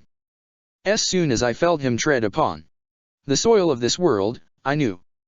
I knew it was you, and I saw the truth behind your deceit. Play your games all you like, you will not confound my plans a moment longer. We shall see. An echoing laughter rose up all around him then, enveloping the glowing being with a storm of resonating noise. Plus. Ka glanced up towards the towering ziggurat at the heart of the distant palace, his eyes narrowing. What is it? The alien being looked to Calgar and blinked away, the concern dominating his expression. Nothing of importance. Tell me, have the ships of the fleet fully engaged the Unity? Yes. The entire fleet is now committed to the task of countering the invasion. Why do you ask? Ka shifted his position once again, drawing his robes tighter around him as he took in the mounting war. I need to be sure that the arrival of the Prophet goes unhindered. I cannot risk one of your ships attacking the Eldar vessel as it exits the webway. Eldar vessel? I don't trust me, Ka said, his voice seeming to grow beyond the boundaries of any normal speech. There was something palpable in his voice that Calgar could not help but respond to. It was not a directly influential influence, but rather one of absolute conviction, a conviction that the War Master knew in his heart to be genuine. Calgar said nothing more. Despite his every instinct telling him otherwise, he found himself compelled to trust the strange being. He could not explain this, for it went against very nature as an Astarte, and yet he could not help himself. Very well. Tell me that you serve the Emperor, Ka, no matter your motives, and you will find an ally in me. Tell me this now. An expression he took to be amusement passed over the alien's face. I exist but to serve the same cause as your Emperor, Calgar, I assure you of that. You know in your heart that this is the truth. I cannot profess to be comfortable in the presence of a Xenos, but I believe you. Whatever your motives, I will consider you a part of this alliance. As such, I expect you to comply with my commands. Is this acceptable to you? Ka bowed his head at this, much to the surprise of the War Master. I accept these terms, Calgar. Do with me as you will. Upon hearing this, Calgar raised a fist and gestured out at the descending ships. Fight, Ka. I have seen for myself what you are capable of. Do whatever you can to keep the unity. From the gates of the Imperial Palace. At this, Ka looked to the coming invasion force once again. You could not know this, War Master, but I am here to do exactly that. Such a task is my destiny. Calgar's guess had been one of almost uncanny accuracy. 7 hours, he had claimed. 7 hours. Before the first vessel of the Unity touched the soil of Terra unscathed. Through the night the battle had raged, although given the sheer amount of power being exchanged, the hours of darkness had passed as a permanent dusk. As it had before, the planet shivered in pain beneath the awesome power of the enemy's assault. Entire cities shifted and shook beneath the relentless ion lances and torpedo storms, suffering greatly simply through residing close to the massed defense silos of the defense network. The air was hot, filled with ash and blood. Continents were raised, scoured of life. Huge fissures appeared in the dry wastelands of the ocean deserts, spewing molten lava and ash high into the air. In some areas the atmosphere itself burned, the skies red and blazing. One by one, the great bastions of Terra fell silent. Calgar stood at the head of the crown of Kolnir's vast command center, watching the slow death of the world creeping ever nearer. As the war ground on, it became more and more apparent to him that Guilliman desired only the palace to survive. He wants the Emperor.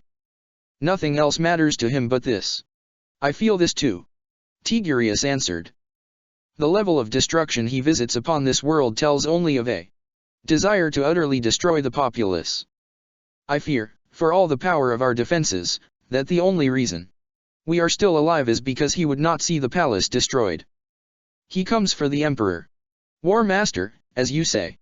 Cassius shifted away from the screens as he heard this, his silver skull glinting beneath the ambient glow. Even so, the combined fleets are suffering beneath the defenses. We have destroyed a great many ships, thanks to the Unity's desire to eradicate the bastions and the defense silos. Our fleet gives a good account of itself. They are nonetheless fighting a losing battle, Cassius. Look.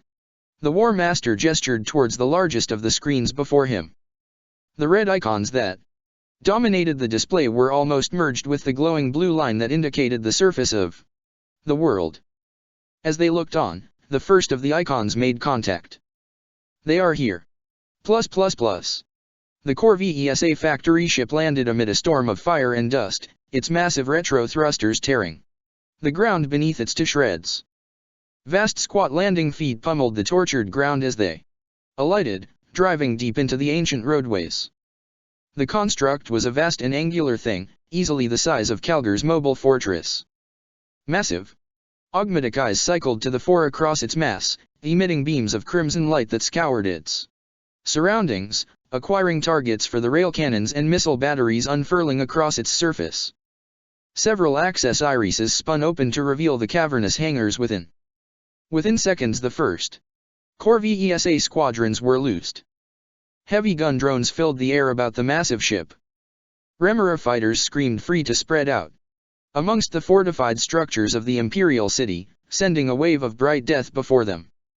The factory ship's presence on Terra lasted no more than a minute and a half.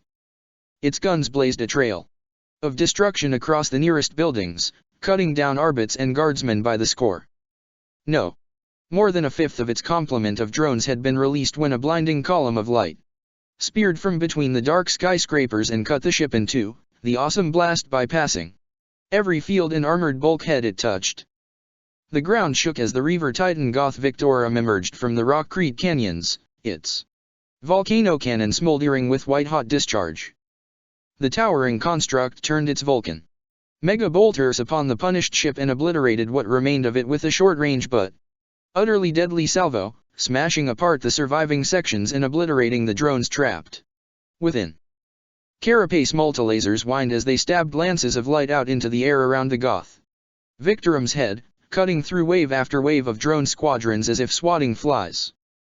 First blood to us, Calgar said, with no small amount of satisfaction. The crown of Kolnir shook. Beneath the Titan's onslaught, such was the power unleashed by the god machine. Cassius, signal the princeps of the Goth Victorum and extend my congratulations on the kill. Ventress, I give you charge of coordinating the ground forces to move in and deal with the landing ships. The Unity ships are now starting to descend beneath the reach of the surviving defense lasers, and as such we cannot risk bringing them down on top of us. Allow them to land, and then utterly annihilate them. The mighty Leviathan shook then, much more violently. Sonic buffers enveloped the command center with a bubble of thick but temporary silence, negating the deadly concussive blast of the Doomsday Cannon. Inertial dampeners fought to keep the mighty craft steady in the wake of the cannon's fearsome recoil. Balance was brought back to the bridge in time for the screens to show the utter annihilation of the Kolnir's target. Another factory ship disappeared, atomized by the blast. Nothing survived. Good. Reload the cannon immediately and maintain a constant vigil. Calgar ordered the vehicles. Master gunners. We will show Guilliman that we are not to be underestimated. The Isharia +++. The Unity has arrived, Prophet. The war has begun. Codian's eyes snapped open and he sat bolt upright. He was fully armored, despite the fact that he was late on what had sufficed as his cot since boarding the Isharia. He had not even been aware that he had been fully asleep. The last vestiges of unconsciousness faded away as his enhanced system flooded his body with adrenaline, a genetic trait designed to bring arresting a start to full consciousness with immediate effect. You are sure? He asked, sliding his feet onto the floor. Yes. The signs are unmistakable. The war for Terra has begun. Get me there. Codian snapped, hauling himself to his feet. Get me there now, I don't care how you do it. Patience, Prophet. Fate unwinds exactly as it should. We approach as fast as we are able. Do not insult me, Spirit. I am no oblivious imbecile. I tire of destiny and I tire of living a life preordained. I know what this ship is capable of. Get me to Terra now, so that I may stand beside my brethren and meet the invasion of the Unity. Do not deny me this. The nameless spirit did not answer. This ignorance served only to incite the chaplain further. Codian drew the Dawnblade from its holster and raised the weapon out before him, circling slowly as if to threaten the ship itself. You still think of me as some foolish human, some pawn to be guided and steered along a course predetermined by your kind. This is far from the truth, and you know that. I do not care for fate. Take me to Terra now, or this association will be ended. Look into my soul and know this to be the truth. Very well, Dalo Codian. As you wish. Part 136. The Dragon's Teeth.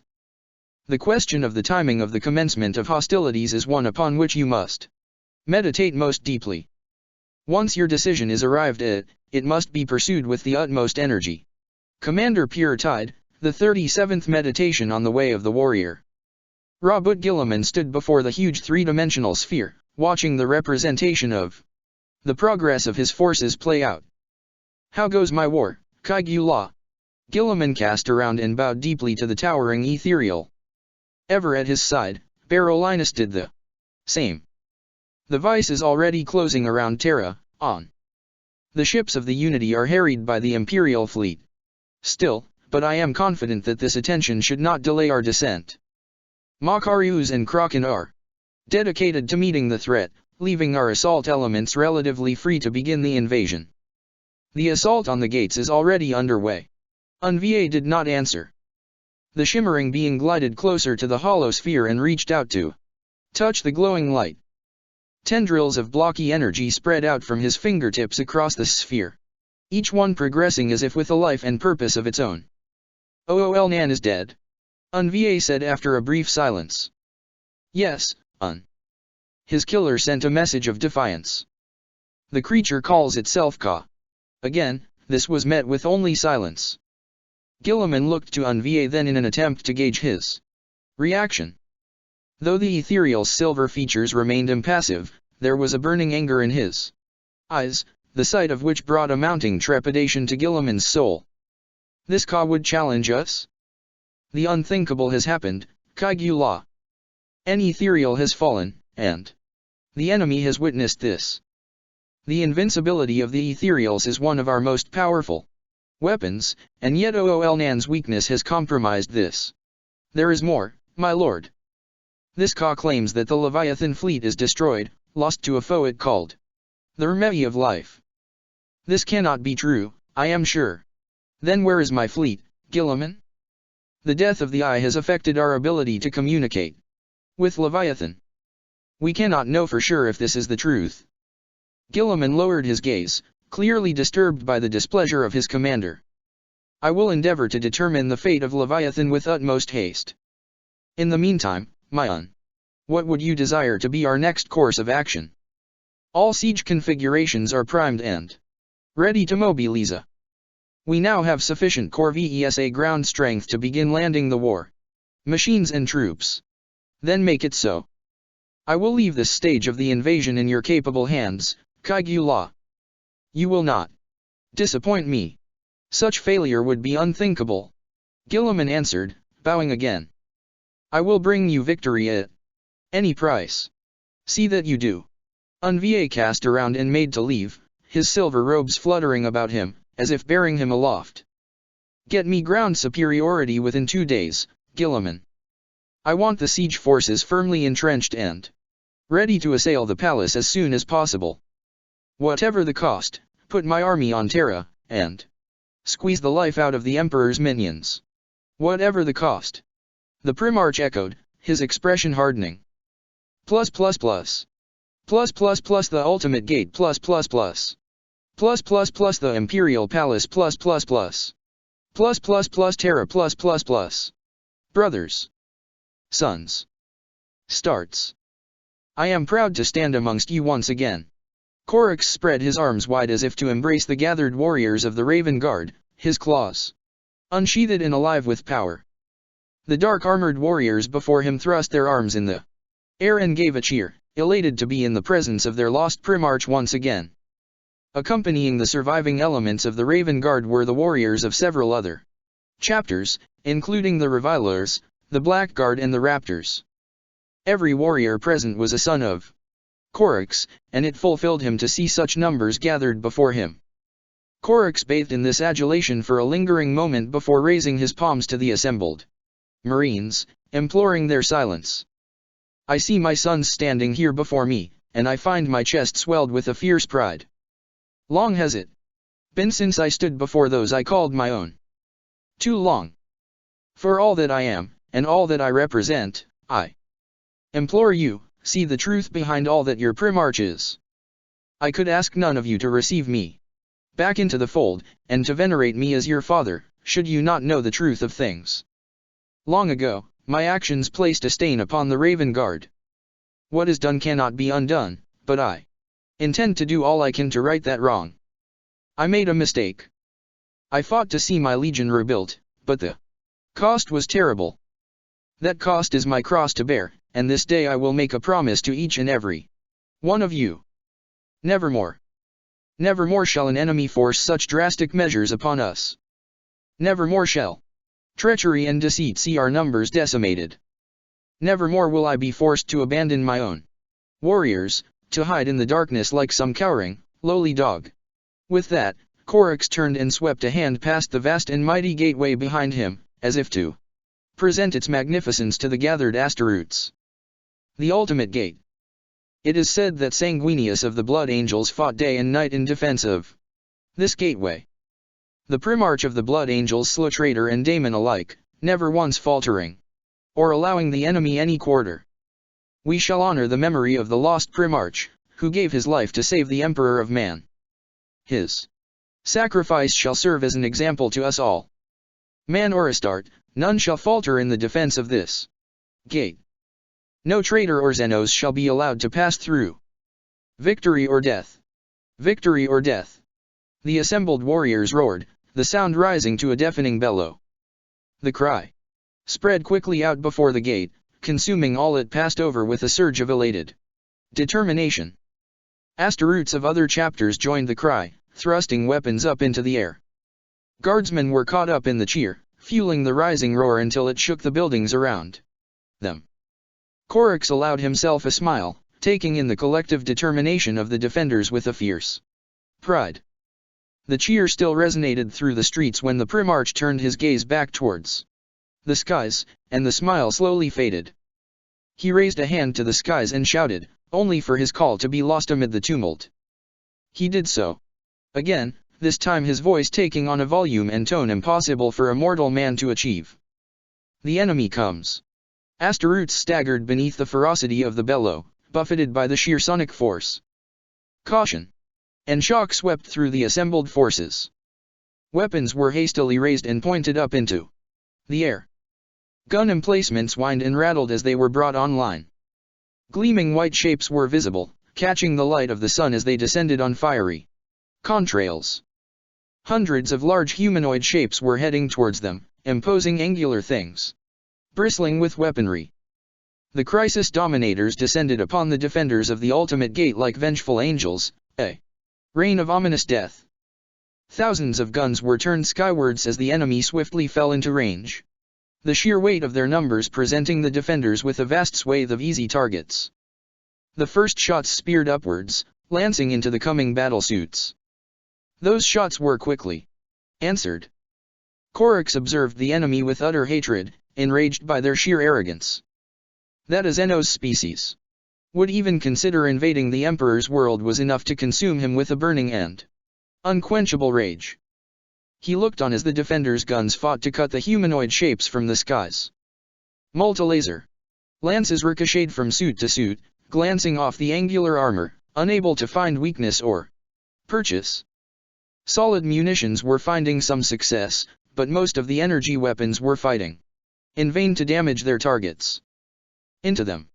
He cried, thrusting one claw up towards the coming enemy. Fire erupted from the thrusters of his jump pack, a conflagration mirrored by the spreading firestorm around him. As one, the Primarch of the Raven Guard and his warriors rose to meet the Tau attack, with neither fear in their hearts nor mercy on their minds. Korix thrust his arms down by his sides and lifted his head back, the wind buffeting his pale features. Behind him, the assault marines of the Raven Guard followed, howling in bloodlust at the prospect of the battle to come, driven to a state of near ecstasy to be following their Primarch to war. There was a legend amongst the Asteroutes told by Raven Guard and Blood Angel alike. It was said that Korix had held an unquenchable envy of his brother's mighty wings, and after seeing Sanguinius soaring above the battlefield had vowed that he would not rest until the dominance of the skies was his alone. Korix had welcomed the creation of the jump pack, and had strived to master its use. Such was his drive and determination that the Primarch did indeed make good his vow, for it was said amongst the Raven Guard that Korix's skill in the air could not be surpassed, and that he was so skilled with the jump pack that he could match any airborne feat performed by the father of the Blood Angels. Korix was into the enemy first. He soared through the descending fire and thrust his arms up, bringing the blades of his lightning claws together. The blades sank into the flexible armored ring that served as the battlesuit's waist. He parted his arms and tore the suit in two, sending the bisected pieces falling away. Sparks and lubricants pattered across his black armor and he twisted in the air like a swimmer, shifting the direction of his thrusters. The assault marines met the Dominators, massed bolter fire hammering into the larger suits at close range. Within seconds the first power weapon was brought to bear, its activation revealed by a flicker of light and a scream of power. Korix swept his fist out again and took the head from one of the Dominators, his return stroke cutting deep into the thick torso armor. A blot of searing plasma roared past him and exploded against the refractive armor of another suit, scoring a deep groove across the thick plate. He turned in time to see the marine responsible break apart beneath a storm of bright pulse fire. Another burning Dominator tumbled past him, almost catching him as it fell. A burst of flame erupted from one of the tumbling warrior's weapon mounts, passing so close by that it scorched the flesh of his face. Energy rounds hammered into his chest plate, forcing the breath from his lungs, and Before he had time to react, an armored foot smashed into him, and he was falling, turning end over end, out of control. Korix fought to control his descent, fighting every twist and roll. The advanced systems built into his jump pack activated automatically, cycling through pre-programmed stabilization patterns designed to assist the Primarch's efforts. His feet twisted up over his head and then down, bringing him upright just in time to feel the empty air beneath him become all too solid. His armored boots slammed into thick rockcrete with enough force to crack the tough substance. Gravity compressed his body, weighing him down. His bones creaked beneath his own increased weight and his armor groaned, tested to its limits of endurance. Korix did not stumble. He snarled through bared teeth as he hauled his body upright, fighting the effects of his violent arrest. He had landed on one of the roofs of the towering buildings, a surface which even now shifted and ground against itself, ready to give way beneath him.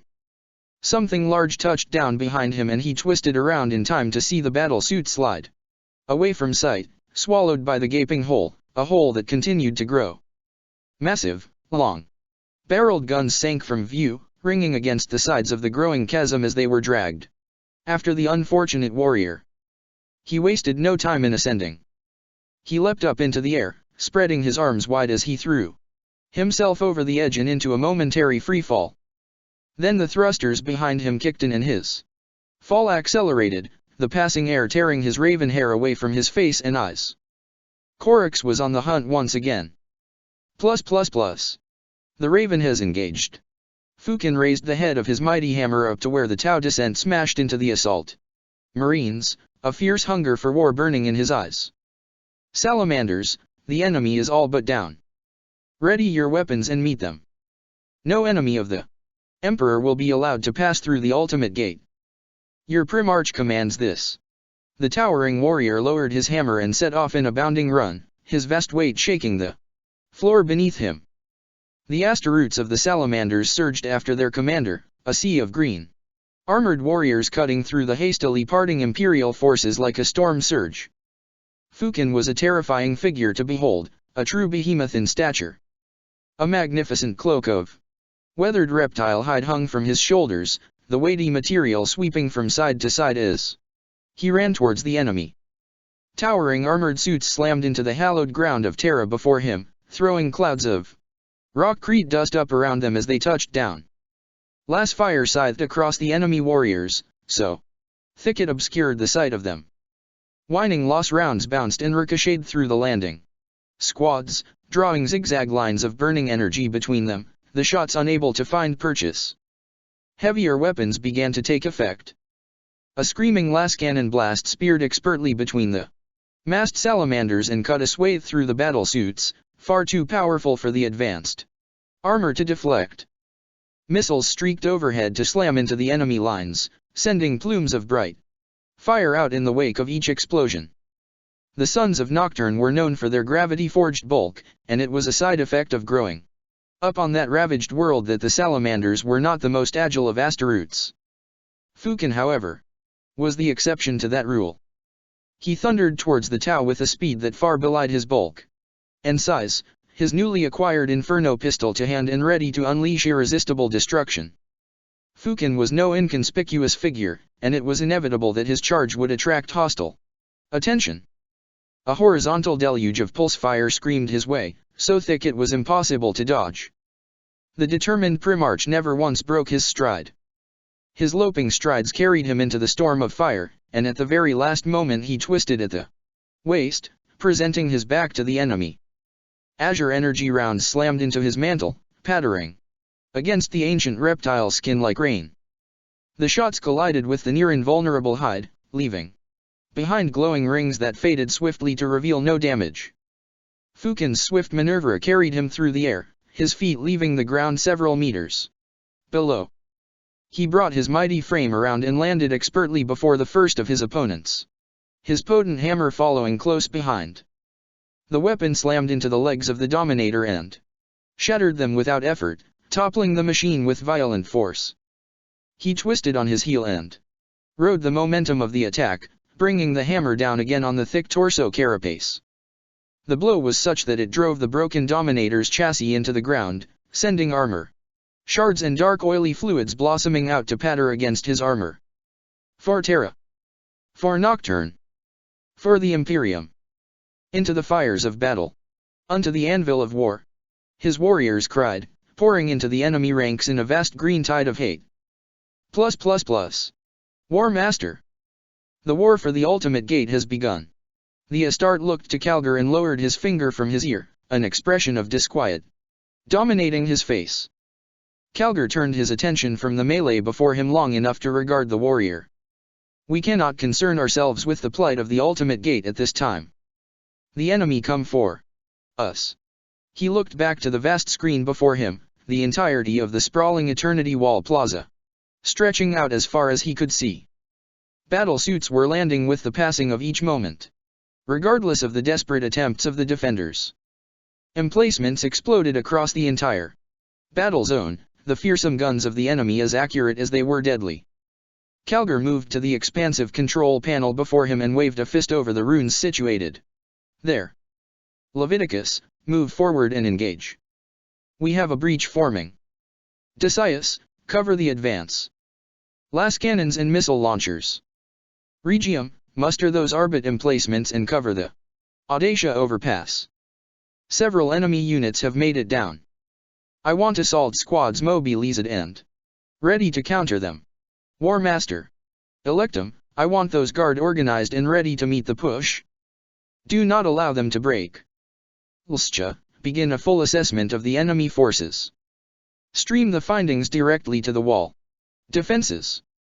Dorn needs to know what to expect. War Master. Ventress followed the voice, barely able to tear himself away from the unfolding drama. He found Ka, standing in the shadows at the far end of the command center, his large eyes wide and filled with concern. Though the alien spoke only softly, the ancient could feel the unease in his voice as if it were a sensation both upon the skin and in the mind. Ka was clearly troubled by something. Although Ventress knew precious little about the enigmatic alien, he knew enough to feel disquieted by the creature's manner. What is it? He asked, moving towards the black-skinned Xenos. What is troubling you, Ka? War Master. Ka said a third time, ignoring the start. This time the whisper was far more potent than his previous attempts at attracting Calgar's attention. The word resounded through the command center, causing adepts and marines alike to stagger, hands clutching at ears. This certainly caught Calgar's attention. The hulking dreadnought turned to face him. Something is wrong. What do you mean, Ka? He is in danger. I must go. At that the dark being swept his robes before him and unraveled, becoming mist. Then the mist faded away, and Ka was gone. Part 137. Evil revealed. The throne room the Imperial Palace Terra With a final, grinding boom, the mighty Eternity Gate arrested. Light streamed into the gloomy chamber beyond through the large gap, illuminating the ancient flags. Hundreds of faces looked up to witness the opening of the gate, and the sparse light that invaded the Emperor's throne room glittered as it was reflected off the sea of golden armor awaiting it. A brace of towering gatekeepers lumbered aside to allow the lone figure to enter, their vast bulk cast in shadow by the pale light beyond. Massive weapons of potent destruction were raised and deactivated, a sign of silent acceptance. Between them, illuminated by a halo of radiance, the War Master marched into the throne room. Calgar was alone, as was dictated by the strict code of the Custodes. That he had even been granted entry into the chamber of the Emperor was, in short, a miracle. Calgar stood in silence before the Custode host, watching as the crowds parted and a single warrior moved through the throng to greet him. War Master Calgar. The dark-skinned warrior began, setting the hilt of his guardian spear down on the polished flagstones. I am Centurion Goer Thanos. Your presence does us honor. The honor is mine, Centurion. To even be allowed to stand within the inner sanctum of our Emperor, take my breath away. Flitting golden servo skulls buzzed around his sarcophagus, chittering like dusk insects as they meticulously assessed the ancient warrior. The centurion did not let his gaze falter for even a second, and though he gave an impression of ignorance at the presence of the constructs, it was as if he was waiting for some silent confirmation. After a few moments the servo skulls drifted away, disappearing into the gloom. Go-Earthanis bowed his head and stepped up to the War Master, sweeping aside his flowing crimson cloak as he did so. "Forgive us, War Master. There can be no—" "I understand, Centurion. There is no need to explain. The welfare of our Emperor is paramount." Go-Earthanis bowed again and lowered his halberd, the imposing blade drifting over to where a soft luminescence shimmered at the far end of the vast chamber. "I understand that the war has begun.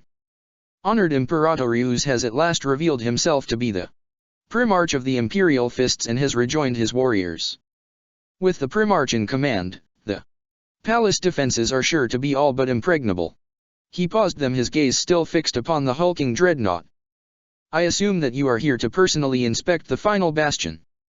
I speak for all of us when I say that you will not find us wanting, War Master. We are but 300 warriors of the flesh, and a mere handful of gatekeepers. This matters not. We are ready to meet any challenge, to counter any foe. Neither man nor god shall pass this custodian guard, I will vow that. And what of the enemy that lurks amongst us, that infects the very heart of our Imperium?" Calgar asked, the question inciting a palpable unease amongst the assembled custodes. It was clear from his manner that Go-Earthanis had undoubtedly expected the question. Even so, he shifted uneasily, his expression darkening. "Regos. We know of the false sigillite, War Master. We have always known. Yes. He seeks to murder our Emperor, Centurion, you must know that. I am here to bring a warning. The creature that masquerades as Regos intends to destroy our Emperor's physical form, and take up the mantle for himself. He is a thing of deceit, a force of utter evil, and he will not stop, he will not falter, until he has realized this goal. I need to know that you are ready for him. We are ready. I need to see that with my own eyes. This mounting war will provide the perfect distraction for him. And he will utilize it. He will come, I am sure of that, and he is powerful. As formidable as the custodes are, how can you be sure that you will hold the power to stop him? We are ready. Go-Earthanis said again. We have safeguarded the Emperor's remains for this long. And we will continue to do so. Let him come, if he dares. Do you not sense it, War Master? The Emperor is no longer anchored to this throne. All but the merest of threads binds his essence to this plane still. The Cessus saw to that. Calgar shifted at hearing this, his angular body turning so as to allow him a better view of the magnificent sight beyond. Yes. It is our duty to protect him above all else. It matters not what the Cessus has achieved. What does matter is that the Emperor continues to survive. To lose him now would be a blow that our Imperium could never recover from. It matters not who fights for us, Centurion. Only the Emperor can save this world. The Centurion's brow furrowed at hearing this. He glanced back towards the throne and then turned his attention to Calgar once more. War Master, what do you mean? Calgar refrained from answering straight away. Instead, his attention remained on the distant throne for several seconds. Finally his hidden gaze shifted, the vast bulk of the dreadnought's sarcophagus twisting to face the custode. I have come for him, Go-Earthanis. Do you not see that? The enemy is at the gates. The town not to destroy him. They wish to conquer him. Utterly destroyed, the Emperor would be a martyr. The Ethereals would not allow that. They seek to capture him, to take him as their own trophy. No, the Centurion answered, sweeping away Calgar's claim with a gesture. This cannot be. You cannot suggest that the Tau would seek to preserve the Emperor's remains, War Master. The one thing we can be sure of is that the enemy wish nothing more than to destroy him utterly. Besides, it matters not. He is unleashed. I know, Calgar said. But they do not. They do not know that their cause is already lost, that even Now he spreads through the immaterium, cleansing the filth from within that despicable place. They think that they can take him, because they do not realize the truth of the situation. This does not change anything. Of all the unity, only Guilliman seeks his destruction. They will betray him. Centurion. They will use him to fight his way to this chamber, and then they will take their prize. As powerful as he is, Guilliman will not be able to stand against the terrible force that drives the unity. I cannot allow that to happen. I still do not understand, War Master. You saying that the goals of Guilliman and the Ethereals are different? And what do you mean when you say that you have come for him? This is the final resting place of the Emperor. His body cannot be removed from this chamber, for it would surely die and rise again. Calgar said. Was that not the purpose of the Cessus, Centurion, to reanimate him? This Imperium needs a miracle. Let the Cessus complete its work. Let it restore him once again. Reinvigorate his body and see him risen from his throne. It is time for our Emperor to join his people in this war. The Centurion backed away, glancing at those custodes around him. The golden sea shifted, a ripple of animation passing through the gathered warriors. The unease felt by Go-Earthanis passed through the entire chamber. Over by the gate, the hulking gatekeepers appeared in the vertical chasm, blocking the light that spilled into the chamber. War Master, it would seem that you do not understand the true purpose of the Cessus. The Emperor's awakening is a spiritual thing. His physical shell is shattered beyond repair, and he is lost to the realm of man for all time. He is too powerful now to return to this plane of existence. I am sorry. The miracle you wished for can never be. It was Calgar's turn to back away this time. Then all may be lost, Custode. I came here today to see an ancient prophecy realized, and now you tell me that it was never to be. This is a dark day for us all. With that, the mighty dreadnought pivoted on his heel and made to stride towards the gate, leaving the gathered custodes to witness his departure in silence. Before him, the waiting gatekeepers separated, allowing him the space to make his exit. Have faith, War Master. Go-Earthanis called after him. The day is far from lost. The enemy cannot know just how powerful he has become. They know only too well. Calgar answered. Seconds later he slowed, his vast form bathed in the light. When the Centurion did not respond, Calgar once again turned to face the gathered custodes.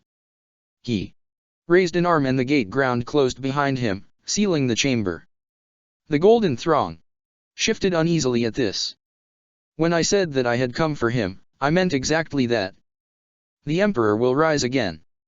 He will be restored once more, and he will walk amongst his people. He will lead this Imperium to victory. I am your Emperor now. With that Calgar's adamantium body shivered, the thick armor warping and flowing. Bright golden luminescence poured from every gap and orifice to illuminate everything around him, and a ghostly breeze rose up from nowhere to buffet the custode army.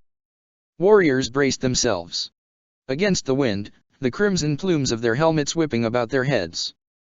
At the head of the throng, Centurion Go-Earthanis thrust his guardian spear towards the changing abomination. Brothers, we are betrayed. To arms.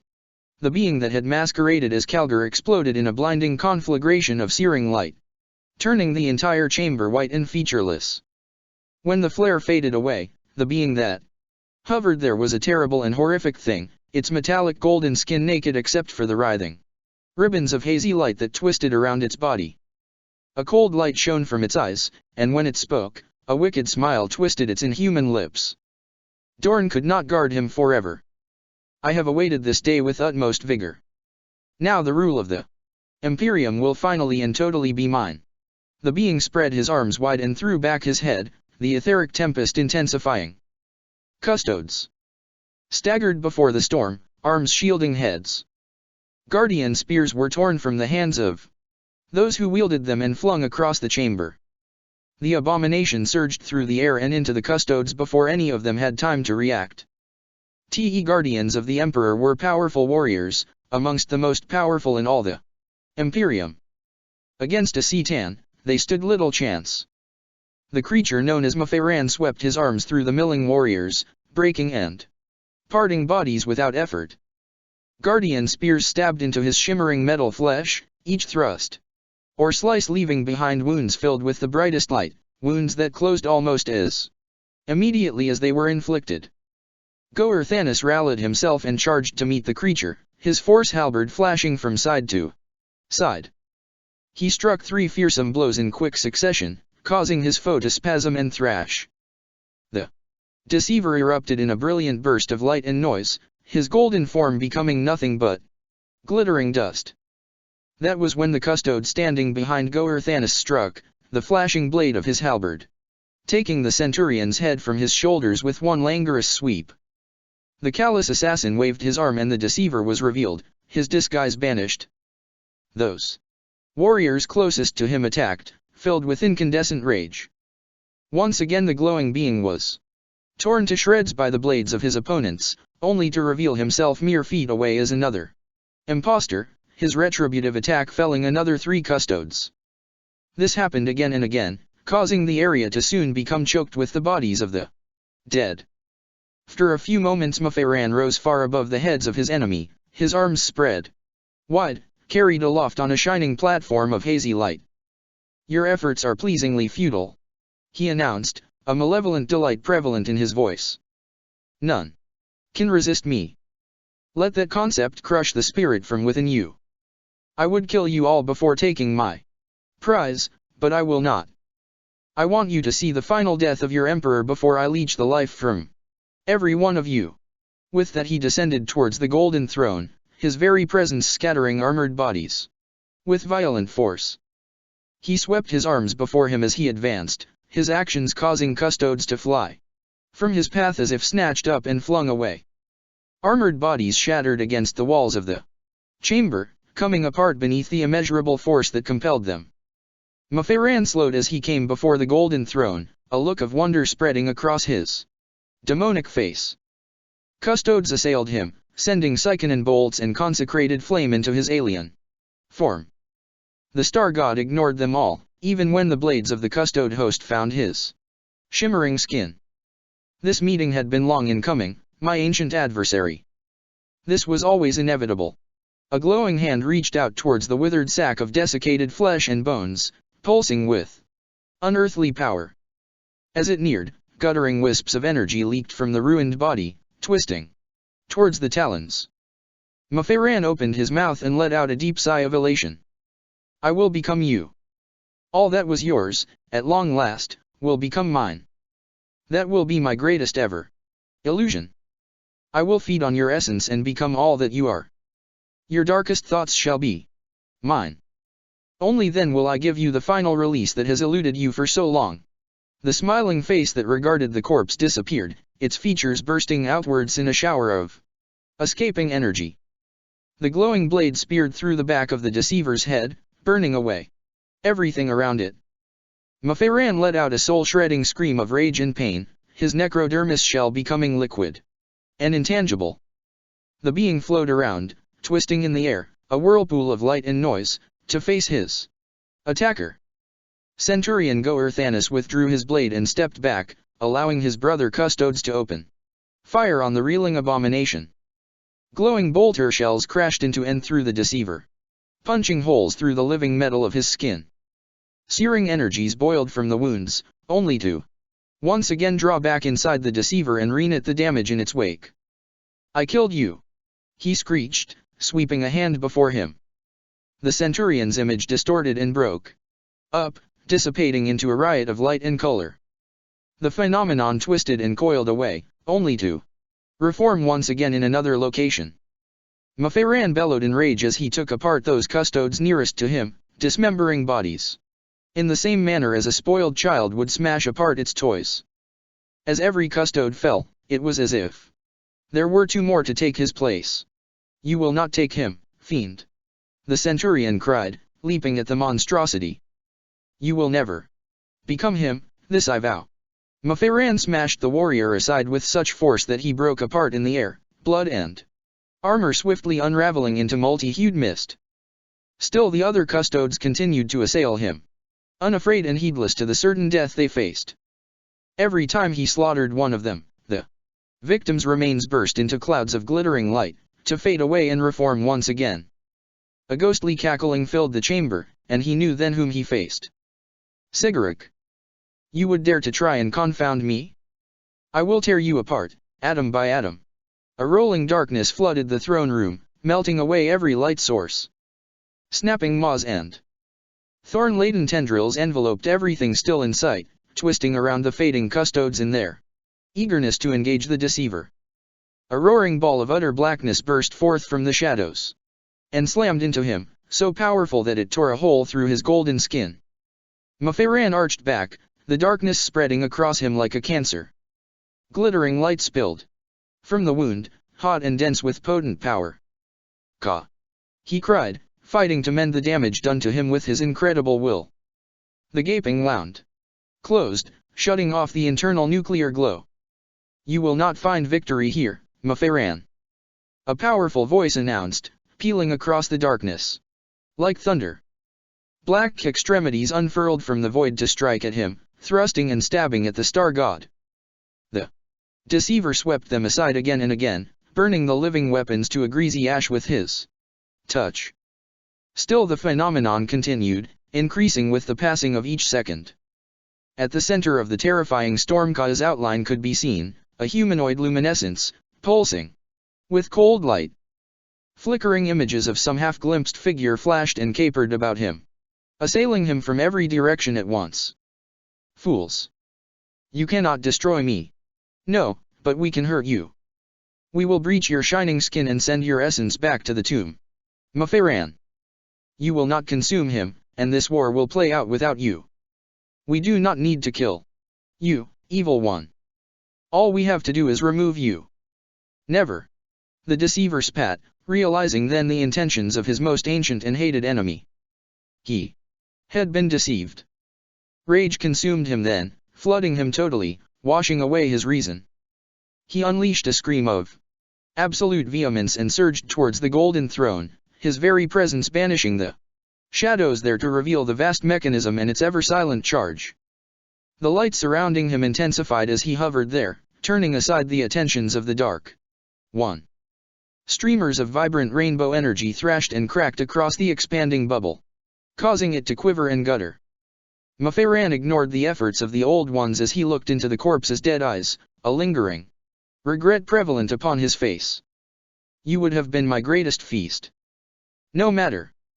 If I cannot consume you, I will destroy you for all time. Do what you would to the other realm, your plans for that damned dominion no longer matter. You will never return here. With that, the deceiver unleashed a blinding surge of energy that tore the corpse and the throne apart, obliterating everything in its path. Atom by atom, the golden throne came apart, shredded. First to rubble, then to dust, and finally scoured from existence by the fearsome power of the deceiver. I will not be denied. Maferan cried out, twisting in the air as he ascended on a pillar of searing flame. Ancient marble flags spun around him, torn free by the maelstrom. Within seconds, all that had remained of the immortal master of mankind was gone, swept away by the incalculable might of the unforgiving star god. Fool! You know not what you have unleashed. Ka's low, mocking words rumbled through the tumult, causing the deceiver to slow his shining gaze out across the all-pervasive darkness, the pleasure upon his face fading away. The disdainful amusement of the laughing god reverberated around him, ghostly and bodiless. What is this? What trickery transpires here? You should have consumed him, Maferan, as you had intended. Have you learned nothing since last we made war? You should have ended his existence. Instead, you have set him free. No. You cannot deceive the master of lies. Maferan spat, thrusting an accusing finger out at the retreating darkness. I have achieved what no other could. Yes, you have. At last, his legacy is complete. Let the army of life come. Light returned to the throne room then, revealing a chilling scene. Gone were the custodes, both living and dead. They had never been here, he knew the truth of that now. He had been fooled, deceived by the only being capable of doing so. Maferan looked back to the sparse and blackened ruin, all that remained of the golden throne, and the being that had been interred there. Despite himself, he could not shake the feeling that something had irrevocably changed. Changed, by his hand. Part 138. Rebirth. The Lions GTE the Imperial Palace Terra Incoming. He sensed rather than saw the deadly fusillade. A shimmering power played about the head of Magnus as he pushed forward through the ranks and raised his rune-etched weapon. A searing burst of energy sprang from the massive curved blade and spread along the defense line. Seconds later, the screaming shells slammed into the barrier and detonated, sending ripples of concussive force across the wall of shimmering power. Rail cannon shells were potent indeed, enough so to test the defensive spell greatly. Hazy blue contrails of magnetic energy speared from the distant tow lines towards them and, for all his ancient power, the red Cyclops knew he could not protect everyone. One of the shells screamed down into the Alliance ranks, fired from an elevated position from the rooftops far above. Men and Asteroutes alike were torn to pieces by the sheer power of the shots. Massive velocity. The sorcerer looked on helplessly as those in the path of the projectile were obliterated instantly, flesh and armor unraveling into a wet mist. Soldiers and marines were dragged into the projectile's vortex to be shattered by the awesome force, bones snapped like twigs. The Primarch turned his gaze to the distant rooftops and concentrated, his single eye flaring with power. There was no distance too great for the gaze of the Primarch of the Thousand Suns. He saw them, still in the process of finding their vantage points. Hulking armored suits, each sporting 4 of the deadly cannons, 1 per arm and a brace mounted to the shoulders. He spoke a word of ancient power and the skies answered. Brilliant flares of magenta lightning surged from the clouds to writhe amongst the enemy squad, bursting armor apart without hesitation or difficulty. "We need air support," he called, a hazy light playing about his head. Magnus required no communications equipment to convey his orders. With that he looked towards the massing ground forces of the enemy and held his warp blade aloft. Thousand Suns. Into them. Far ahead of the defense line, the air shivered. Blue and gold bodies ghosted from beyond to step out into the enemy lines, bolters spitting incandescent death into the surprised Tau. Guns were quickly brought to bear to counter this new threat, but these were machines of war designed specifically for long-range combat. The ghostly warriors of Magnus' Legion quickly began to reap a heavy toll. Concentrated walls of fire power blasted through the broadsides, felling one after another with violent swiftness.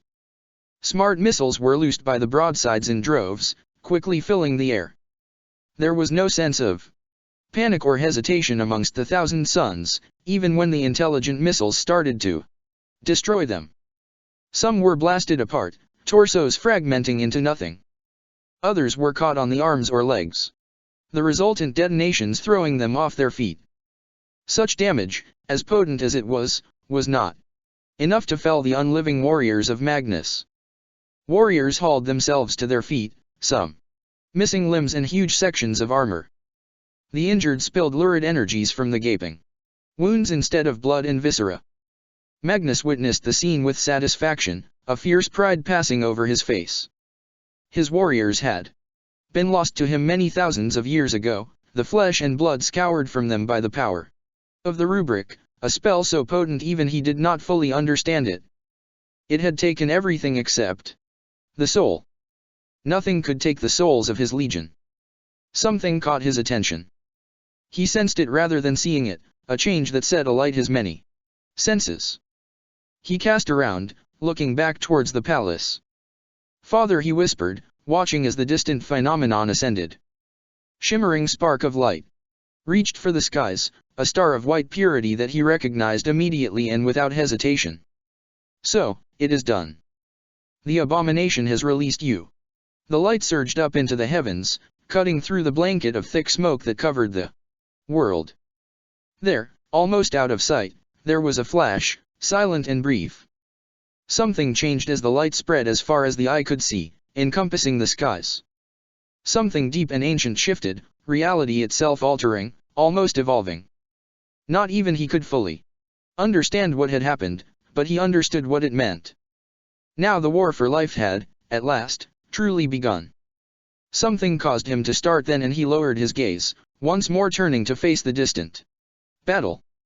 His single eye blazed with power and the air shimmered before him, swimming and coalescing to form a pair of translucent visages. The faces of Russ and Johnson appeared before him, summoned by his potent will. "Is it him?" the lion asked. Magnus nodded. "Yes. The last remaining mortal anchor has been destroyed. Our father is free." Look of relief flooded L. Johnson's face, but the expression of Russ darkened. "What happens now, Magnus? What should we expect?" "That you were shown, Russ. The deed is finally done. Our emperor has shed what remained of his mortal shell and is now truly free. Then the enemies of the Imperium shall tremble." Russ growled in answer, a burning hunger shining in his eyes. "After so long, the true might of our Imperium will at last be restored."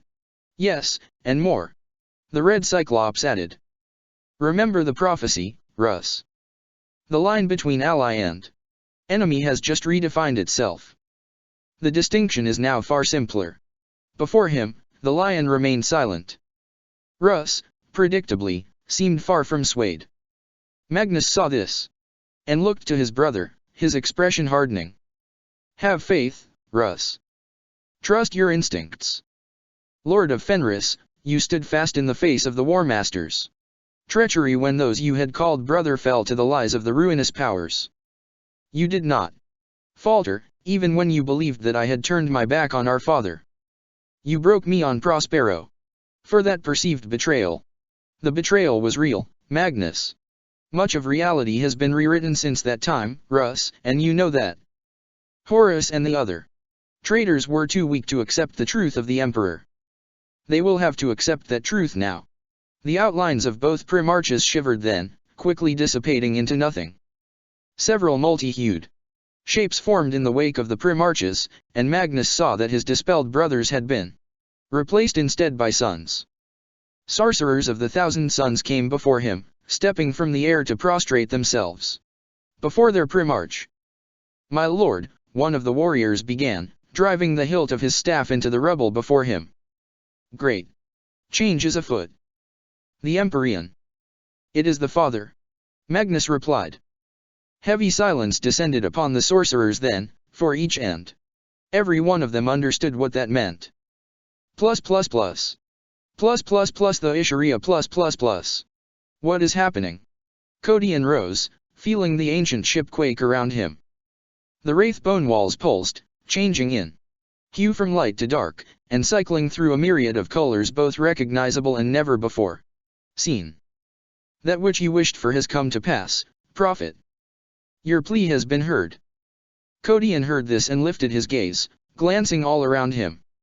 His expression was troubled, heavy with confusion. "What do you mean, spirit? You make no sense. There has been a quickening, Codian. All that lies above and beneath has been forever changed. All that has been undone by the passage of time is healing itself once again. Your emperor has given himself to ensure that." A look of abject horror fell over his face at hearing this. He staggered, reaching out for the nearest wall in order to support himself. "No, you cannot mean that. You cannot. You know the truth of it, prophet. Destiny is realized now. Despite the knowledge within you, you still struggle to comprehend the scale of your fate. You must accept it. You are the key, and you will come to see that more clearly as this war progresses." Codian could feel the change within him. Though he possessed no psychic ability whatsoever, he could not help but feel it with every fiber of his being. It was a sensation that he knew, without a doubt, that every living sentient creature would be feeling the same at this moment. A violent shaking racked the ship, causing everything around him to blur and break up. The whisper of 100 souls surged through his mind, a psychic miasma of panic and excitement. Images flooded through him, as if he were some unwilling conduit. Remain calm. The webway rewrites itself. He hauled himself up and staggered over to high-backed, organic curve of the command chair. He snatched at the chair's back, watching as the wraith bone discolored and darkened at his touch. Somewhere to his left he could hear Liguor's pain. The librarian was crying out, clearly in great distress, feeling the final death of the Emperor more than most. He felt the Dawnblade at his side as it shook and writhed in empathy with the phenomenon, and let go of his handhold to wrap his fingers around its hilt. Almost immediately the situation changed. The panic and furor died away, like water draining from a pond. He felt the deck steady beneath his feet, and the violent tremors that racked the ship become calm. He looked around him to see that the others were still somehow caught up in the melee, and realized then that whatever was happening had not ended, but instead he had somehow been drawn out of the situation, and placed in a personal oasis of calm. This was far from over. Focus your mind and the truth will come. You have the answers you seek inside you, Codion. All you have to do is look. I am not ready for this, Spirit. I am not designed for this. I am in start, a warrior. I do not know how to be this prophet you claim me to be. There is nothing to learn. Just accept it. Accept all you are. We were all blinded to the past, Codion. We see that now. The enemy left within us a universal flaw, a legacy of hate. Now, at long last, the sacrifice of your emperor has shown the final light of truth on that lie and exposed it for all time. You will be the one to champion that truth. Without warning, the cacophony ensued once again and he lurched forward, almost losing his balance. The air around him shivered, colors running fluid. He felt the shift in the pit of his stomach, and knew immediately what had just occurred. This change was unlike the sensation he had felt upon the Emperor's death. This was different, far more immediate and localized. They had just crossed the boundaries between realms. The Isharia slid free of the yawning circle of light and out into the cold chasm of space. Glittering solar sails unfurled across her back, catching the light of the stars as they rose to a proud point. We are here. Codion steadied himself and looked to the others. Liguor rose at the same time, lowering his hands away from his head, the pain in his face subsiding. Terra. T-last. We are here. Codion confirmed, ushering the others to their feet. Spirits, can you show us our destination? Yes, but you must be prepared for what you see. Then show us. We are ready. The featureless curve above the ship's vast runic console array faded away swiftly, as if to expose the bridge to the void of space. Those present gasped in awe as they took in the sight before them. Terra's arc dominated the lower half of the scene, vast and gray, its distant surface twinkling with a billion lights. Amongst those lights were vast patches of guttering red flame that were the burning cities of the world. Here and there, where the constant bombardments of the enemy had pounded the very bedrock of the planet into splinters, criss-crossed lines of molten magma could be seen, glowing bright against the steel and rockcrete dullness. Governing the scene, the vast ships of the Unity hung over the planet's atmosphere, disgorging their weapons and machines of war out into the hazy ionosphere. Others burned and bled rivers of plasma out into the void, torn open by the immense columns of solid light that continued to stab upwards from the world.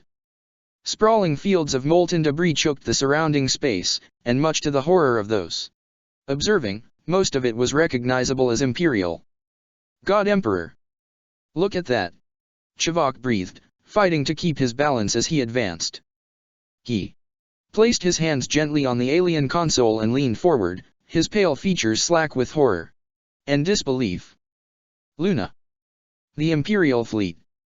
None of them stood a chance against that.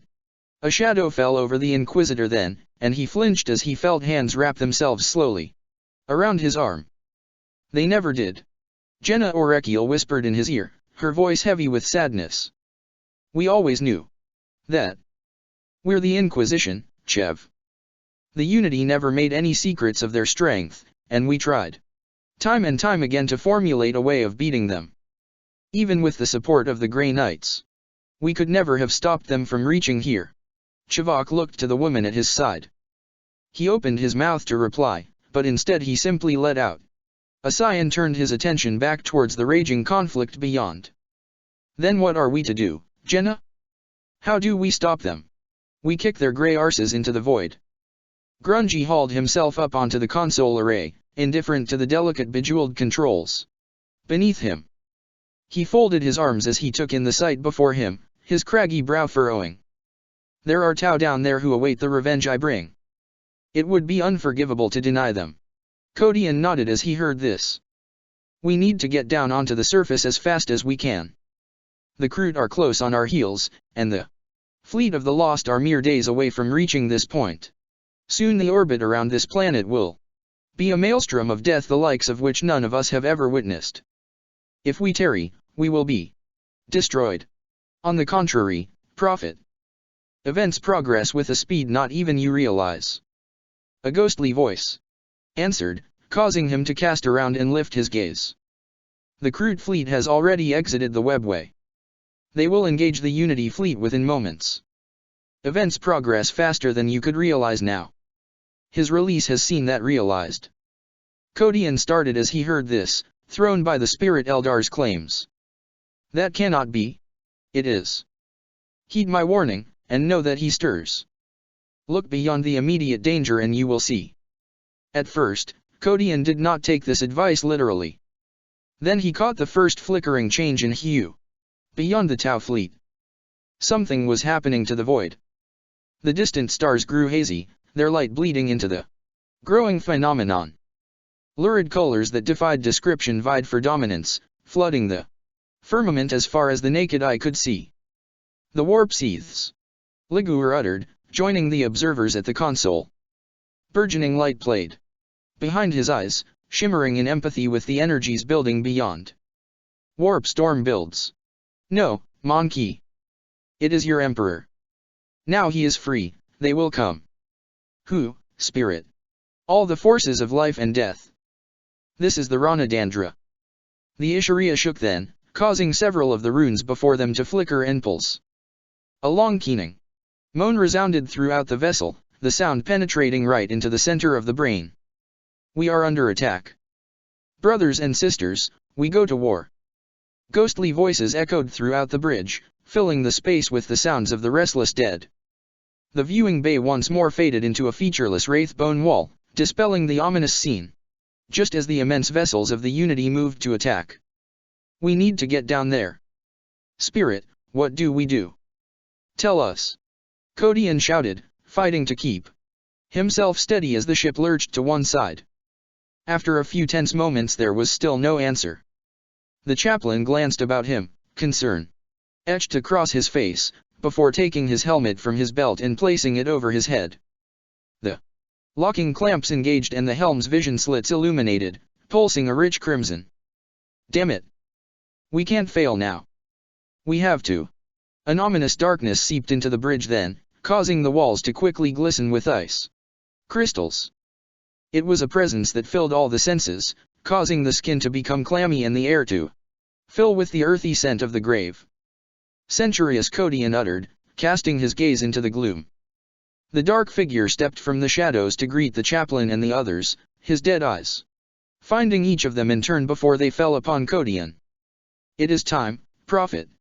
He uttered, the sound of his rumbling voice causing a chill wind to sweep through the bridge. Your destiny awaits. Part 139. Gathering. Rogaldorn strode the length of the bulwark, resplendent in his restored armor. He wore the imperial eagle at his shoulders, a proud carving that framed his regal features. He carried his mighty chain sword at his shoulder, a fearsome blade longer than a marine was tall. He walked behind the fearsome defense guns, illuminated by the discharge as they unleashed immense energy blasts out into the skies. Defenders of Terra, hold fast. Punish our enemies utterly, and let them feel our wrath. The main Unity attacks were focused upon the mighty gates of the Imperial Palace, but these three locations were far from the only locations under attack. The entire world was at war with the defenders, and the battle for Terra stretched from pole to pole. The Imperial city shook beneath the relentless bombardment from orbit, and the very walls of the Imperial palace quaked beneath the power of the Tau. Tau aircraft screamed past again and again, peppering the mighty walls with gunfire. Squadrons of Remora drones hundreds strong assailed the defenses, probing for weak spots in the defenses. Vast Moray gunships unleashed their rail cannons and ion cannons upon the defense turrets, smashing weapons and warriors from the walls. Dorn watched all this impassively, unmoved by the strength of the enemy. The only emotion visible on his face was pride, and it was a pride born of standing alongside the warriors of his own chapter. "Repel them," he called, seeing the next wave of attack flying in low between the buildings of the inner city. The Remoras screamed across the walls, pulse fire raking the fortified bulwark. Void generators hummed as they came to life, repelling most of the incoming fire. Seeker missiles filled the air, blowing warriors from the battlements. Dorn raised his bolter one-handed and unleashed the full clip on Otto, his every shot smashing one of the automated fighters from the skies. Explosions buffeted him, but he stood firm, as implacable as a mountain. One of the damaged Remoras twisted his way, trailing fire and thick black smoke. He smashed the machine away from him with a backhand swing and sent it twisting away into the courtyard behind him. "We will not falter. Ve Imperator." The reply that followed shook the walls of the palace with its ferocity. This is your destiny now. Embrace it. The greatest of us have fallen to pride and ruin, Codian. You must not make him proud, and right the wrongs of the ages for all time, so that we all can find eternal absolution. Born forth on a surge of ice-cold, airless void of absolute oblivion, Dalo Codian was disgorged out onto the surface of Terra. The mysterious voice still echoed through his mind, still, a heavy residue of regret weighing down his thoughts. He glanced to the side to see Centurius gaze upon him. The skull in his hands almost seemed to be regarding him also, the empty eye sockets terrible and depthless. He understood. This was the first time that Codian had ever set foot on the home world of his race, the most hallowed planet of all the Imperium. His first glance of the world lasted no more than a number of seconds. He caught sight of the towering and ancient edifices of the Imperial city, buildings tens of thousands of years old. Then he felt a hand upon his arm and turned to see the mysterious Astarte specter once again. "I must leave now, but I will return. Hold fast until I do so, Codian." The chaplain never saw his departure. Grungy's powerful voice cut through the tumult and he cast around to see what had alarmed the demiurge. He caught sight of some manner of tubular construction only a short distance away, topped with a large domed crown. A brace of glowing guns cycled towards him. Codian's body lurched into action, his every muscle tensing at once. He slammed his heels into the ground and threw himself to one side, bowling the demiurge along with him. Glowing plasma fire lanced after the two warriors, punching holes in the ground. This was the start that the others of the group needed to mobilize themselves. Codian picked himself up in time to see the two inquisitors throw themselves behind what appeared to be the ruin of some Tau aircraft. The automated turret had turned its murderous attentions upon them, sending hails of searing plasma into the blackened shell. Liguor roared as he unleashed a blast of psychic power, the energies coalescing into a defensive wall. Stuttering pulse fire slammed into the barrier seconds later as another of the turrets found them. The Codian fell to his knees and tore a grenade free from his belt, arming it as he did so. He risked a leap to the side and hurled the grenade at the turret, his aim proving true. A fireball enveloped the construct, powerful enough to tear the dome and the guns away and send them spinning across the rubble-strewn square. "We need to find cover, and fast," Codian commanded, signaling to Liguor. The librarian nodded and closed his eyes.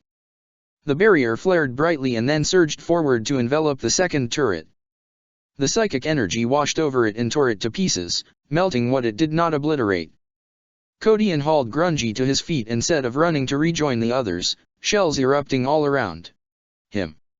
One fell dangerously close, tearing up huge fragments of the ground and sending a shower of rubble over him and the demiurge.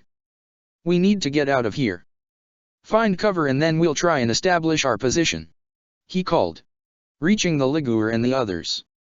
Orekiel and Chivok ran to join them, and together they made their way towards the nearest buildings, spying what appeared to be an alleyway. He was the last to enter the safe gloom, enemy fire blasting chunks out of the walls as he threw himself into the gap. Torvis and the Kadayan took up defensive positions as the rest of them paused to rest, tested by their exertions. Is there any way we can determine our position? Has any of you visited this world before? I have.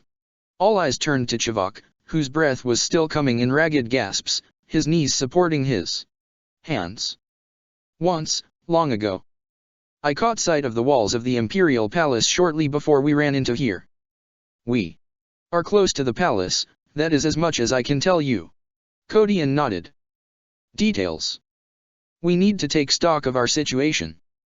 Did any of you see anything that can help us decide our next course of action? We have to establish how close we are to the Imperial lines, or if indeed there are any defenses near here. The Kadayan lowered his weapon as he heard this. He checked the power cell and then moved forward, rotating his neck and shoulders as he did so. I'll see what I can see. The others were robbed of any opportunity to protest by the rumble of some unseen explosion at the far end of the black alleyway. We have to move, and soon, Kodian said, watching as speeding shapes screamed by between the buildings far overhead. If we stay here then we're dead. The Kadayan returned moments later, a look of gravity on his scarred face. It's hard to tell what kind of zone we've been landed in. I can see no clear battle lines on either side. There are indications of sporadic warfare everywhere, and plenty of carnage. I don't think we're close to any friendly lines. It looks as if this part of the city is caught in some running conflict. At that he gestured out at the square beyond. There are Tau turrets everywhere. It looks as if this part of the city was saturated with them. I'd take a guess and say that we're far from any zone of major conflict. That makes sense, the Tau ambassador said. It is a standard tactic for the IR caste to scatter defense turrets far and wide across secondary conflict zones. I would say that the road beyond is one of the major arteries leading to the Unity landing zones. The turrets are intended as cover, to ensure that the enemy are denied the opportunity to perform a flanking maneuver. Then it looks as if we're going to have to run the gauntlet. Kodian replied. We have to liaise with the Alliance forces and let them know that the Kroot are on our side, otherwise they'll be massacred. We should head for the walls of the palace, Torvis said. That's where we'll find our own lines. Agreed, Kodian answered. +++.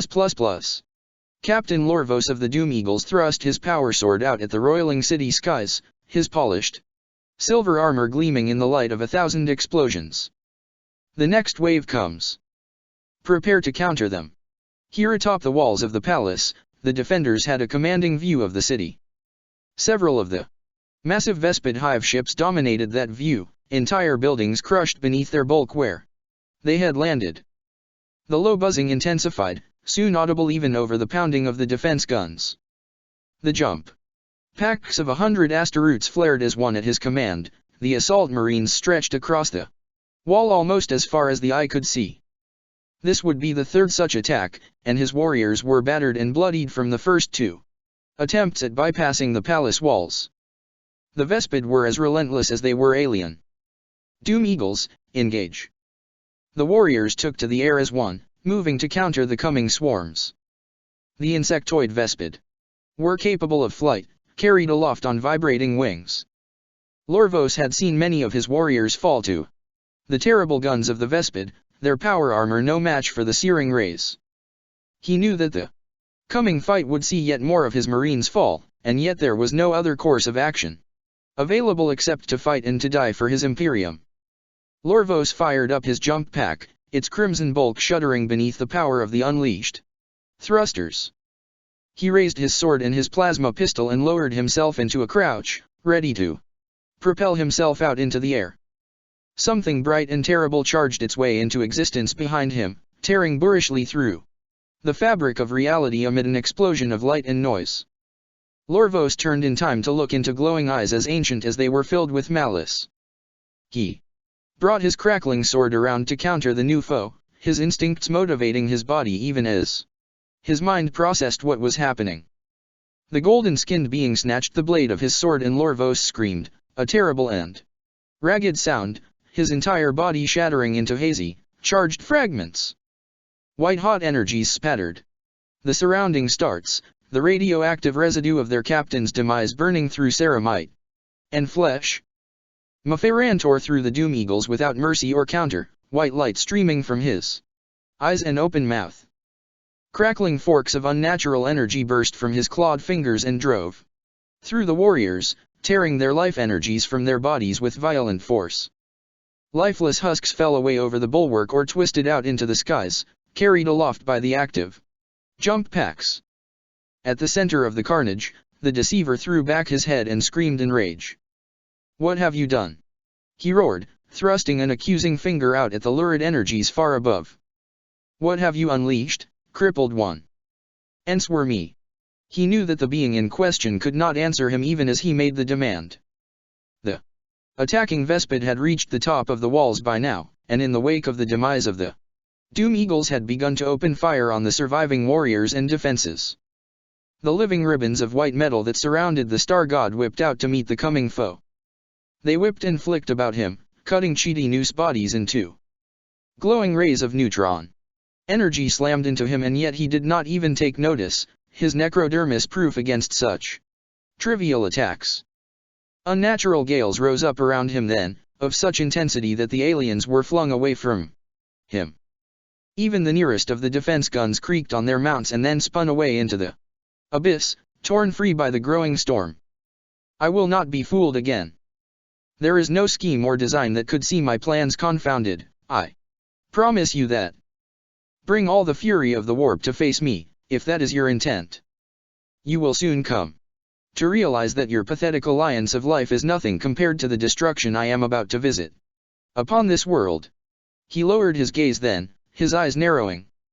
He continued to ignore the attentions of the Vespid around him as he peered into the far distance. He did not speak, nor did he need to. After a few moments, a glowering smile passed over his lips. The challenge had been made. They would answer. +++. Damn them. Barolinus shifted uneasily before his lord's anger. Guilliman stood before the command screen, his fists bunched tight enough to cause the armored gauntlets to groan. "Who are they? Scan the entire fleet, get me any identifying signatures you can." The Earth-cast engineers and air-cast crew about him bowed as they made to follow his orders. Without delay, Guilliman spun on his heel and began to pace the chamber, his hands behind his back, pushed to the tolerances of his patience by the delay. Finally one of the menials spoke, though when he did so, the answer was far from accommodating. "Kaigula, we are unable to ascertain their identity. We are picking up conflicting signatures across the fleet, ranging from Imperial to Tokrut." The Primarch spun sharply on his heel and marched over to the console once again, his sudden presence causing the Tau who had spoken to cower in fright. "Kroot? Impossible. Run the scans again, and this time get me viable information." "Lord Guilliman, we have run the scans several times. There are definitely Kroot warspheres out." The engineer disappeared then, smashed across the room by the back of the Primarch's powerful fist. The other crew members blinked away cyan blood, their faces slackening in terror. "Find out who they are," Guilliman growled, each word low and deliberate. It was only as a shadow fell over his shoulder that the murderous glint faded from his eyes and he glanced behind him to see the face of his ward, Barolinus. "Lord Guilliman, look here. You, magnify this area." The engineer did as he was commanded, and the screen magnified at the point before the tip of the Ultramarine's finger. "There. Do you see that? We fought the Kroot around Morikar. I would recognize one of their ships anywhere. My lord, that is a warsphere." For a moment, it looked as if Guilliman would burst with rage at this. He took several deep breaths, then gestured towards the screen. "Maintain magnification and alter the view." I would see with my own eyes what we are dealing with. After only a few seconds, the Primarch's eyes widened. Craft of every imaginable configuration passed by, guns blazing. Many ancient and battered Imperial vessels rolled across the screen, but there was much more to the fleet than anyone could have imagined. There. Is that an Orc vessel? Yes, my lord. The readouts are also showing a small number of Eldar ships, as well as craft that do not register with any of our stored schematics. The question remains. Guilliman growled, his expression hardening once again. Who are we dealing with? Just then he froze, his back straightening. Barolinus had by now grown used to his Primarch's uncanny instincts, and so he took a step back, recognizing what was about to occur. Guilliman turned slowly and lowered himself down onto one knee, sweeping aside his cloak as he did so. Barolinus and the Tau crew followed suit, and by the time the shimmering wall of light had coalesced before them, everyone present within the chamber had prostrated themselves. Guilliman. Events have taken a serious turn. Unva uttered, standing tall and imposing before them all. Yes, my lord. The emergence of this new fleet is of secondary importance. Guilliman raised his head as he heard this, clearly taken aback by what he heard. Forgive me, but I do not understand. Our efforts to break the defenses of the palace must be doubled. You must know that the Emperor of the Gula has been destroyed. Guilliman's mighty limb quaked as he heard this, such that he almost fell onto his face. His face colored and shook with disbelief. How? How can the Lians have destroyed him, Guilliman? It is my belief that they seek to use his death to conjure up a storm within the warp, one strong enough to break through into real space and destroy the fleet. We cannot allow that to happen. That we cannot. Guilliman uttered, rage and disbelief warring behind his eyes. So, the Imperium has fallen further than even I had dared to imagine. That is why we must break them, Kaigula, and break them as soon as we can. Make it so. Part 140. Under fire. Clear. The Kadayan looked back and waved the others on, satisfied that the junction was free of danger. Another turret lay smoldering in the center of the road before them, shattered by the last of the guardsmen's grenades. Torvis was the first to emerge, his storm shield raised up to his exposed face in readiness. The others followed closely behind, the rest of the Astaroutes first, with the unmodified humans and the two aliens taking up the rear. Codian had been swift in taking stock of their situation. It wasn't until Centurius had brought them here that he came to a grim realization. They were scarcely equipped for war, at least in terms of ranged combat. The only rifle amongst them belonged to the Kadayan, and it was hardly equipped to deal with dedicated armor. Most of the others carried a selection of pistols, seriously limiting the range of their attack, and a number of them were armed only with combat weaponry. We should have armed ourselves better, he mused, jogging out into the street along the desolate buildings. Umbras heard this and gave a quiet, humorless laugh. It's not as if we had any warning, Chaplain. Whatever we have to hand will have to suffice. That it will, old friend. Codian replied, slowing with the others as they neared another intersection. The group came to rest before a small plaza lined with statues of Imperial heroes whose names had long faded into the distant past, the sculptures blackened and chipped by the conflict that had raged here a short time ago. He watched as the apothecary fell in beside him, taking the opportunity to check his pistol once again. Umbras. Up until this point he had never fully considered the ever-silent Astarte at his side, and yet, now, more than ever, he came to the realization that Diro Umbras was the last remaining link to the past he had lost for all time. Of those precious few that had first survived the destruction of the Guilliman's wrath, and then the trials of this dark future time, only Umbras remained. The ivory-armored marine glanced up at him, as if sensing his attention. Did you ever imagine that this would be how your first visit to Terra would transpire? Hunted by the Tau, no less, amongst the streets of the Imperial City. No, old friend, not in my most vivid dreams. He replied, unable to keep himself from smiling. Beneath his helmet, I had always intended to join the pilgrimage of service one day, but I could never have imagined this. He gestured around him at the devastation that littered the streets. I never thought that I would see war here. Umbras quickly removed the clip from his pistol, checked it and then slammed it back into place. Well, I look at it like this.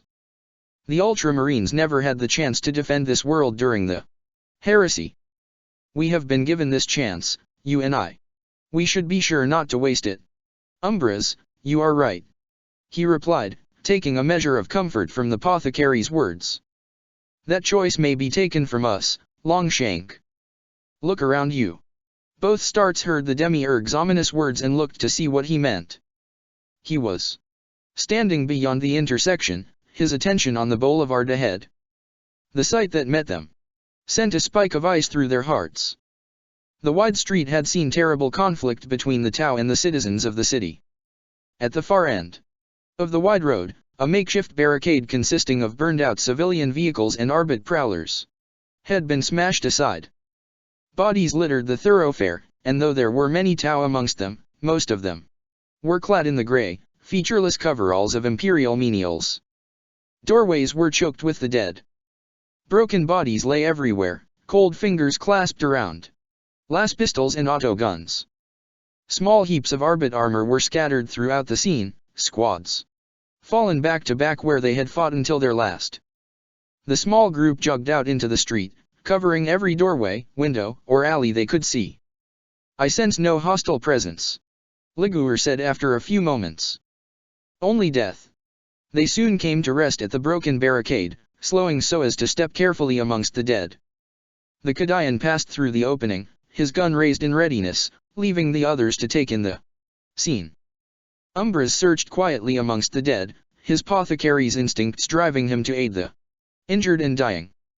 To Kodian it seemed an empty gesture, for he knew that Umbras, like all the rest of them, suspected that there was no living amongst the corpses. It looks as if we are heading towards the rear of one of the major spearheads, Chivok observed. Kodian nodded in agreement and looked to Gormat. What kind of forces are we likely to be facing here, Gormat? The Tau observed his surroundings with a practiced eye, taking in every clue and piece of information he could see. Well, the main assault was always going to be directed at the gates of the palace, I know this much. 3 gates, 3 main spearheads. Now I know little of this city, but it is my guess that the Unity will have executed the Drazdanya here, a standard siege tactic. When facing an armored stronghold, the initial assault is always directed straight at the most powerful defenses.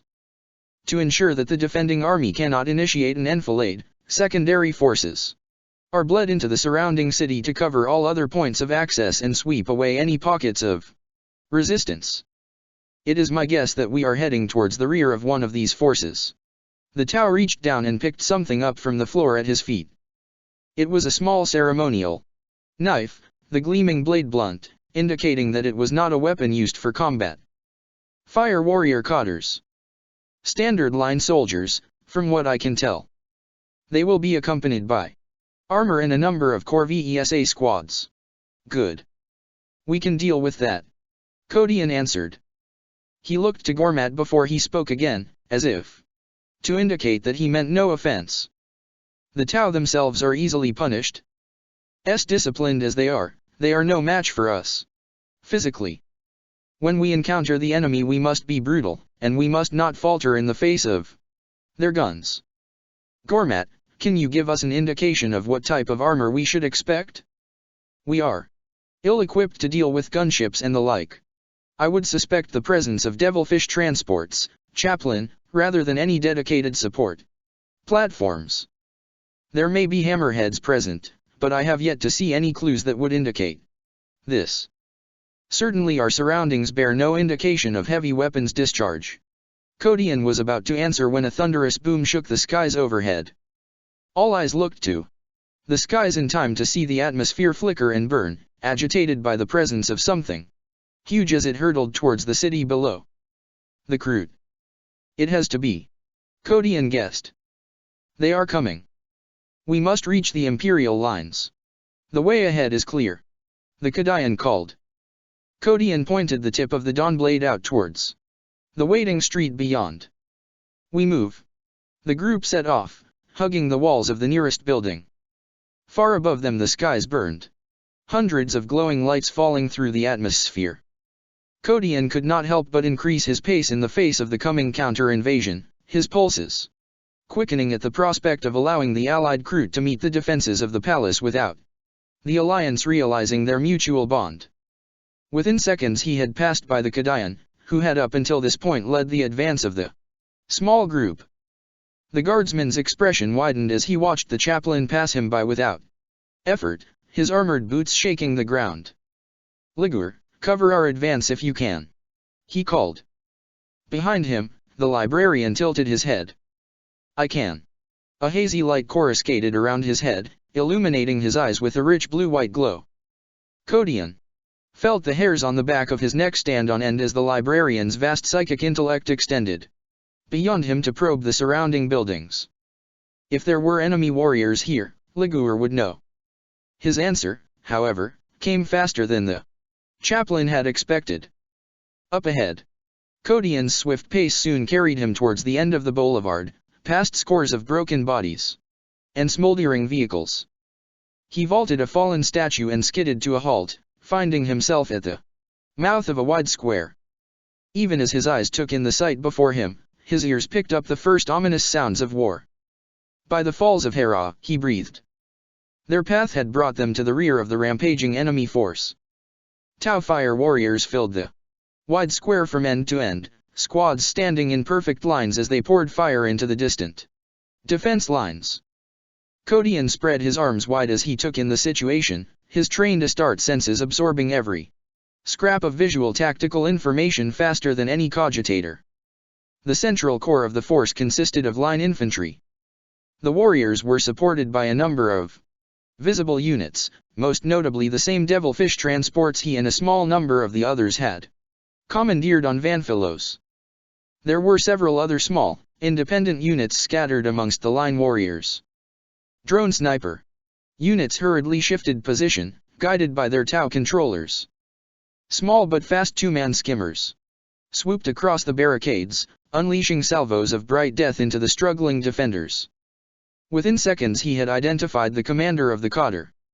An armored figure stood at the center of the enemy force, directing the efforts of the Tau with commanding sweeps of his arms. He had seen enough for now. "Mobiliza," he commanded, throwing himself towards the enemy. "Head towards the enemy transports and find cover there." "Kodian, with me." "Ligure, give us whatever cover you can." The others did as ordered, sprinting towards the idling devilfish transports spread across the rear of the enemy lines. He knew that every second counted, that every passing moment was critical. Against such a force they stood little chance unless they utilized every available opportunity. There were plenty of targets for him to choose from now, his readout informing him that he had reached the maximum range for his bolt pistol. Even at this distance he held no doubts that his weapon would cause an immediate kill, but its ammunition supply was far from infinite and her knew that he had to make each shot count. "Kodian, take the nearest sniper unit. Commandeer it if you can. The rest of you follow me." He neared the closest of the idling devilfish transports and raised his weapon, knowing from experience how fragile the vehicles were, if one knew where to direct his fire. He fired a shot, aiming straight at the grilled duct of the left thruster engine. The bolt punched its way through the delicate metal to embed itself in the depths of the engine, where it exploded a heartbeat later. The hovering skimmer lurched to the right with a squealing groan, bright fire blossoming from the punished engine. The warrior standing within the turret ring cartwheeled free, bones cracking with the force of the violent movement. The skimmer bowled into the nearest squad, sweeping scores of warriors off their feet and crushing those unfortunate enough to fall beneath the listing hull. Flechette launchers fired automatically, sending razor-sharp shards of curled metal out behind the stricken transport, an ultimately redundant effort. Hundreds of ringing scrapes resounded across his armor as he charged through the deadly storm, sweeping his blade left to right before him. The glittering energies drawn by the ancient weapon acted as a shield, melting and disintegrating. He felt his body judder as the assault hit him, washing over him like a wave. He did not pause to worry. His armor was proof against such assaults. Kodian pressed on, driving towards the punished vehicle. He fired again, felling a Tau warrior that had escaped the melee. The power of the shot drove it through the chest plate of the victim and into a second alien body where it exploded, the blast sending wickering armor fragments into the rest of the squad. Pulse fire poured his way then, zipping through the angles of the twisting devilfish after him. He pressed as near to the vehicle as he dared and followed its turn, snatching every fleeting moment of cover he could. Quick glance told him that the Kodian's daring advance was working. The soldier put a loss round through the neck of the surprised Tau operator and ran to steady the swaying targeting array as his victim fell away. He threw his rifle to the ground and gave a quick thumbs up to the chaplain before turning his attention to the controls before him. Kodian waved the others on, watching as the fire from the enemy's guns quickly increased. Every step taken by Liguor was an effort now, his patrician features twisted in effort as he shouldered the powerful fusillade. The wall of energy before him flared again and again, turning aside every shot. Torvis. We have to act fast. Take this thing down. Kodian shouted. He ducked low and swept his living Crozius through the rear left support leg, causing the back end of the struggling transport to crash into the ground.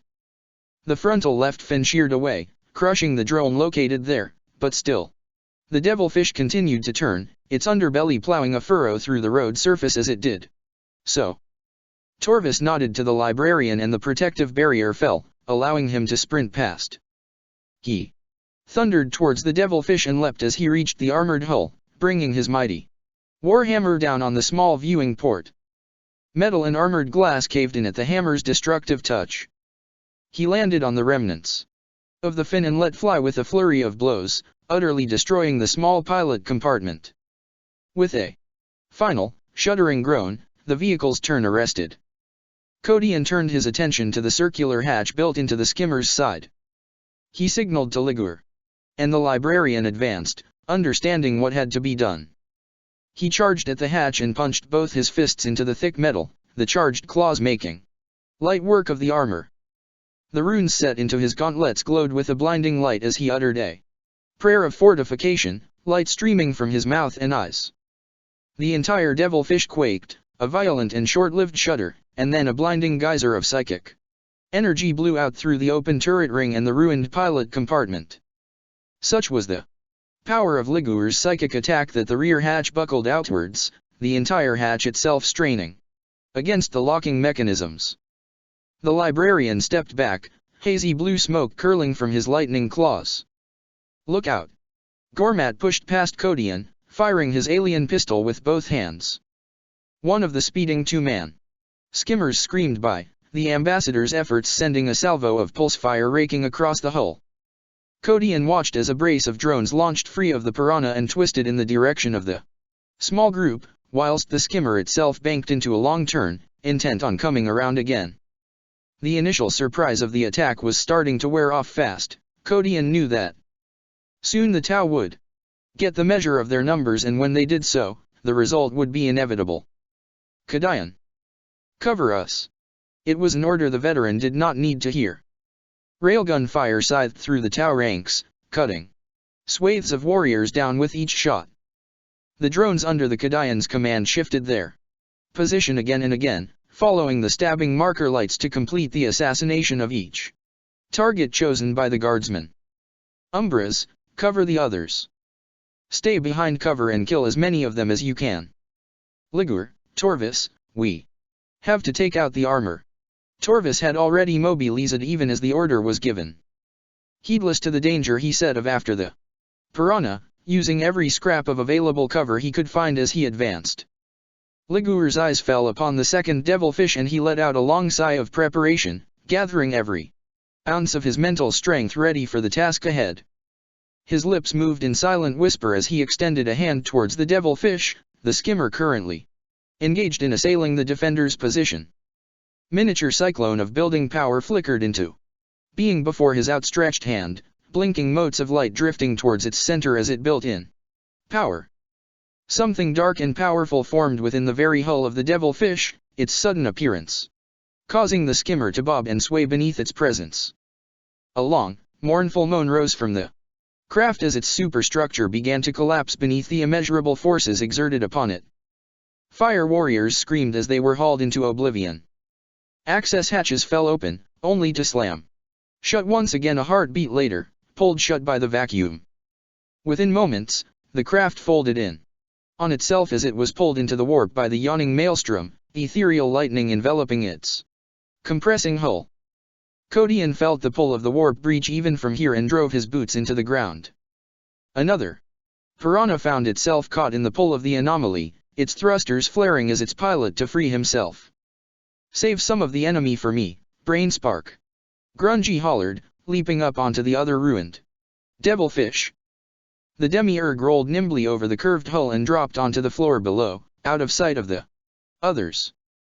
The chaplain saw this and started forward. Grungy. Wait. Torvis was the only one who had paid the psychic powerful attack no heed. His blood was up and his mind was on the enemy bearing down upon him. Marine. Beware of the craft's guns. He heard the Kodian's warning but dismissed it. By now the piranha was hurtling towards him head on, and the underslung weapons at its nose ignited with a deep hiss. He leapt to the side as a line of distorted, superheated air raked across the ground, turning stone to steam instantly. Secondary fire spat from the vehicle's released drones, but he ignored it, the pulse fire splashing off his armor and fizzing storm shield. The piranha speared past him, its prow missing him by mere feet. Torvis was quick and agile despite his size, and he twisted sharply as the enemy passed by, and brought his hammer up and around to smash it into the rear of the craft. The blow thrust the tail end of the skimmer into the ground, sparks and debris peeling away from it. The impact caused the craft to spring back up and the pilot fought to regain control, even as a rail round punched clean through the rear side armor, killing the gunner instantly. The skimmer arced around, scraping the floor as it did so. Torvis was ready for it, once again, advancing upon his foe. Pulse fire poured from the bulk of the Tau force towards him, catching him in several places across his armor. He ignored it, fighting to maintain his balance and pace, intent on seeing his target destroyed. The pilot seemed to realize this and, robbed of his gunner, gunned the piranha's engines, attempting to hurtle past him. Again, Torvis was too quick.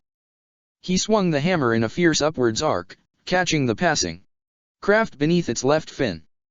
The piranha flipped, shedding clouds of fire and debris, before slamming upside down into the ground. The slave drones wobbled and then fell from the skies, denied the essential control systems provided by the downed craft. In the shelter of the ruined transport, the others were busy releasing salvos of fire into the Tau squads. The Tau had been thrown into disarray by the sudden arrival of the small force. Now they were trapped between the Imperial defenders and the surprise assault, and were still in the process of redeploying to counter the threat.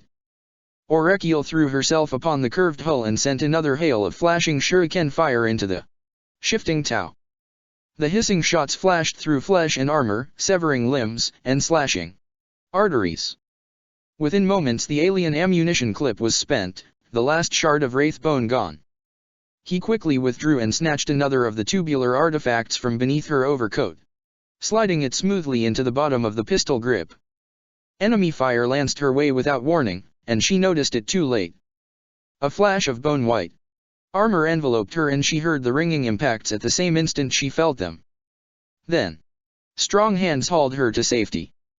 "Always withdraw to reload," deep voice growled. "Unless you happen to have skin thicker than ceramite." Orekiel nodded in thanks, her face coloring. "I'll be sure to remember that." Kodian pushed past the small gathering and threw himself across the downed skimmer, sliding on his behind across the smooth surface to land at the far side. He snapped his arm up and fired 3 quick bursts, each bolt felling a target. Grungy. The demiurge was amongst the enemy, twisting and slashing, his fearsome weapon limb cloving Tau with each swing. The outer edges of the gathered force were falling back with as much discipline as they could muster, directed by the white-armored commander.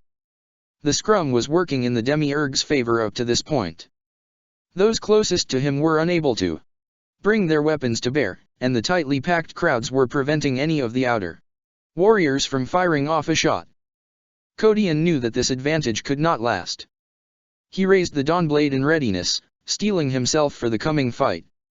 His senses totally enveloped by the enemy, he did not notice the skull of the living weapon quiver slightly, its surface glowing. A moment later a tall, lithe shape bled from the air to stand behind him, as if its appearance was the result of a simple step forward. The alien figure's eyes found him and it drew itself up to its full height. A heartbeat later and it was gone once again. Kodian started, a shiver running down the length of his spine. He cast around to glance behind him. To see only empty air. He quickly dismissed the sensation in the heat of the moment and turned his attention back to the fight, his limbs firing with powerful movement. Death to his enemies! He cried, thundering into the Tau lines. Check the description for the links to the author.